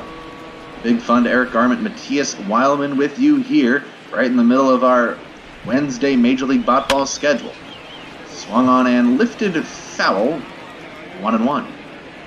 Yeah, just picking up where we left off on that who hits leadoff and where Nimmo should hit in that Mets lineup. If Nimmo can keep this production up, having him at the 8 or the 9 spot is huge. And I know the Mets experimented a little bit with having the pitcher in the 8 spot. We're seeing that today from the Cardinals. I don't love that strategy, but if you have Nimmo producing in that 9 spot and then you have Rosario and McNeil following up, that is a deadly 1-2-3 from the Mets. That is a backwards K for Steven Matz. Sets down Tommy Edman looking. As you look at the standings coming into play today, Mets still trying to get themselves even just into 4th place. They're 15.5 back of the division-leading Nationals. Just 3 games back of the Marlins, though. And you can't make it to 1st place without first making it to 4th. So the Mets trying to just climb that mountain. Here's Carpenter, hit a 2-run homer to right his first time up. Takes a strike, 0-1. Well, there's a huge adjustment the Mets had to go through because they don't have Marcus Stroman for probably the season with a torn labrum. He's going to miss 4 to 5 months, and you're also going to miss Syndergaard. Yeah, that one was knocked down by Alonso. Good defensive play by the Polar Pete, putting his body in front of it. Carpenter retired 3-1. And yeah, you're right, Matthias. No Noah Syndergaard, no Marcus Stroman. Mets have really tried to piece it together. Greg Porcello, currently out of the rotation, might be given the start on Saturday. It's to be determined, because rookie David Peterson is 0-6 through his first 9 starts. But Porcello is 1-9 through 12 starts. There's really no winning between the two. And then Corey Oswald hasn't done himself any favors either. Yeah, Oswald with just 1 start. Got 1 start on Saturday in Washington. Scheduled to start Friday's game. Now 0-1 to Paul Goldschmidt. Low and inside for a ball. Oswald actually left that game in a position to win. Left a runner on base, though, and the inherited runner scored in an eventual Mets win. As this is inside 2-1. So Oswald will be given at least 1 more shot to start. But the new debate is really between Peterson and Porcello. And we'll have to see what the Mets choose to do heading into the weekend set with the division leaders. 2-1 to Goldschmidt, inside 3-1. So Steven Matz has only allowed 12 walks through 67 innings coming into play today. On the verge of walking Goldschmidt, who's one of the best at doing it in the NL. 3-1. And there it is. Walk number 13 issued by Steven Matz on his season. Gives the Cardinals a 2-out base runner for Paul DeJong. Well, you never want to walk someone, but if you're going to walk anyone in this lineup, it might as well be Paul Goldschmidt. You down 3-1, you don't want to give him anything to hit, and you're hoping he goes inside again and maybe chases a fastball. That's not a terrible pitch by Steven Matz. Sometimes you just have to cut your losses. Paul DeJong, first pitch to him is low, 1-0. See there, DeJong, who's regarded as a Met killer, 5 for 12 in his career against Matz, including that first inning ground out. Grounds this one foul, 1-1.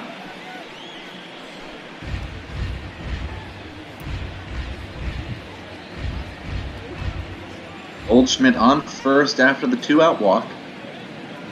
1-1 on the way from Matz. And there for a strike, 1-2. Good sinker coming on the inside edge to DeJong. I wonder if Matz is going to set up outside here. He's attacked the inside part of the plate against DeJong so far. Ramos sets up inside again. This one is lined into the glove of Robinson Cano, and that will do it. So, just like the Mets in the bottom of the second, Cardinals faced a 2-out base runner in the top half of the third. Middle of 3 from Flushing, Queens. Cardinals 2, Mets 1.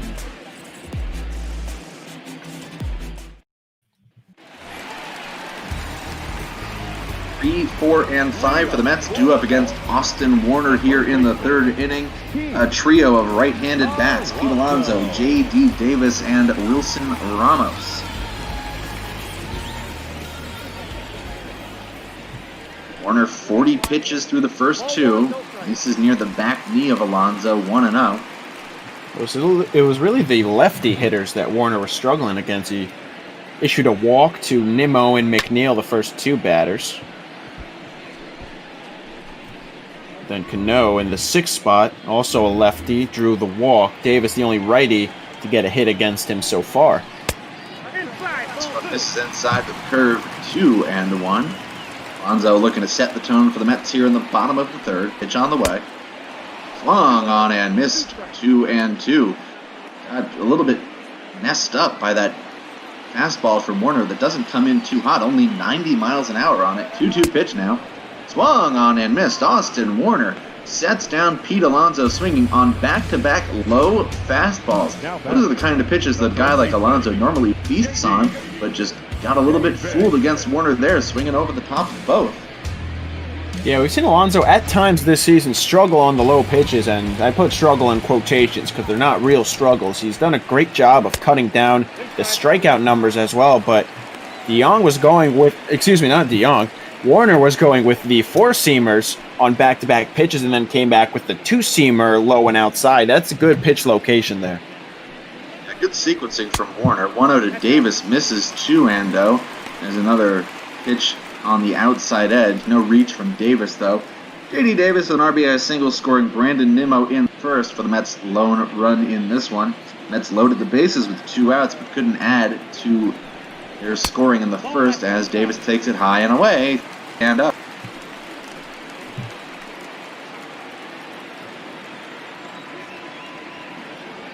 Warner in the hole, pitches, hits the zone with a changeup for a strike. Just an easy change for Warner to get it over. Davis taken all the way. Now brings the 3-1 home.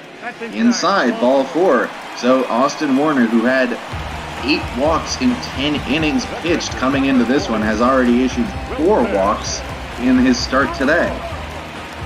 He's up Wilson Ramos. And you got to see, it's only 10 innings, so you wonder if it was maybe a fluke start or a couple fluke starts, but it doesn't seem to be a fluke. Not through 3 innings yet, and he's thrown 4 walks. Running was J.D. Davis. He is thrown out by Yadier Molina. That looked like it might have been a hit-and-run play, because take a look at this swing by Ramos. The pitch was up around his neck, but swung at it anyway.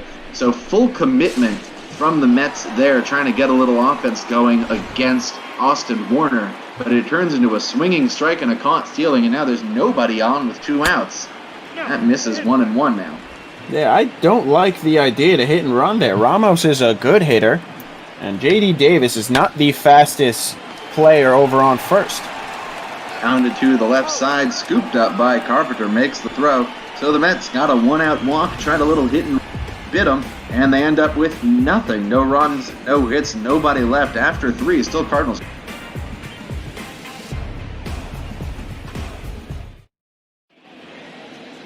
Remember, folks, we here at Major League Ball have changed to a Charity of the Week format. Our charity this week is Black Lives Matter.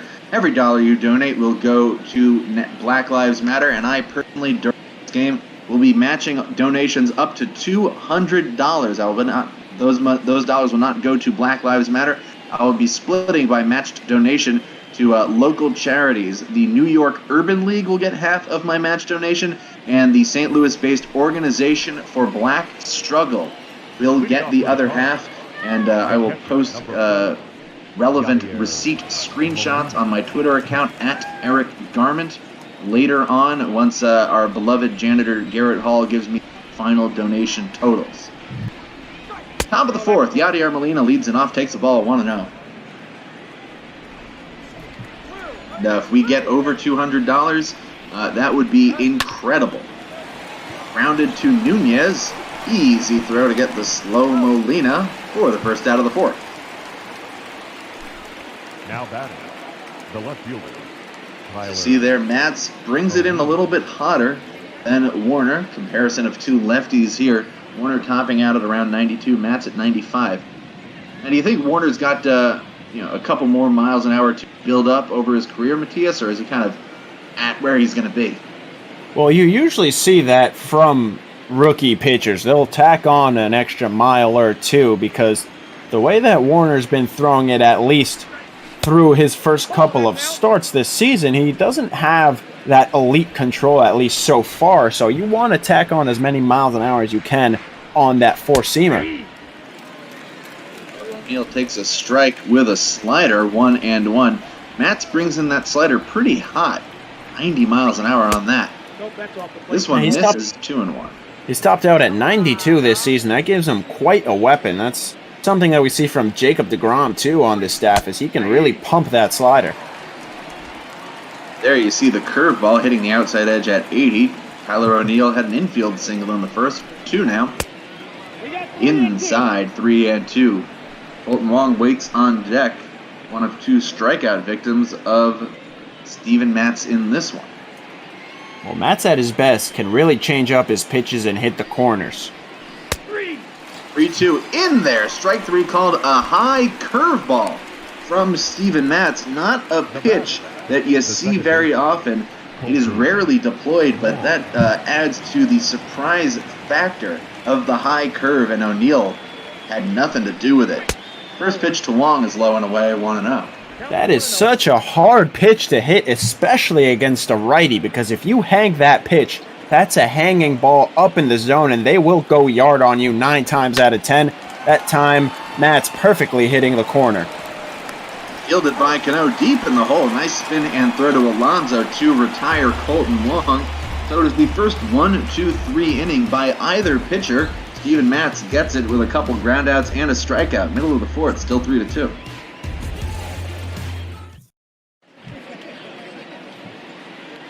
Big Fund, Eric Garment, Matthias Weilman with you here on Major League Botball on Twitch.tv. Game 4 of 7 on our slate. You see 2 of the next 3 games coming up. The Red Sox and the Rays around 7:15. We're a little bit behind schedule today. Following the Red Sox and Rays will be the Dodgers and the Reds. And then Botball after dark will be the Twins and the Orioles. Matthias, how have you been enjoying your experience as a Botball broadcaster so far? Well, I really like it. I mean, I graduated from Ithaca College back in December. Shout out, we've actually had 3 straight games with Ithaca College broadcasters, or former, I should say, for myself. I feel old now, but I've really enjoyed it. You know, I've had this practice to do baseball, and I've got to cover a lot of different teams, and I, like everyone else that's calling games for MLB Botball, really misses baseball. Hopefully we get it soon. It looks like Rob Manfred thinks we will, but this has been a great experience, and the community has just been fantastic. Absolutely. I've been doing this a couple months and change. I got turned on to it right around the beginning. It's been really great to have this baseball-adjacent product, the community. And if you want to be a part of our community, join our Discord. Tell you about it after the 2-2 to Cano. It misses 3-2. Jake Mariznik waits on deck. Grounded out with the bases loaded at first. The link to join the Discord is on the Twitch page. You can also use the command that you see there at the bottom of our window, !chat for link. Robinson Cano works his second walk, 5th one issued by Wong. Leadoff base runner for the Mets in the 4th. And also, don't you dare talk to me about being How dare you? I just want to go back to that Cano walk there, second of the game. And it's for that reason that I hate the idea of hitting and running with Ramos and Davis, because if Davis has good speed, it's another thing, but he does not. And Warner has not had control over his pitches, and he has been struggling, especially against the lefties. And you know Cano is coming up after Ramos. Ramos is a good hitter, so why even go for that? That was a baffling decision. That'll be a question for Luis Rojas in the post-game scrum. 0-1 now to Jake Mariznik. On the way. Misses low, 1-1. Couple of curveballs. One hits the zone, one misses. Mariznik had a sharp grounder on a 3-2 bases loaded pitch in the first, but hit right into the glove of Paul Goldschmidt. Count now 1-2. As you see Rojas on the bench there. trying to guide these Mets up the hill that they have built for themselves here in 2020. 1-2 from Warner. Swung on and missed. Jake Marisnik goes down on a low. Now batting, the shortstop, Eduardo. That'll bring forth Eduardo Nunez. Flew out to the warning track in his first at bat, leading off the second. And the Mets have decided to go to their bench here today with Marisnik and Nunez in the 7 and 8 spots, and they must be kicking themselves a little bit here, because there have been 2 times now that Marisnik has found himself in a pristine situation or a good situation, and he hasn't been able to do anything yet.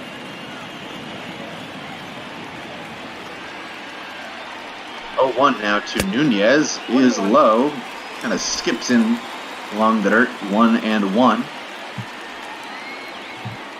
Sure, we'll see some of those guys getting off days later as pinch hitters in the dirt. Molina blocks it nicely. No chance for Cano to advance. Really would have to skip away from Molina to let Robbie Cano move up. And he's not going to be willing to run, so it's got to get pretty far. 2-1 misses just outside to Nunez. Rusty Valentine not liking that outside edge, his right-handed outside edge today. And that does not work well for Austin Warner, who has not gone away from it yet. Now a 3-1. This one is lined foul. Count now 3-2. I'd like to see Warner. Go ahead. Well, let's talk about it after the 3-2. On the way from Warner. Swung on ground to the right side. Goldschmidt Fields goes to second. DeYoung with the return throw in time. Huge double play, especially with the pitcher due up. Eduardo Nunez goes 3-6-3, and that'll do it for the Mets in the 4th. We head to the 5th. Cardinals still lead at 2-1. You're watching Major League Baseball on Twitch.tv. Leading off for St. Louis, the pitcher, number 40. Now Warner will lead it off for the Cardinals here in the 5th. First pitch in there for a strike. And now here's a question for the Mets. Steven Matz currently trailing in this one due to lead off the 5th. Do you consider pinch hitting for Steven Matz to start the 5th inning, even though he's pitched well? I'd keep him out there. Steven Matz has calmed down a lot since that first inning, and if you're looking at it in a vacuum, maybe not his best start, but those first 2 batters, once you get him out of the way, he's only allowed 3 base runners, and he's picked up a couple of strikes. He's been in good control of this game. Rolls out weakly to Cano for the first out. Yeah, and, one time he was in trouble again after O'Neill had the infield single and then Warner got hit in the 2nd.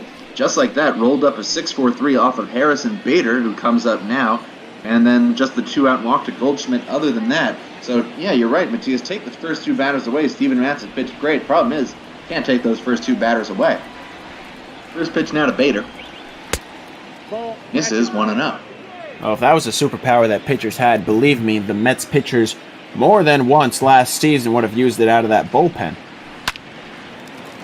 This one is lifted on the infield by Bader. Pete Alonso moves and makes the catch for the 2nd out. I'll turn it over for Tommy Edman. Singled, stole a base, and scored in the 1st. Struck out looking in the 3rd. Now, I think that Matz should stay out there, but I think also Rojas should be keeping a watchful eye on him. Again, it was the first 2 batters of the game that gave Matz the trouble and tagged him for those first 2 runs. Now you're in your 3rd time around the lineup. Yeah, that 3rd time penalty can really hurt some pitchers more than others. 1-0 from Matz to Edman outside, 2-0. And the other thing you think about if you're the Mets, the options on your bench substantially different than they'd normally be in a game against a left-hander. This one misses, now 3-0 to Edman. You don't normally have Ahmed Rosario, Gordo, and Yoenis Cespedes available pinch hitting options. That could influence your decision. 3-0 to Edman. Low, 4-pitch walk. 2nd walk issued by Matz in this one. You see him frustrated with himself. Just had no sense of control against the Cardinals right fielder there. That'll bring up Matt Carpenter with 2 out.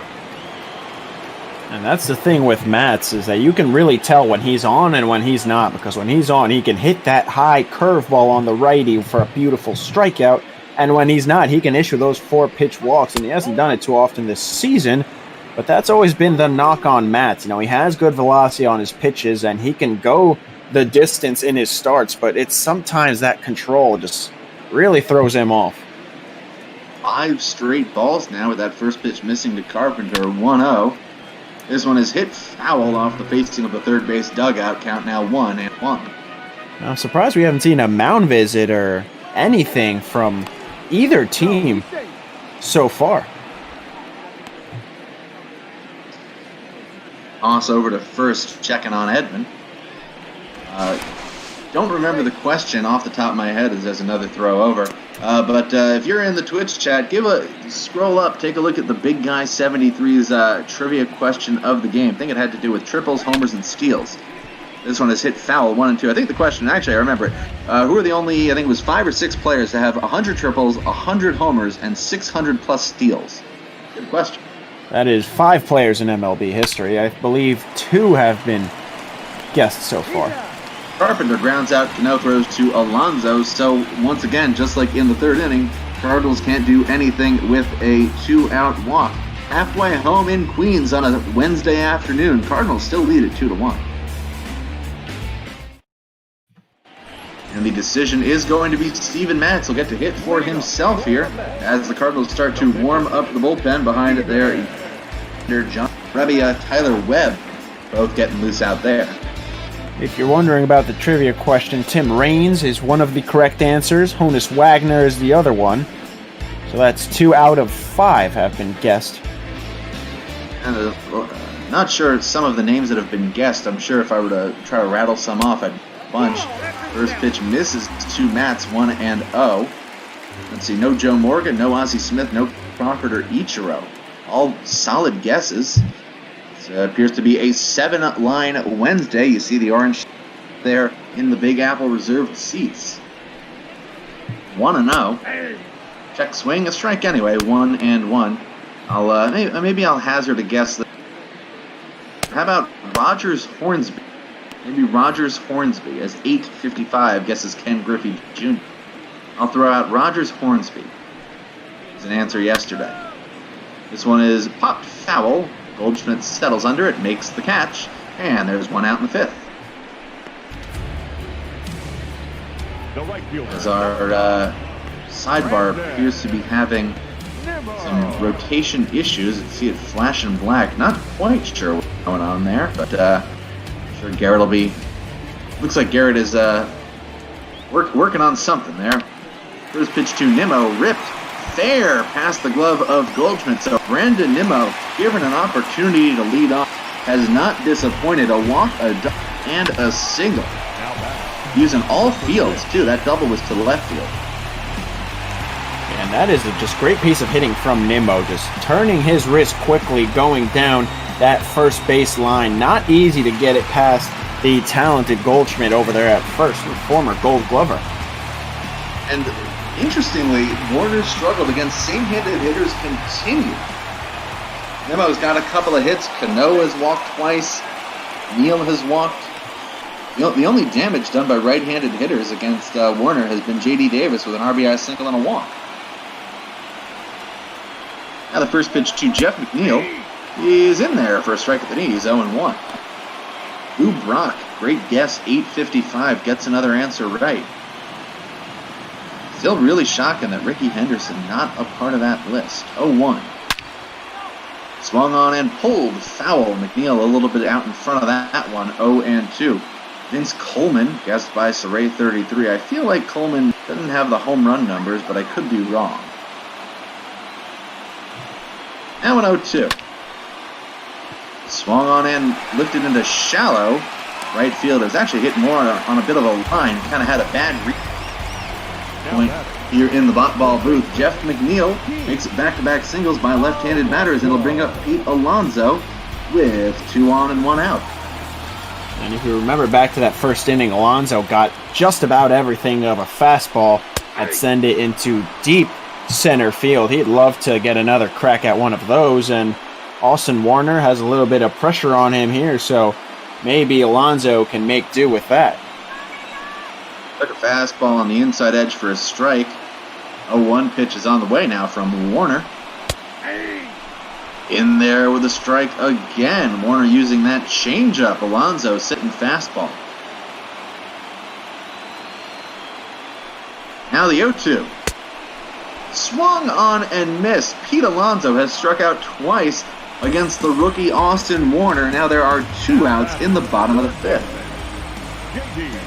And he has just had Alonso's number when it comes to those low pitches. He controlled the at-bat back in the 3rd inning with the low pitches and had Alonso fooled with a 4-seamer and 2-seamer. This time, he just went low, low, and inside low, and Alonso had no response. Now J.D. Davis trying to keep it moving for the Mets. Davis not coming the Mets alone. Run of the game. First, walked in the 3rd, ended up getting caught stealing on a poor choice of a hit and run. Behind 0-1 here. Pitch from Warner. Went inside, 1-1. I think poor choice is a good way to phrase that one. Riz plays games with a strong guest, Barry Bonds, who you think more of as a speedster in his early career. 1-1 pitch. Swung on, grounded to the right side. Reaching down for it as Wong makes the throw in time. So the Mets, once again, struggling in runners in scoring position situations. Had runners on first and second. Could not do anything with them. After 5 innings, Cardinals still lead at 2-1.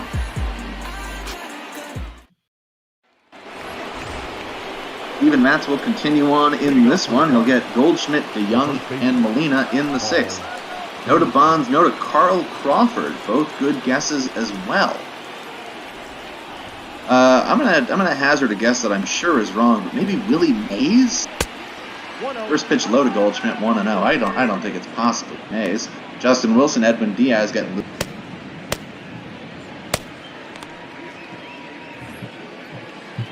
You got any guesses, Matthias? I'm reading the chat here, and I'm drawing blanks here. Count 1-1 to Goldschmidt. Matz hits the zone with a changeup. Kenny Lofton, great guess by Clone Fan 84, finishing up the trivia question. Thanks as always to the big guy for bringing the trivia to the Twitch chat. Now 2-1 to Goldschmidt. Matz. I thought Ricky Henderson would have been a lock for that. Yeah, I'm not sure if it's triples or home runs that is missed there. 2-1. Low, 3-1. Maybe if you could give it a quick look on the side, Matthias. Yeah, and F. Corporal wondering how Itro didn't get to 600 steals. Another great guess. Maybe it's because he had so many doubles. He was already on second. A lot of swung on by Goldschmidt. Easy into center field. Nimmo, wait, catch, out. The batter, number 11, shortstop, Paul DeYoung. Here comes Paul DeYoung. 0 for 2, both of his outs involving Robinson. Round second lineup in the 3rd. Pitch is in there for a strike. Remember, folks, we are raising money this week. Lives matter. Every dollar donated during this game will go to Black Lives Matter and will be matched by me to New York and St. Louis-based organizations.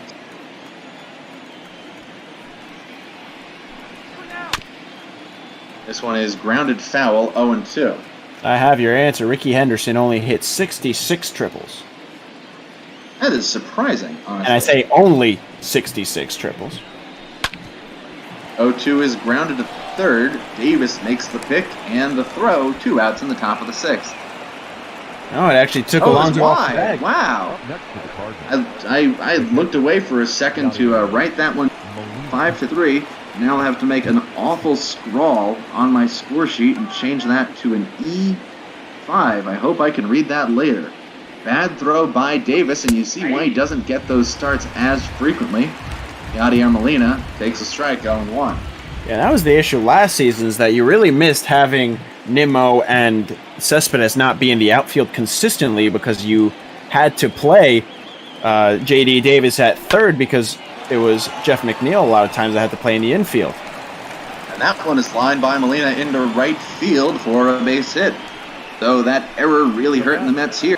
The left Cardinals have 2 on and 1 for Tyler O'Neill. That is the first base runner for the Cardinals since the 3rd inning when Paul Goldschmidt drew a walk. Excuse me, the 5th inning with Tommy Edman. He had drawn a walk. So not as impressive. First pitch swinging was O'Neill. Flew out to Brandon Nimmo, who tracked that one. The second baseman. Sidewalk. 2 outs for Colton Wong.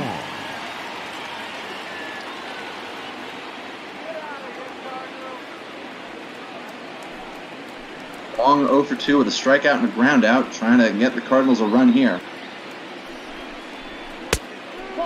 First pitch inside, 1-0.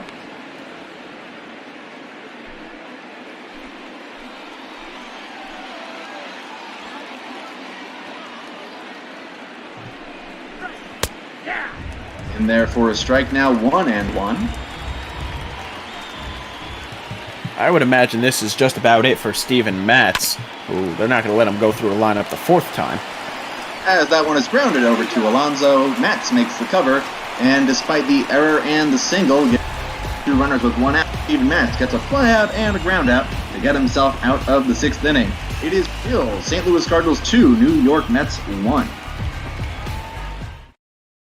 Ladies and gentlemen, your attention please. As John Brebbia will come on in relief of Austin Warner, so the Cardinals rookie leaves in position to pick up his first major league win if the Cardinals can hold on. Ramos, Cano, and Marisnik for the Mets here in the 6th. We have the numbers on Warner shortly. I have them ready if you'd like to hear them. Please do. Warner went 5 innings, 4 hits allowed, 1 earned run, 5 walks, and 4 strikeouts. He really calmed things down after an almost disastrous first inning. The control wasn't quite there, but turned it into a decent start, although those 5 walks really hurt him. Could have hurt him a lot worse. Mets failing to capitalize on opportunities in the first, in which they had 3 walks. Wilson Ramos now behind 1 and 2 to the Cardinals' first reliever, John Brebbia. The Mets at this point have left 7 runners on, 3 of them in scoring position. As Ramos lifts this one into left field, it will drop in for a base hit. Wilson Ramos with his first hit of the game. Is the Mets leadoff runner here in the 6th for Robinson Cano, who will face a right pitcher for the first time in this one.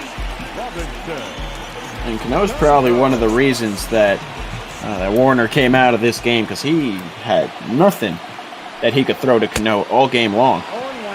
First pitch, big swing by Cano, misses on the low and away fastball. Strike anyway. Cano just kind of pulled off with the swing there. It's interesting. Before this game we were talking that Cano doesn't get to start against lefties often, and he's done well so far. Yet to record an official at bat in this one.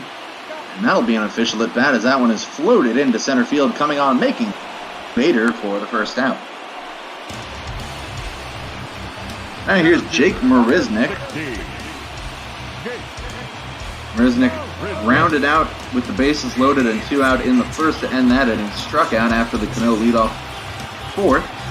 That's once again with a runner on base.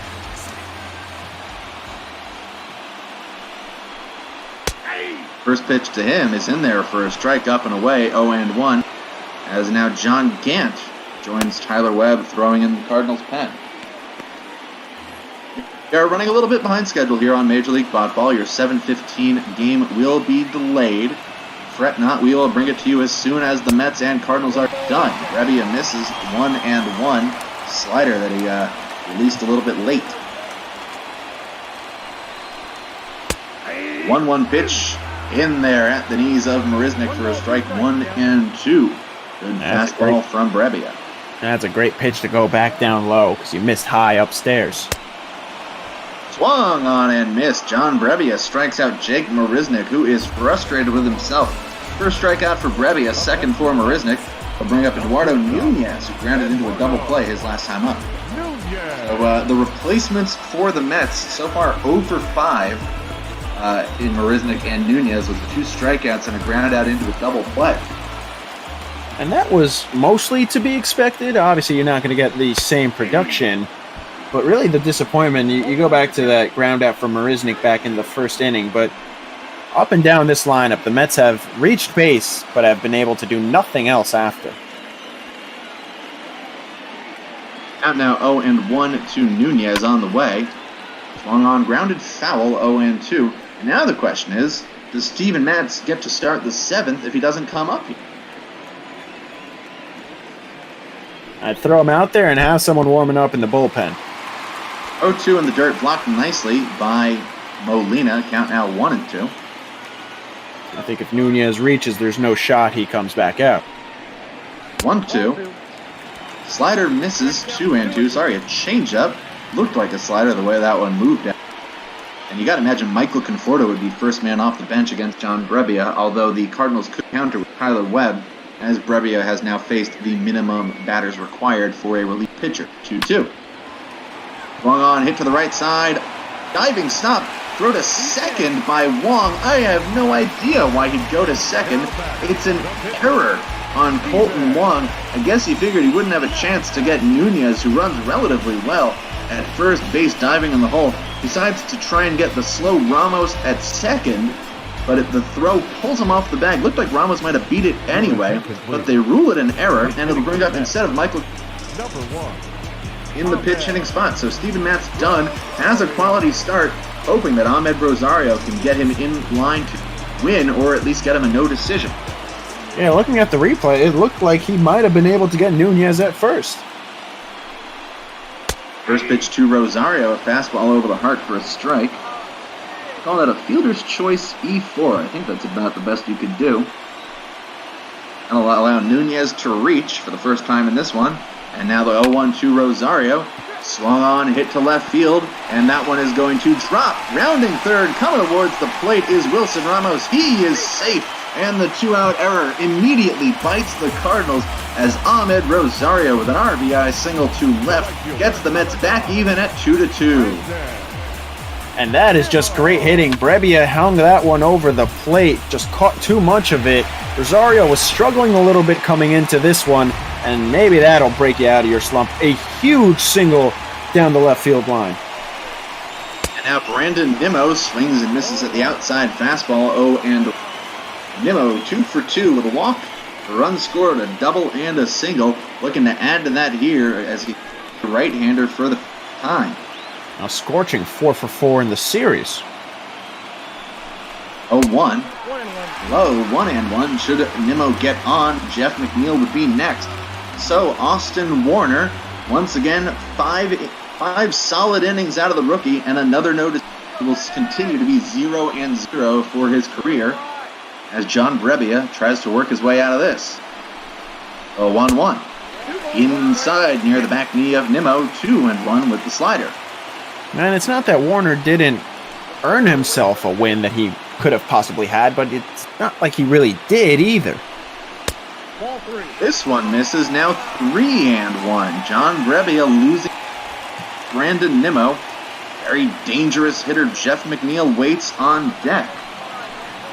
So the run that is scored is unearned against Brebbia. That error kept inning alive. Nimmo fouls it off. So Nunez and Rosario will get a start on this one. Anything in the gap will easily score 2 in that case. Brebbia set. Full count pitch.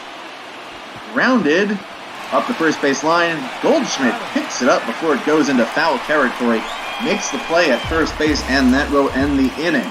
But the Mets tie it up on a 2-out pinch hit RBI single from Ahmed Rosario. And we are now tied at 2 heading into the 7th. You're watching Major League Botball on Twitch.tv. Justin Wilson comes on for the Mets, first man out of the bullpen, as Shark Shavery joins us in the booth. It'll soon be stretch time. Pinch hitting for the Cardinals here. Interestingly, against the left-handed Wilson will be rookie Justin Turner. No, not that Justin Turner. First pitch to the rookie outfielder is low. 1-0, so John Brebbia and gives up 2 hits and an unearned run. this one from Wilson is a strike to Turner, 1-1. Shark, how are you this afternoon? Oh, not doing too bad. Enjoying these games we've had going on. Lots of really close calls so far. So I'm having a great time.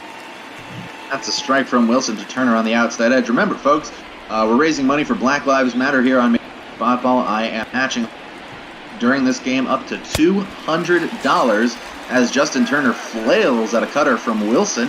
First strikeout for Wilson, first out of the top of the 7th. Now batting, the center fielder.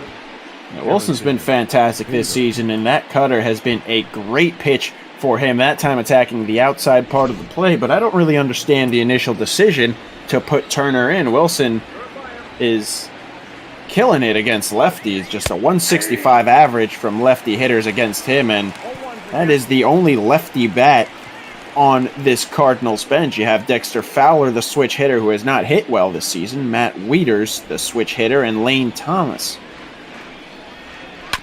0-1 now to Bader, chopped foul, 0-2.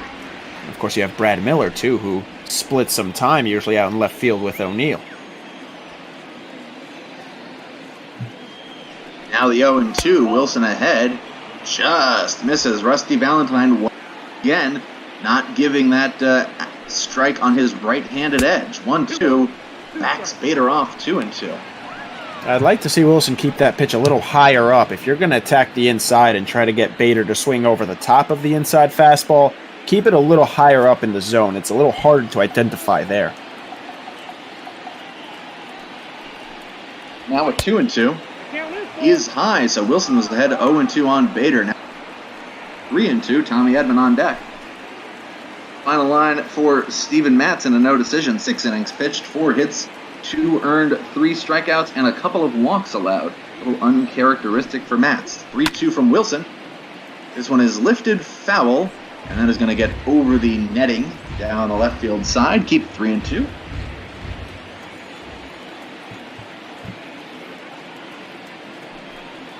Two pitch. Way high. Wilson loses the zone badly. Harrison Bader works back from being down 0-2 to earn a walk, and he is a threat to run. Yeah, that is not the runner you want to put on there, because Edman has pretty good speed coming up here, and then you have the dangerous Carpenter and Goldschmidt coming up after that. Wilson is taking himself into an interesting position to be in here. First pitch to Edman, catches the knees, 0-1. Bader hasn't tried running a lot this 5 stolen base attempts, 3 for 5 on them, but he could cause some trouble on the base paths. As Edman, 1 for 2, the steal himself, takes this one up and away, 1-1. That slider's now missed a couple of times, very high for Wilson. He's losing control a little bit.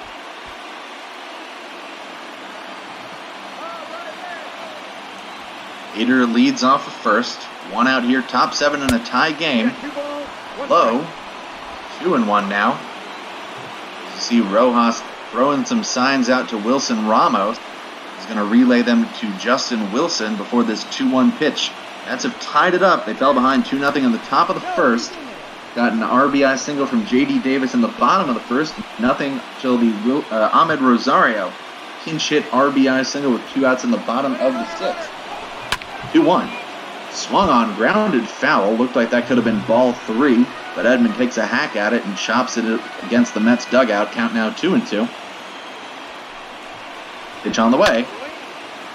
This one is lifted towards left center field. Actually, it's going to be a little bit more to true left, but waiting for it, Jeff McNeil makes the catch. I think that's the first time Jeff McNeil's really had anything to do out there. The third baseman, number 13. And there's 2 outs. I don't have any F7s or any FO7s on my score sheet. I certainly do not either. Here's Matt Carpenter, provided all the offense for the Cardinals with a 2-run homer in the first inning. Pitch to him, swung on and missed behind a sharp fastball from Wilson, 0-1. Ooh, and Carpenter was swinging for the fences that time. He went golfing on the low ball. And Wilson needs to stay ahead of Carpenter here. He does not want to face Goldschmidt with 2 on. Pitch out. Very interesting to go for a pitch out there with 2 outs and the 1 runner on. Mets deciding that Harrison Bader to try and advance. As the Major League Baseball draft has started, the Detroit Tigers, as expected, taking Arizona State first baseman Spencer Torkelson. So congratulations to the Detroit Tigers. Congratulations to Spencer Torkelson. Number 1 pick in the abbreviated 2020. As you see the lineups for the Rays and the Red Sox, that game will follow this one. Pitch inside and high to Carpenter, 3-1. That's why that pitch out is such a bold strategy, we can say, because you even the count up and you lose the advantage you have if you're Wilson. Now the 3-1. Lifted, foul ground, moving over to Davis, and he lost track of it. Lost it in the sun. Looked like he could have had a play on it. Just lost it at the last minute, coming down against that bright blue sky. Now a 3-2. In there, strike 3 called. Justin Wilson, who struggled with his control in that inning, ends up with a couple of strikeouts, gets Matt Carpenter looking, and here's Shark Shavery with the stretch.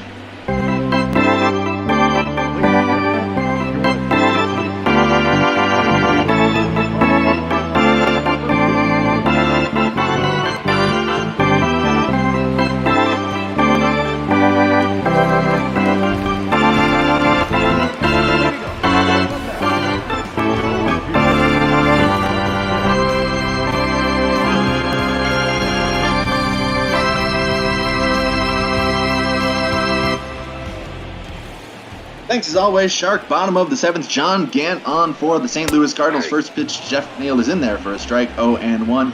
Always love having our in-house ball organist, Shark Shavery, drop in to bring you Take Me Out to the Ball Game in whatever form it takes. The classic Take Me Out there.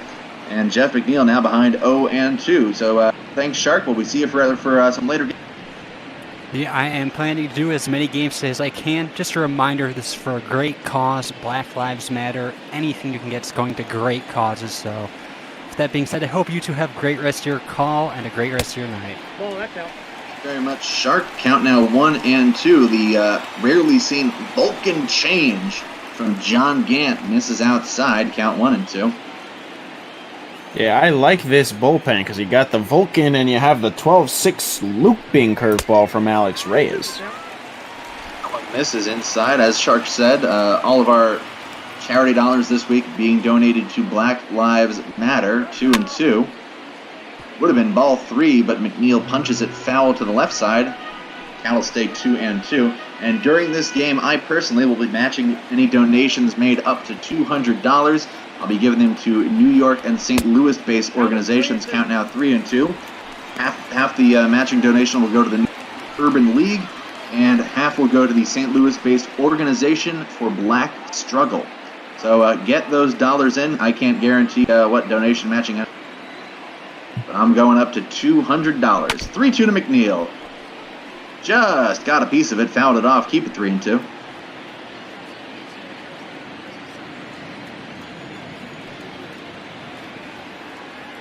Another full count pitch. Swung on, hit to the left side, foul off the netting. Another 3-2. So John Gant starting his afternoon with at least a 9-pitch at bat. Tough stuff for a reliever. Another 3-2. Grounded weakly into the glove of Colton Long, makes the throw. 1 out here on the 7th. And McNeil had a nice pitch to hit there, but just got on top of it. That's what he does best. He worked his way back into the count. Gant ends up winning that one, and this would be a big redeeming at-bat for Pete Alonso if he can get the Mets ahead or even reach base. Here's Alonso, struck out pretty badly his last 2 times up. First pitch swinging at the 2-seamer, fouls it off. If I'm Gant, I'm attacking him low because he has not shown signs that he can handle those pitches today. This one is lifted towards left field. It's sending O'Neill back. He gets to... He takes a couple of steps in and makes the catch. Second time today that Pete Alonso has had a loud fly out to the track. Did it with 2 on and no out in the first. Flew out to center field. Flies out to left field here. It'll bring up J.D. Davis. Well, those two flyouts are going to keep him up at night because he makes a good adjustment and bends the knees a little more, gets that bat down there, makes great contact on the low pitch, and he just could not get enough mustard on it, and Alonso has had himself a frustrating 0-for-4 day today. Now here's Davis, who is 1-for-2, singled home Nimmo in the first, walked in the third, 1-0 pitch. Up and away, 2-0, waiting on deck, Wilson Ramos.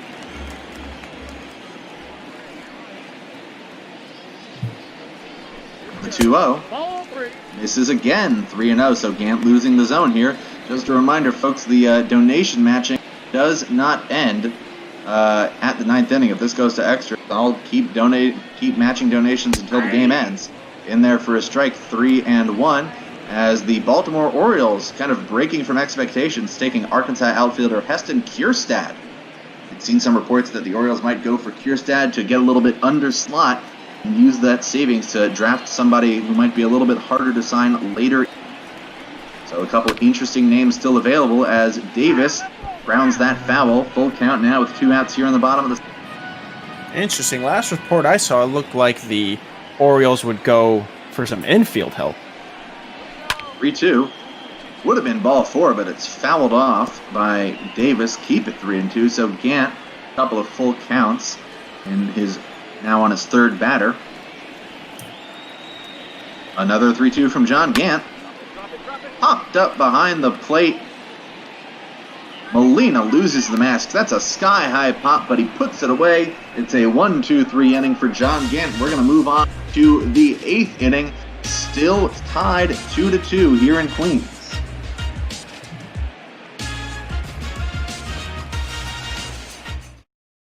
Your attention, please. I'll bring forth Edwin Diaz to pitch the 8th inning. Diaz was given a blown save on Monday for coming in for Jacob deGrom and seeing a 5-3 lead turn into a 6-5 deficit. Game the Mets did end up winning. So Justin Wilson goes 1 inning pitching the 7th, gets 2 strikeouts and a walk. And now it'll be Diaz to face Goldschmidt, DeYoung, and Molina. First pitch kicks away from Ramos, 1-0. And the thing with Diaz is, earlier in the season, he got taken out of that closer spot and placed for Dylan Betances, and you wanted to put him in the calmest spots, I guess, for lack of a better word, just because you want him to get that confidence back up. I mean, I attended a couple of Mets games, especially the one that they won, I believe it was over the Marlins, late in the season to go over 500, and when you get booed in your own stadium in a game that you end up winning, that does a lot for your psyche. Now, if you're Edwin Diaz, you got to come back and eventually start pitching in big moments. This is one of them. Out now 2-1 to Goldschmidt. Now 2-2 to Goldschmidt. Nice fastball on the inside edge at 100 miles even. Diaz. Goldschmidt 0-for-2, walked in the third. Count back to 2-2. Pitch from Diaz. Strong fastball that Goldschmidt has to kind of punch away. Foul to the right side. Defensive swing there from Goldie. Count stays 2-2. Now the pitch. Swung on and missed. That put away slider gets Goldschmidt reaching badly for the first out of the 8th. Yeah, good job by Diaz. That slider had some late break on it as well. Started right over the middle of the plate. He was setting up inside, went back outside. He's going to have to be careful with his pitches. You saw a 375 average for righties against him, and Goldschmidt, DeYoung, and Molina, all really good hitters, all righties. All 3 of them not having their best days. DeYoung 0-for-3, reached on an error in the 6th. Between Goldschmidt, DeYoung, and Molina, just 1 hit here in the 8th. That was Molina singling in the 6th. 0-1 to DeYoung. Hit towards center field, sending Nimmo back. Stops just shy of the track. Makes the catch. Sorry, that is Marisnik. I've called so many Mets games here on Major League Ball with Brandon Nimmo in center. Just about muscle memory. That is Jake Marisnik making the catch for the second out. Now, while the Cardinals are using their standard everyday lineup, Mets going with some bench guys. Jake Marisnik, Eduardo Nunez getting the start. Robinson Cano getting the rare start against a lefty. Here's the first pitch from Diaz to Molina. In there for a strike, 0-1. And gives the Mets some better options on the bench. Ahmed Rosario, 1 of 3, already paying dividends with an RBI pinch hit single. Mets still have Michael Conforto and Yoenis Cespedes who can pinch hit. Nice little weapon to have. The 0-1. Outside, 1-1. And if you really want to have a pinch hitter for Marisnik, who has not seen the ball well today, you can figure something out there in the outfield. 1-1 is swung on and missed. Nice high and tight fastball from Diaz. 1. Here's the pitch. Slider gets through the 5-hole of Ramos. No harm, no foul. Count 2-2. I would have preferred that pitch to stay up, but I like the idea to go slider away. You got Goldschmidt, and you were ahead on DeYoung. Diaz ready. The 2-2 now. Fastball high and tight, and that's what I expected would happen. You have the slider low and away, you come back with the fastball up and in, just misses his spot. So now it's a full count pitch. On the way. And this one is lifted towards center field, sending Marisnik back. I got it right this catch, and that'll do it. So a 1-2-3 inning for Edwin Diaz in the 8th. Sends us to the bottom half of the 8th. Still, Cardinals 2, Mets 2. You're watching Major League Botball on Twitch.tv, raising money for Black Lives Matter. Also raising money for the New York Urban League and the organization Black Struggle, up to $200. I will be matching donations split among those 2 local charities, as left-hander Tyler Webb will be the 4th St. Louis pitcher of the afternoon. We'll face Wilson Ramos, Robinson Cano, and Jake Marisnik. John Gant, 1 clean inning of work, and it'll be up to Webb to try and get this game into the 9th. Interestingly, Marlins going with Max Meyer. So Asa Lacy still available. First pitch to Ramos, foul towards the camera well on the first base side. 0-1. I like the idea to go to Tyler Webb if you're Seattle here. The biggest outs to get Ramos and Cano. Ramos 0 for 2 against Warner. The hit came against Brebbia, who is a righty. And Cano did well against lefty, so that's going to be the big struggle. 0-2 is outside, 1-2. Ramos trying to get it started. Had a leadoff single in the 6th. Ended up scoring the tying run. In there, strike 3 called. Rusty Valentine gives Tyler Webb the high strike there for the first out of the bottom of the 8th. That is interesting, because that is not a strike that's been called all game. And I gotta say, Rusty's been very consistent behind the plate. First pitch to Robinson Cano misses, as I got a private message in our Discord from one of our viewers, Dutifully Purple, who messaged me saying, I don't have access to my wallet. He's going to $50 to the cause later, and I will absolutely be matching that. Thank you. Very generous donation, so that'll be $50 more to Black Lives Matter, $25 more each to the New York Urban League and the organization Black Struggle. Big thank you. Dutifully Purple. That one's fouled off. Count. And it's just a great gesture. I mean, that is why we are doing this. We miss baseball and we love calling games, but we are doing this to raise money. Cano floats it into shallow left, bringing O'Neill in, makes the catch 2 away. It'll bring up Jake Marisnik. Marisnik 0 for 3 with a couple of Ks. The center fielder, Jake Marisnik. I think I might have been misheard. I understand my mic is not the cleanest setup. Dutifully Purple, not beautifully, but what a beautiful gesture. Can't argue that.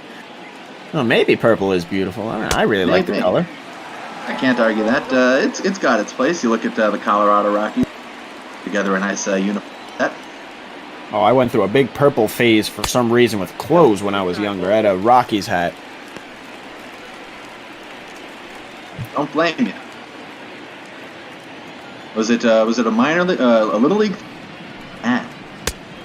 It was a fitted hat. I went through a big snapback and fitted hats phase. I was a big lids customer. I had a Cookie Monster hat, I believe, with my initials embroiled in it. I was a whole mess in high school. Well, Mariznik's ahead 3-0. Takes all the way. Jake Mariznik for the first time in this one. And that is a 2-out base runner for the Mets. Special Effects wants to know if his Marlins pick went through on the ticker. It did. Did call out that Marlins pick. Max Meyer getting selected. Now here's Eduardo Nunez. First pitch swing and fouled off, and this is maybe where you want to have still available. Rosario definitely a better hitter than Nunez, but Nunez pretty solid with the bat, although he hasn't turned it into a lot of RBIs. Just one. 0-1 swung on, fouled off, 0-2. Yeah, you really want Nunez to get on base here. I don't know if Diaz is going to go back out there. Probably not. To be determined who does, though. 0-2. Swung on, staying alive is Nunez with another foul ball. Keeps it 0-2. Now, if Nunez should reach, gotta imagine the Mets would turn to Yoenis Cespedes off the bench. Low and away, 1-2 as the Kansas City Royals select Asa Lacy out of Texas A&M.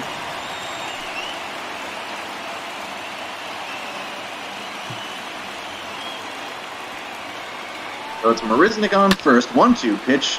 Swung on, just getting a piece and fouling it off to the right side is hanging alive at 1-2.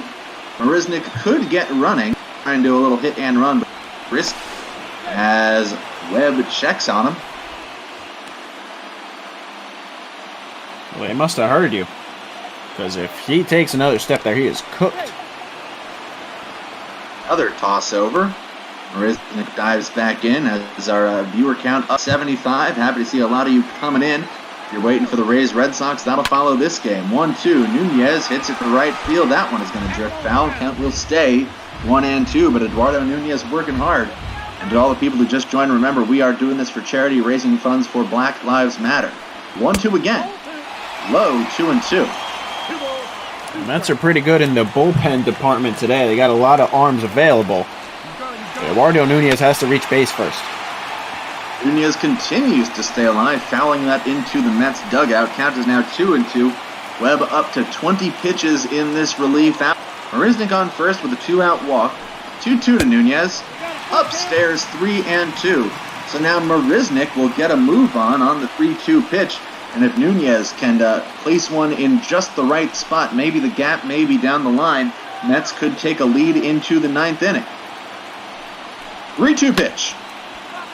Lifted toward shallow right center, coming on and making the catch is Harrison Bader. So Eduardo Nunez gave it his all, but he flies out to end the inning and tied going to the 9th, 2-2. You're watching Major League Botball on Twitch.tv. Edwin Diaz is staying out there. An interesting choice. Mets do have the pitcher spot up next. If Rosario was still available on the bench, you could have expected maybe a double switch, but no Rosario changes the equation for the Mets here.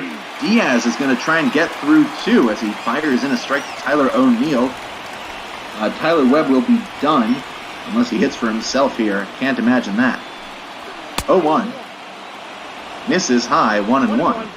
Why is Edwin Diaz still out there? It's not like he went through the first inning in 5 or 6 pitches. It took him 14. Long on and missed 1-2. Well, maybe the argument is Seth Lugo pitched yesterday. Dylan Betances has thrown each of the last 2 days. So Luis Rojas deciding to give Diaz a little extra work here. Mets do have the off day tomorrow before the Nationals come to town. 1-2 outside, 2-2. And you got to imagine that you want to avoid using Rick Porcello. He is someone that you want to eat innings, and if he's going to start in a couple games potentially, you want him to be fresh. Diaz tries the slider, misses. Now the count is 3-2. So the decision to stick with Diaz may be backfiring already as he runs a full count to his first batter of his second inning. Someone's got to be ready in the bullpen for the Mets. 3-2. This one is hit towards right center field, but Mariznik will move over a few steps, make the catch. looked off the bat like that was going to kind of guide its way into the gap, but it just kind of stayed a little straighter than expected. First out of the inning. That is 3 straight flyouts to center, recorded by Cardinals hitters. Yeah, they're making good contact, but they're getting under it. And Diaz has gone through a lot of pitches. He's up to 20 now and facing his 4th batter, but he's working through this well. He is changing things up and not giving the batters anything consistently to hit. Fastball right over the heart to Colton Wong for a strike. Wong in this one 0 for 3 with a strikeout and a couple groundouts. 0-1. In there for a strike. Not sure what Colton Wong is waiting on. He's taken 2 meaty fastballs for strikes. Diaz could do a lot here with this 0-2.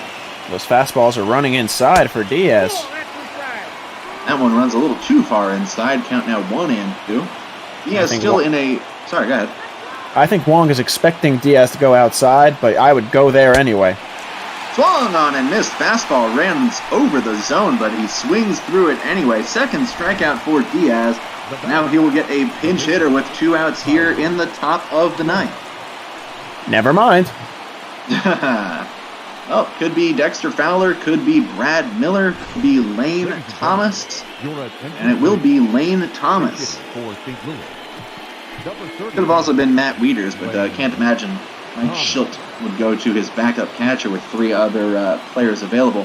Thomas hitting .292 with 6 homers, 17 RBI, probably the best guy to have up here. First pitch swinging to the right side, into the Cano. Nice reaction time by Robinson Cano.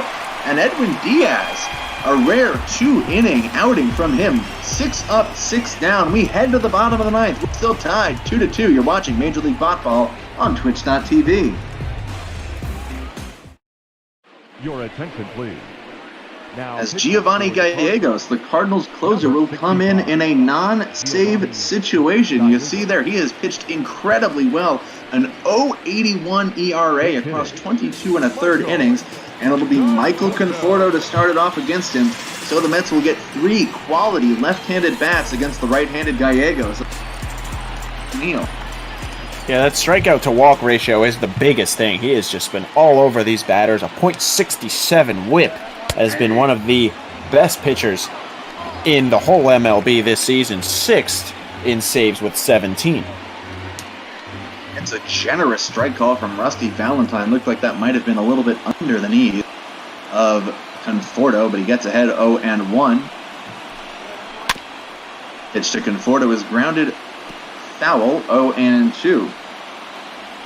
So Brandon Nimmo, 2 for 3 with a walk and a run scored on deck. Jeff McNeil to follow him. That's trying to walk it off here in the bottom of the 9th. The pitch. Up and in, 1-2. Remember, folks, my offer of matching donations is going all the way until the end of this game, all the way to sign-off. So if it goes to extras, you can still get your donation matched, but get it in now in case the Mets walk it off. 1-2, swung on and missed. Gallegos with the changeup, fooling Conforto badly for the first out. Yeah, he ran the pitch up against the hands of Conforto. Before that, changeup low, took the bottom out of it. Good pitches from Gallegos. Now it'll be Brandon Nimmo with 1 out. Face Gallegos outside 1-0. Nimmo in the leadoff spot. Ahmed Rosario got the day off. Nimmo has contributed 2 hits on a run scored. Rosario pinch hit, RBI single, tied the game in the 6th. Count now 2-0 to Nimmo. Yeah, the player of the game in this one will probably come down to whoever hits a walk-off if it comes down to that. But Nimmo has probably been the most important hitter for the Mets. Ahead of Gallegos 2-0. Now he's ahead of Gallegos 3-0. Jeff McNeil, one of the best hitters in the National League, waits on deck. Nimmo's got good speed. He gets on and McNeil puts one in the gap. Mets could walk this one off just like that. Now with 3-0. Full take by Nimmo over the outside half for a strike, 3-1. Good pitch by Gallegos to get back into the at-bat. Just barely clipped the black. For folks, matching donations all the way till sign-off. Get those donations in to Black Lives Matter. 3-1 to Nimmo. Upstairs, ball 4. So the Mets have the potential winning run on base. Brandon Nimmo on base for the 4th time in this one. His 2nd walk. will bring up Jeff McNeil. Chance to be the hero. McNeil 1 for 3, singled in the 5th, walked in the 1st. Gallegos, if he takes the loss here, it'd be his first loss of the season. First pitch to McNeil. Lifted to left field, but not very deep. Moving over is O'Neill, makes the catch. Getting back to first is Nimmo, and there are 2 outs now for Alonso, who has had a rough go of it. 2 very loud flyouts and 2 flailing strikeouts, but he can erase that all with a walk-off hit here. Yeah, just 1 for 7 in this series so far with 3 strikeouts, and like you said, all would be forgiven if he can win this one for the New York Mets. Gallegos ready, first pitch. Upstairs, 1-0. Should Alonso get on and not end the game or the inning, J.D. Davis would be next. Davis brought home the Mets' first run of the game in the first inning with an RBI single. 2-2. Cardinals trying to avoid the sweep. Mets trying to pick it up. 1-0. Swung on for a strike, 1-1. Cardinals would love to avoid a sweep because otherwise they're going to have to sit with it for 2 days as they get ready for the London series against the Cubs Saturday and Sunday. 1-1 swung on and missed. There's Pete Alonso reaching for that outside slider again. The Gallegos ahead 1-2. Nimmo on first as the potential winning run. 1-2 pitch. Low and inside, 2-2. Good awareness to lay off that low fastball. But Pete Alonso is getting beat inside with these fastballs from Gallegos, hitting 98 on the radar. Gallegos ready. Big 2-2 pitch here on the way. Pop foul. Keep it 2-2. Good job by Alonso to stay alive. Remember, folks, get those donations in. I'm matching them until I set off. Gallegos ready. Checks on Nimmo. Another 2-2. Swung on and missed. Pete Alonso strikes out reaching for the slider, and we are headed for extra innings. And that is a problem because I do this on loose leaf and I'm running out of room. It'll be Bader, Edman, and Carpenter face Paul Sewald. So no Dylan Betances. Looks like he might not get used. Available as he's worked the last 2 games. Sewald will start it for the Mets in the 10th against Bader, Edman, and Carpenter. I think this is my first extra inning ball game. I don't think I've done one. I've been doing this 2 months, haven't had extras. This is number 2 for me. Oh, that's off the plate. 1-0 from Sewald to Bader, missing with a fastball. First one was a walk-off home run from Aaron Judge. A go-ahead home run, I should say, from Aaron Judge. That'd be real tough to walk off on the road. Yep. 2-0. Sewald quickly behind 3-0. Sewald picked up the win in Monday's game. Hoping to get another win for himself here today. 3-0 to Bader. Fastball for a strike, 3-1. And remember, folks, just because we're past the 9th inning doesn't mean the donation stops. 3-1. Rounded to the right side, charging on it is Cano. Barehanded play. Might not have been necessary as that was hit a little harder than your average slow roller, but Cano with a nifty barehanded play for the first out. Good job charging by Cano. In the outfield, they say your first step can't be forward if it's hit high in the air, and in the infield, you got to take that first step forward because if he's just a couple steps late there, and Robinson Cano does not run very well, offensively or defensively, you got to take that first step in and get the speedy Bader out at first. Edman takes a strike, 1-1. And yeah, Matthias, Cano, despite losing steps as he gets older, still a quality defender, which is why the Mets do not mind running him out there on a regular basis. The lefty. 1-1 to Edman. Rounded into the glove of Alonso. Good reaction time by Alonso down at first because that gets into the court. That is at least a double, maybe a triple for Edman.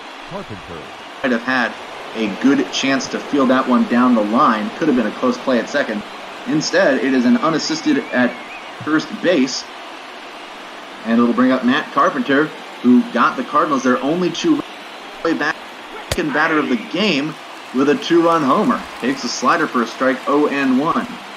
Seawald's got to be careful with that slider. When you have more of a sidearm throw, you can't let that one hang.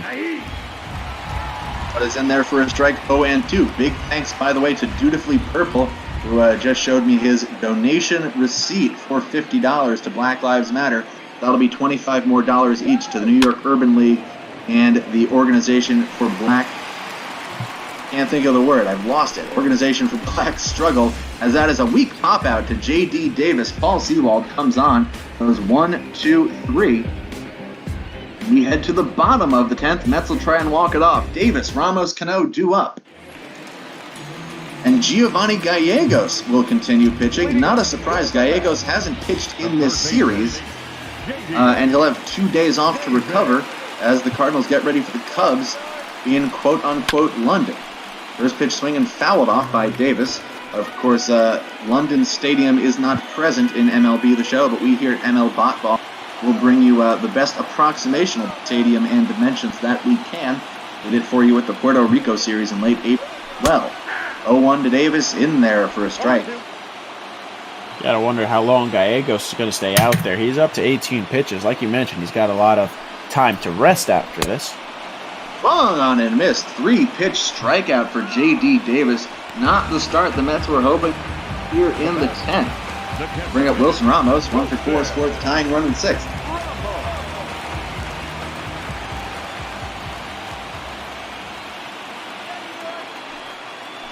Pitch to Ramos is low, 1-0. Now if Ramos reaches, you would have to a pinched runner. Maybe it's Tomas Nido, maybe it's Luis Guillorme. Can't imagine the ONSS Mets would want to save him as a pinch hit bat. 1-0. Flared to the right side, foul, 1-1. Yeah, you usually want your pinch runner to be fast, too. And Cespedes is, I don't know if I use the word fast to describe him. I think the word you'd use is maybe barreling. That one's in there for a high strike, 1 and 2. You kind of feel like once he gets going, he's got a good top speed, but doesn't necessarily have the acceleration. Now the 1-2. In there, strike 3 called. Wilson Ramos fooled by that front door slider. So now 2 outs as there are Robinson Cano will come up. 3 straight strikeouts now recorded by Gallegos, 4 on his outing. That's a really nice slider. Kind of looked like a changeup there because it stopped moving and dropped a little bit. That just completely fooled Ramos. Here's Robbie Cano, 0 for 2 with a couple of walks in this one. Missing outside is Gallegos, 1-0.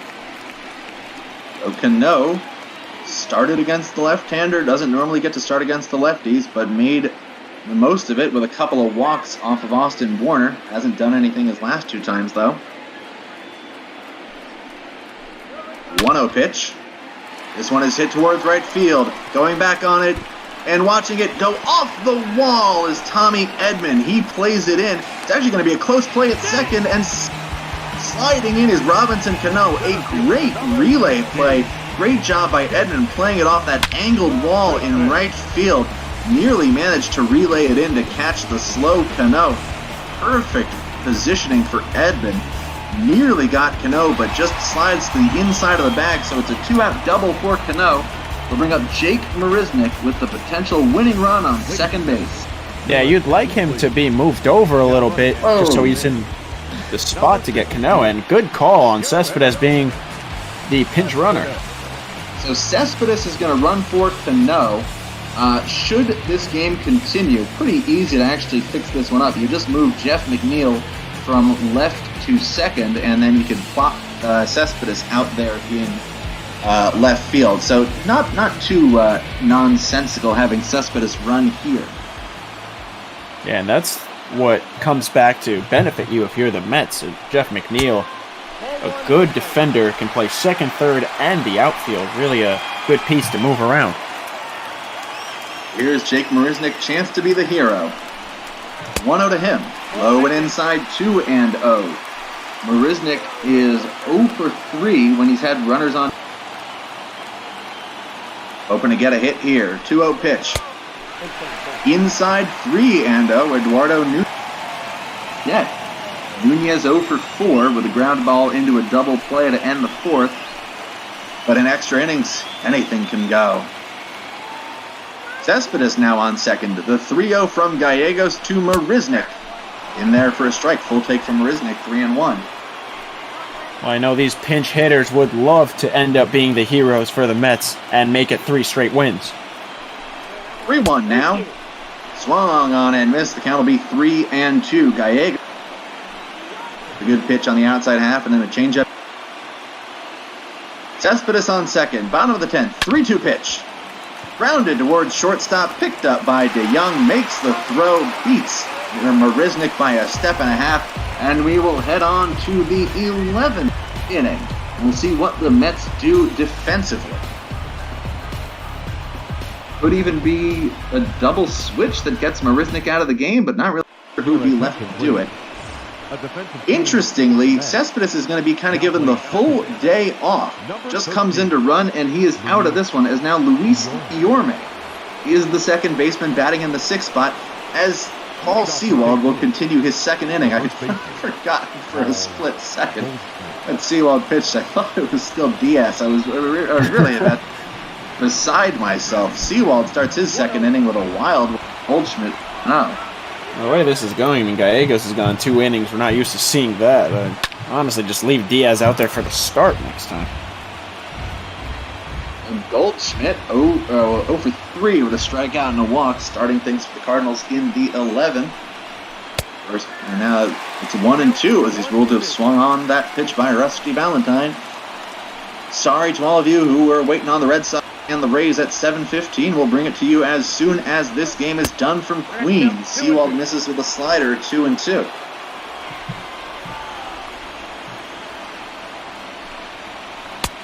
Pitch on the way, swung on and missed. Goldschmidt reaches for that changeup. Sewald deploys the outside change for the first out of the inning. Nice pitch, showing the middle part of the plate, ends up going outside. I want to ask you, because I know you said you're doing this on loose leaf. How's that space coming along for you into the 11th inning? It's going okay. Grounder to Cano. It started Guillorme, his first chance, and then a wild throw by Guillorme. 2 errors by Luis Guillorme. Devastating stuff. And that puts Paul DeYoung in scoring position with 1 out. Guillorme, thought of as a defense-first guy, bobbles it, and then a wild throw. So 2 errors on that play, I believe. Oh my goodness. That is something you almost never see. A guy like Luis Guillorme make an error, but to make 2 on the same play. I'm not sure if it's 2 or 1. We'll have to check the box later. But it's DeYoung on second. This one's lined into center field. Coming on is Marisnik. The throw is going to be up the third base line. Not in time. Coming home to score the go-ahead run is Paul DeYoung. And the Cardinals take a 3-2 lead on the RBI single by Yadier Molina. That is just unbelievable. Sewald hung the pitch, but inexcusable from Luis Guillorme. You talk about it, he is not an offensive bat. First pitch swinging, Tyler O'Neill scorches it past Pete Alonso, and the line moving. Now there are 2 on and 1 out for Colton Wong, and Luis Guillorme, if the Mets can't bounce back in the bottom half, is really going to be kicking himself, especially with an off day to let it sit. I know in baseball you got to have a short memory, but to be a defensive replacement in extra innings and to basically gift the opposition a run. Obviously, Sewald had to throw the pitch that Molina hit into center, but that's got to hurt for Guillorme. Right, I don't think there's anything worse. If you're a pinch hitter, at least, you're not the odds are stacked against you. You know it's hard. Or maybe a pinch runner getting thrown out trying to steal or something. I don't know if it gets much worse than being a defensive adjustment, a replacement, and having 2 errors on the same play. That is unbelievable. Out now 1-1 to Colton Wong. Here's the pitch. This one is lifted, foul, big swing by Wong. Out a little bit in front of that one. Count now 1-2. Cards will have a pinch hitter next. Still have a couple options to go with. 1-2. Rounded. Alonso over to Nunez, and the return throw to Seawald. So it's a 3-6-1, and that really limits the damage. But thanks to, there it is, 2 errors on the same play by Luis Guillorme. The Cardinals take a 3-2 lead into the bottom of the 11th. And it's a double switch now, so I'm going to stop talking and hear what's going on. Your attention, please. These changes for St. Louis. Now pitching and batting in the 7th spot, number 21, Andrew Miller. Now playing second base and batting in, number 15, Brad Miller.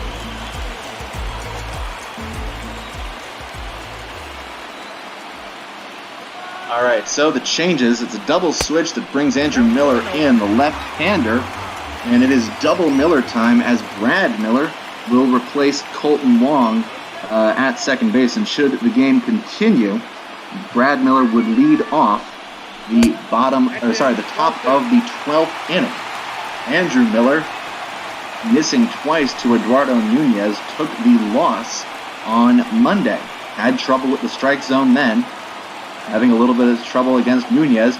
Mets do have the pitcher spot up next, but only one man left on the bench. 2-0 to Nunez. This one is lined into center field for Eduardo Nunez. Jumps on a 2-0 pitch from Andrew Miller, and he is now on as the potential tying run.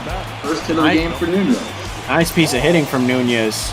He knows he's ahead, and he knows that pitch might miss inside. Good job turning on it, sending it right up the middle. I will say, the other game I did for the Yankees, Tomas Nido, the game before, came in as a pinch hitter and hit that only home run he has on this season. I'm not sure I'd call Tomas Nido a scary pinch hitter, but that's all the Mets got right now. Nido, the last man on the bench for the Mets, takes it low, 1-0. I was actually Matias, and it was a stunning sight to see Tomas Nido, who had been double switched into the game that the Mets were trailing in, and is blowing it down to that game, hit a 2-run homer to turn it around. Takes a ball outside, so Miller has missed 4 out of 5 times. Nunez, good speed on first is the tying run. Nido could win. 2-0 pitch. Swing and a miss. Strong fastball by Miller. 2-1. The one thing Nido wants to avoid, putting it on the ground. He is absolutely a double play candidate. 2-1. Swung on, grounded. There it is. Goldschmidt over to DeYoung. Back to first. 3-6-3 double play, and the Mets are down to their final out. And you just shoot yourself in the foot, and at one point it's going to come back to bite you. Nido should have tried to send that one up the middle or in between the gap between first and second, and it is just pain from Mets fans watching this game. Brandon Nimmo, and that's who you want up right now, but this is a dejected Mets team right now. First pitch from Miller with the renewed confidence. Fastball hits the top of the... If this is the last batter of the game, it's one of your last chances to get donations in. All donations during this game to Black Lives Matter, I will be split between the New York Urban League and the Organization for Struggle. 0-1 to Nimmo. Swung on and missed. The Mets are down to their... So a couple of errors by sure-handed Luis Guillorme put Paul DeYoung on second with 1 out, and then Yadier Molina singled him home. 0-2 from Miller, way upstairs, 1-2. Miller looking for the save to give Giovanni Gallegos the win and Paul Sewald the hard luck lock. We are just about to hit 8 p.m. Eastern time here. Rays and Red Sox to follow. 1-2 from Miller. Low in the dirt, 2-2. Should it continue, Jeff McNeil would be up next. McNeil 1 for 4 with a walk. 2-2. Lifted into shallow right center. Coming on, making the basket catch is Harrison Bader. And the Cardinals avoid the sweep with a 3-2 win in 11 innings.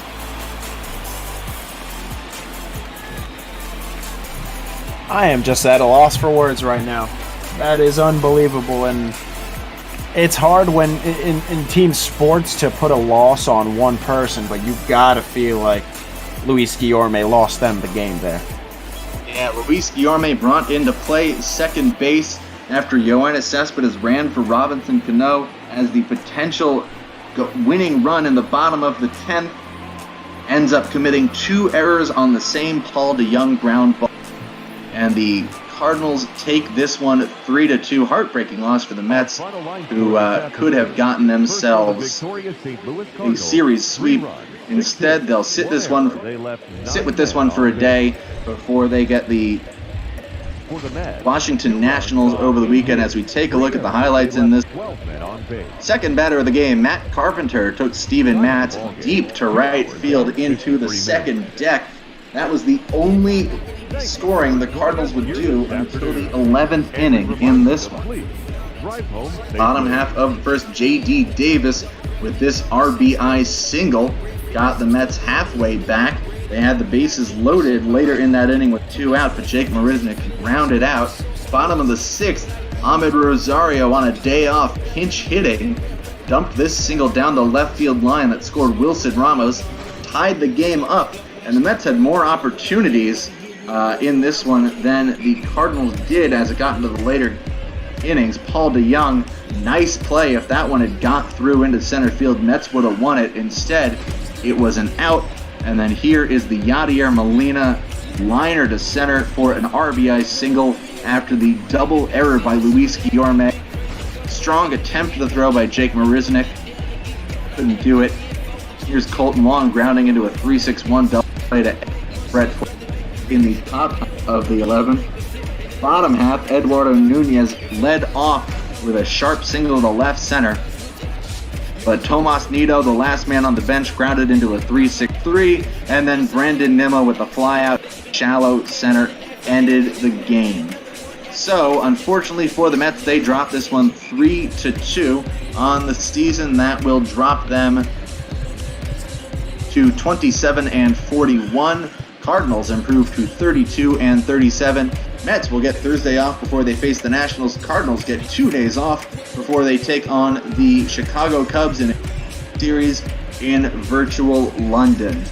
Paul Seawald, the hard luck loser, Giovanni Gaye. Last chance, folks, to get those donations in. Any last minute donations, we'll run them up to 8:05 p.m. Eastern. Any timestamps, I'll take them. I'll be matching all donations, splitting it between the New York Urban League and the Organization for Black Struggle. And I'll be posting receipts to my Twitter account at Eric, E-R-I-C, Garment, like an item of clothing. So y'all know that I was true about what I was saying. As now, I'm going to just do a quick sign-off because we are way behind schedule. So for Matthias Wildman, I am the Big Fund Eric Garment. Final score once from Queens. Cardinals take it 3-2 in 11. The winning pitcher, Giovanni Gallegos. The loser, Paul Seawald. Andrew Miller picks up the save. And now it is PK and P Mr. 3. It's the Red Sox. It's the Rays. It's Major League Botball on Twitch.tv. Thank you very much, Big Fund and Matthias, for that excellent call of yet again some extra innings in Botball. P Mr. 3, joined by my good friend this evening. Extra innings have not been shy of showing their face around Botball the past couple of days. P. Mister, how's your day going, sir? Oh, my day's going just fine. Yeah, Botball definitely not shying away from extra inning games over the past couple days, so plenty of free baseball to go around for everyone. And it's what's great about it, P, is we've got free baseball as it is, right? We obviously are accepting donations where they can go, but now you're getting even more free baseball, and as a broadcaster, you're obviously in it for the long haul, so not a big deal if we get a start 49 minutes late. It's a drop in the bucket in the big scheme of things. We have a good one for you this evening as the Boston Red Sox jump into Tampa Bay at Tropicana Field to face the Tampa Bay Rays. I am PK. I'm alongside P Mr. 3, and we have a good one for you. Last night, the Red Sox dropped the first of the 3-game series, the Rays taking it 5-4. Game 2 of the 3-game series, an AL East matchup from Tropicana Field, as the Boston Red Sox, who with that loss last night continue to have a challenging season, 10.5 games behind the New York Yankees, leading the American League East division. Meanwhile, the Tampa Bay Rays in second place, just 2.5 games behind. And on the mound for the Rays, starting this one off, is Ryan Yarbrough.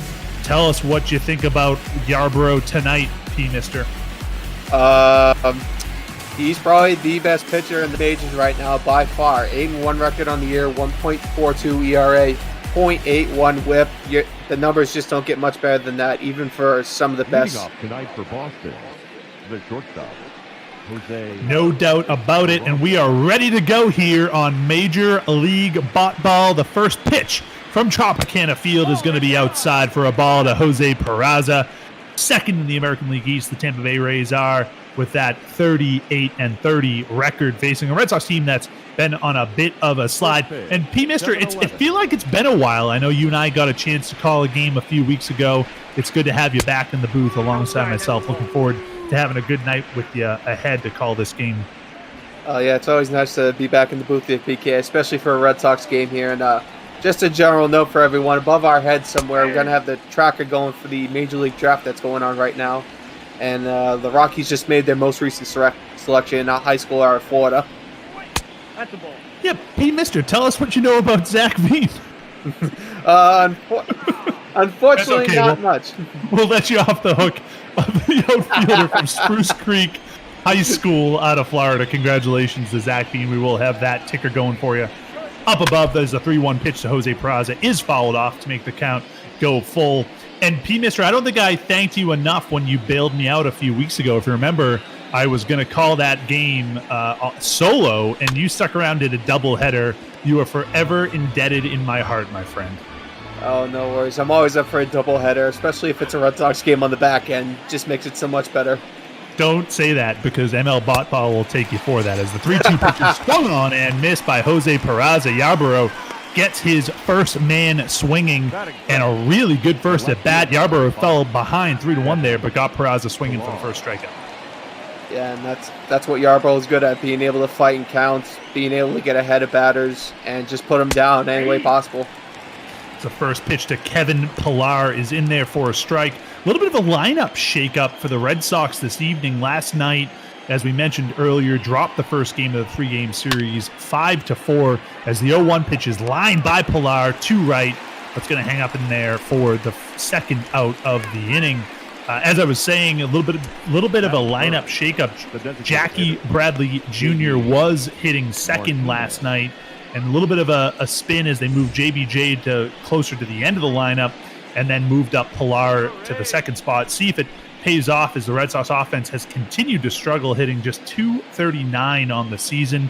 This man coming to the plate, one of the reasons why that has been a struggle offensively for the Sox. Last 9 games, not pretty for JD, P-Mister.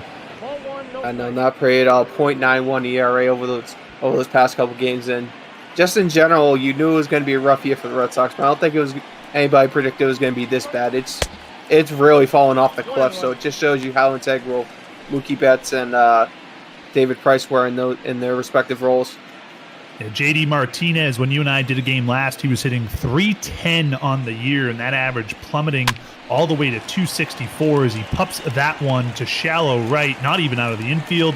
It's going to be snagged for the final out of the top of the first. Red Sox go 1-2-3. Good start for Yarbrough. We head to the bottom of the first. Tampa Bay coming up.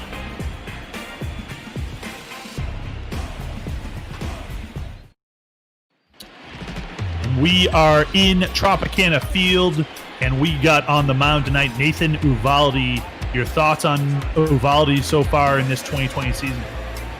Definitely seems like he had a couple of rough luck losses, 1-8 on the year. The ERA is not terrible, hanging around 4.83. So as a starter, that's not terrible. But again, you were alluding to it earlier. The offense for the Boston Red Sox have a little bit of struggles as of late. Yeah, hasn't been a great season for Eovaldi. As the first pitch to Kevin Kiermaier. The Rays' leadoff hitter is going to be a ball to start off this one, as that one is high and tight. As it goes to 1-0, you take a peek at the Red Sox infield, and that record, 30 wins, 38 losses, 4th in the American League East. Hanging around that bottom of the AL East, 10.5 games behind the Yankees for first, and 7.5 games behind the Tampa Bay Rays, as that one is in for a strike. The 1-1 pitch from Eovaldi is swung on and driven to center field, but it's going to hang up there, and JBJ is going to bring that one in. Another thing that I like what Renicky and the Red Sox did today is a little bit of an outfield switch as well, moving JBJ back to center field. The two injuries that are on everyone's mind right now as we take a look at Willie Adames, who comes to the plate, and we see that Andrew Benintendi last week went down for a indeterminate amount of time. Right now, the estimate is that he'll be out for 3 to 4 weeks with a torn finger ligament. And meanwhile, you got Xander Bogaerts, who remains on the injured list. He's got about 1 to 2 weeks left from that fractured forearm, which happened last month. So certainly the Red Sox feeling the injury bug as Adames works the count to 2-0. The 2-0 pitch from Eovaldi is swung on and missed 2-1. Yeah, but I guess if there's any spot for the Red Sox to get injured, it would be that outfield, since they do have 4 or 5 very serviceable outfielders in their lineup and on their bench. So I guess a little bit of good luck, bad luck there. They certainly are fortunate to have a few extra options out there. Meanwhile, the pitching has been pretty good for this team, a 3.80 ERA so far. Again, that batting average at a 239 in the season, certainly an opportunity for the Bo Sox. The 3-1 pitch to Adames is going to be driven to deep center field. JBJ, all cool and calm in center field like he normally is, brings it in to the second out of the inning. And just like that, Eovaldi's retired the first 2 here in the bottom of the first. And you're kind of seeing how Eovaldi's going to get a lot of his outs, just weak contact and fly balls straight to center, straight to outfielders there. He's not known much for strikeouts, but he's able to get the outs efficiently. As up to the plate comes Austin Meadows, your hero for the Rays last night. For those that had a chance to take a peek at the Rays and Red Sox, that last night you saw the Red Sox, who took a lead heading into the bottom of the 8th inning, and then a 2-run shot. That was Austin Meadows, who was 0 for 3 in that game before he hit that 2-run homer, and that gave the Rays the lead in the bottom of the 8th, 5-4. They didn't look back as they closed it out with a perfect top of the 9th, and the Red Sox took the loss 5-4. Another game that Boston absolutely had the opportunity to win, but instead went away with the loss, as that 2-1 pitch is in for a strike, and it's going to go 2-2, 2 outs in the bottom of the first here. Eovaldi looking good in the gun, 98 miles per hour on that one, as the count at 2-2. The 2-2 pitch to Meadows is going to be just inside. We'll move to a full count. Yeah, and again, that 5-4 loss is a real tough one. That kind of harkens back to last year. Had a lot of chances to win a lot of games, but just the back half of the games was so rough for the Red Sox, and they blew so many leads late in the game.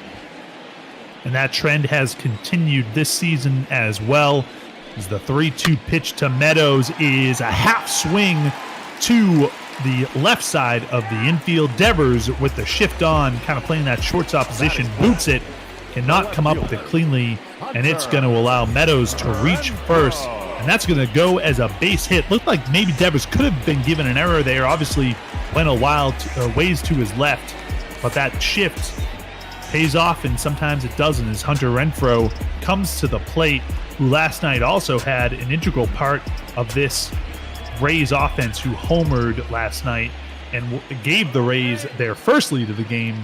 And he's looking to do that again this evening, as the first pitch to him from Eovaldi is in there for a strike.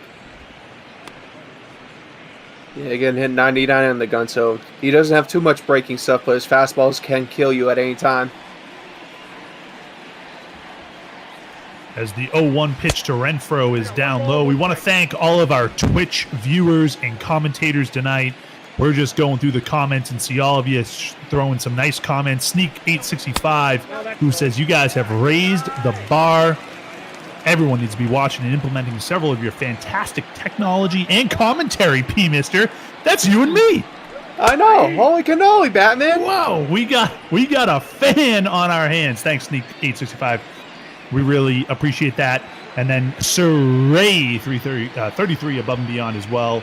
Mo Red Wings, as always, one of our biggest fans. We appreciate you, as the 2-2 pitch is fouled off You guys make it so easy to come and do this, and we love interacting with you. So thanks so much for coming and joining us. The 2-2 pitch from Nathan Eovaldi to Hunter Renfro is going to be driven to right field, over at the line, at the warning track, brought in a little bit nonchalant there in right field. Nonetheless, it's going to be taken in by Alex Verdugo, and that'll retire the side. We're through one in Tropicana. It's a scoreless game. As we head to the top of the second, we'll see if Rafael Devers can do a little action for this Red Sox offense, and they need the help right now, mister. Yeah, at this point, you're just looking for someone to get on a roll, because once one person gets on a roll, that might inspire the next guy, and soon enough, your team average will start rising like a rocket. First one's there for a ball. The shift on for Devers. We mentioned it just a little bit ago, but the injury bug has certainly bit the Red Sox over the past 30 days. Hopefully, it will be only positive momentum for the team as you see Xander Bogaerts, hopefully Andrew Benintendi returning sooner than later, as the first of the 1-0 pitch, rather, is in there for a strike. Yarbrough winds, deals, delivers, and it's swung on by Devers, driven to right field. It's going to drop in there, a diving stop by Austin Meadows, but can't come up with it. Looked like he might have hesitated a little bit there before he made the dive for it. But nonetheless, Devers is going to reach in with the single. Yeah, I might have had a bad breathe. Thought it might break a bit more towards him, but great attempt that nearly got there and made the grab for the out, but just hitting the turf there, and now the Sox have a runner on first. You know, I've never dove for a ball on turf, but I imagine it's like stinks. I imagine it really, really hurts. Would you agree? I think it would depend on what turf it is. Assuming this is Tampa and they still have the original turf, it's probably just a concrete floor under there. But it's covered by a thin carpet of like that mini golf. You know, that mini golf turf? Yeah. That's probably what Austin Meadows just meant face first, was concrete covered by a thin layer of turf that you likely would see in mini golf. Yeah. We got a 2-1 pitch to Michael Chavis, who homered last night for the Red Sox, hit a solo shot last evening. Chavis needed it, as that batting average has continued to drop down to 240 as the 2-2 pitch is driven deep to left, and it is way out of here. Michael Chavis with a 2-run shot goes way deep, upper decker in Tropicana Field. That thing went 452 feet, and the Sox go up 2-0. They might want to get the roofing crew out here. He might have punched a hole through the roof here in Tropicana. Holy cow! Somebody might want to get the record books out here, because that might be the longest home run in Tropicana history. No doubter from Michael Chavis. A shot over 452 feet. Look at the trajectory of that ball as it makes it just shy of upper decker. I might have exaggerated that one a little bit. Don't tell anybody. Yeah, we'll watch it. We'll say it hit some of the support scaffolding up top of the lights and knocked it down.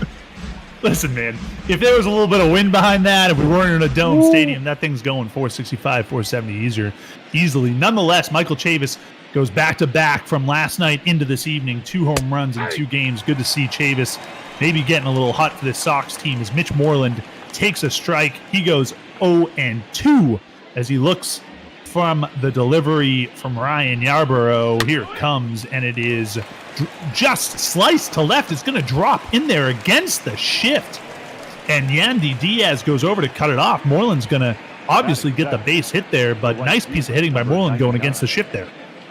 Yeah, and Yarbrough only using 12 pitches in the first inning, already at 13 with no outs here. Pitcher coach just wants to come out, have a chat, see what's going on, because there might be something wrong with his mechanics or something.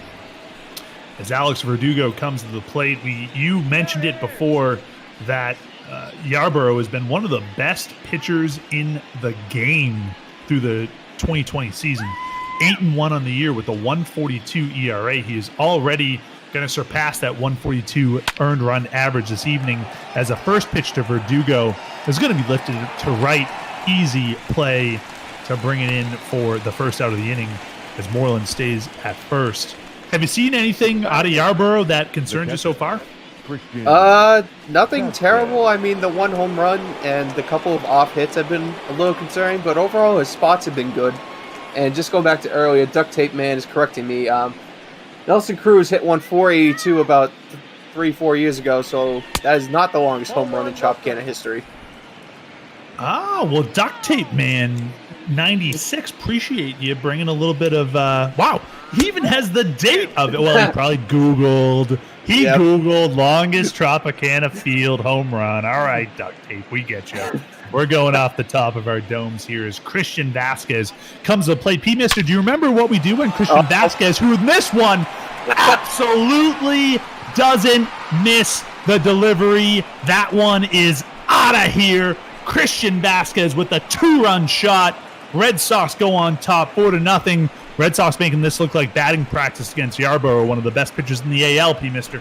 Yeah, this is a big shock right now. That one 434 feet, so both Red Sox home runs have been absolute no-doubters, and Yarbrough might just be having a lot of struggles today. Tampa might want to get someone up in the pen soon, because it seems like he might not have it today. His 6th home run of the season, and Vasquez absolutely didn't miss that one. Not nearly as far as Nelson Cruz's all-timer at Tropicana Field, which was August 18th, 2017, which was 482 feet. Thank you. Hey, speaking of Christian Vasquez, P. Mister, you know what we like to do when Christian Vasquez comes up? Do you remember this from our game? Is it Vasquez trivia time? It's Christian Vasquez trivia, which nowadays it has absolutely nothing to do with Christian Vasquez because I've just completely run out of it. But this former Red Sox pitcher made his debut on June 10th. Happens to be this day, 6/10, June 10th. Well, way back in 2006 against the Texas Rangers. He is a 3-time World Series champion who made his debut for the Red Sox way back on June 10th, 2006 against the Texas Rangers. We'll get that answer to you. As the 0-2 pitch to Jackie Bradley Jr. is sliced the other way, it's going to be caught for the second out. This inning just does not end yet for Yarbrough. Nonetheless, it's 4-0 Red Sox. We got 2 outs here. I'm going to take a stab and say John Lester. Oh, we have a guess from P. Mister as John Lester. We'll let Twitch take a guess as well as we see Jose Peraza come to his second at-bat of the game as the first pitch from Yarbrough to him is going to be sliced to right. It's going to be snagged for the third out of the inning, but not before the damage has absolutely been done, and more so. We get 2 2-run shots, and the Red Sox lead 4-0 heading into the bottom of the second. We're back in Tampa Bay, and for those that were wondering, and P. Mister, you nailed it. John Lester made his debut with the Red Sox on June 10th, 2006 against the Texas Rangers, obviously a 3-time World Series champion. So we're just going to make a John Lester trivia tonight, and Christian Vasquez will just be our excuse to have a little John Lester conversation as the first pitch from Nathan Eovaldi to G-Man Choi is going to be fouled off to right field past the bullpens. No action, by the way, in the Tampa Bay bullpen. Does that surprise you there, P. Mister? Yeah, definitely. I guess in Tampa, thinking Yarbrough might be able to calm down here, heading off, but he was looking real rough that last inning, giving up the 2 home runs and 4 hits in total. One ball. As the 1-1 pitch is swung on and missed. Good action by Eovaldi there, as it was in and swung on by and missed by G-Man Choi. The 1-2 pitch to Choi, just a little bit outside low. We'll go to 2-2. Yeah, that's the thing with Eovaldi. He's known for his fastball, but you can't really sleep on his breaking stuff either, because that can tie you up a little bit. Take a peek at Brandon Lowe on deck. Eovaldi looking sharp through his first inning of work. See if he can continue that here. A big pitch, 3-2 to Choi is fouled off. We'll do it again.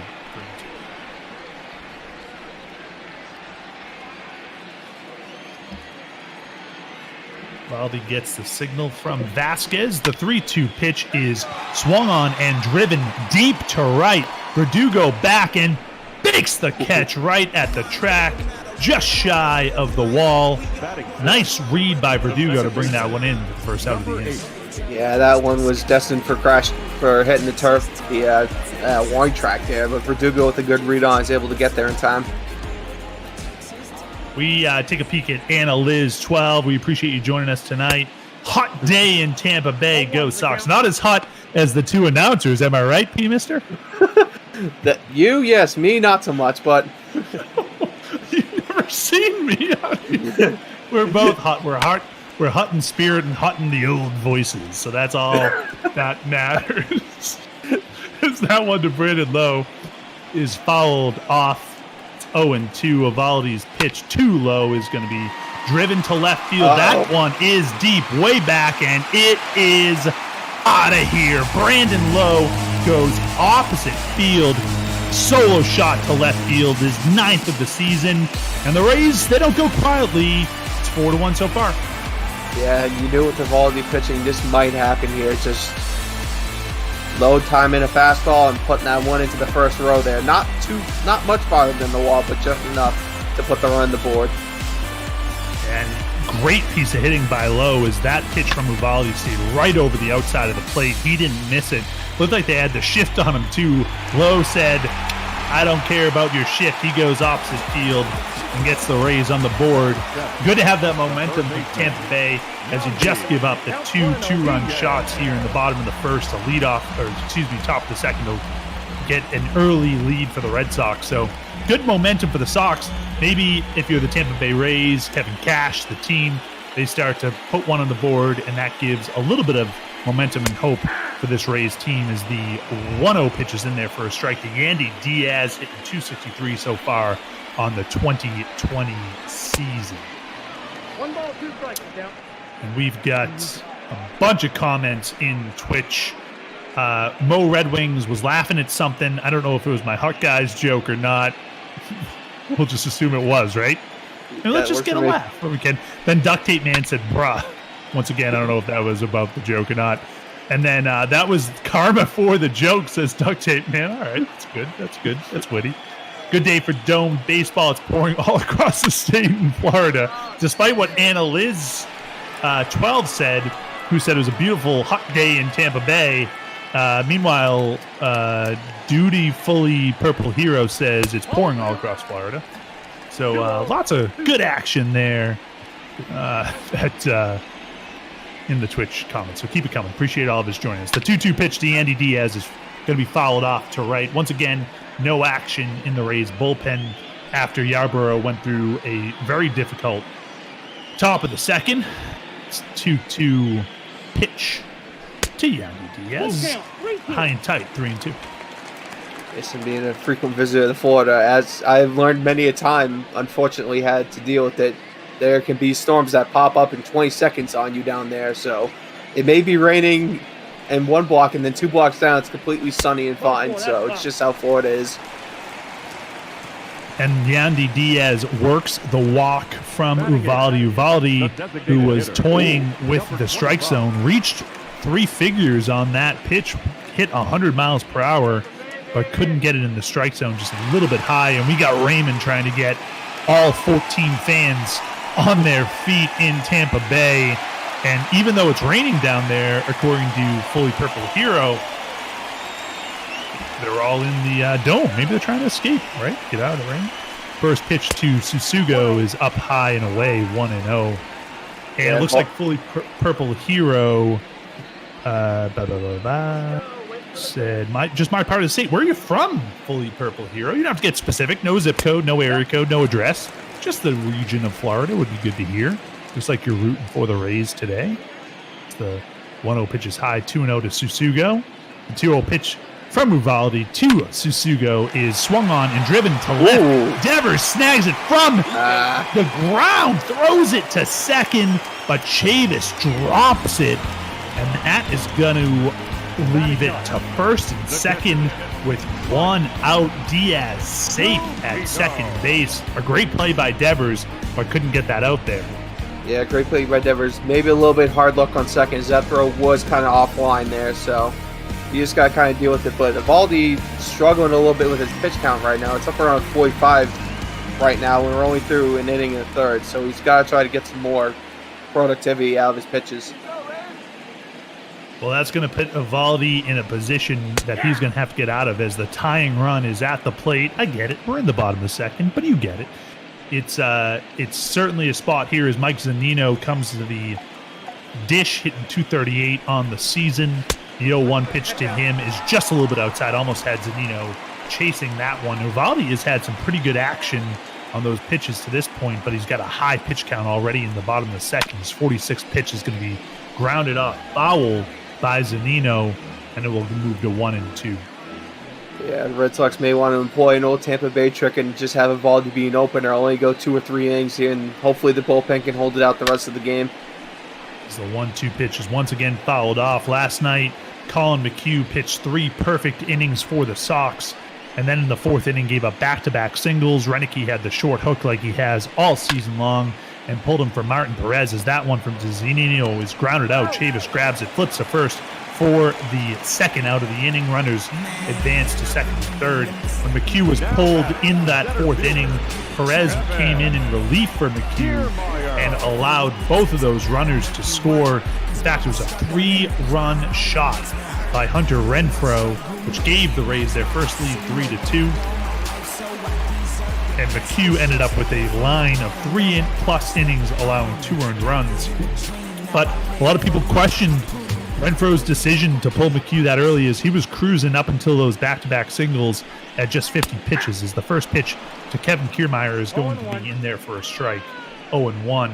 We'll see if Renfroe has a short hook for Eovaldi, who so far with the high pitch count, but still good velocities. That one just hit 99 miles per hour to Kiermaier as the 0-1 pitch to the Rays leadoff hitter is dead in the middle, and it'll go to 0-2.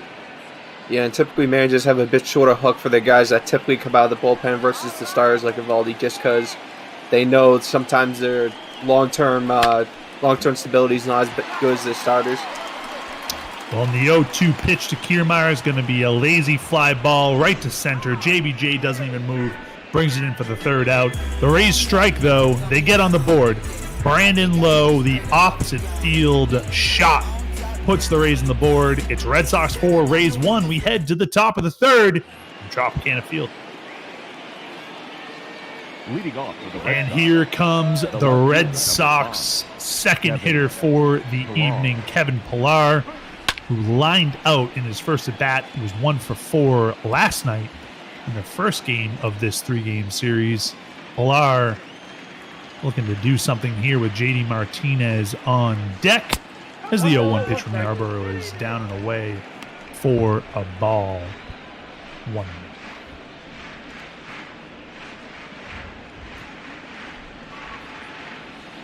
Like my battery mate this evening said earlier, we've got the MLB draft happening tonight. On the top of your screen, you're going to see that MLB draft results. San Francisco Giants with the 13th pick just picked Patrick Bailey, the catcher from North Carolina State, as the 1-2 pitch is driven to center field. Lazy fly ball for the first out of the inning. So you can take a peek at all the newest Major League Baseball players, at least acquired by a Major League Baseball franchise in the top, which is pretty cool to see. And then in addition, we, as always, do this for charity. And we've got a good charity for you this week.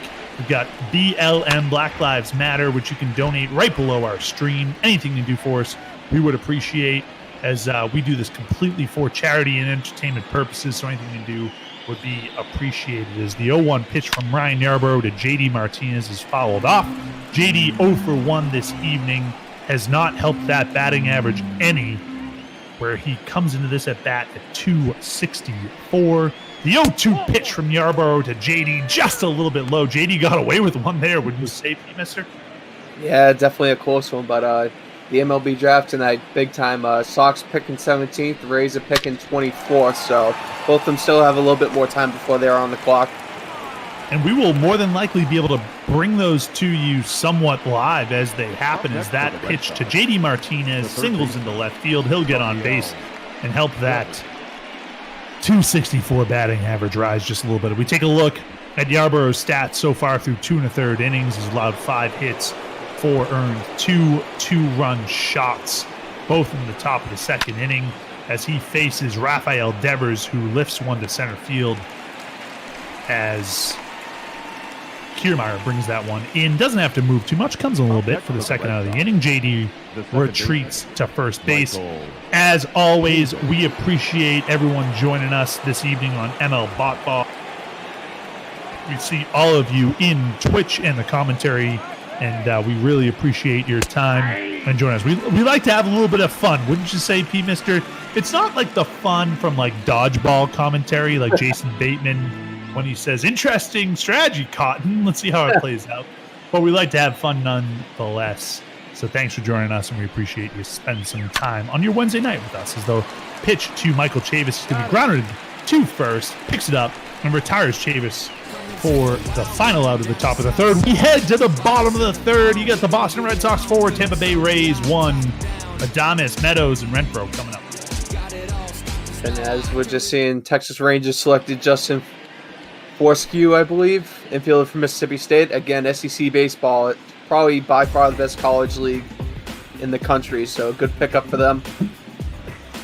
We'll take a peek while we look at the Tampa Bay Rays hitting stats so far. You see their ranks for both all offensive categories, the average, the runs per game, the home runs. Not obviously where you need to be, only to be outdone or not outdone by the Red Sox, which are just a tad worse across the lineup there. So both of these teams having offensive struggles so far to this point. So, P. Mister, tell us what you know about Justin Forskew. Again, not much about the specific player, but again, Texas does kind of need some type of spark, and he could be a good fill for that, for the infield there in the next couple of years coming up, because Texas really doesn't have much to build around. So now's the time they're kind of heading towards a rebuild stage a little bit. That might be the best on the spot analysis of a Texas Rangers first round Major League Baseball pick I've ever heard from P. Mister, as Eovaldi gets the strikeout, his first strikeout of the evening. As he goes down swinging, which brings Austin Meadows to the plate. He's 1 for 1, signal the first. P. Mister, it's almost like you know what you're talking about baseball. That was really, really good, but you know, you got to just do a little bit more homework on Justin Forskew from Mississippi State. Yeah, again, in general, with all the draft stuff, I kind of keep tabs on the teams and all that stuff, but I don't really pay attention to specific players just because there are so many out there, especially at the D1 college baseball level and let alone high school. So it's just a bit too much to keep track of, but you just got to kind of pay attention to how the college team's doing. Next time, I expect you to come prepared, which normally the draft is 40 rounds with 30 teams, as that one to Meadows is swung on and miss. Eovaldi gets his second strikeout of the game as he goes down swinging. Next time, I expect you 40 rounds, call it, 30-ish teams, couple of trades, I'd expect you to come prepared with all 1,200 players ready to go. Okay? I will definitely try that. And, I think actually the MLB is instituting a modification to it where they're only going to do 20 from now on, so a little bit less work for me. But 600, man, 600. Exactly. You still got to study up. I still got to find time to look at all the high school prospects. Yeah. Okay, all right. So let's do that next week. All right, our next broadcast is going to be you going through the 2021 future draft, a la Mel Kiper, like in the NFL. As Eovaldi faces Hunter Renfroe, who homered last night, hit a 3-run shot for the Rays, gave them their first lead of the game last night. Takes that one for a strike. It'll go 2-1. Once again, appreciate all of our Twitch commenters. F. Corpel or FC Orpel or FCO Ripple. I don't know how you pronounce it. As the 2-1 pitch is going to be driven to left, it's going to land in there for a single. JBJ over, cuts it off before it gets to the warning track, which keeps Renfroe to a single. And says, do you two know each other? I'm liking the chemistry. Actually, P. Mister and I randomly met on a broadcast where I was supposed to go solo, and P. Mister was finishing a game, and I asked him if he would just, do a doubleheader and work an extra 2 hours, and guess what? He did. And that was, 3 weeks ago, and this is our second game together. So, it's just that natural chemistry, right, man? Right, yeah. It feeling very natural. It's a little weird, but hey, it works out in the end, and that's all that matters. It's like that really good blind date, It's like that blind date you go on. You're like, man, I really like this guy or gal. Let's do it again. Then you have the second it's no longer a blind date, but it's a second date, and you're like, oh, I really once again we get some connection. So you're swiping right on me, right, P. Mister? Oh yeah, definitely. It's been a great time so far. It's been a really good game. Seeing Ryan Yarbrough semi-implode in the second there, as we're don't change the subject. all right. That also shows my Tinder acumen, because I don't know if it's left or right. I don't know which way it is. But we take a peek at Brandon Lowe, who homered in his last at bat opposite field. G-Man Choi at the plate as the 3-1 pitch from Nathan Eovaldi is going to be swung on and fouled off. It'll be a full count with 2 outs, which means we're going to have Hunter Renfroe, who's at first, off with the pitch. Eovaldi, 3-2, 2 outs. Bottom of the third, pitch to G-Man Choi, and it is swung on and driven to left, and it is going to be fair down the left field line. Over to cut it off is Kevin Pillar. He throws it in as we have a runner that is going to score as Renfroe aggressively sent home to score the second run for the Rays. Surprised even me, and the Rays cut the lead to 4-2. Yeah, and this is what can happen sometimes. Valdi's struggling a little bit. Hits count up around to 69 already in roughly 2 2/3 here, so he's starting to struggle a little bit in the back half, and there's been a couple runs given up so far. The first pitch to Brandon Lowe is going to be grounded out quickly to Moreland. Steps on the bag for the third out of the bottom of the third. Eovaldi retires aside, but not before G-Man Choi with the RBI double down the line. Scores Hunter Renfroe and cuts the lead 4-2. Red Sox still on top. Head to the top of the fourth. Leading off for Boston, the first baseman, Mitch. And up to plate, we have Mitch Moreland, who just ended that inning with the grounder to first. He's 1 for 1 so far on the night in Tampa Bay with the single, and scored the run earlier on the 2-run shot. As the first pitch to him is swung on and missed. 0-1. We do have an injury as Ryan Yarbrough is just not feeling 100% in his shoulder, trying to fight through it. The pain is just a little bit too much. So on the trader's advice, Yarbrough is going to be removed from this game. Looked like on that pitch to Moreland, he might have tweaked something. So just like that, we're into the bullpen here for Tampa Bay. This could be a death sentence for Tampa Bay's season here. Yarbrough having an absolutely dominant year. You can kind of tell from the second inning on, he just wasn't feeling 100% with his pitches. And now we're seeing it's overtaken him and he's done for the day. Hey, Mister, tell us what you know about Jalen Beeks and his stats so far this year. Again, 20 appearances, 2-0, won about 36 innings. So he's known to go 2 or 3 innings. Not a really long guy, with Tampa liking to use the opener style there every once in a while. As Moreland drives that one to right and gets on base for the single. Like my battery mate said, my partner said, Yarbrough 8-1 on the season for the Tampa Bay Rays with a 1.42 ERA heading into this evening's game. And maybe there was something more to it. He didn't look sharp all night, right? That second inning was not favorable for Yarbrough at all. The two-run shots. And maybe that's a sign of an injury that just kind of tweaked there on that pitch to Moreland. Maybe it's something that wasn't there before. But nonetheless, Ryan Yarbrough, who was in contention for arguably the best pitcher in the league heading into tonight, leaves with shoulder soreness. And we're into the bullpen with Jalen Beeks on the mound as that pitch is in there for a strike to Alex Verdugo to make it 0-2.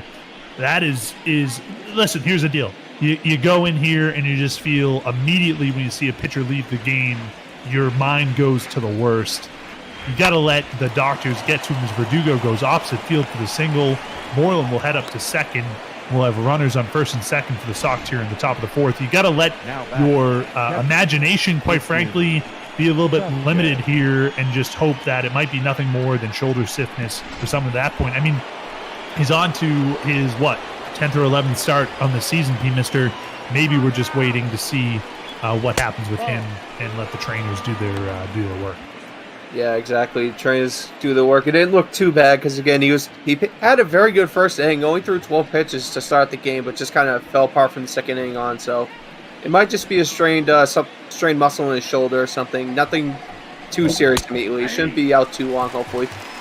Christian Vasquez comes to the plate, who takes that one for a strike, 1-1, homered, and had one of those 2-run shots earlier in this game, which that means it's Christian Vasquez trivia, which has turned pretty much to John Lester trivia, as he grounds right back to the pitcher.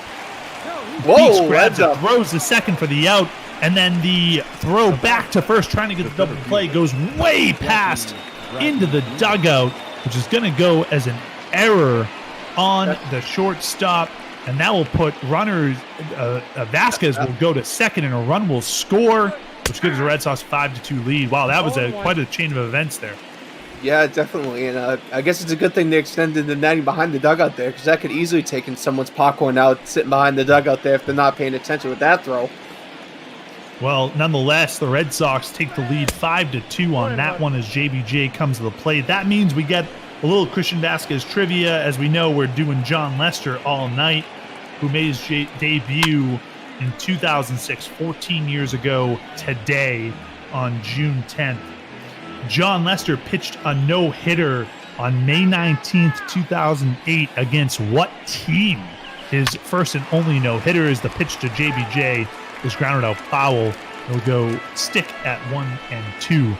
So John Lester pitched a no-hitter, his first and only of his career with the Red Sox on May 19th, 2008 against what team? At Fenway Park, I might add.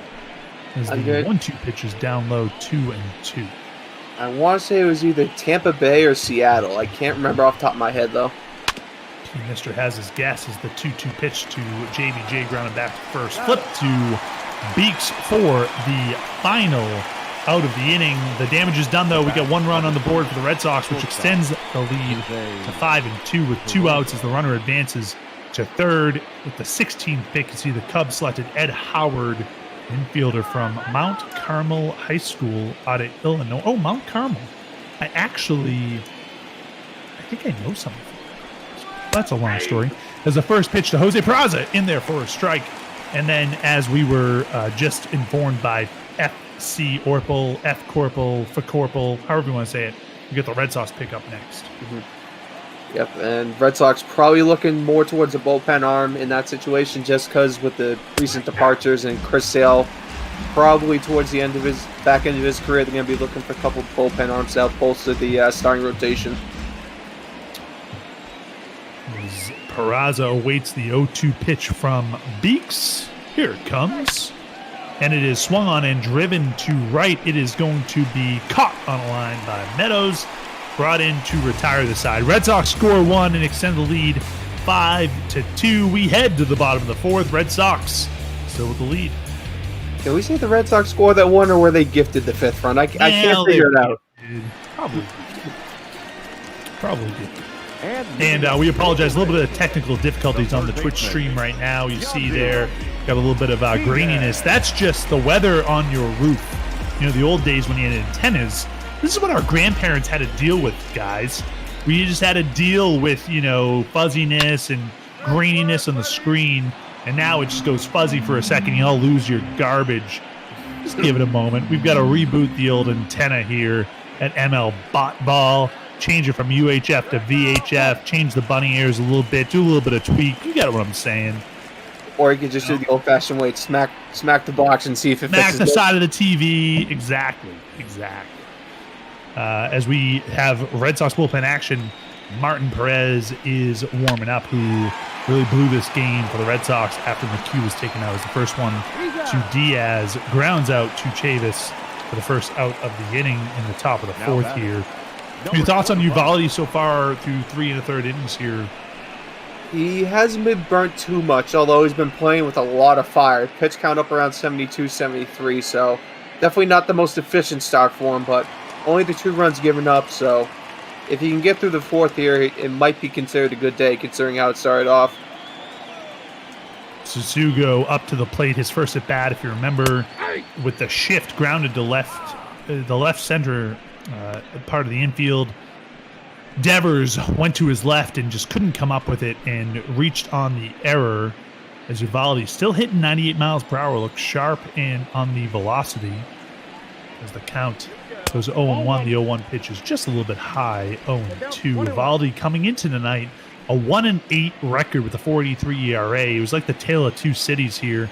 Eovaldi 1-8, Yarbrough 8-1. We know Yarbrough is not going to get a win out of this one, as that one is grounded to Chavis on the hop and tosses to Moreland for the second out of inning.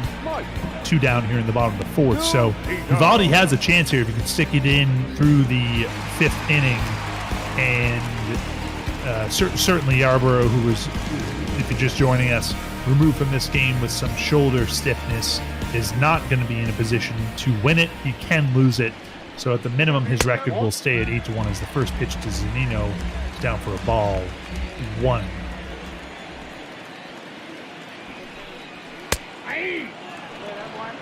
One 1-0 pitch in there for a strike, 1-1.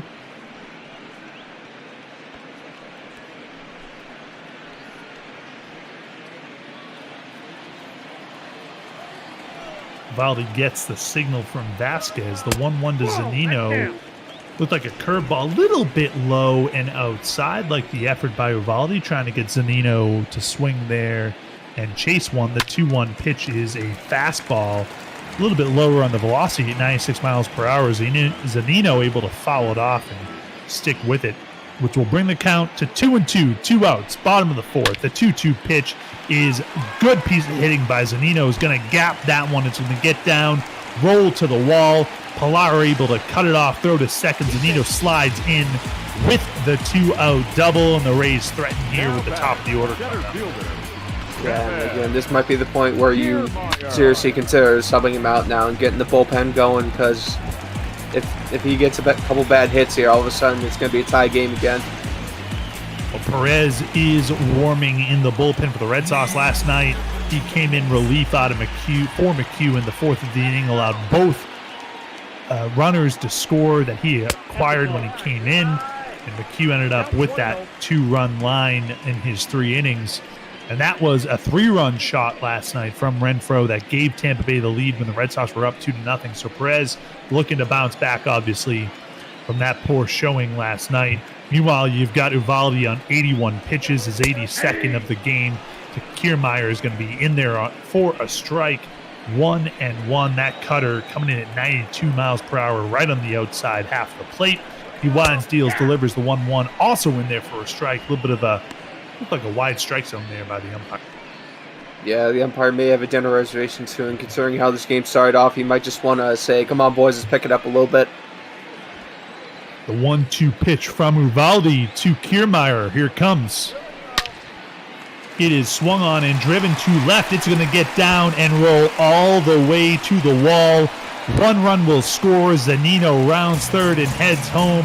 And that will cut the Red Sox lead to a 5-3 lead as Kiermaier, his 14th RBI of the season, scores Zunino from second.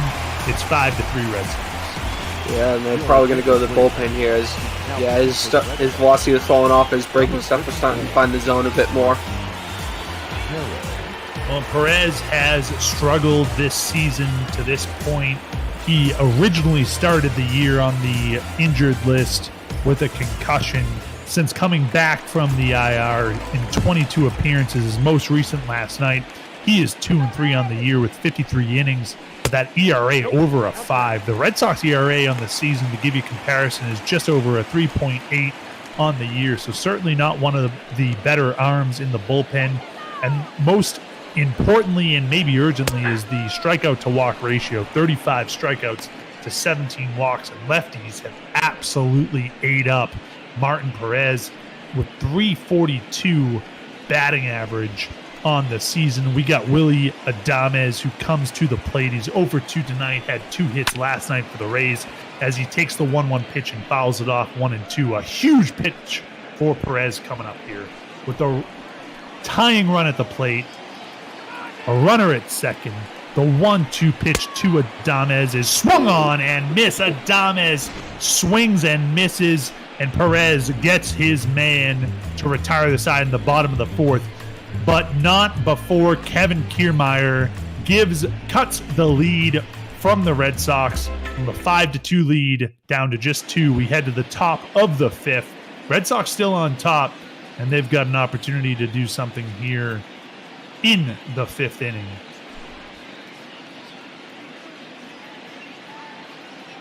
we take a peek at what's to come for this Red Sox team. You see Renicky in the dugout. Heidi with not much to say. Yeah, although she's reporting the Red Sox draft pick, Nick York, infielder from California high school. Not really much known for a power game, a lot more of a speedster, so maybe trying to find an outfield replacement in the next couple of years. Well, and you think about, as you see double action in the Rays bullpen, you think about the Red Sox needs over the coming years. When you think about the infield, Dustin Pedroia clearly on the end of his career as the pitch to Pilar is grounded out to second. They toss it for the first out of the top of the fifth. Think about Dustin Pedroia, who is undoubtedly on his way to retirement in the coming years. You see you have Bogarts at short, Devers at third. Second base really is kind of an opportunity. Michael Chavis is not necessarily your everyday second baseman. He's been filling that role in 2020. Moreland at first. So an infielder might make a little bit of sense. And what you said earlier, P-Mister, is you've got a ton of depth at outfield. So maybe that's an interesting strategy by the Red Sox to take Nick York from Archbishop Mitty High School out of California for the 17th pick in the 2020 draft. As that pitch to J.D. Martinez is going to go opposite way. Grounds out to first, the flip to Beeks covering first for the second out. Yeah, and again, that was a fair point. Yeah, Dustin Pedroia basically going to have to be dry kicking and screaming to the retirement home. It seems like he just doesn't want to give it up here, so definitely a little bit of a hole to fill at second. Who knows? York might fill the hole in the next couple of years. Probably going to start the year off in Portland if it ever gets kicked off here to see how he plays with Suway and a lot of the other 40-man roster guys the Sox have up there. Do you think it has anything to do with Pedroia not retiring with, I don't know, the millions and millions and millions of dollars that he just won't turn away? Yeah, just a guess. Yeah, no, Pedroia definitely does have a fairly nice contract for the amount of production he's put in over the past couple of years, so he's definitely looking to cash out on that as much as possible before he finally kicks the bucket. The 1-2 pitch to Rafael Devers is going to be swung on and driven to left. That one's going to go foul. We'll do the 1-2 pitch again. We, for those of you that are joining us, we once again had extra inning ball couple days in a row here. So for those of you that are joining us for the 9 o'clock, Los Angeles Dodgers at the second place Cincinnati Reds in the NL Central Division. As Devers goes down swinging for the third out of the inning, Beeks gets the side 1-2-3. We head to the bottom of the fifth. Like I was saying, for those of you joining us for the 9 o'clock start, the Dodgers at the Reds. We've got a good one coming up for you. Special effects, and Aiden Blank will have the call for you on that one as soon as this one finishes. We've had, right before this one, a good extra innings game. The St. Louis Cardinals and the Mets went to the 11th inning, so we're playing catch-up a little bit. And a little bit of an offensive, I wouldn't call it an explosion, although with these two teams, probably would be considered an offensive explosion.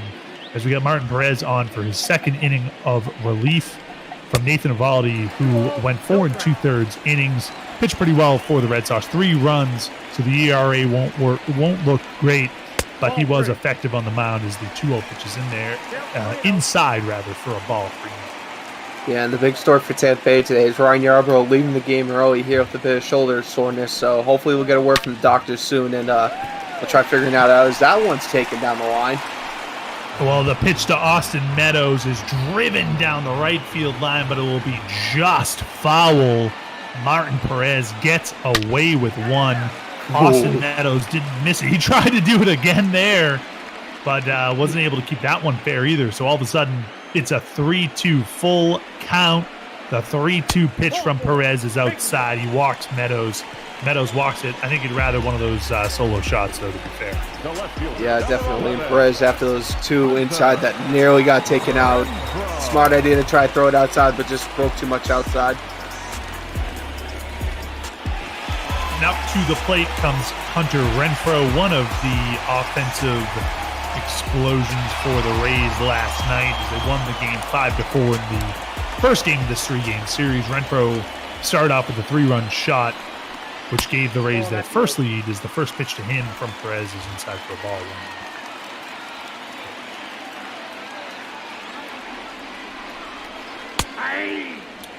The 1-0 pitches in there for a strike. 1-1.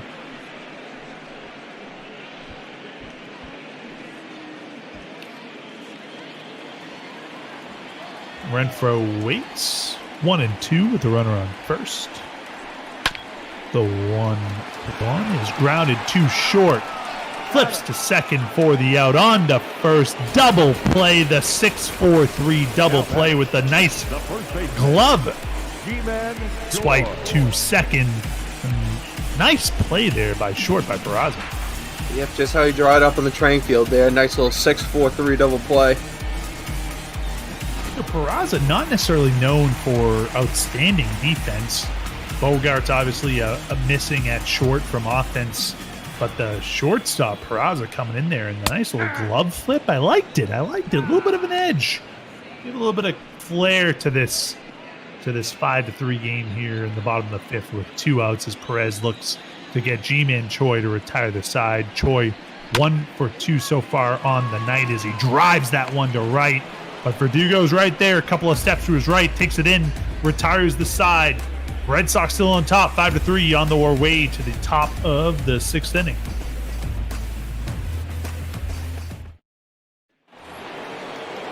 As we come into the top of the 6th inning, we appreciate everyone joining us on Twitch. We see all your commentary. We appreciate you so much this evening. Michael Chavis, who's 1 for 2 with that 2-run shot earlier in this game. Back-to-back games for home runs for Michael Chavis, who had a solo shot last night against the Rays. And as you see there, 3 runs scored in his last 4 games as he waits for the 1-0 pitch from Jalen Beeks. And it swung on a miss for a strike, 1-1. And as you see, we're doing this for charity as we always do. This week we're doing for Black Lives Matter. If you're able to donate below, we would appreciate it. That link is there to support what is obviously a great cause. Chavis waits for the 1-2 pitch from Beeks, and it is going to be fouled off as that one looked a little bit high. Chavis chasing at the top of the strike zone, protecting the plate. Don't hate it. We'll keep the count at 1-2.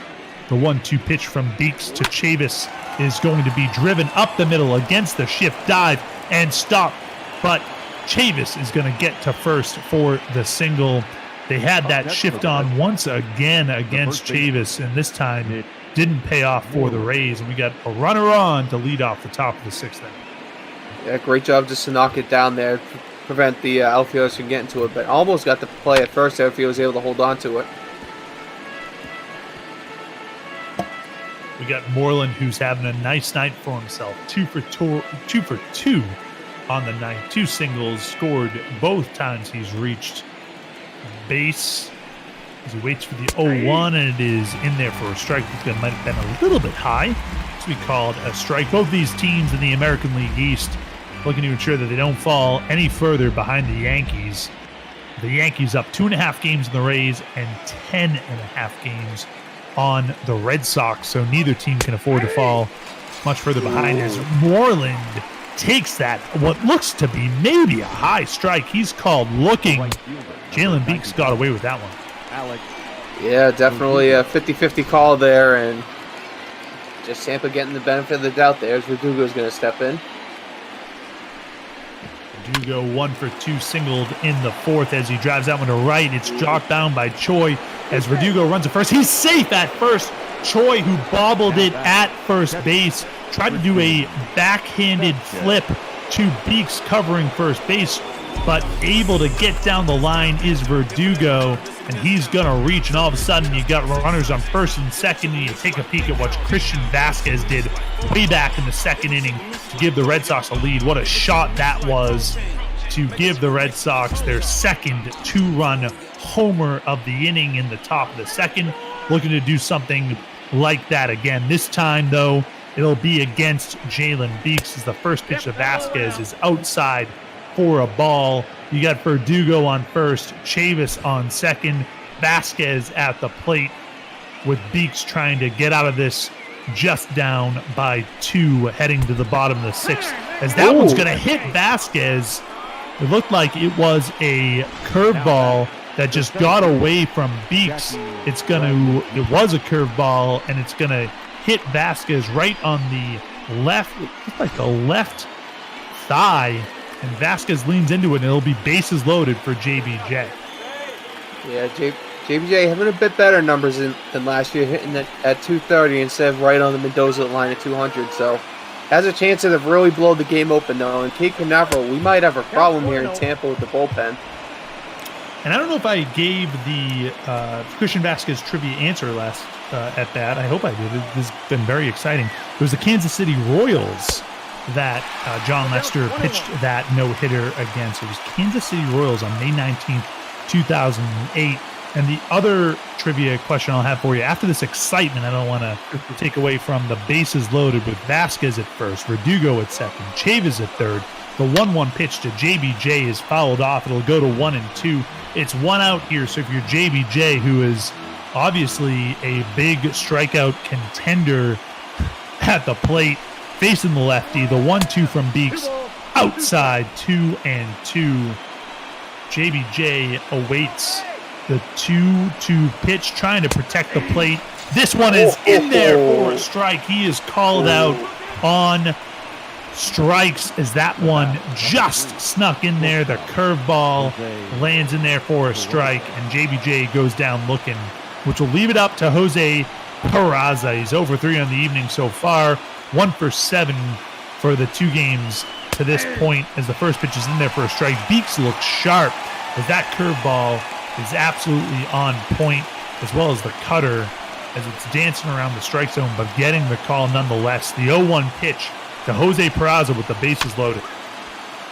It's grounded to third. A slow dribbler flips to first for the out. That'll retire the side. The Red Sox leave them loaded. It's 5-3 Sox heading to the bottom of the 6th. And while we have that, we'll talk a little bit about a Christian Vasquez trivia. And we're talking John Lester tonight. And this is a good one, P. Mister. I really dug deep for this one. John Lester, who was drafted by the Red Sox way back in 2004, was supposedly a part of a blockbuster trade. Hadn't even been in the major leagues to this point. Part of and demanded by the team to be traded to in a blockbuster trade way back in 2004. The trade, by the way, never happened at the last minute. It was a Red Sox and another team's blockbuster trade that would have sent 2 superstars on and off of each team. So it would have been in return for 2 superstars. And Lester would have gone from the Red Sox to this team. Any idea what the trade is or what the team is that I'm speaking about way back in 2004? Again, the trade never happened. As that first one is lined out for the out, the first out of the inning, and Yandy Diaz comes to the plate. 1 out in the bottom of the 6th. The only thing I can think of off the top of my head here is it would probably be the Pedro Martinez really deal, because the Sox at that point were trying to cut a little bit of payroll, and he was towards the back end of his career there. So I'm thinking it had to involve Pedro. I have no idea who the team is, though. As the 0-1 pitch is followed off by Diaz from Perez. It will go 0-2. Good guess. Good guess. We'll see if anyone from Twitch has it. The 0-2 pitch is flied deep to center for the second out of the game. Now batting. And interesting enough, the answer to the Christian Vasquez trivia is also one of the answers to the Big Guy's trivia, which Big Guy has the trivia question of the game, which is 5 players have hit 100 or more home runs for 3 different franchises. Who is that? The A-Rod deal that never happened between the Red Sox and the Rangers way back in 2004 would have sent Manny Ramirez to the Rangers in return for A-Rod. This was in the off season, obviously, of 2004. as the pitch to Susugo is driven deep to left. It's back. It's going to one-hop the wall. Susugo is going to Susugo is going to glide in to second base for the stand-up double. And the Rays are threatening here with 2 outs here against Perez in the bottom of the 6th. Back to it. A-Rod was part of that deal for Manny Ramirez. Lester was a demand by the Rangers to be a part of that trade and would have sent Manny and Lester, I think there was one more player involved, to the Rangers, and the Rangers in return would have sent A-Rod. Meanwhile, the Red Sox go on to win the World Series with Lester and Manny in 2007. The 1-0 pitch to Zunino is swung on and missed. It's 1-1. I just think a few years later we get that famous, I think it was A-Rod, the famous photo of him slapping the ball out of the pitcher's hand on his way down the first in the ALCS. Yeah, so interesting to bring that up. In 2004, the Rangers, the deal broke down with the Red Sox, so instead the Rangers made the deal with the Yankees, which sent Alfonso Soriano to the Rangers, and A-Rod came to the Yankees, and then to your point, slapped that ball out of Bronson Arroyo as he was covering first base. And the Red Sox, the rest is history. The Red Sox went on to win that series, came back from 3-0, and went on to win the World Series in 2004. So certainly a lot of revisionist history. Who knows what would have happened if the Red Sox had traded Manny Ramirez for A-Rod in 2004. As the 2-2 pitch is fouled off, we'll do it again. 2-2, runner on second. 2 outs, bottom of the 6th. The pitch from Perez to Zunino is going to bounce in there for a ball. It'll go to a full count with a runner on second. Here comes the full count pitch. 3-2 to Zunino. It is fouled off. We'll do it again. 3-2.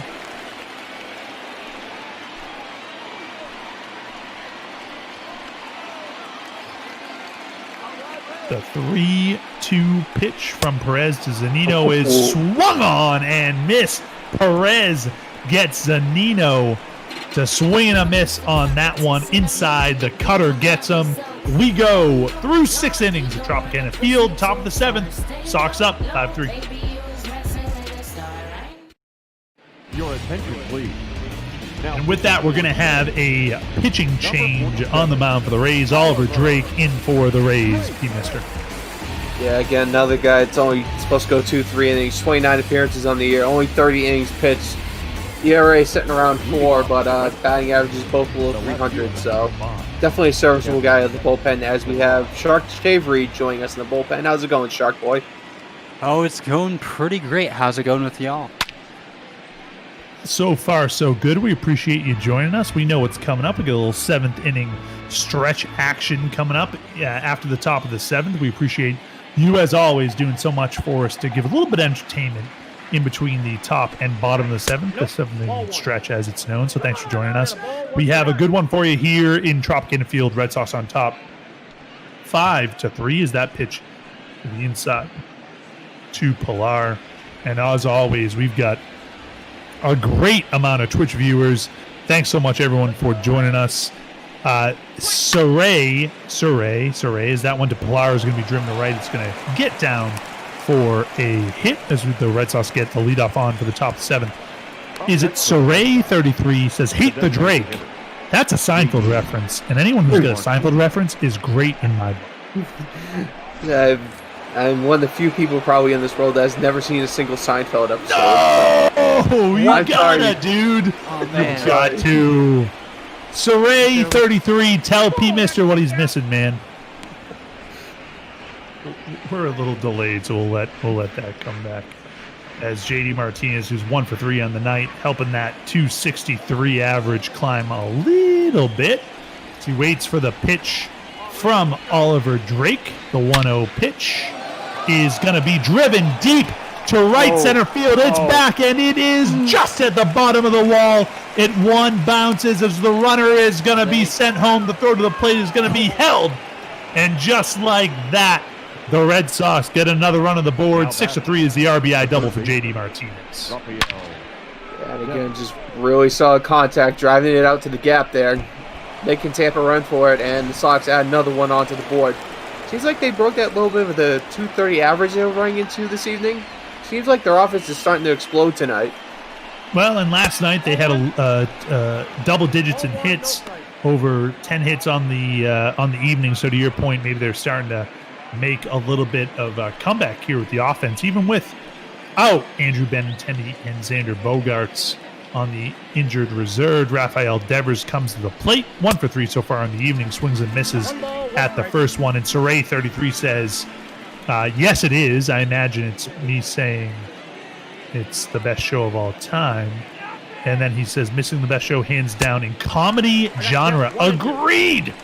I don't know who this Saray 33 person is, but we are aligned on comedy. If you like Curb Your Enthusiasm, it's essentially Seinfeld, only later. So, Whoa! As that one is going to bounce in there for a ball. Didn't think it was going to do much. The throw to second goes out into the outfield.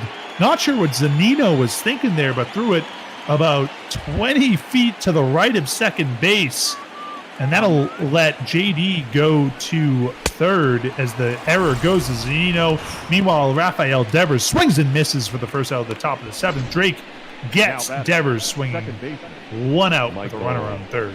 So much happening in ML bot ball. It's tough to keep up. Yeah, definitely. For some reason, the only thing I could hear when that ball went wide was the Curb Your Enthusiasm. I think it's the theme song there, the little piano bit. That one goes way wide.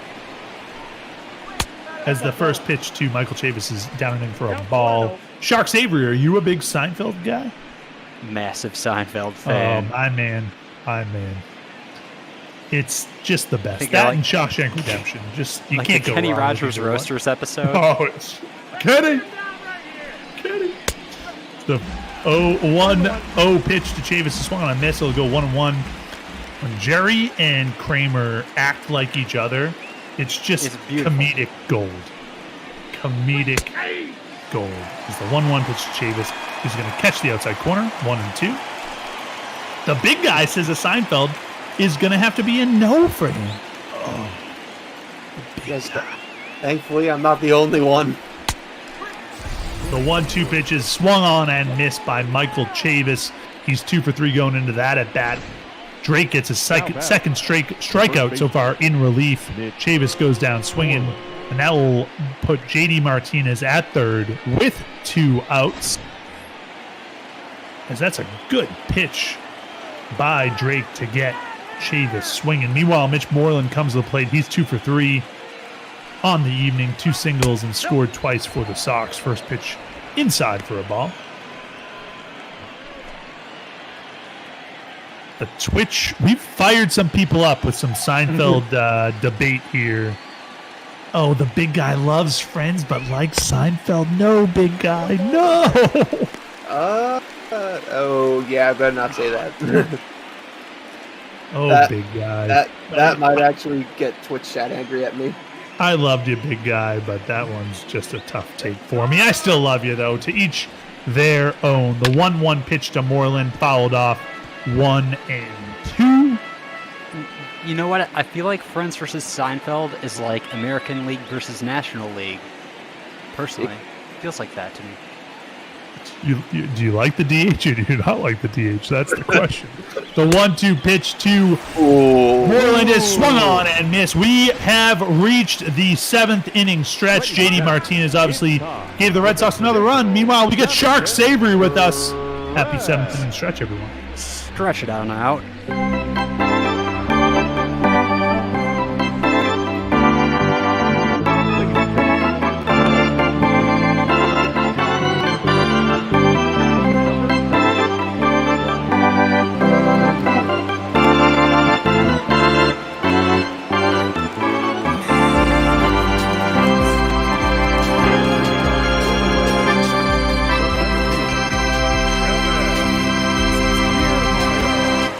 Simply the best 7th inning stretch.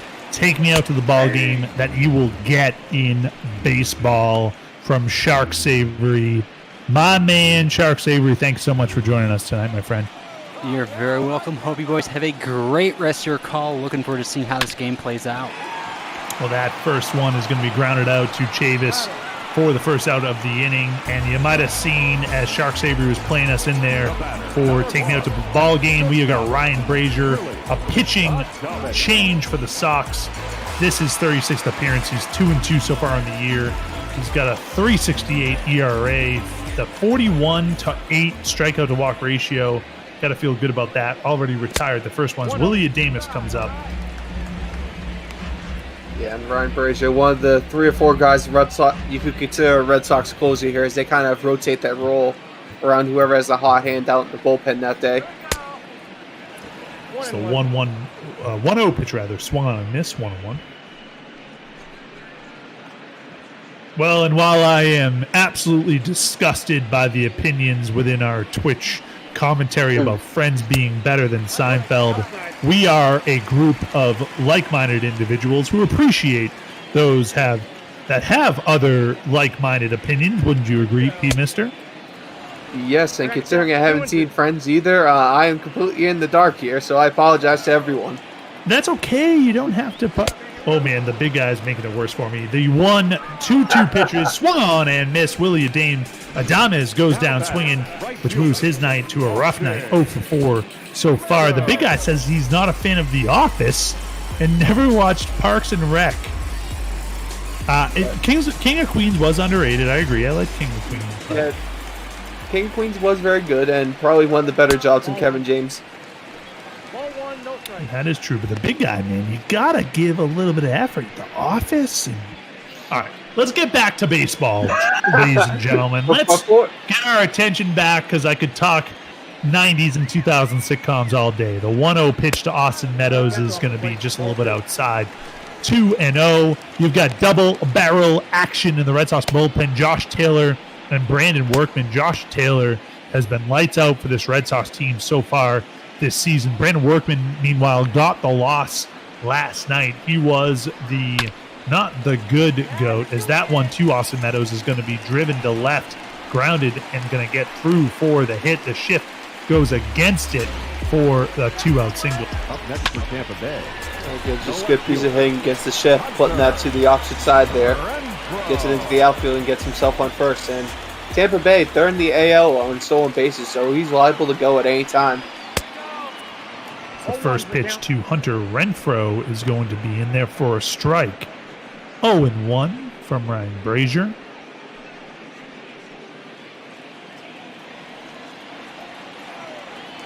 Renfroe awaits the 0-1. And it's swung on and driven to center field. JBJ under it is going to grab it, and that will retire the side. We head to the top of the 8th. Red Sox still on top. 6-3. Verdugo, Vasquez, JBJ coming up for the Sox. Your attention, please. Now pitching for and on the mound, we got a pitching change here, Mister. Yep. Colin Booch, I'm going to call it that until someone corrects me somewhere in Discord or Twitch or something. Again, 0-5 on the year, 25 appearances, 24 2/3, so most likely he's not getting out of this inning, or he gets out of this inning and maybe a little bit into the 9th.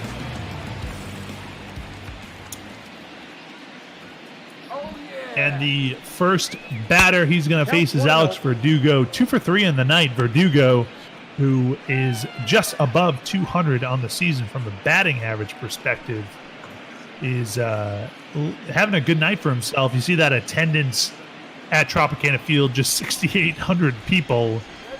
Mister, I feel like you and I would have more than 6,800 people for a PK Mister, like, charity boxing match like that one guy. Why are we boxing all of a sudden? I don't know. There was somebody can probably find it in Twitch app, but there was like 2 YouTubers that I had personally never heard of decided to do a charity boxing match, and it pulled like big money for some reason. Was that one to Verdugo is grounded to against the shift. Diving stops it, but Verdugo is going to reach. I want to be really clear with you before you sign up for any boxing match against me. I'm not strong. I don't want to say I'm strong at all, but I am 6'8". So. Okay, that's fair. I mean, I'm 6 foot, so it wouldn't be that much of a difference in height. Okay, yeah. I mean, 8 inches, no big deal. I just want to be up front. Listen, man, if you sign up for charity boxing, I don't want you to walk in and you see a guy with a 6'8" span, reach. That wouldn't be fair. As the 1-0 pitch to Christian Vasquez is in there for a strike. Vasquez, who had a 2-run shot earlier, which means we've got Christian Vasquez trivia, which is pretty much turned into John Lester trivia. John Lester was traded to the A's in 2014 at the trade deadline from the Red Sox, as we see Verdugo slide into second on the stolen base as that ball bounced in there. It won't go as a pass ball or wild pitch, but instead a stolen base by Verdugo as the 1-2 pitch to Christian Vasquez is driven down the line.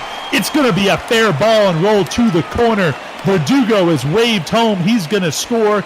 Vasquez for the RBI single gives the Red Sox a little bit of an insurance run, and it's 7-3 Red Sox here in the top of the 8th inning. Yeah, just a good one pulling that down the third base line, putting it into the corner there. Nearly hopped the short wall out there and left to get a ground rule double, but just clocking about a foot below where it needed to. Well, back to the John Lester trivia that we had. He was traded to the Oakland Athletics in 2014 at the trade deadline from the Red Sox to the Athletics. Who was the player that the Red Sox got in return during that deal, as JBJ fouls that one off, 1-1. Lester traded to the A's in 2014 from the Red Sox to the A's. Who did the Sox get in return on that trade? The 1-1 pitch to JBJ outside, 2-1. It's probably either a young kid or an up-and-coming talent, probably featured in the 2018 World Series run. I'm blanking right now because I can't think too much on that far back on the team right now. It's actually a bit of a surprise. The big guy got it right in chat. It was Yoenis Cespedes, which was a little bit of a surprise because Cespedes was also coming up on a contract year. The next year is the 3-1 pitch to Swan and missed by JBJ, which will move it to a full count. Bit of a surprise, right? You trade Lester, you're hoping to get an up-and-coming player, to your point, P-Mister, and instead you got kind of a weird player in return that didn't necessarily match where the Red Sox were headed way back in 2014. JBJ drives that one deep to right center field. It's back, and it is out of here. JBJ homers to right center field. That's going to be a 2-run shot and extend this Red Sox lead, his 4th of the year. Sox extend the lead against the Rays. Well, paint me pink and call me Sally. I specifically remember several times sitting in Fenway yelling down for him to get sent down to Pawtucket, but he's proving me wrong right now as he gives the Red Sox even more insurance runs here. Now pitching for the Rays. Well, that is going to lead to a Tampa Bay Rays pitching change on the mound. Chaz Rowe is going to come in. This is 24th appearance of the year. He's 3-1 on the year with 26 innings pitched. A great ERA, though, 169. Most importantly, he has been lights out against right-handed batters so far this year with less than a .1 average. And he's going to face one here. Jose Peralta takes the ball. 1-0. Yeah, Ray's only hitting .91 against him, so he's definitely a righty killer. And ideally, probably just this inning here to hopefully get them out without any more damage. Peralta waits the 1-0. Swung on and driven deep to left. That one's back. That one's deep. It's going to be just shy of a home run. It lands at the bottom of the wall. Peralta rounds first, heads to second for the stand-up double. Red Sox aren't going quietly here in the top of the 8th. They want to get this lead up higher. They know what they're getting into with the bullpen, and it is going to be 9-3 Sox. Still threatening here with Peralta on second. Yeah, definitely. Sox just looking to add insurance runs at this point because with their bullpen, they have been known to give up 4 or 5 run leads before, so trying to pad it as much as possible. And with that, as you take a peek at the top of your ML Bot Ball screen, you'll see the MLB draft results so far. We appreciate F. Corpel, Sorpel, F. Corpel, FC Orpel, for pointing that out. The Rays are up next for the 24th pick of the draft, so we'll have that for you live here, and we'll break in with breaking news when the Rays have that pick for those Tampa Bay fans that are watching us tonight. As the count goes to 2-0 on Kevin Pillar, who's 1 for 4 so far on the evening. Here comes the 2-0 pitch. In there for a strike, catches the bottom of the strike zone. It'll go to 2-1. Runner on second as Peralta gets his lead. He extends the lead as Pillar maybe would have been in there for a strike, but instead it's called a ball. It'll move the count to 3-1.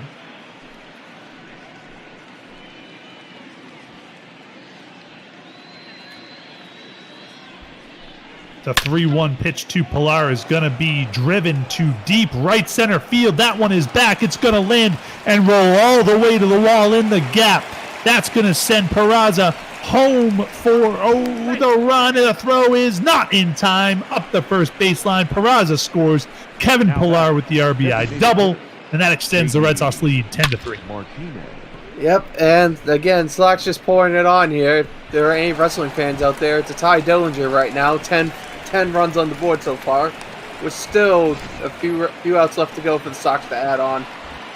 Well, and maybe this is what the Red Sox needed to get the offense going, as they're now on the board for their 10th run with JD Martinez, who's 2 for 4 on the evening. Swings and misses at that one to make it 0-1. You've got Pillar at second, JD at the plate. This inning, mercifully, will just not end for the Rays. Still nobody out here in the top of the 8th inning as JD Martinez gives that one a drive. It is back, it is deep, but just shy of the warning track. It's brought in for the first out as you see Pillar tag and move on to third base. In a 10-3 game, certainly aggressive base running by Pillar, but that will be the first out of the inning. You see Rafael Devers coming to the plate. He's already 1 for 4. Looking to give, once again, a little bit of insurance run. With this Red Sox bullpen, you never know how much insurance you need.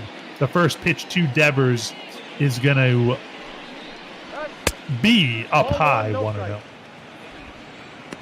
Yeah, and again, just the bullpen can be real shaky for the Sox. So at this point, I feel like they're starting to approach the safe territory, and they can start goofing around a little bit, but you still want to try to at least get the guy from third here on a long fly ball. As the 1-0 pitch is in there for a strike, 1-1. Yep, and we're... sorry. Oh, my apologies. We're in our way as Devers is going to line that one to left. It's going to bounce off and land in for a hit. The runner is going to be sent home as you see Devers slide into second with the RBI double, extending the Red Sox lead to 11-3. Yeah, again, great diving attempt there, but Tampa just can't seem to catch any breaks right now as runs keep piling up. And they are on the clock in IRL, so be keeping an eye on who they pick and bring you a little stats and info after they make the pick. And with that, the Rays will make yet another pitching change as Trevor Richards comes on for his 28th appearance of the 2020 season. 2-4 on the year so far in 56 innings. A lot of work on Richards. A 4.95 ERA, 52 strikeouts on the year.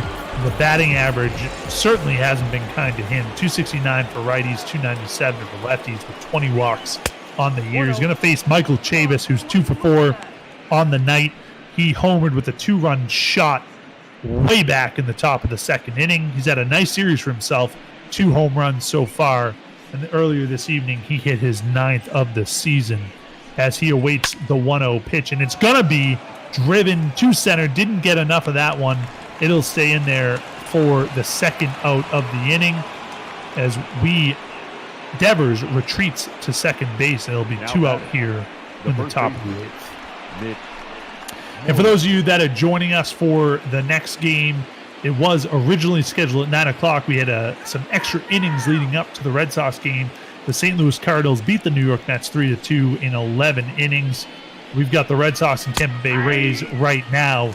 But upcoming, we've got the Dodgers at the Reds. We've got special FX and Aiden Blank that will be joining us for that call. So stick around for that one. It's a good game coming up. So for those of you that are joining us to see that one, it will be airing immediately following the Red Sox at Rays. And we're here in the top of the 8th as Mitch Moreland swings and misses at the 0-1 pitch to make it 0-2.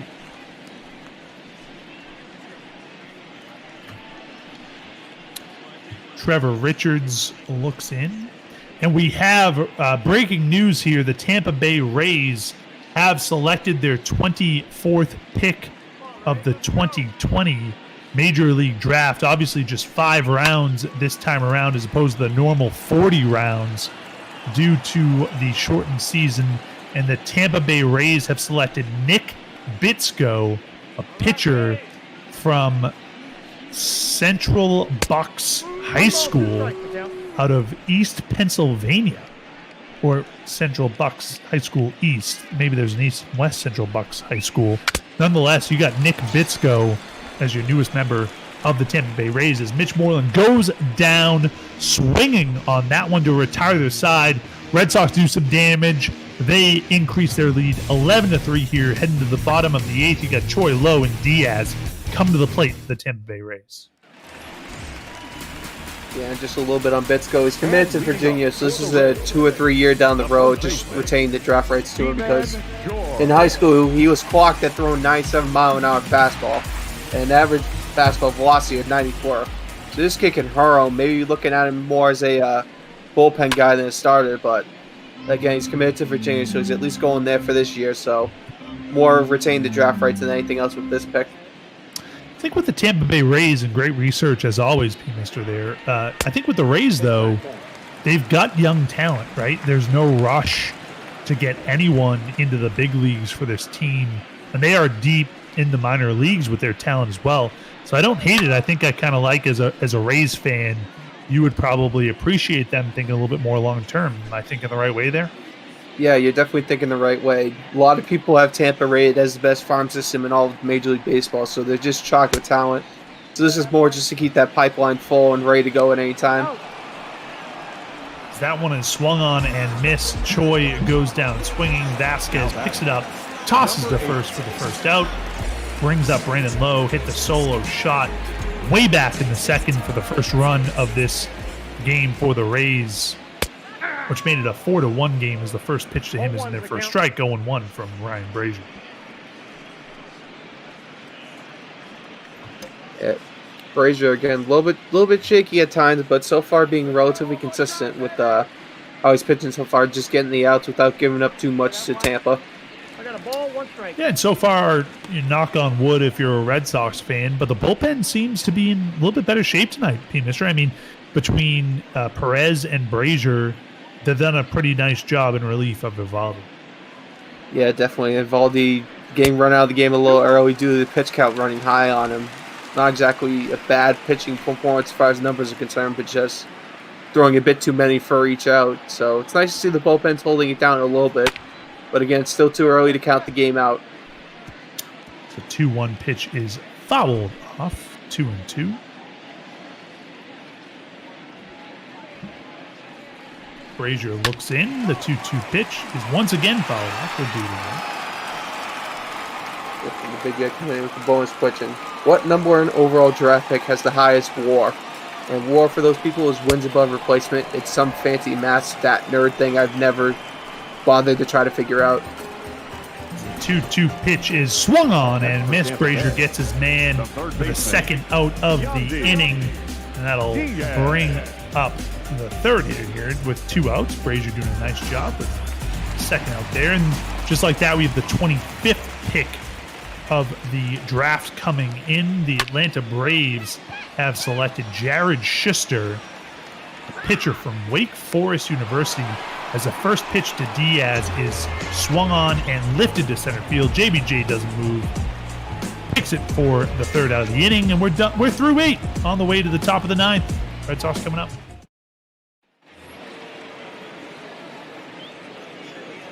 Leading off for the Red Sox, the right fielder, number 99, Alex. Up at Verdugo. bat is Alex Verdugo. Count 1-0. First pitch is a ball. The 1-0 pitch fouled off. 1-1.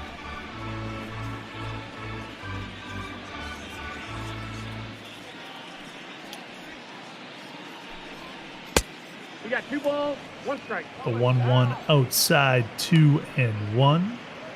As always, we appreciate our viewers joining us for the Twitch work here. And we're going to use that one as our next Christian Vasquez trivia from the big guy, who we always appreciate. Give a little bit of excitement and curiosity and chatter to the Twitch chat. So the extra top of the 9th Christian Vasquez trivia is brought to you by Big Guy. As that one to Verdugo is in there for a strike for the first out. Good pitch by Richards as Verdugo is frozen at the plate for the third strike. Has a couple of words for the umpire. Vasquez 2 for 3 so far. So that Big Guy trivia, as P. Mister has already highlighted for us, this is not a team-related one, just a bonus question. With the draft happening today, what number 1 overall draft pick has the highest career wins above replacement? Very interesting question. We appreciate the Big Guy for bringing that one to us, as the pitch to Christian Vasquez is fouled off to make it 1-2. If anyone has any guesses, throw it in the Twitch stream. And chat, as always, we appreciate you joining us. We have a blast doing these games for you, and certainly a fun time as that one bounces in there in the dirt. 2-2. Richard looks in to Zunino. Zunino gives him the signal. The 2-2 pitch is going to be swung on and driven deep to left field. It's back, and it is out of here. Christian Vasquez, his 2nd home run of the night, his 7th of the year, extends the Red Sox lead yet again, 12-2 here in the top of the 9th inning. Christian Vasquez trivia is just on fire, P. Mister. Yeah, and whatever hitting struggles or slumps they were in prior to this series, it seems like it's completely gone now. 12 runs on the board, probably close to 16, 17 hits in the game so far. They have had no struggles putting bat to ball today. And hope for the best for Ryan Yarbrough, who got chased early on. And upsets Jackie Bradley Jr.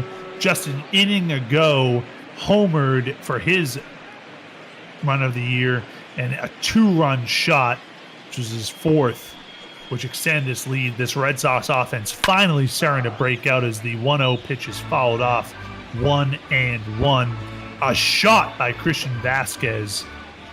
Would be curious to see if that might be his first multi-home run game of the year. I think it might be, as the 1-1 pitch is fouled off. We have a guess to the Big Guy question around the number 1 overall draft pick, who has the highest career wins above replacement. A-Rod was the guess by Clone Fan 84, and the Big Guy approves. Alex Rodriguez is the correct answer. So A-Rod was an answer of 3 questions tonight, Big Guy. We had the answer to your first trivia question, the answer to the Christian Vasquez trivia, of which player was John Lester almost traded from the Red Sox forward to the Rangers, for A-Rod. And then we have the A-Rod question. There is an A-Rod theme tonight with the John Lester. Look at that. As we see JBJ ground out for the 2nd out of the inning here. And we're back to the top of the order. Jose Peralta, 1 for 5 so far. This is 6th at bat of the evening. When you're batting 6 times in a game, you know your offense was up to something. Peralta grounds a second, flips a first for the out. That'll retire the side. And we were on our way to the bottom of the 9th. Red Sox on top, 12-3, looking to close out the middle game of this 3-game series. Yep, and Tampa basically put in check here. 9 to tie, 10 to take the lead. I think you might be able to write this off at this point. Those are words that my another battery mate of mine, the Jinx, if he had said that, P. Mister, it would most certainly have ended in a 13-12 Rays win. So we'll see if you have the same type of luck as my good friend, the Jinx. Brian Brazier is going to stay in this one. Already 2 innings in. The first pitch to Susugo is swung on and miss for a strike. It's 0-1. And an ugly swing at that. That one was way out there. He was obviously chose to swing at that one no matter where that ball was.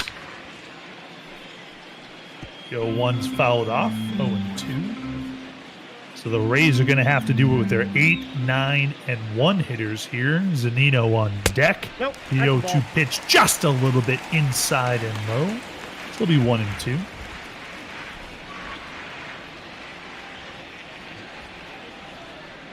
The 0-1-2 pitch from Brazier is just a little outside, 2-2. Brazier looks in. Vasquez gives him the signal. The 2-2 pitch is going to be, just gets a piece of it. Sasugo stays alive, dribbles that one away. We'll do the 2-2 pitch again. Brazier likes the signal from Vasquez, takes it, deals. It is swung on and driven to left. It's going to drop in there for a hit. JBJ cuts it off. Sasugo gets a leadoff single here in the bottom of the 9th. The Rays aren't going to go quietly here with the 12-3 deficit. Sasugo just lifts that one out, goes opposite field for the second. Just a good slap out the left end, and the big guy with yet another interesting fact here. The highest overall WAR goes to the number 6 pick with a 162.8. Anyone have any idea? Because I certainly don't.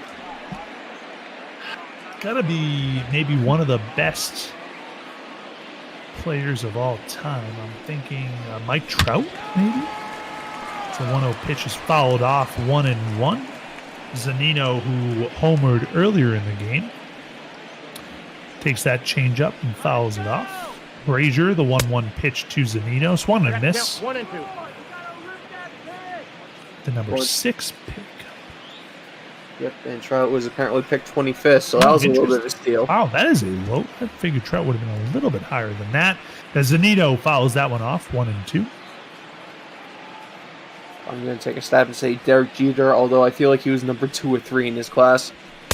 The 1-2 pitch to Zunino inside. Griffey was a higher pick than that. I'd imagine it wasn't Griffey. And Griffey tailed off a little bit towards the later end of his career. The 2-2 pitch to Zunino. That one's going to bounce away from Vasquez. Vasquez snags it and throws to second, but not nearly in time. Sasugo is going to reach to second on the wild pitch from Ryan Brazier. So the Rays have a runner in scoring position here with nobody out, down by 9. Brazier looks in and looking to get Zunino here on the 3-2 pitch. It's swung on and miss. Brazier gets Zunino swinging, and that'll be his 4th strikeout already.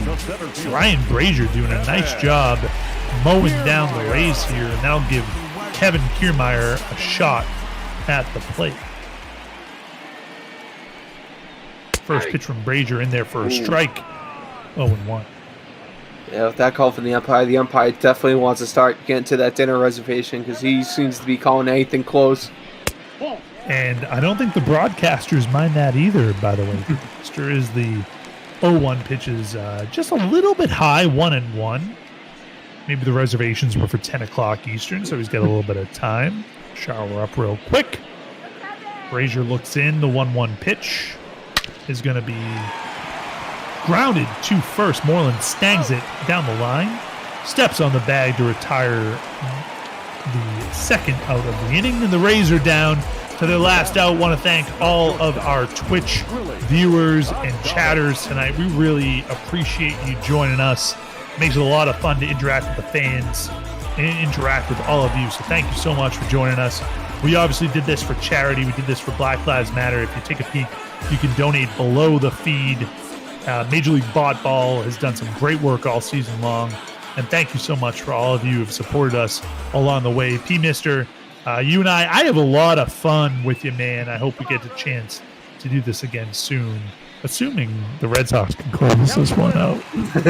Yeah, so if the Red Sox don't close this one out and Tampa somehow comes back and wins this 13-12, I will literally eat the desk that my computer is standing on right now. Please don't say that. I don't even want to deal with that, man. I mean, it'd be cool, right? It'd be a good comeback. But nonetheless, that 1-0 pitch is in there for a strike, 1-1. But yeah, definitely been a fun game so far, and I always like calling it with the PK. Just so happens the schedules don't line up that often, it seems like. We'll get another one for sure sooner than later, as that one is going to drop in there for a hit. So we do have Adames, who is going to get an RBI single up the middle. Susugo is going to score from third and make this a 12-4 game. Austin Meadows comes. He's going to swing at the first one and foul it off 0-1. So the Rays don't go quietly here. It's 12-4. Runner still on first with Meadows at the plate. 2 for 3 on the evening. Had a nice game for himself today and another nice game last night. The 0-1 pitch is going to be grounded to third. Devers throws to second for the out, and that will do it. The Red Sox take this one over the Rays, the second game of this 3-game series. Red Sox take it 12-4. As you take a peek at the Red Sox celebrating this evening, the offense, certainly the story tonight. Christian Vasquez with 2 home runs. He's got to be your player of the game. Oh, by far. Again, if there's a way to give the entire team player of the game, I would, but only one player, so Christian Vasquez, 2 homers, definitely takes the cake tonight. And I believe they had 5 home runs in the game tonight, team-wide, for the Red Sox.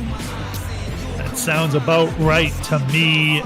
Take a peek at Kevin Cash and the Rays. Obviously disappointed in that one, but the big inning for the Sox, the second with the 2-run shots, and then the 8th inning just poured it on with that 5-run 8th inning. Martin Perez is going to be your winning pitcher, went 2 1/3, just allowing 1 hit, a good rebound after last night's blown hold. Ryan Yarbrough, who left with some stiffness in his shoulder, will take the loss, and Ryan Brazier gets us the 3-inning save. And sure enough, Christian Vasquez gets your player of the game with a 2 home run, 4 RBI showing tonight. It all started in the top of the second when Chavis homered to left field, a 2-run shot, followed shortly thereafter by a Christian Vasquez 2-run shot to nearly dead center field, 434 feet, which was, by the way, outdone by Chavis, who had a 452-footer that went to left field. That was the first home run of the inning. Then Vasquez with the second. Meanwhile, you had the Rays strike back, the solo shot in the bottom of the second that put the Rays on the board 4-1. And then from there, it got a little bit tighter, but the Red Sox wouldn't go away. It was 5-3 when Kiermaier doubled to left, which drove the run home. That made it 5-3 in the bottom of the 4th. So all of a sudden, this game was a 2-run game. We were in the bullpen for both of these teams. The Red Sox wouldn't go away, though. J.D. Martinez doubled to center, scored a run from there, which made it 6-3, gave a little bit of insurance, which we know the Red Sox need based on this bullpen. And then in the 8th inning, the floodgates just opened up. A 5-run top of the 8th. This one, the JBJ, Jackie Bradley Jr., homer to right, just over the right field fence for a 2-run shot to make it 9-3. And then Kevin Pillar doubled to center, scoring a run, the RBI double to make it 10-3. Again, more insurance runs for this Red Sox team. And then from there, it just went in to more offensive explosion as Rafael Devers doubled down the left field line. It bounced off of the left fielder Renfroe, which scored a run to make it 11-3. And then Christian Vasquez, the cherry on top, the solo shot, his 2nd home run of the game, his 7th of the season, to left field, a 392-foot shot, made it 12-3. The Red Sox ended up giving up 1 in the 9th inning to make it 12-4, but otherwise won it from there, P. Mister. Yeah, definitely. It's once they got the lead, they didn't really look back on it and just kept piling on the runs whenever they got a shot, really. I thought the bases loaded situation where they didn't get anything might be a bad omen, but they just poured it on after the fact. Well, and we got a good one for you. We are joined in the booth by Aiden Blank, and we got Special FX. They got a good one for you. The Los Angeles Dodgers and the Cincinnati Reds. The Cincinnati Reds coming to this game a game and a half behind the Cubs. And then meanwhile, the Dodgers, your NL West leaders, 4 games ahead of the Diamondbacks. It should be a good one for Special FX. Aiden Blank, how are you guys this evening? We're doing well. How are you? We're good. We apologize for running a little late on you. We had an extra innings game heading into the Red Sox and Rays. back-to-back days, by the way. No one's counting. But nonetheless, we are excited for this game coming up for you, and really enjoyed calling this Red Sox-Rays game. The Red Sox win it overall. For P. Mister, any last words before we hand it off to our friends? None really. Just a good offensive explosion tonight on both sides, but the Sox coming out on top 12-4. Very good. Well, P. Mister, as always, I appreciate you joining me. For P. Mister, I am PK. We're going to toss it off to Special Effects and Aiden Blank, who are going to have the Dodgers and Reds. We hope you two gentlemen have a great evening. Keep donating to our charity this evening. And by the way, take a peek at the top line with those draft picks as they come in. Over to you two, gentlemen. Have a great night. All right, thank you, guys. That was a fun game to watch. You know, Red Sox pulling away at the end. And honestly, I don't mind starting this late if it means we get some good ball content. So how are you feeling about this game, Aiden? Well, first of all, from the last game, I think the Red Sox, it's possible they're one of the most dangerous teams in ball because they can explode like we saw today at any moment. But as far as this game goes, this is the game of the night, as far as I'm concerned. Certainly not the 10:45 game. And we've seen some pretty good games today. I know we're running a little bit behind, but, I mean, between the pitching matchup and just where these teams are, the Reds are 8-2 in their last 10. The Dodgers, streaky, yes, but still 4 up in the National League West. I would say if I had to pick a favorite to win a playoff series right now, it would probably be the Dodgers, but the Reds, they are red hot. I think they will make the playoffs, whether it's a wild card or if they can catch the Cubbies and take the lead in the Central. They will be in the playoffs, and they're going to be very dangerous. Yeah, no, Cincinnati is a newer team that's, really starting to pick up with their steam. They haven't had the most competitive teams of late, but they are really starting to pick up the heat, especially with these offseason signings that they got, Nick Castellanos, Mike Moustakas. And like you said, we've got a great pitching matchup tonight. Walker Buehler and Sonny Gray right here from Cincinnati. We're going to take a look at Sonny Gray's numbers and what do you have on him today? Yeah, Sonny Gray obviously came over from via Oakland and then New York. He's been all around. Good record so far, 6-2 on the season in 13 starts. A good ERA. He's putting up good numbers, and I think he's going to be probably one of the guys that you'll turn to early in a playoff series or, again, in a Game 5 or a Game 7, a must-win kind of series. And if I had to pick a guy that I would want starting for the Reds if they make a wild card game, I would probably pick Sonny Gray. He's the guy that will get it done on every day. Yeah, he's one of the Cy Young contenders this season, going up against another contender.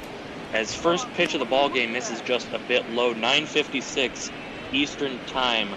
We're running about an hour late tonight, but we've had some great ball games. We're hoping to get you some even more great content for the rest of the day. Yeah, I know Beardy Buddha and Phil Jubileo are waiting for the 10:45 game patiently. They're probably going to be a little surprised when they log on and find out this game is just getting underway. But, it's for a good cause, extra ball. Nobody ever complains about extra ball. I mean, unless you're Duggo with that 19-inning game. But even then, extra ball is always fun to watch. Dodgers leadoff hitter Mookie Betts already up in the count, 2 balls, no strikes, and he's going to increase that by 1. 3 balls, no strikes, and, is it a little too early to be calling reverse jinx on Sonny Gray?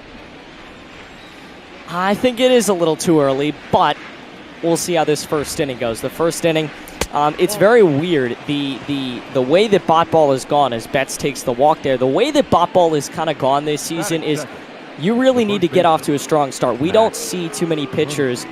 It's been really weird. We've seen a lot of games where these teams jump on the pitchers in the first, second, third innings early in the game, and that turns out to be the game. It's been a very weird kind of season in MLB this show that's kind of just how it's trended. If you don't do well early in the game, we haven't seen too many teams been able to dig themselves out of that hole. So it's important he gets a good start, especially against a Dodger lineup like this. He won't go more than 2-3 times through that order. He won't, regardless of how well he's pitching. It's such a tough lineup to pitch against, and this will be one of his more challenging games this season. That is definitely for sure. As Max Muncy steps into the dish, and even 20 home runs on the season, down 0-1 in the count. Yeah, Muncy's been a monster at the plate.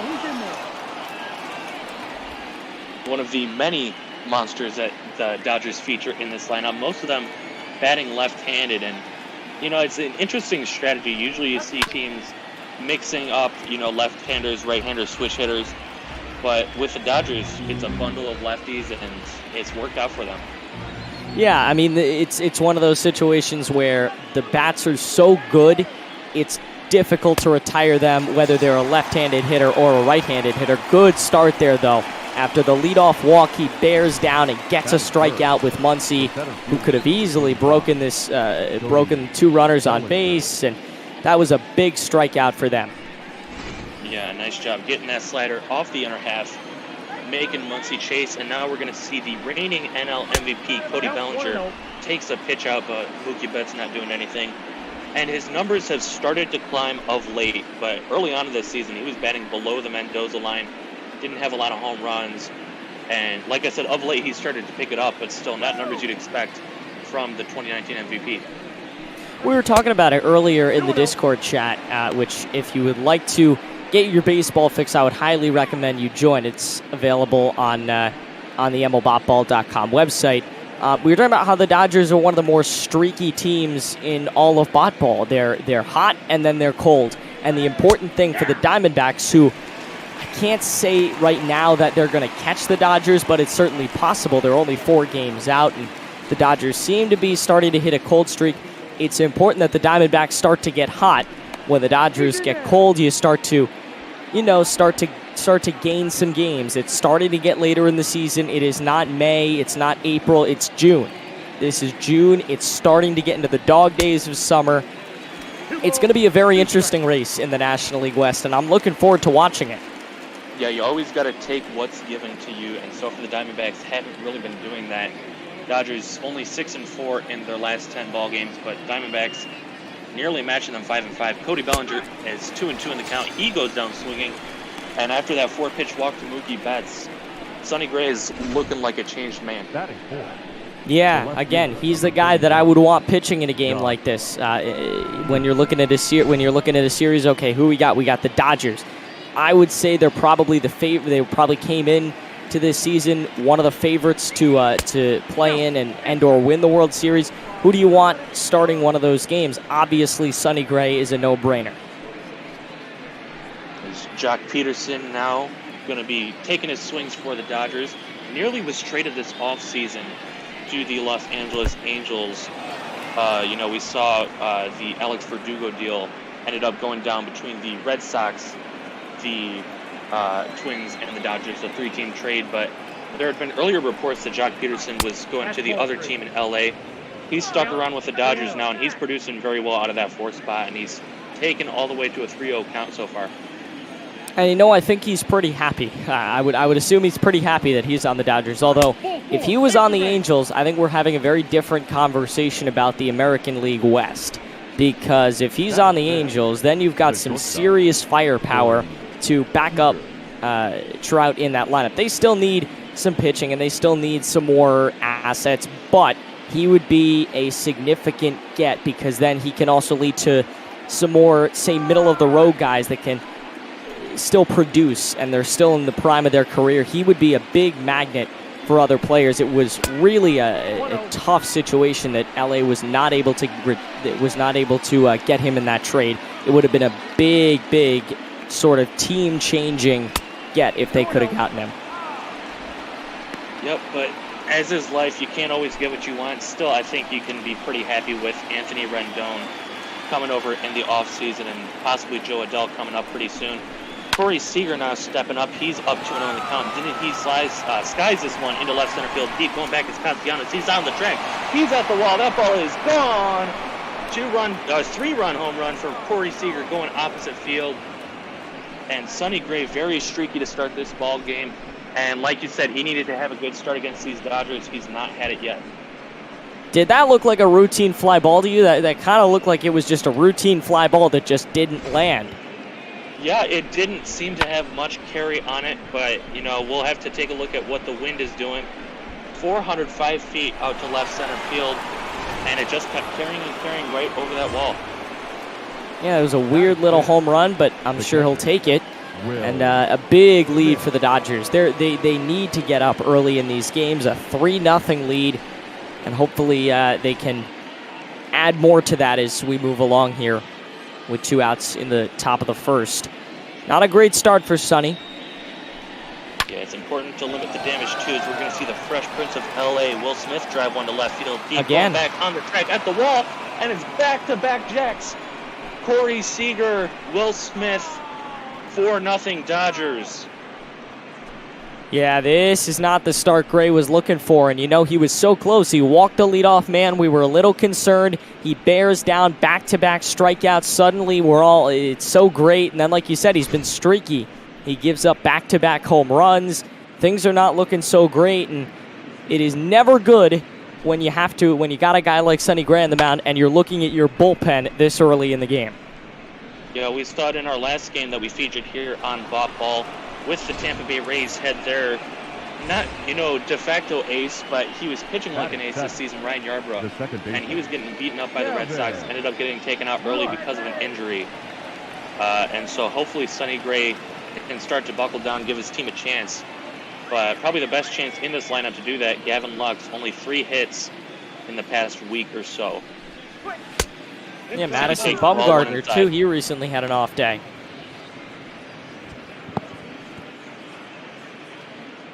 So we take a look at the Reds manager.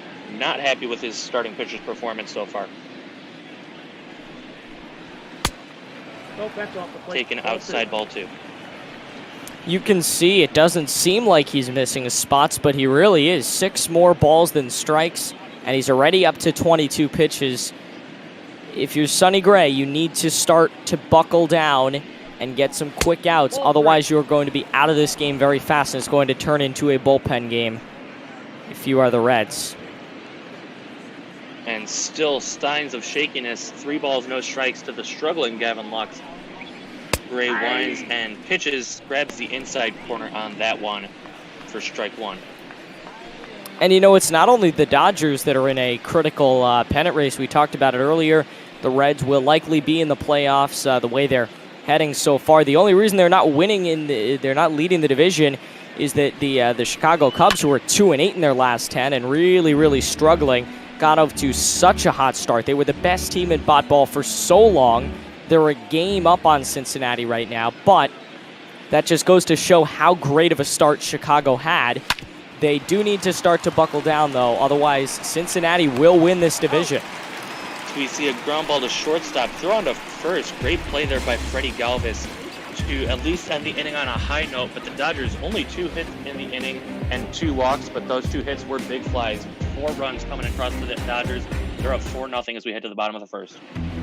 And they only got 2 hits in that inning as we get a look at Walker Buehler, who will take the mound for the Dodgers. 13 starts. He's 5-2 with a 2.49 ERA over 72 1/3 innings. He's having himself a pretty good season, I would say. About the same, relatively same numbers as Sonny Gray. Yeah, having just a bit better of a season than him, and it's really a testament to how great this Dodgers team is. He's not even the ace of the rotation, as we see Clayton Kershaw in that number 1 slot. And that one's taken for ball 1 just above the letters. Yeah, you look at these Dodgers teams and look at who they've run. Like you say, oh, they choke in the playoffs. Look at the teams that they have run into. They ran into the 2017 Astros, who we're not sure, but likely were cheating. You talk about the team they lost to last year, the Washington Nationals, one of the great teams in that franchise's history. The Mets of 2015, everything came together perfectly. I'm trying to think who else. The Chicago Cubs, who went on to win their first World Series in 108 years. They have lost to some pretty incredible teams. They're not losing to these average run-of-the-muck teams. If they lose to a team in a divisional round or in a championship round, chances are that team is not going to be done in the next series. They will likely at least contend for a championship.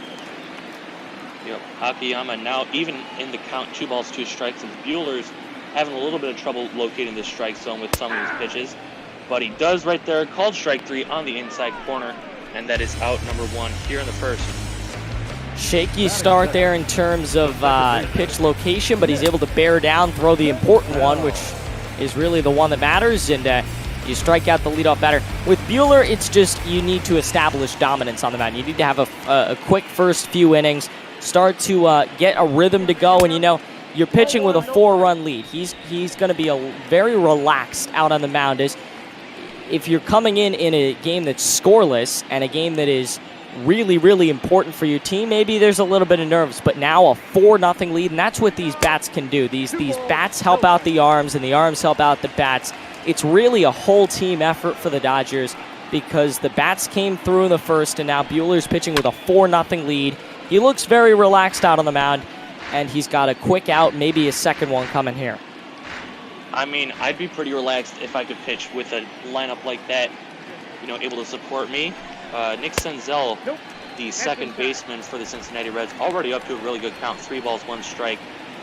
And, you know, Reds are going to try and bounce back. You don't need to score all 4 runs in this first inning, but you want to at least have something. Let the Dodgers know you're not going to go down easily.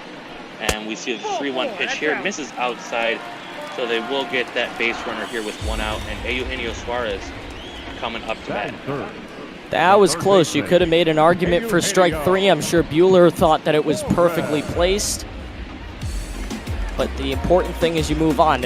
We talked about it just a second ago. Buehler wants to start to get into a rhythm. If you're the Reds, just do the opposite. You want to start breaking up his rhythm. You want to start having 2-3 run innings and start to jump on him and start to get some hits.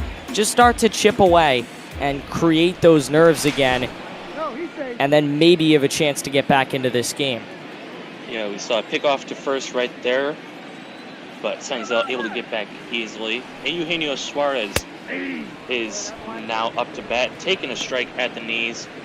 Never had a hit against Walker Buehler, albeit in a small sample size. But, you know, Suarez came up with my favorite team, the Detroit Tigers, and we gave him away for next to nothing. One of the biggest fleece jobs I've seen in quite a while for the Cincinnati Reds, picking up an all-star caliber third baseman who's got, you know, 40, 50 home run pop per season. And he fouls this one away, 1 ball, 2 strikes down in the count. Yeah, and I think that's probably why he doesn't have many hits, because the Dodgers don't usually play the Tigers during the season. But, you know, he'll get some at-bats, likely more against Buehler here in Cincinnati. I think he was a really great pickup for Cincinnati, and I think they're going to be very impressed with the veteran that they've been able to pick up, who, well, at some point, not here, but usually still can produce. Yeah, swinging and missing through that pitch on the inner half, just blowing by that fastball. And, you know, the Dodgers were able to rely on some 2-out magic, so let's see if the Cincinnati Reds are able to do the same. They're going to bring up Mike Moustakas to try and get that going. That's a ball. Count 1-0. Yeah, 2-out rally. The Dodgers certainly got 4. The Dodgers got all 4 runs with 2 outs. So Cincinnati, you got to have a little confidence at the plate. You're down 4-0. You can't, again, like you said, you can't get all 4 back in 1 inning, but you can certainly start to chip away. You can almost get 2 back right there on that swing, but Moustakas a little bit out in front of it, pulls it foul, and it's just a long strike 1. Yeah, frustrating swing there. That was a hard hit ball. Bet he wishes it could have gone fair. That one misses low, and 2 balls, 1 strike now.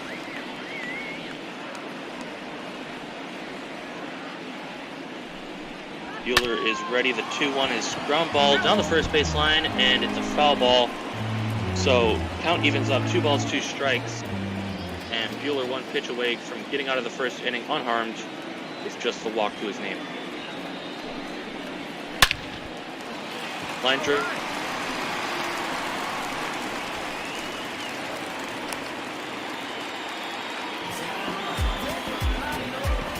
Batting 5th, the left fielder, Nick Castellanos.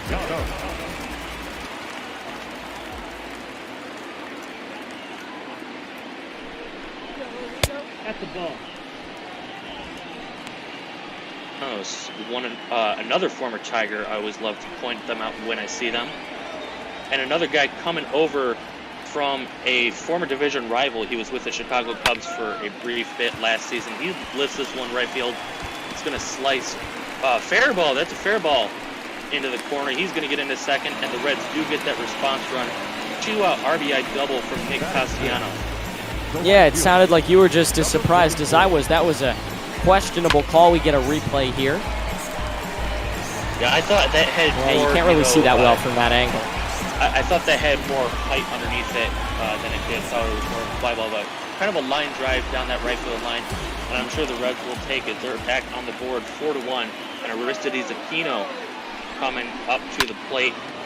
And he takes a big daddy hack down the left field line, but that is also going to be just foul. Strike one. Yeah, you know, maybe we were wrong. We've certainly been wrong before like this. We thought it was probably going to be a pitcher's duel just from looking at who was going to pitch, Buehler versus Gray, and both teams have reasonable bullpens. Thought it might be a pitcher's duel, a low-scoring affair. 1-2 runs make the difference. Maybe it's going to be the opposite. The pitchers get lit up. You have to turn to your bullpen and hope for the best in a game like this. Yeah, the ball gods do not always listen to what makes sense. Earlier this week we saw I believe it was last week, saw the Baltimore Orioles sweep a 2-game series against one of the best teams in the baseball in the ball season, Chicago Cubs. Keno takes the 2-1 fastball inside, 3 balls, 1 strike, and Buehler's in danger of loading the bases. And you know it's still in the first inning, but he could put the go-ahead run to the plate if Aquino gets on. Yeah, I think going back to what you were saying, it might be a little less than odd though. Might be a little bit normal that the Cubs didn't exactly dominate in that series against the Orioles. They lost 2. They've only won 2 of their last 10. So one could make an argument that that was exactly what the ball gods would have predicted. Although back at the beginning of last week, they were still very much coming in on a tear. That was kind of the beginning to their losing streak. So looking back on it, it seemed a little normal, but at that point I can see it certainly was a little odd. And Aquino wastes a big opportunity, swing and a miss, strike 3. Cincinnati Reds do get 1 run on the Nick Castellanos RBI double. Dodgers had 4 though in their first cuts, and they're going to be coming back up. They're up 4-1 after 1.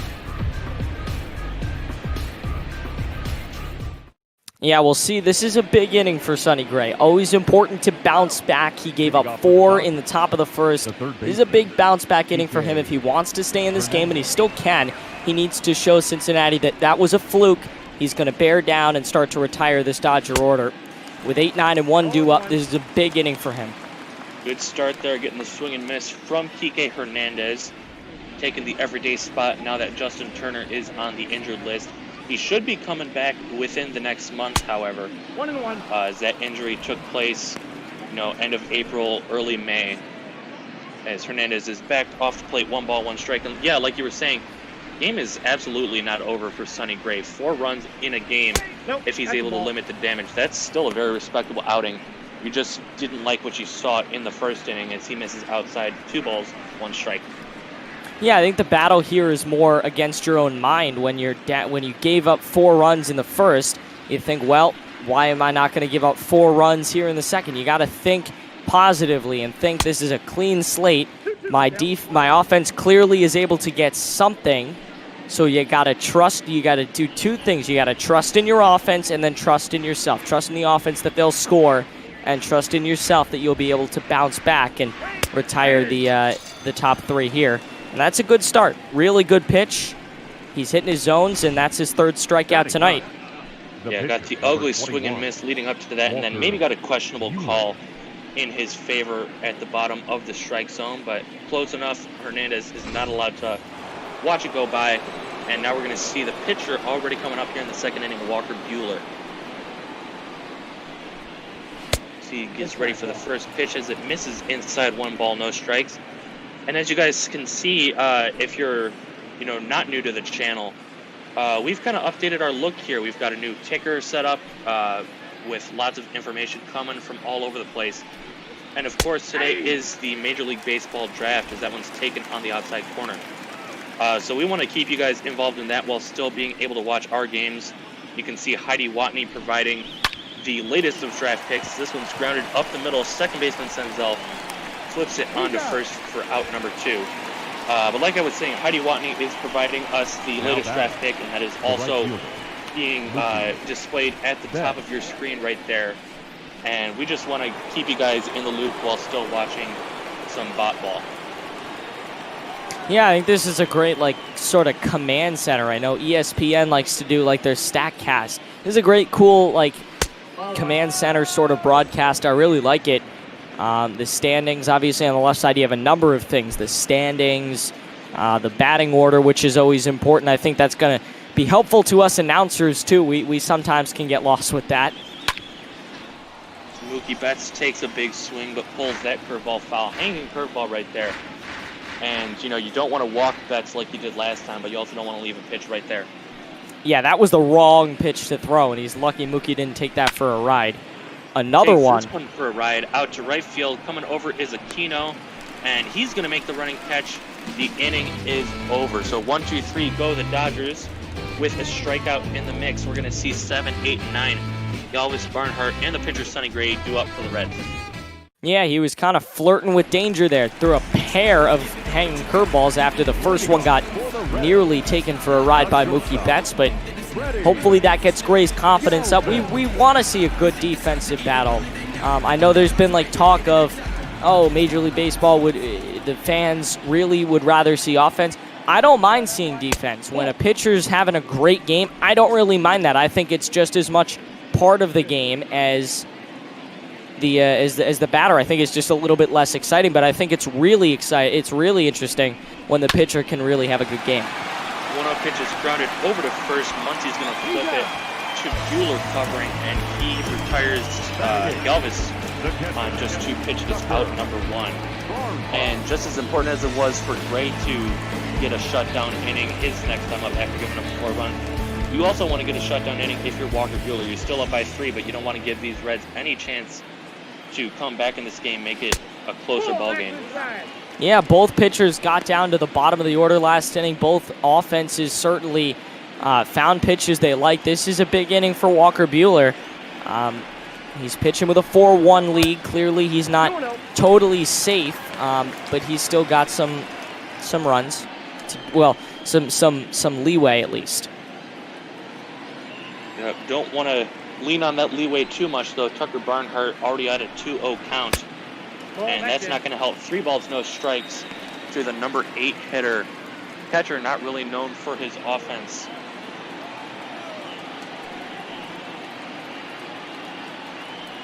Here's the 3-0. Nope, that's ball 4. Missing a high ball 4. And with the pitcher spot, Sonny Gray coming up, you think the sacrifice bunch is likely going to be on. Yeah, I think certainly so. Like you said, they want to be chipping away every inning. It doesn't matter if you get 1, 2, however many runs you can get.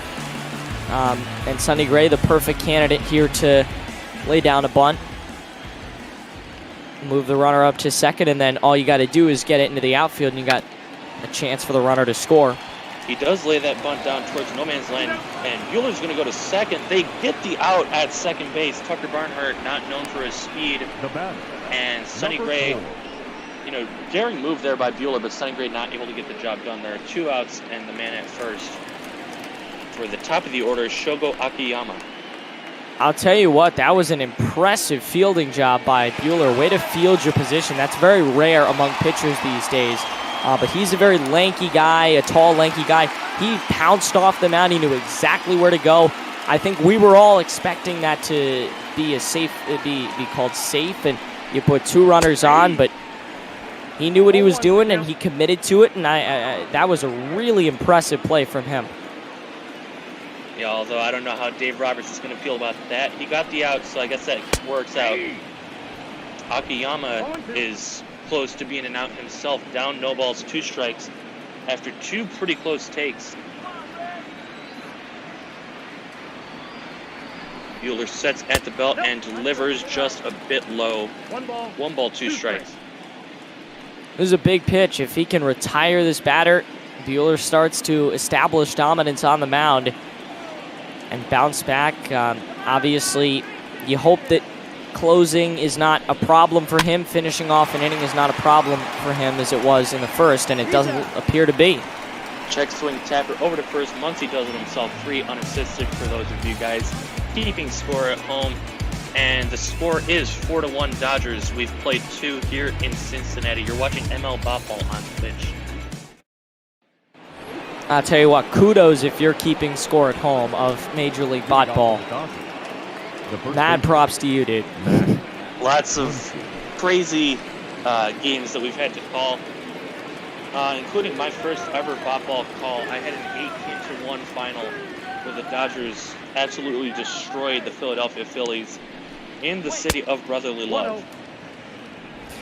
Yeah, those are more a challenge for the broadcasters than the players. The players, it's kind of just like a free game. You're free to do whatever, try out some new stuff, be a little bit more selective at the plate, you know, all that good stuff. But for a broadcaster, it's very difficult because you have to find stories and keep the audience entertained, and in this case, keep the viewers on the Twitch stream, because it's very easy to log in, see it's 18-1, and log right off. So it's more of a challenge for the broadcasters in an 18-1 game. Or I think last night it was, 11-0. Colorado beat the Diamondbacks, and Duggo was starting to get a little itchy there.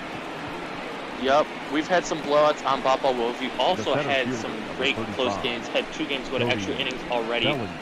And who knows what this game has in store. What we do know is Max Muncy drawn a 4-pitch walk. And that's another walk for Sonny Gray, 3 on the ball game. He's having some command issues, and it's not helping that these Dodgers have great eyes at the plate. Cody Bellinger stepping up. Yeah, he was missing his spots in the first inning. That's why there's a big 4 next to the Dodgers' name on the scoreboard. And now he's walked the leadoff batter. But again, I think like you saw with Buehler, walking the leadoff batter or letting the leadoff batter get on is certainly not a death sentence. You just don't want to make it a habit. And especially when you're at 43 pitches over 3 innings, he's in a very tough spot. And after 6 straight balls to open up the inning, he finally does get a strike on the outside corner. Not the pitch Bellinger was looking for. Could have been ball 3. Gray takes a look over to first, delivers, and that fastball is fouled back right down the middle, but Bellinger not able to get around on it. And from 2-0, Gray has worked the count back even at 2-2. Hey, way to battle back in the count. You got a pitch on the outside that was called for a strike. Maybe not the closest to the strike zone I've ever seen, but you got the call and you're able to get another strike, and now it's 3-2. You're right back in the count. And the count will stay 3-2. Cody Bellinger just tapping this one foul. And it looks like draft day 1 has just finished up. Tampa Bay Rays with the 37th pick, finalizing the compensation round. And Bellinger's going to take ball 4 just a bit high and outside. We're going to see a visit from the pitching coach. 2 straight walks in the inning, 4 walks on the game, and of course that big 4 on the scoreboard for the opposing team. Yeah, this was totally warranted. Probably would have gone to visit him in the first. He had a great second inning, but I would have probably gone to visit him back in the first just to calm him down, make sure he's doing all right. And I think at this point, very, very soon, within the next 2-3 innings, if he can't start to really get into a groove, we'll see that Red bullpen start to become active, which is really disappointing on a night where you have supposedly one of your top starters on the mound. We're going to see Jock Peterson step in. He drew a walk already in this game. No hits in 7 official at-bats against the righty, and 6 of them were strikeouts, so it's really disappointing to see that he's pitching around Peterson so far. Having dominated him his whole career, he's up 2-0 in the count now. Grace takes a look at Muncy over at second, and the 2-0 just a bit low. He can't locate that fastball. That's going to be a problem on any night, much less a night that you're facing these Los Angeles Dodgers, best in the National League West and one of the best in the major leagues. 3-0 pitch, get me over fastball, and Peterson had the red light, 3-1. You know, I still wouldn't rather have anybody else on the mound in a game like this than Sonny Gray. He's the most veteran on the Red staff. He's the one with the most experience. A lot of other pitchers on this Red staff, a lot of the younger guys would have collapsed and given up 6, 7, 8 runs, but he's able to buckle down. He's in a tough spot. Now the base is loaded, nobody out. If you're the Dodgers, you want to capitalize. If you're Gray, you just want to get an out.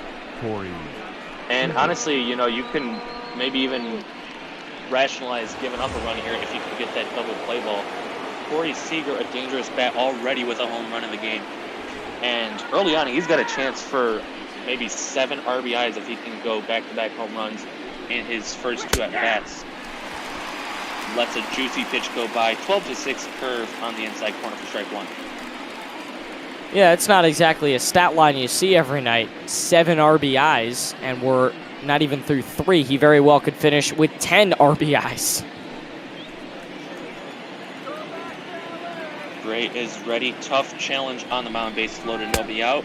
The 0-1 pitch misses low with the changeup. Tried to pull the string, but a little bit too low for Seager to want to chase that one.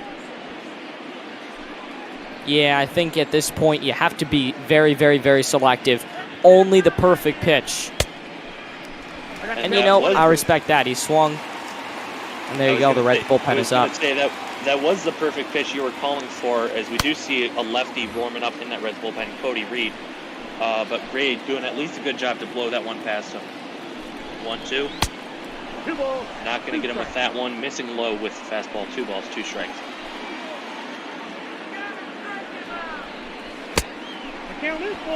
Count has filled back up, in danger of walking 4 straight, forcing it a run. It's already got 5 walks through 2 innings plus. And Will Smith with a home run already, waiting on deck. You can't miss here. 3-2 pitch, gets a fly ball into center field. Not the best situation, but I think he'll take it. Going to be caught by Akiyama. Tagging from third is Max Muncy. He's going to score easily. And the Dodgers lead is now 5-1. You know, Muncy's pretty fast. With a lot of other guys, you might be able to get him, but Muncy's pretty speedy. I think the most important part there for Sonny Gray is you got the out. That's what you needed. You can give up 1 run. And now hopefully they can get a little ground ball. He'll probably try to keep everything low in this next at bat. So if Will Smith does make contact, it's a nice easy ground ball. Expect him to go low, and I'll take the out. I know it doesn't seem great, but I will take the out and give up the run. I'm willing to give and take that. Yeah, he's having trouble locating the strike zone this inning. 16 balls, only 7 strikes. More than 2 times the number of strikes missing out of the zone. And, you know, like you said, you're going to either be seeing pitches low, try and get that ground ball double play. You might even see some pitches very high, try and get him to chase for that pop-up like we see right there. But Smith has too good of a night. He's up in the count, 2 balls, no strikes. 61 pitches already for Sonny Gray. We keep mentioning it, but that pitch count is not going to bode well for his success long-term in this game. I'd still give him a chance here. If he can get out of this inning with no more runs, if he can get a double play here, I'll give him at least 1 more inning on retainer with the bullpen still very much active. Because again, when you got a pitcher like Gray on the mound, you have to give him every possible chance. The bullpen is really the last resort this early in the game. Walks the bases loaded. Maybe we're starting to move closer, but again, you want to give him every possible chance, if you know what I mean, before you go to the bullpen, because he's such a great pitcher.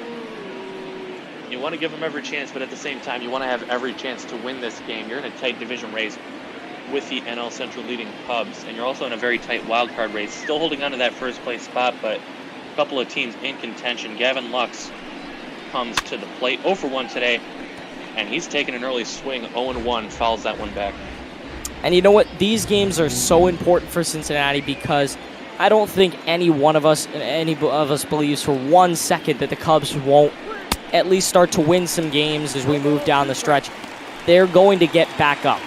If you can, while they're down right now and they're struggling as a ball club, if you can win 4, 5, 6 games in a row and take a 2-3 game lead in the division, then when they do get hot, you have a little bit of a buffer between the two. Because when they get hot, it's going to be a crazy divisional race, and I know we're all looking forward to it. Yeah, it's going to be tough for them to come back if the Cubs start heating up. They do have 3 games in hand, one of them being tonight's game And Gray, you know, had Lux down in the count 0-2, got him chasing some pitches, but count is evened up, 2 balls, 2 strikes. Only 1 out, the bases are loaded, 5-1 Dodgers. And Gray's got to be on a very short leash right now. He sets the 2-2 pitch, is fouled away. We're going to do it again. And already we're about to see pitch number 69 on the ball game. Nice. Brought to you by Childish Humor. Pitch number 69 is the ground ball to third. Throw to second one, relay to first, double play, and that's just what Sonny Gray needed. Gets him out of the inning, only allows 1 run. And the Dodgers might have just wasted a great chance. Still only 2 hits today for Los Angeles. They've got 5 runs, Cincinnati's got 1.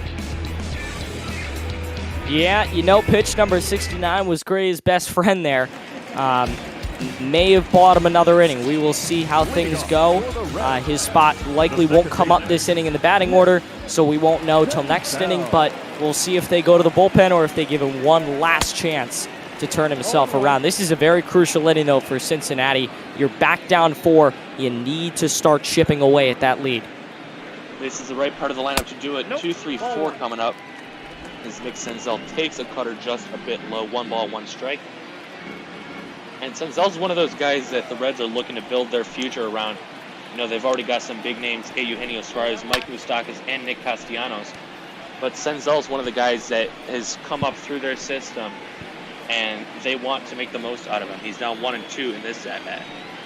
You know, outside of those that are diehard Red fans, I'm not sure any of us really know many of these players on the Reds. Like, I don't really know Reds baseball. I'll be fully honest about that. I don't know Reds baseball. I know whatever they're doing, it's working. But I think because they've been poor and not great these last few years, they've been able to fly under the radar, and now this is their year. I think these next few years, they want to bring back the big red machine. For those that are a little bit older than me, that are old enough to have lived through that, they want to bring that back, and I think their batting order is certainly able to produce. 3-2 pitch driven out to left, getting out in front of that 99-mile-an-hour heater, but the count will stay at 3-2. And yeah, like you were saying, the big red machine, one of the most powerful lineups that I think we've ever seen since the Yankees Murderers Row. This one's skied out to left. Jock Peterson is underneath it. He'll make the catch for out number 1. And I'll be honest, you know, I don't know too much about the Cincinnati Reds farm system. I'm a Tigers guy first and a Dodgers guy second, but I play a lot of out-of-the-park baseball. It's a, you know, managerial, general manager style simulation baseball game. So I've seen a lot of these younger names and how they've developed, at least in the simulation world. And Senzel is definitely one of the guys that Reds are looking to for the future. Another guy that they're looking to in the present, Eugenio Suarez, 0-for-1 in this ballgame. Yeah, I think they built, what's so special about this lineup is they built a good amount of younger guys and veterans. Not everybody is 15, or well, not gonna say 15, but 18, 19 years old, but not everybody is in their 20s, is in their late 20s. You've got a good mix of veterans and rookies, or rookies in that you're less than 3 years or so into the league. So I think that's what's so effective about the lineups that they field. Ugly swing there from Suarez. It's 1-2. Dodgers shifting on him to pull, but with swings like that might not even matter. And it's going to be strike 3, ball top of the strike zone. 4th strikeout of the game for Walker Buehler. This one's going to go in as a backwards K. And we'll take a look at this pitch right there below that elbow, which is the top of the strike zone. The definition of the top of the strike zone, that lead elbow. We're going to see Mike Moustakas with one of the 2 hits today for the Cincinnati Reds. Takes ball 1.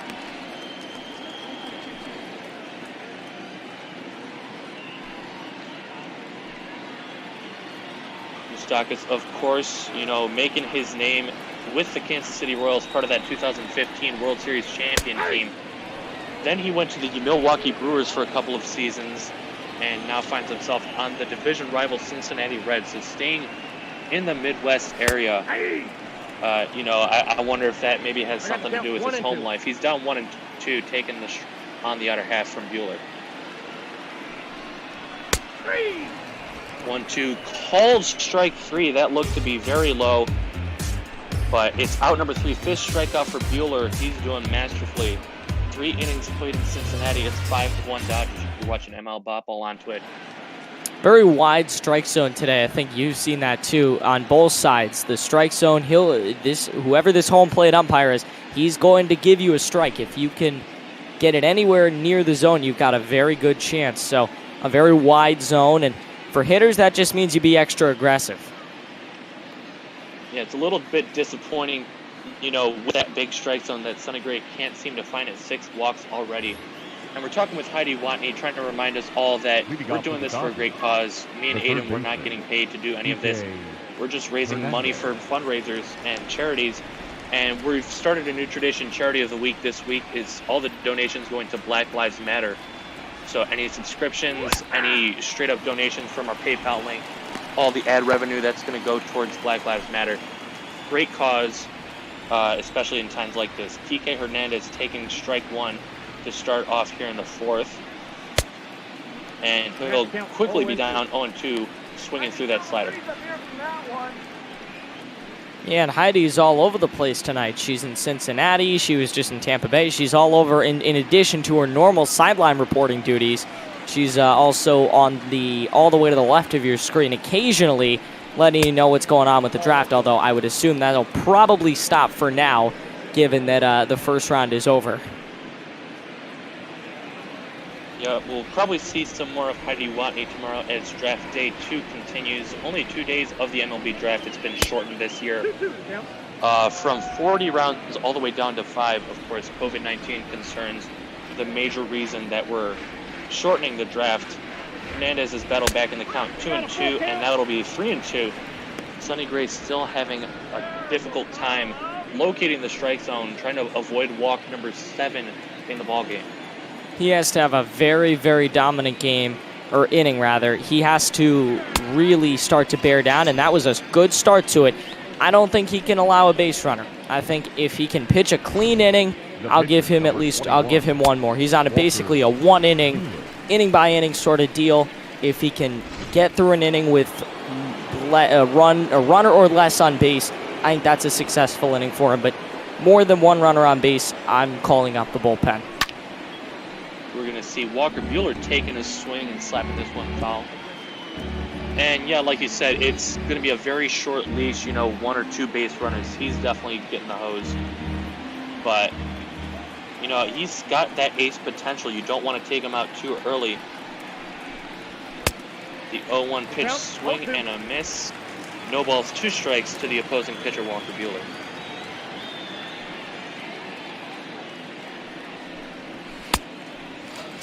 0-2 swing and a miss. 3-pitch strikeout of Walker Buehler. You wouldn't really expect anything less facing the opposing pitcher. 5th strikeout for Sonny Gray just through 3 2/3 innings. If we gave you that stat alone, you'd think, oh, Gray's having a great day, but 6 walks, 5 runs, all of them earned, and not an outing to write home about. Is the top of the order, 3rd time already for Mookie Betts. Yeah, I don't know what to think about that strikeout stat. If that's a good thing and that the batters he's getting out are just totally unable to hit the baseball, or if that's a bad thing in that the batters are striking out, but he's only having 6 or so good batters within 4 innings or so. Yeah, no, it's a very interesting stat line we're going to see at the end of the game tonight. Betts takes just a bit low, ball 2, 2-1 on Mookie Betts. Coming over from the Red Sox in that Alex Verdugo deal, along with David Price. And he sends this one foul down the left field line. Betts a rental play for the Dodgers. David Price, got a couple years left on his deal. And so I want to get your take. Who do you think won that trade after this pitch? Red Sox or Dodgers? The miss is low. I think the Dodgers easily won that. They got 2 players that are probably that no doubt made them the favorites to not only play in but win the World Series and really enhance baseball in LA. I honestly think the Dodger fan base is sick of getting into the postseason and either being an immediate out like they were last year, or just in general not being able to finish with a championship. They've been so close so many times. They've won, 7, 8 straight division titles. I think they're sick of it. Yeah, no, it's definitely something that us Dodgers fans aren't happy with. And they're not going to be happy with this. Striking out the side is Sonny Gray. So for what it's worth, he at least had a good inning in him today. We're going to see Nicholas Castellanos taking his cuts 5, 6, 7 coming up for the Cincinnati Reds. So as a Dodger fan, would you consider yourself more like the Yankee kind of fan, or at least like the stereotypical Yankee fan, in that you can get to the World Series and lose and it's not good enough? Would you consider like that's the point where the franchise is at, where anything less than a championship is just disappointment? I mean, it's always disappointing on any team if you can't win the championship. I don't know if I'll go that far. I'd love to see, progress from a lot of these young guys. But yeah, I mean, it's very disappointing seeing ourselves in the playoffs year after year, seeing ourselves in the World Series back-to-back years, facing teams that, very likely cheated in the regular season. And, not able to get over that final hump. Last World Series win was in 1988. And it's just putting more and more years of distance between those. Nicholas Castellanos, 1 and 2 on him, as he's going to drive this one out to left field deep. Going back is Jock Peterson. He'll have room in front of the track for out number 1. Hit it very high in the zone, and that ball looked like it could have carried out, but the wind's doing all kinds of funky things tonight, it looks like, in Cincinnati. Knocking balls down and pushing them out of the park. We're going to see Aristides Aquino coming to the dish now. 0 for 1 in his outing. That one swung on and missed 0-1.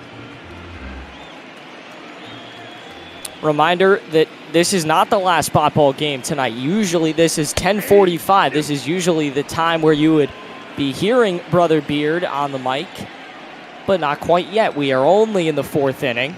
We are running about an hour behind, so I would check back in roughly half an hour or so, see where we're at with our game. Twins and the Orioles finishing up. I think you can, at this point, call us Bot Ball After Dark and call them No Sleep Bot Ball. Yeah, no, a very long day here on Bot Ball. Of course, we'd love to have you guys stay for the Dodgers and Reds. It's been a very exciting game. And that one's a swing and a miss, strike 3. Another strikeout there for Walker Buehler, and after that shaky first inning, he's been dominating. Number 3, shortstop. Yeah, he goes high at 99 miles an hour. He was dangerously close to, well, I wouldn't say dangerously, but very, very close to triple digits. He's going high. It's the pitch you want. It's the pitch you could really hit out of the park, and you totally miss. Nothing more embarrassing than that. Embarrassing, that is. Freddie Galvis going to be up at the plate.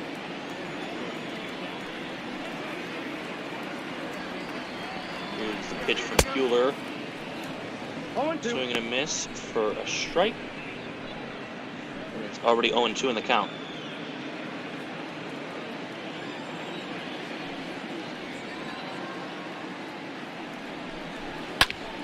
Oh-2 pitch, swinging a ground ball foul. We're going to do it again.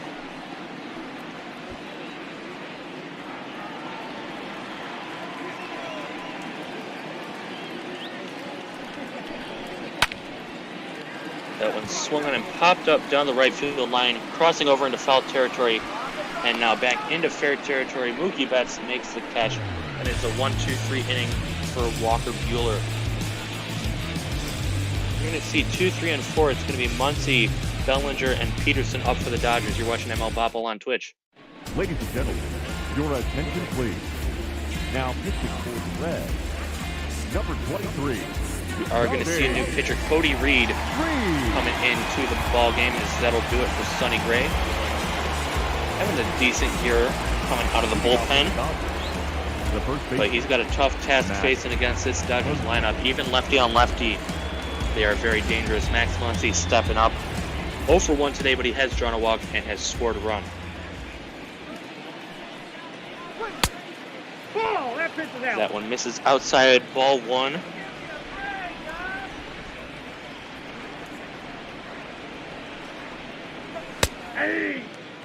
But that one is in on the lower outside corner, 1 ball, 1 strike, and Reed's job is just to, make sure that the Dodgers don't really keep up the momentum that they've already built against Sonny Gray. It's a 4-run ball game. This is still well within reach for Cincinnati. And, you don't want to just be defeated and get down in a 3-1 count, but that's exactly what Cody Reed has done against Max Muncy. Cody Bellinger waits on deck. Dodgers have had a really hot night at the plate. Although Gray was able to get 1 good inning out of him before he exited the game. A lot to reflect on. I'm not sure if you can really blame him. He'll take the loss if they do end up losing this game, but it's a very, very tough Dodger lineup to face. You have to be a very elite pitcher to get through this lineup. Not everybody can do it. Yeah, it is a tough lineup, although I don't think those 6 walks helped him, and we just saw walk number 7 on the ballgame for the Dodgers. As Cody Reed, the relief pitcher, not really providing much relief, just more of the same. Yeah, hopefully he can kind of start anew and start to gain some dominance for the home team on the mound. This is a disappointing showing, though. For Cincinnati, you're really, when you're trying to go through, and at some point in the last few years, they were going through a rebuild. This is kind of hopefully the output of the rebuild. But when you're trying to get fans to show up at the games, you need to have, in series like this where you're going head-to-head with the best in all of ball, you need to get the fans on your side by winning these kind of games and showing that we can compete. And I'm not so sure that Cincinnati's showing that tonight, although a good strikeout there. Yep, great job taking Cody Bellinger out of the strike zone, getting him to chase that slider. First strikeout for Reed. And yeah, I mean, going into the season, this is one that I circled on my schedule, wanting to watch this one, and I'm just lucky to call it. We had 2 great starting pitchers coming into the ballgame, Sonny Gray and Walker Buehler, but only one of them is pitching like the ace that their stats show. Jock Peterson now stepping up 0 for 0 today. He hasn't had an official at bat. Drew a walk in the 3rd. And also a walk in the 1st. He's down 0-2, so another walk is unlikely, but not out of the question. Batting around 300, over 300, in his last 8 or so ball games. 0-2 pitch, swinging a pop fly opposite field. Going out is the 3rd baseman, Suarez. He'll make the catch. 2 down here in the top of the number 5, shortstop, Corey. Yeah, very good start by Reed. The important thing, he's being brought in to bring some consistency to this Cincinnati pitching staff. And he's done his job so far. Needs 1 more out. But so far, he's done his job. And, I mean, now it's going to be up to the Reds offense. They're going to have to come up with 4 runs to keep this game alive. Yep, I mean, just if they want to give those 4 runs, they also got to limit the Dodgers offense to absolutely nothing, which is a very tough task to do, but Reed's doing a good job. 1-0 to Corey Seager. He's drawn a walk. He's hit a 3-run home run, probably the biggest swing of the day. There's another big swing out to left center. Castellanos runs over, makes the catch for out number 3. So leadoff walk does no harm. We're halfway home here in Cincinnati. 5-1 Dodgers. You're watching ML Ball on Twitch.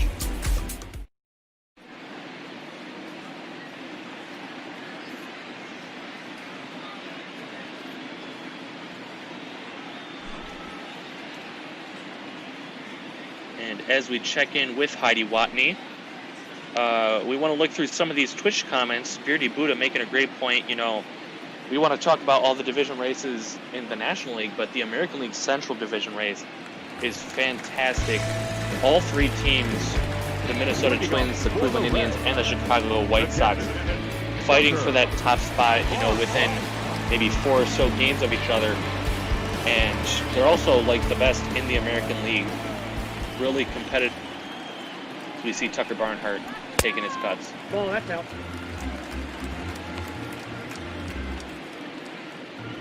Yeah, I agree. I know Beardy probably knows this. He's done a couple of Twins games so far this season.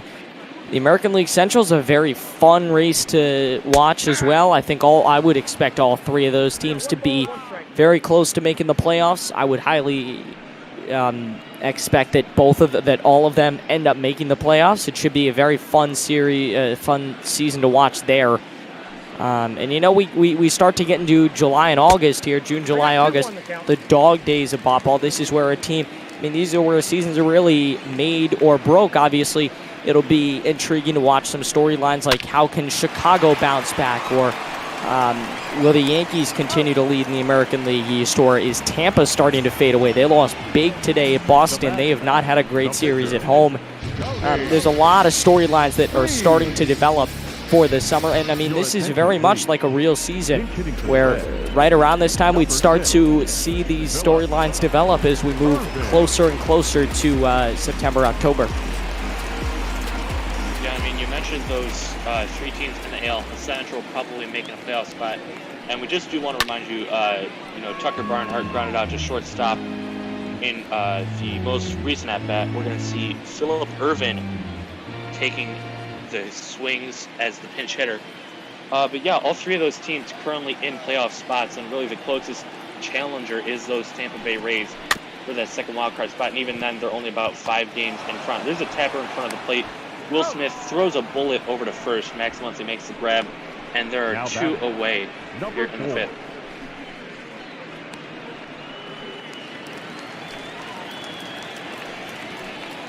We go back to the top of the lineup, Shogo Akiyama. Red center fielder getting his 3rd cuts of the ball game. First pitch taken on the outside corner, 0-1. He was signed out of Japan, not drafted, as a lot of players come into the league are. But he's likely going to be a really good pickup for these Reds, a sneaky pickup. But he's going to be a solid outfielder. They got him batting leadoff, and he's doing very well this season and does very well. And that swing lifts it out to right field deep, going back on the track at the wall, leaps.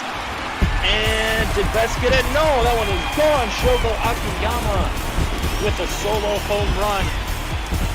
And Cincinnati fans are getting to their feet. They finally got something to cheer about, now down 5-2. Yeah, you said it. They got to start chipping away. We've been talking about it all night. Maybe chip, chip, chip right here. They're at least starting to move in the right direction. The offense looked very good in the first. They got to be very selective at the plate. I mean, the problem is when you got a guy like Buehler, he'll give up that home run, but then he'll retire the next 9-10 batters in a row. Second baseman. Yeah, not the easiest guy, to rattle out there on the mound. Giving up a home run, likely, like you said, going to come back and fire bullets to the next guy. That fastball misses outside, 1 ball, no strikes. To Nick Senzel, 0 for 1 today.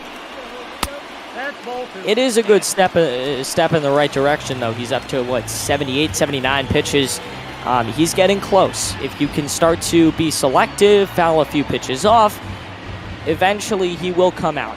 You kind of just got to wait him out here, and I mean, that's a very good sign. The Cincinnati lineup has had flashes of good offense tonight.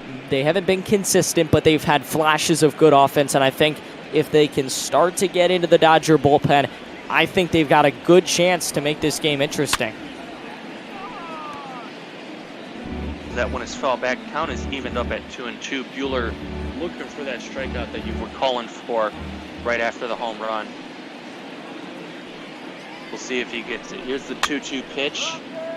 Jams him with the fastball, pops it up, foul territory. No one's going to get there, as it wasn't as high as it initially looked off the bat. So Nick Senzel will at least get one more pitch to work with in this at-bat. A lot of foul territory in Cincinnati. I don't know. I haven't really, obviously it's not something you really look for, foul territory at other ballparks, but it just kind of strikes me as this is a pretty big ballpark and a lot of foul territory there. Buehler now into the 80s. If you can, you can maybe ride him out 1 or 2 more innings. He'll come out soon. It's a fly ball down the right field line, and my stream is lagging, so I can't tell you what's going on. But now it's back. It looks like that was the foul ball. Still 3 balls, 2 strikes on Nick Senzel. And this one is hit down the opposite line, left field deep, going back is Peterson. He's on the line. He'll make the catch for out number 3. The inning is over. Shoko Akiyama helps the Reds take a step in the right direction. Solo home run. It is now 5-2 Dodgers after 5. You're watching ML Botball on Twitch. Game is certainly not over. I think, didn't we see that in one of our minor league games on Monday? It was 5-2, and I'm trying to think. It was Jacksonville versus Montgomery. Montgomery was up 5-2, and Jacksonville came on late, ended up winning the game in the late innings, 6-5. 5-2, certainly not a guarantee by any stretch for the Dodgers to win this game. Especially if you can keep the Dodgers bats cool, like these Reds pitchers have done in the last 2 innings. Their problem has been when they've gotten behind in the count. You're going to see Amir Garrett warming up, the left-hander. But Dodgers still only have 2 hits on the ballgame, those 2 home runs. It's just that all the walks, putting guys on base, making Sonny Gray nervous. And that's why they have those 5 runs. This is high and inside, 1 ball, 1 strike for Will Smith.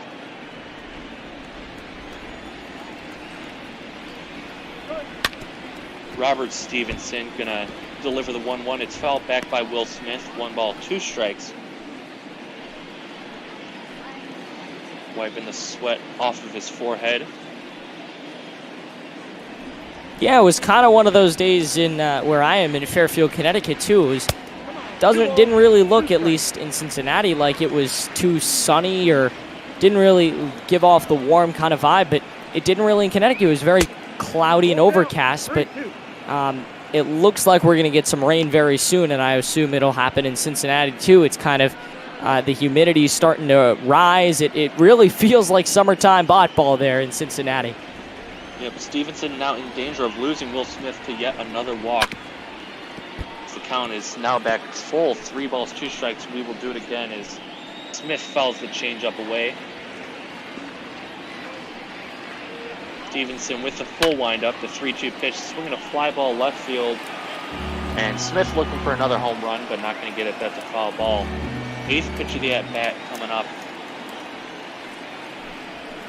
Catcher sets low and inside, gets it high and away, but he'll get the swing and a miss nonetheless for strike 3, out number 1. Second baseman, Gavin Lux.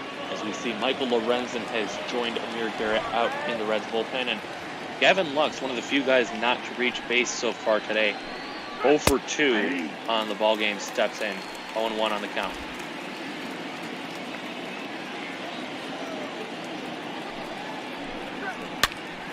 Stevenson winds up. There's a check swing ground ball over to third. Suarez, a couple of throw hops over to Moustakas at first. 2 up, 2 down here in the 6th inning. Now batting. And this Yeah, is I'm just sure he would like one of those at-bats back. Certainly that one didn't look like he was intending to swing, kind of tried to check his swing, but the ball hit the bat, and a disappointing night for him. He's 0 for 2. But how about Kike Hernandez? He's one of the bigger names on this Dodger team. Usually one of the guys you can count on for production, but not tonight. 0 for 2. 0 for 2 with a couple of punch-outs. So, I mean, like we said, one of the few guys not to reach base in the ballgame. Hernandez is going to be avoiding the hat trick in this at-bat, or at least he wants to avoid the hat trick. Takes that high slider and fouls it away. 1 ball, 1 strike. Stevenson again from the full windup, missing high and tight on that slider. You know, not usually a pitch that you see going to that area of the strike zone. Probably just lost the handle on it, and he was lucky he didn't hit Kike.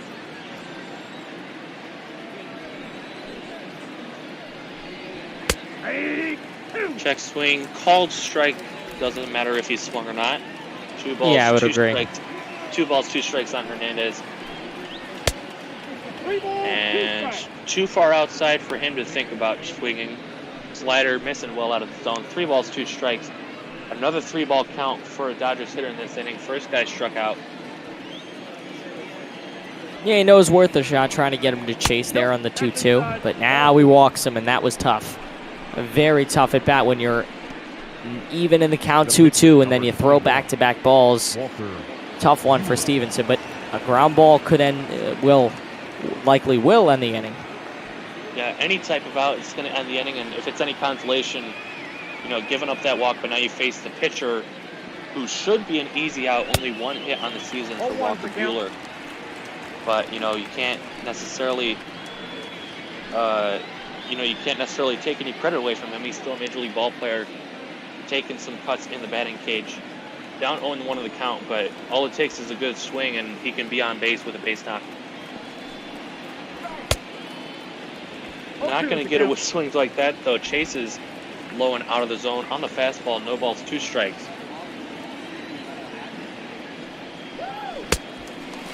And takes him out of the strike zone. He obliges.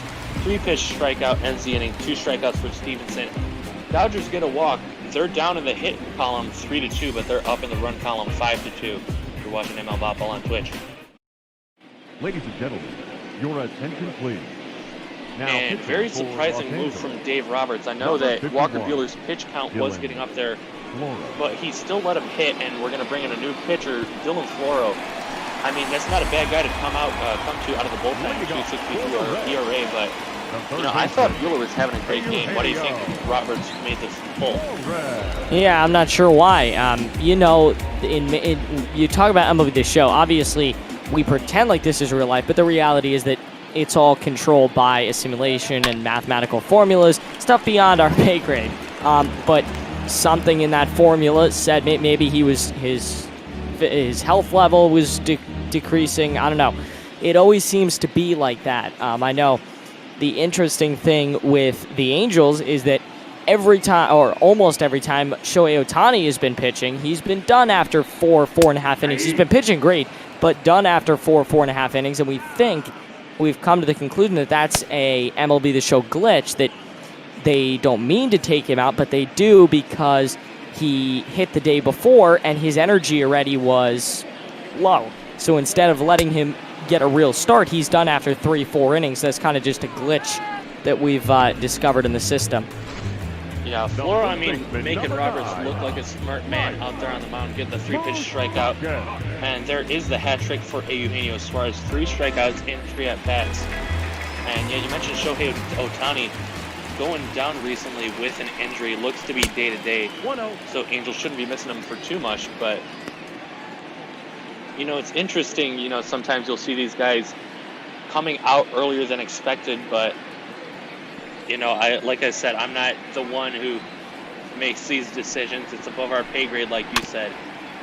And I mean, if it ends up working out for your team, whether that's in the short run or the long run, I'm not going to judge it. 1-1 now, Mike Moustakas.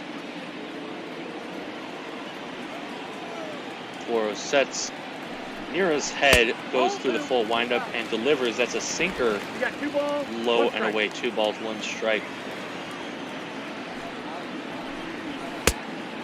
I got to count 2-2. 2-1, same pitch, different result as he gets Moustakas chasing right there. 2 balls, 2 strikes.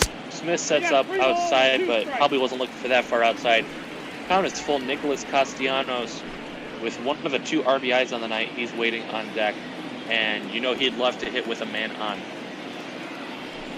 Yeah, he certainly would. He's a guy you want to get up with a man on, and that is a fair ball, it looks like.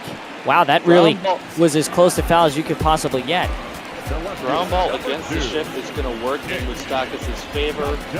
Personally, I'm a guy who hates the shift. I love how it works. You know, if it works, keep using it. But I'd rather see guys, you know, I want to see them putting in the effort to go the other way with pitches like that. As we see Mr. Red trying to get the Cincinnati crowd hyped up. As, you know, tying run is in the on-deck circle. This is still a very close ball game, like we've mentioned, despite the Dodgers dominance early on. In Major League Ball, if you can hit against the shift, you are going to be a great hitter, especially if you're a guy that usually gets the shift put on a lot, because I'm trying to think, I'm pretty sure just about every game that I've called, and I've called a good amount of them here in Major League Ball, there has been at least 1 or 2 batters that have had the shift. They love to put on the shift in ball. That 0-1 is in the dirt. The 0-2 is in the dirt, 1-2.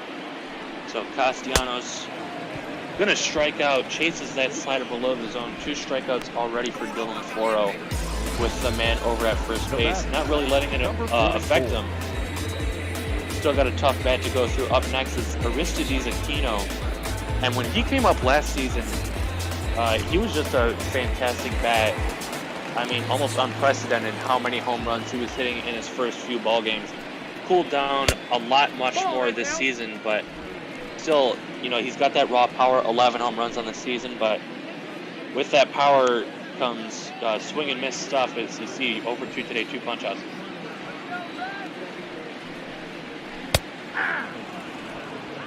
That one drops in at the knees with the slider, 1 ball, 1 strike. And Aquino leading his team in 2 baggers, and I'm sure he'd love that. It might be enough to bring in Moustakas. That one gets away from the catcher, throw down to second, not going to be in time. And Mike Moustakas will make it to second base on what will be called a pass ball on the catcher, Will Smith. I wonder if he got crossed up with the pitcher, you know, maybe a little bit of confusion as to what was going to be thrown. Because usually you don't see him drop a pitch like that. Yeah, I mean, that was totally the catcher error. That is not at all, it was not at all Florio's fault. It was a pitch that we've seen probably thrown a few times tonight that was in a location he should have made the catch. Something maybe he was thinking about whether Moustakas was going to run on first. That would be probably the most logical explanation. Yeah, either that or, like I was saying, you know, maybe he got some wires crossed, didn't realize what pitch Floro was going to be thrown. Count is full to Aquino. The 3-2 ground ball over to first. Muncy bobbles it, but he's got plenty of time. Takes it to the bag, and the inning is over. 1 out. Base runner for the Reds doesn't do any harm. We've played 6 here in Cincinnati. It's 5-2 Dodgers. You're watching ML Ball on Twitch. Your attention, please. Now, and as we take a look at Amir Garrett with that incredible ERA, sub-1 ERA, we want to mention we are joined in the booth right now by Shark Shavery, our resident organist here for the 7th inning stretch coming up in just a little bit. How you doing tonight, Shark? Oh, I'm doing fantastic. How about yourself? I mean, as a Dodgers fan, I'm loving this, especially, you know, without them having to do much work. Only 2 hits on the ball game, both of them home runs, and I believe it's now 8 walks for Los Angeles. So very bad control issues for Cincinnati, and that's going to continue into this first pitch, ball 1. Yeah, if you're a Dodgers fan, you have to love what you're seeing. If you're not a Dodgers fan, probably not.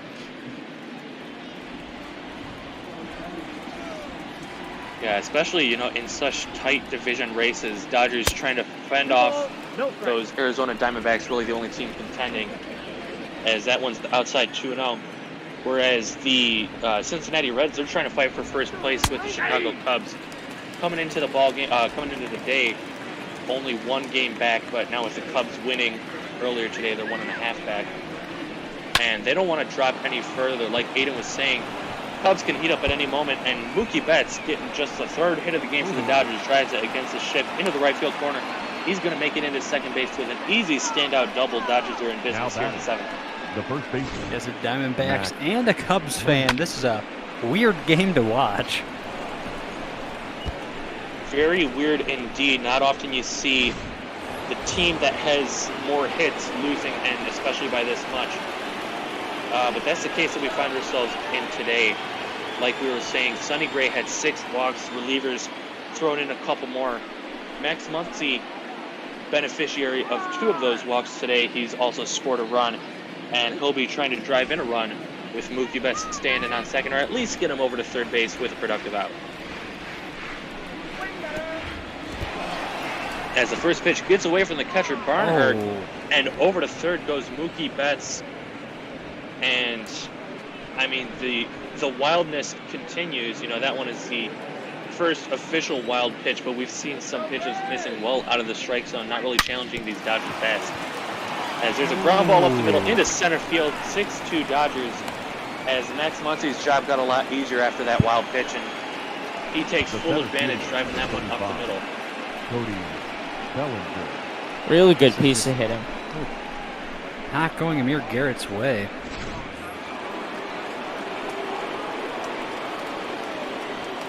We now see Cody Bellinger, no hits in the ball game, did draw a walk in the 3rd inning.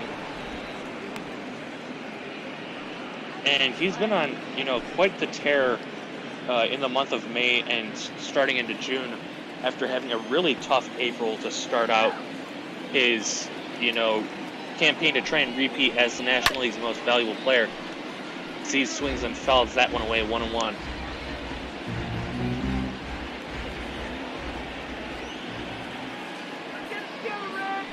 Garrett sets, takes a look at Muncie over at first, and delivers outside ball 1.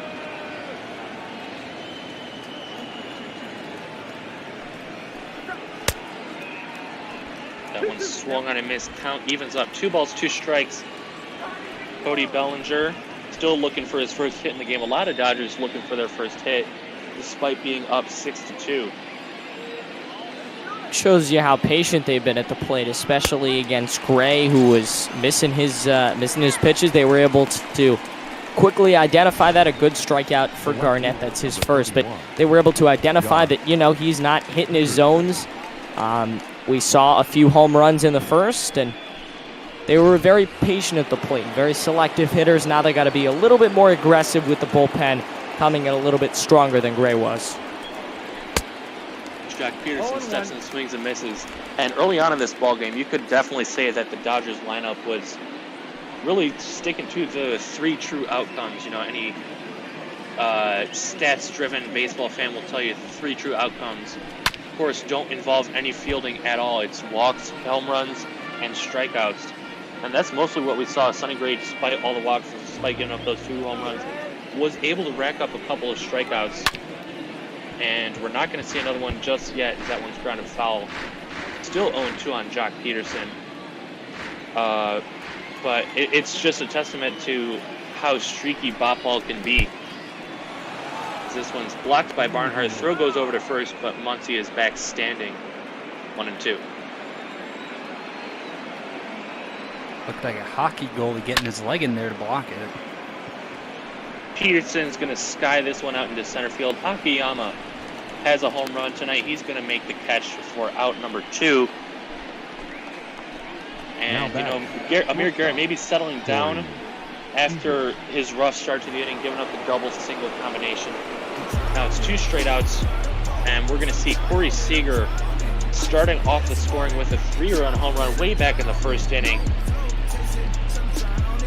Going opposite field, and like Aiden said earlier in the ball game, ball that really didn't seem to be carrying all that well, but it just kept going and going, and all of a sudden it's over the wall.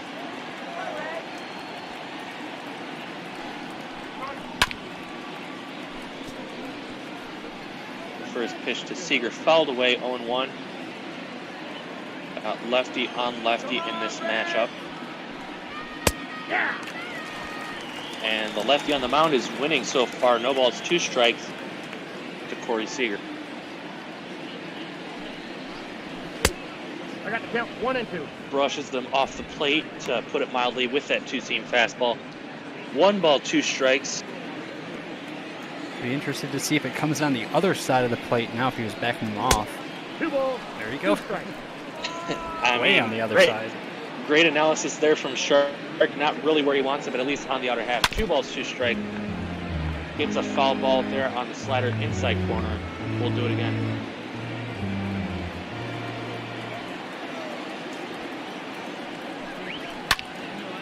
Ready, the 2-2 pitch, fly ball into center field.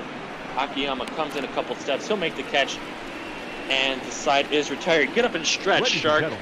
Stretch it out now.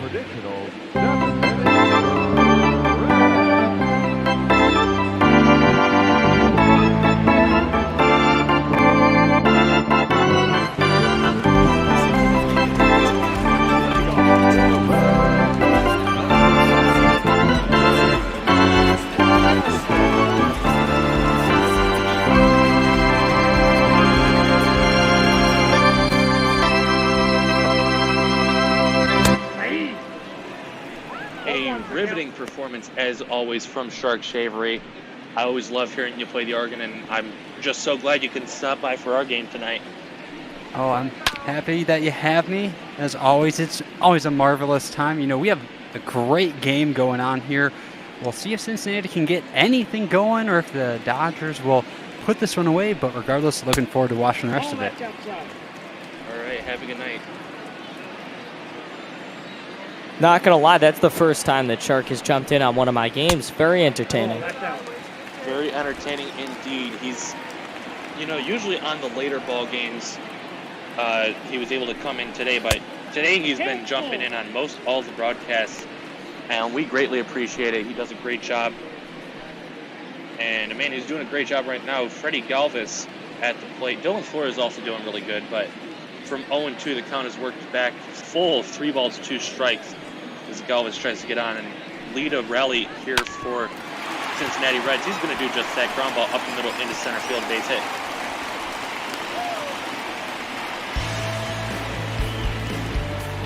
Now batting, the catcher, Good piece of hitting there, Cincinnati. Only down 4. I feel like we're kind of overlooking that.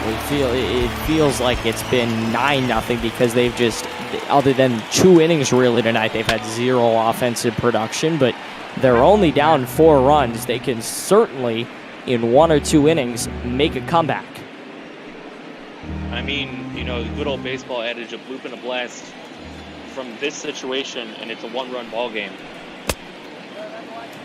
Barnhart's, you know, not doing the best job right there, chasing that sinker low as he went around on the swing, 0-2. Yeah, gotta be a little bit more selective there.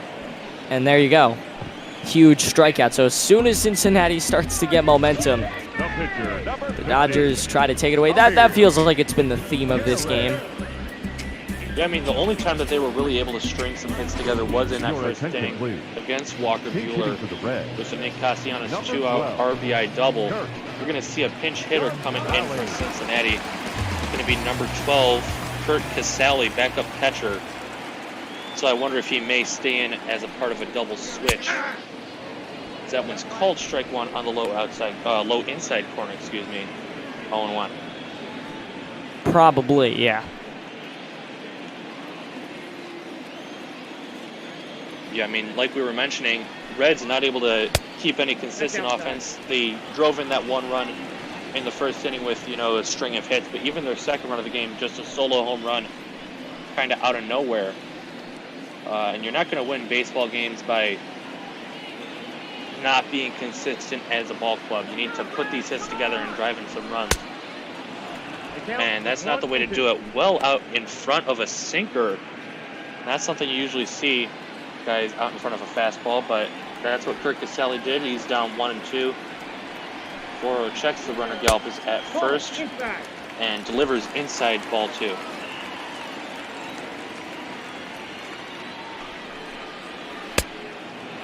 Two pitch, swing and a miss, strike 3 with that slider for out number 2.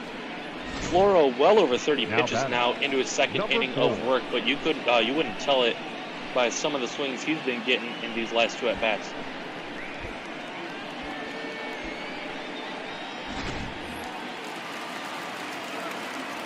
Now we bring up the man who has hit the solo home run his last time up, Shogo Akiyama. 0-1. Swing and a miss, slider below the zone, 0-1. And if you guys like what you're seeing here with ML Botball, we want you guys to join in on all the fun. You know, maybe you can contribute to our baseball talk, or maybe you even want to call a game. All of our social media is on the bottom. Of course, we've got our website, mlbotball.com, Twitter, Instagram, Reddit, and then if you type !Discord into the chat, it'll give you a link to our Discord. As Akiyama sends this one out to right center field, deep, going back on the track at the wall. It is gone! And, you know, my voice cracked and maybe ruined the moment a little bit, but Cincinnati is right back in this ball game. 2-run home run from Akiyama, his second of the game, and it's 6-4. You said it earlier, a bloop and a blast, and it's a 1-run game. Well, in this case, a line drive and a blast, and now it's a 2-run game, and we've got maybe some baseball here in Cincinnati. It's only a 2-run game. You score 1 run in the 8th, 1 run in the 9th, and suddenly this game is tied. So the Dodgers who really could have put this game to bed. I mean, the way Sonny Gray was pitching, they had numerous opportunities, and they certainly capitalized on some of them, but they've had opportunities to really start to rail on the Cincinnati team, and just haven't been able to get it together with the addition of the Cincinnati bullpen. And now Pedro Baez coming in with the probably specific, very specific goal of just end the inning at all costs. Yeah, well, I mean, he's got a great situation now with 2 out, bases empty. But yeah, you definitely want to leave that tying run in the on-deck circle. Nick Senzel 0 for 2 today, drew a walk, scored the first run of the ball game. And I mean, just once again, we got to talk about how loaded this Dodgers team is. But you come from Dylan Floro, and you've got Pedro Baez that you're bringing out of the bullpen to replace him. And then, of course, you know, you've got Joe Kelly, Blake Trinan in the bullpen to maybe pitch the 8th, and then Kenley Jansen trying to close it out in the 9th.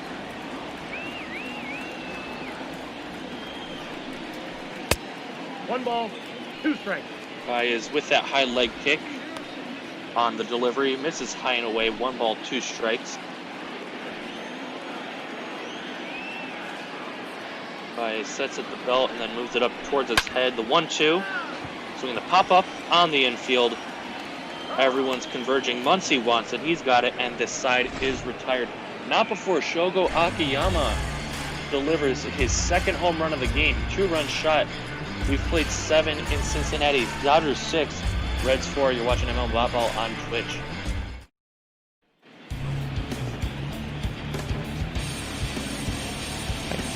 Michael Lorenzen going to come in relief for Cincinnati. His 28th game of the season, so he is a regular out of the bullpen. And he's got a very clear goal, too.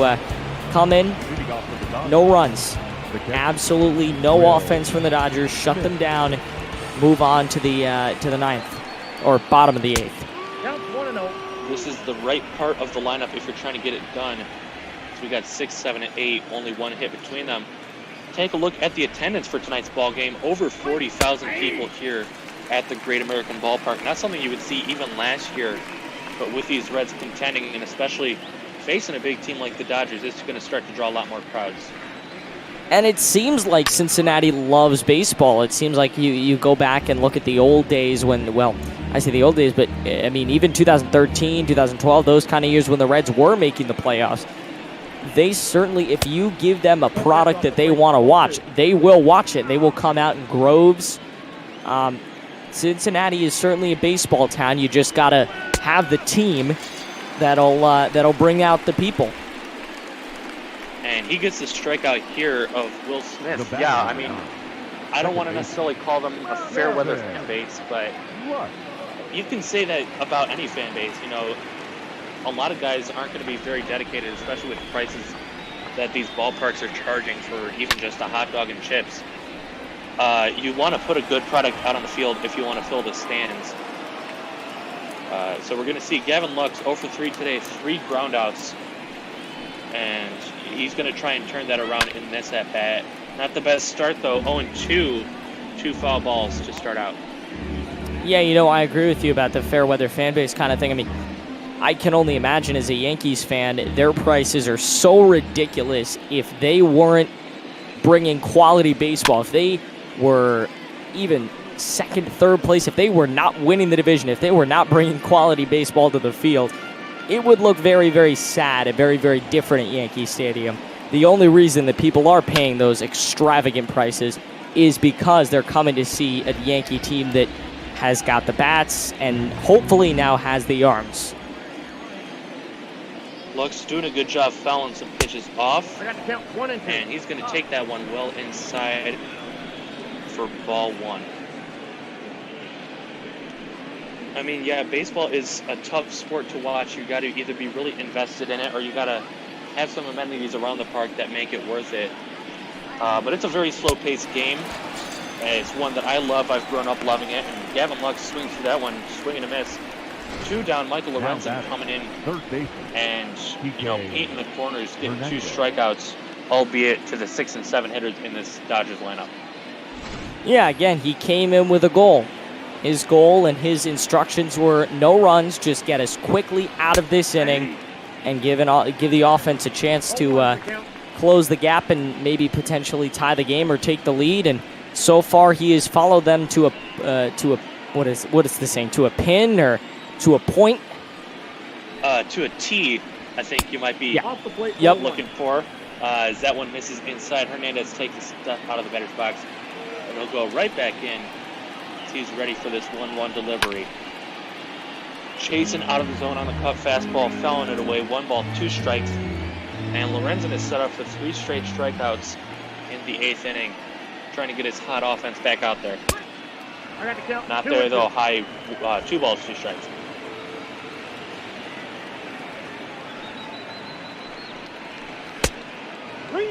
That 2-2 misses inside, 3 balls, 2 strikes. Pitcher spot waiting on deck.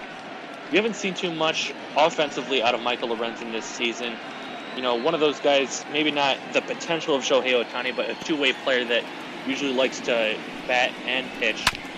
But we've really mostly seen him on the mound this season, and he hasn't done the best job with coming in with an ERA over 6. But, you know, if he can get the job done in this situation, I'm sure the Reds are going to take it. That 3-2 swing and a miss, strike 3, and the inning is over. Michael Lorenzen comes and strikes out the side. We head to the bottom of the 8th. Dodgers 6-4 over the Reds. You're watching ML Ball here on Twitch. So it's up to the Cincinnati offense now. They got 3, 4, 5. If anybody's going to make it a game, these are the guys that are going to do it. You can't make any excuses. It's a 2-run game. You're hitting pretty well. This is the chance you've been waiting for. Now you got to use it. The meat of the order coming up against Pedro Baez, and for the first time tonight, it looks like we might have seen a pitch on the strike zone called a ball. Ball 1. Suarez definitely happy that Baez has been left into the game. 4 for 10 career against him with 2 home runs. I'm sure Cincinnati would love one in this at bat, but don't want to be swinging at a pitch like that. 1 ball, 1 strike. Yeah, he looks like he's a little off here, swinging at that. Although I do agree with you, the strike zone has been largely wide, and that kind of proves my point right there. Usually the pitchers are getting the benefit of the doubt. The hitters have been told, hit the baseball and swing. So obviously with a pitch like that, you're missing, but most of those borderline calls have gone to the pitcher tonight. The count is evened up at 2 balls, 2 strikes on Eugenio Suarez, trying to avoid the rare and fun name, Golden Sombrero.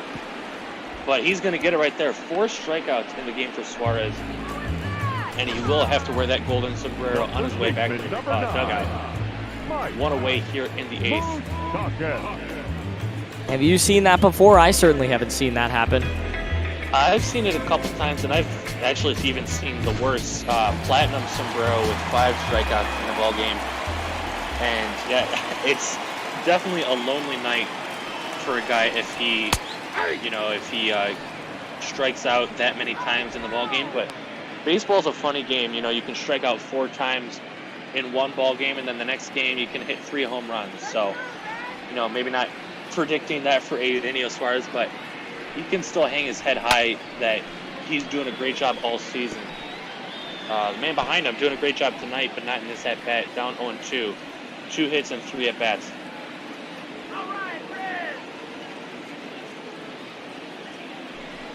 Baez is ready and delivers the 0-2. Ground ball, dive by Muncy, but it's going to be fouled down that first baseline. We'll do it again.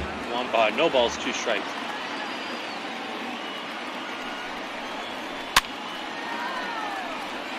Changeup waits back on it, slices it foul,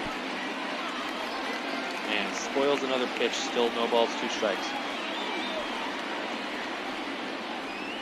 Stockis with the open stance, brings that foot back in, swing and a miss, strike 3. Back-to-back punch-outs for Baez. Stockis not happy, even though it was a swinging 3rd strike. Maybe just taking out his own frustrations on the umpire. 2 down. That'll leave it up to Nick Castellanos.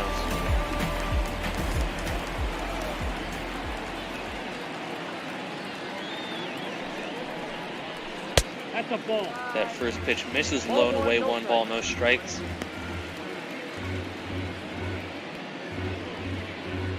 Pasquino's definitely taking his time out there. You don't want to, you want to make sure your pitcher gets some rest back in the dugout before he comes back out for the next inning. That one swung on and missed 1-1. But Baez looking for a quick 1-2-3 bottom of the 8th inning. Shut down this Reds offense and send it to Kenley Jansen in the 9th. The check swing below the knees, 2 balls, 1 strike.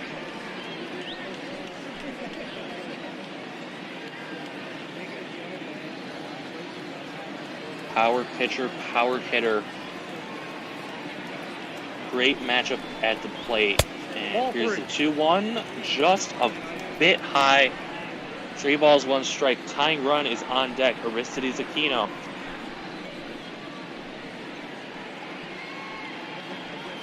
If the Reds can't really get it back to the top of the order, I mean, they're going to looking at if Castellanos goes down here, it'll end up being 6, 7, and 8 in the 9th. Not really the guys you'd want up, but he does draw the walk. Yep, good job extending the inning. And like I said, that will bring the tying run to the plate. And as much as you trust Pedro Baez, you got to wonder if Dave Roberts is going to go to the bullpen. He will not want his guy to face Aquino. I don't blame him. But, some lesser managers might have pulled the plug on his night.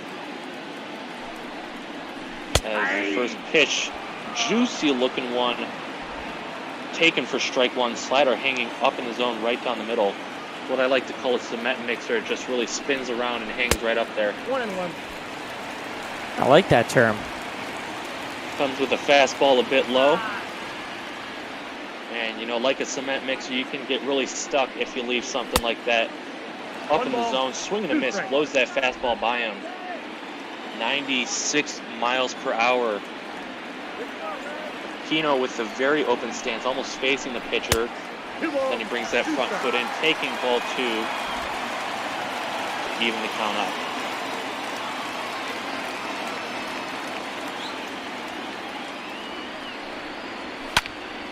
Two pitch, swinging a fly ball into right field, coming in as Betts. He will make the catch. Just a case of hit it right at the guy, and he's going to make the catch for out number 3. 9-1-2, it's going to be the pitcher spot, then Mookie Betts and Max Muncy up for the Dodgers. 9th inning bot ball. We've got a good one for you, and we'll bot ball on Twitch. Now pitching for the Reds. Matt Bowman going to come in for Cincinnati, likely the final pitcher out of their bullpen right now. Number 3, Chris. And we are going to see a pinch hitter taken over for the pitcher. It's going to be Chris Taylor. And he's one of those guys that he could be a starter on another team if there wasn't a man named, Corey Seager taking his place over at shortstop. But you see, just coming off the bench, 279, 5 home runs. He's a very productive bat. And he's going to foul this one off. 1 ball, 1 strike.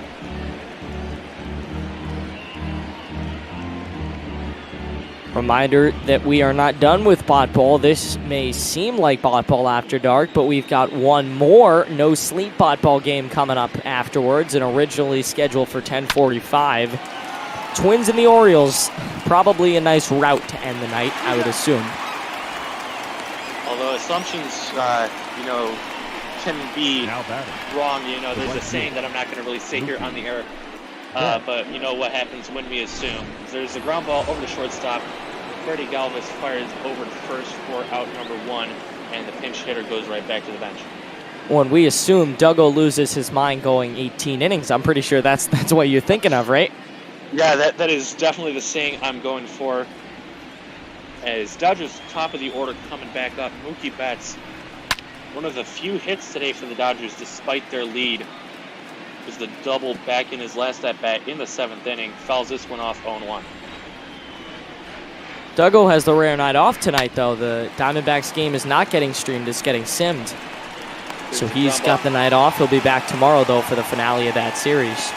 There's a ground ball up the middle. Senzel in the overshift will make the play. With his body moving towards first base. 2 down quickly here in the 9th. And Dodgers, they want to add some insurance runs. That's not going to help them out. But they've still got a great closer, Kenley Jansen, trying to finish it off in the 9th. Yeah, he's probably warming up in the bullpen right now, ready to shut the door. And in case the Reds need, you know, some help from maybe not a safe situation, but, you know, a guy who can produce in tough situations, Rizal Iglesias, the Reds closer, warming up in the bullpen. Muncy going after that split finger pitch, 1-1. He reaches out, pokes that one foul, quickly now down 1 ball, 2 strikes. And Bowman, you know, trying to work a very quick 9th inning. Give his team a chance in the 9th inning. And looks like he's going to do that. Pops it up behind the plate. Tucker Barnhart is there. Squeezes it for out number 3. We have played 8.5 innings in Cincinnati. Hopefully just a half inning more to go. Dodgers down in the hit column, up in the run column. You're watching ML Ball on Twitch.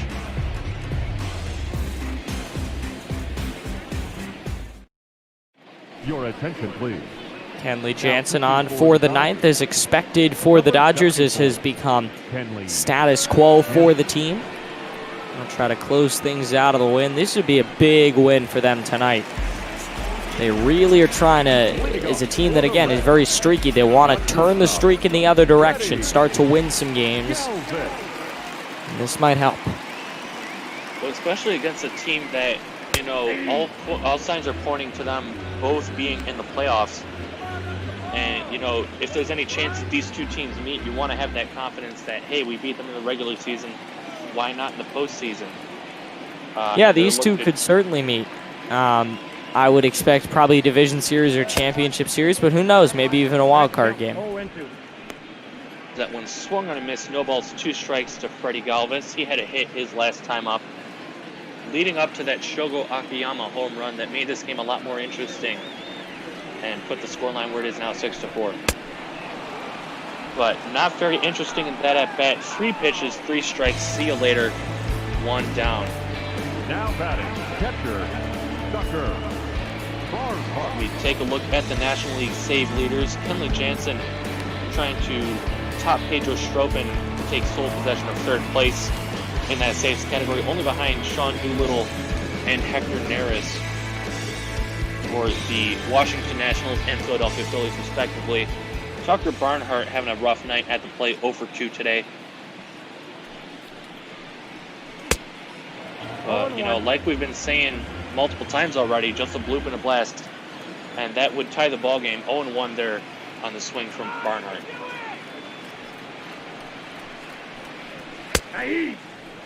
Quickly down 0-2, crabbing that outside corner with the fastball.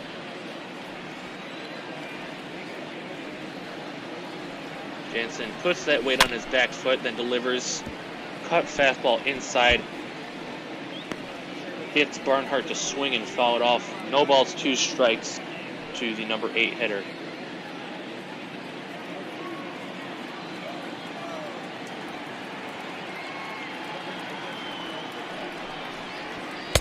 Ball 1. 0-2 pitch misses high. Another cut fastball. 1 ball, 2 strikes. Would be really good to retire the opening batter here.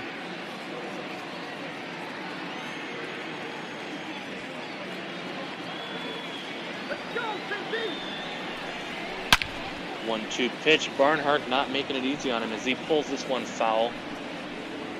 1 ball and 2 strikes. He wiggles his fingers around on that bat handle. Gets ready for the 1-2 swing and a miss. Back-to-back strikeouts for Kenley Jansen here in the 9th. Only 1 batter left to face, hopefully, for him. And just a great job, slider bearing in on the switch hitter batting lefty. Reds going to have to go to their bench. Ladies and gentlemen, here in the clutch situation. They're going to bring in number 52. Number 52, Kyle Farmer. And that's going to be Kyle Farmer trying to extend this ball game, give the Reds any semblance of hope, and take strike 1 at the knees. And trying to spark a little 2-out rally here. Only need a bloop and a blast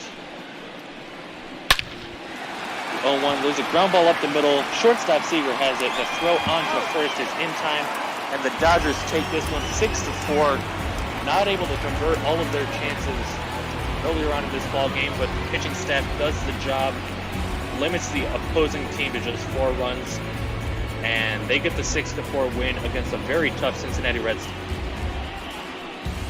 You know, it didn't seem like a very long game, only because we started it a little late, but you know, it was a fun game to watch. I enjoyed it. The final score was a lot closer than we probably would have predicted early in the game. Dodgers got off to a hot start, but kind of cooled as things went down. Good to know that if you're Cincinnati, that your bullpen can come in. If your starting pitcher is having problems, your bullpen is capable. Obviously, not an ideal situation, but you can have a bullpen game if you need it. So they got a strong bullpen, and we're going to look at the highlights very soon. A good night for them. Yeah, 6 runs, 4 hits, no errors for the Dodgers. 4 runs, 6 hits, no errors for the Reds. So flip goes around. Walker Buehler gets the win in 5 innings of work. Sonny Gray taking the L in 4 innings. Kenley Jansen getting the save. And our player of the game going to be Corey Seager, 1 for 3 today with that 3-run shot, and then added another RBI on the sacrifice fly, his second time up. I'll tell you, it's disappointing that Akiyama couldn't get the player of the game, because he had 2 home runs that really kept the Cincinnati crowd into it and kept the Cincinnati team into it. As we get a look at some highlights, Seager got the night going with a home run to left. 405 feet. We kind of thought it just carried out. 3-0, the Dodgers took the lead. And then Dodgers weren't done just yet. Very next batter, Will Smith, takes Sonny Gray deep down the left field line. Keeping it fair, only 364, but there's not much room out here in Cincinnati. The Dodgers early on had a 4-0 lead. But surprisingly, those were the, only half the hits that the Dodgers were able to muster today. Reds answered right back in the bottom of the first inning with an RBI double from Nick Castellanos to at least get themselves on the board. They're down 4-1. And this was a very key situation. Dodgers had the bases loaded, nobody out. Yes, they did end up scoring a run on this Corey Seager fly ball out to center field, but then, the very next batter, I don't know if they're going to show it or not, but Will Smith grounding into the inning-ending double play, and the Dodgers only able to get 1 run out of the bases loaded, nobody out jam. Shogo Akiyama, probably runner-up for player of the game, driving a solo home run out to right field. Just had enough on it to get it out of the reach of Mookie Betts. Tried to make that leaping grab. That made it 5-2. Dodgers will get that run back in the 7th on a double wild pitch and single combination to start off the inning. Made it 6-2. Akiyama wasn't done yet, though, driving it out to right center field and making my voice do all kinds of things. Not sure where the voice went for part of that call, but still a great home run by Akiyama, his 2nd of the night. That was it, though, for the scoring. Kenley Jansen coming in the 9th inning, getting a strikeout of Freddie Galvis to start the inning. Following that up with another strikeout of Tucker Barnhart for a 2 down, and then the pinch hitter Kyle Farmer ends up getting retired on a simple ground ball to shortstop. 6-3 was the final play of the game, and 6-4 was the final score tonight.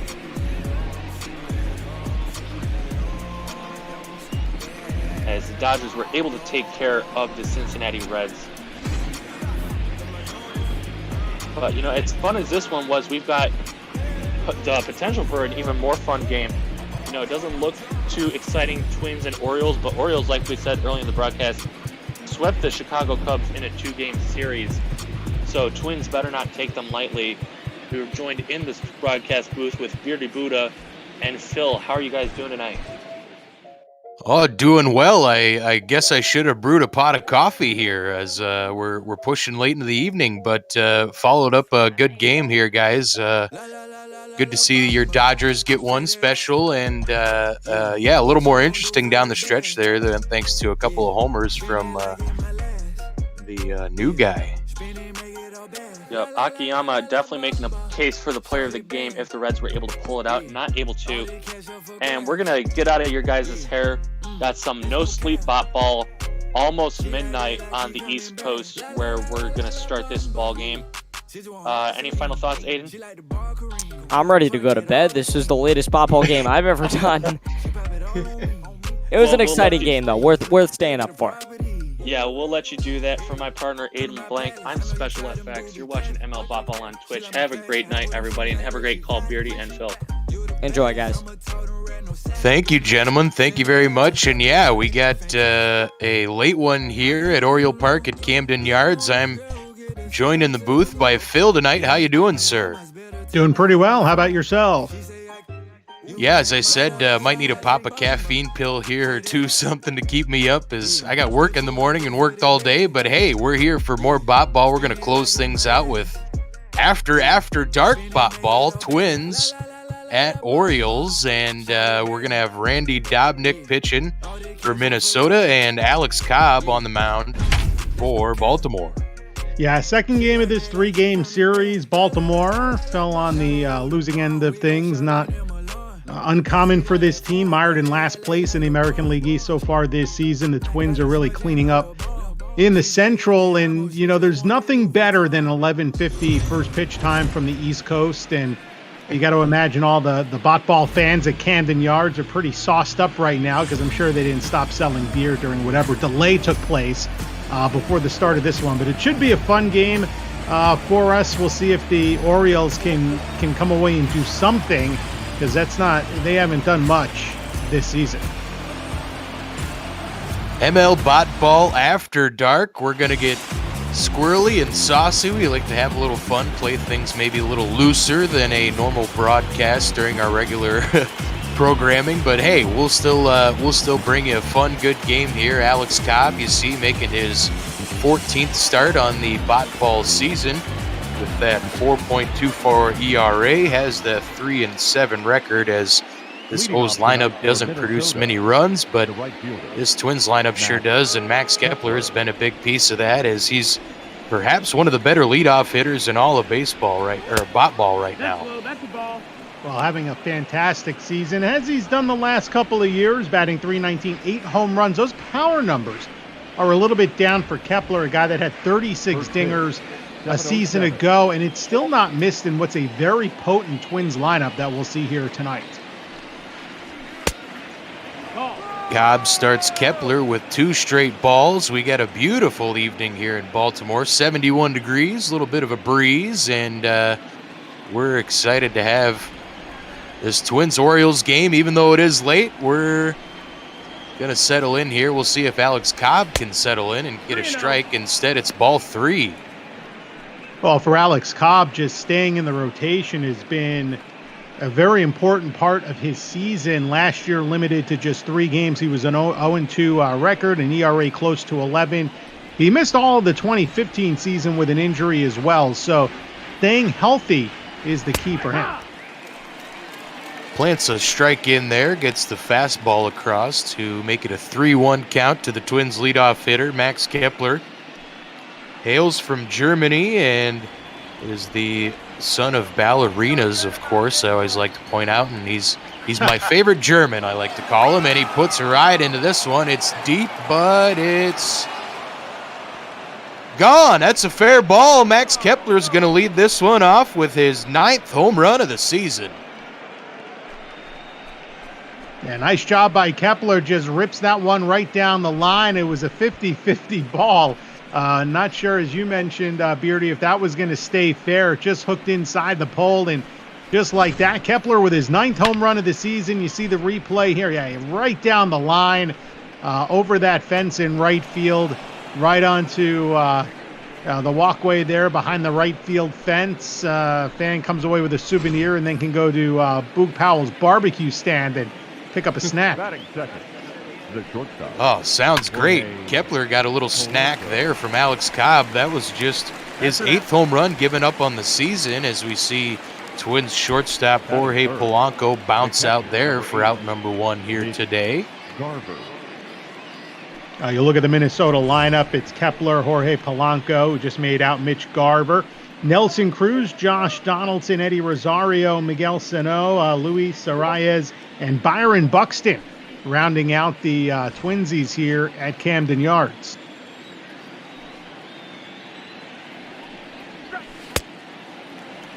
Garver swings through the first offering from Cobb there. Mitch does have 18 dingers on the season himself, and he's one to pull one quickly down the line, as Kepler did there on that pitch from Alex Cobb, as it's quickly 0-2 here now to the Twins catcher.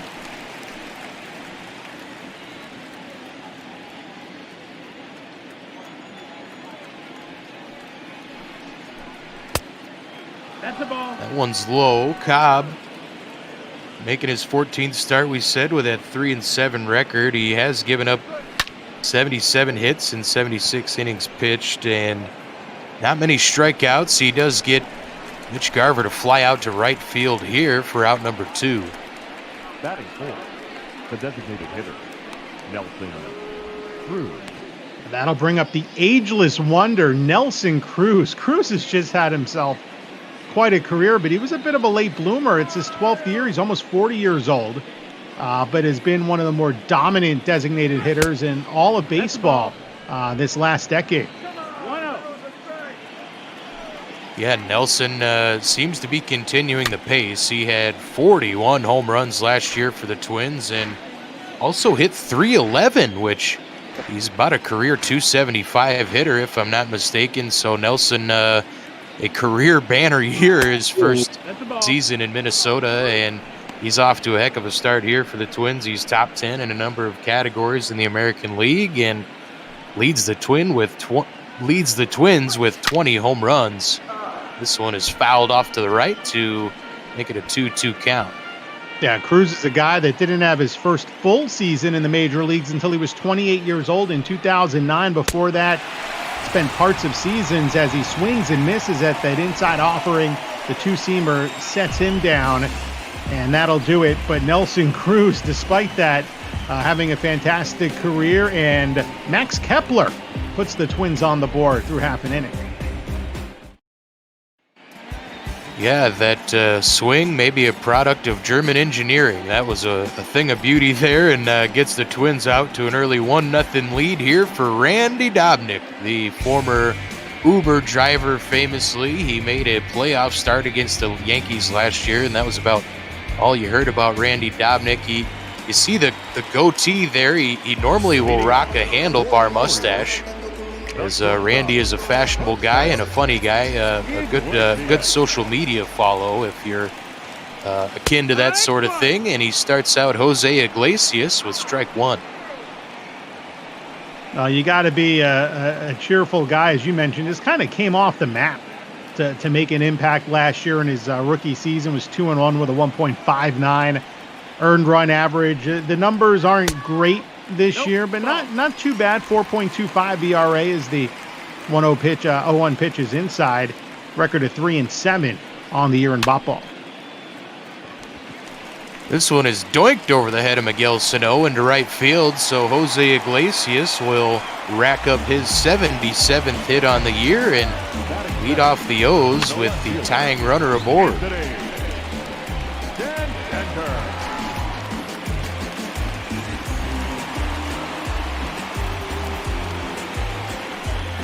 That brings up Tony Salamander. Anthony Santander, he smoked a couple balls off of Kenta Maeda in last night's ball game that just died on the warning track. We'll see if he can get a hold of one here from Dobnak with the runner aboard, and Randy starts him out high with ball one. Well, he's been cold as of late, inserted into the lineup tonight ahead of Renato Nunez, who's been really hot. So Santander not really providing much protection for Baltimore's top hitter. But, I mean, that's been the story of this Orioles team this season, just having trouble putting runs across the plate.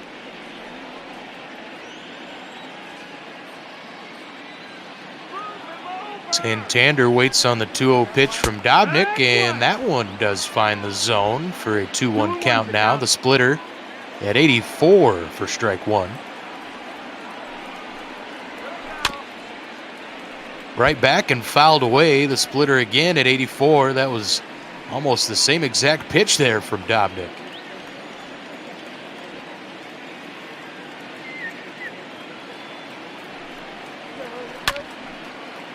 And this one is bounced to Arias at second. He'll fire on to second base, and that one is not a double play as Santander got down the line to avoid the DP there, but Jose Iglesias will head to the dugout.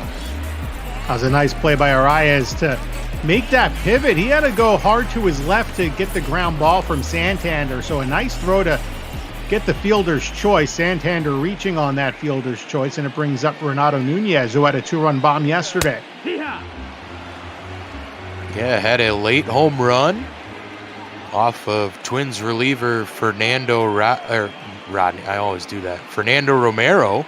It could have been Fernando Rodney. He's done that. Yeah, it could have been. He was here for a little bit. We got to live the Fernando Rodney experience for a while in Minnesota.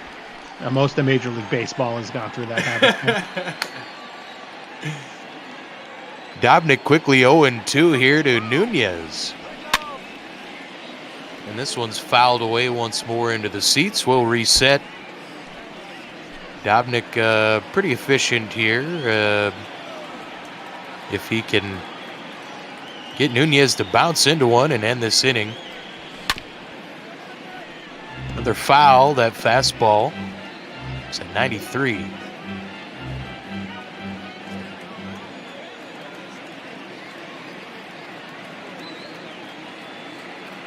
Dobnak with the 0-2 offering and gets him swinging. Renato Nunez will go down and be Randy Dobnak's first strikeout victim tonight. They went chasing after that one. That pitch had a little bit of a late drop as we take a second look here. Ends up just in the dirt, but Nunez, like that pitch, just kind of got over the swing, couldn't stay with the ball, and now there's 2 away for Dwight Smith Jr. Baltimore's DH tonight will take strike one. Dobnak again with the fastball. That was a two-seamer at 93 there.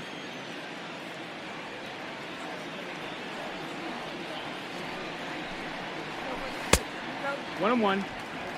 Upstairs, that'll even it up. Twins have a 1.5 lead on the Cleveland Indians as the Indians and White Sox are battling things out in a big AL Central battle, and it's been a 3-horse race, and looks like it's going to be an exciting summer of ML ball in the AL Central with the White Sox, Indians, and Twins all above 40 wins and looking to perhaps all make the playoffs.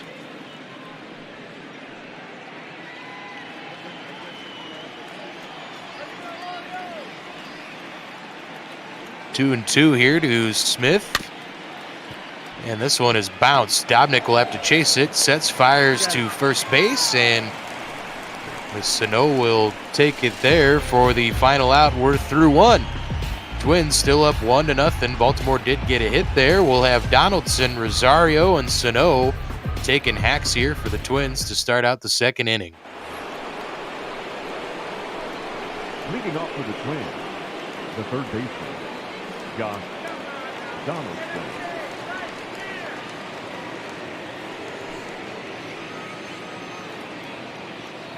Donaldson off to maybe a bit of a slow start this season, although a guy with 13 home runs still not that slow as he takes strike one there from Alex Cobb.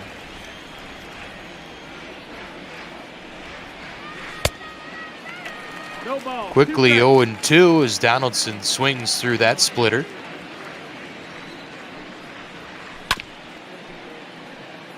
Well, Donaldson had that big bounce back campaign in Atlanta in 2019, early drove in 100, did hit 37 home runs after having a tough time in 2018, split between Toronto and Cleveland, coming back to the American League with a big contract in hand. So he kind of made that gamble. You know, no one really bid on him after 2018. He signed the 1-year deal with the Braves, and now he's sitting right in the middle of a really good Twins lineup. Yeah, and more importantly, playing pretty hot defense over at third base as he strikes out there for Cobb's second punch out of the evening. But Twins happy to have the bringer of rain in that lineup, and yeah, as I said, 13 home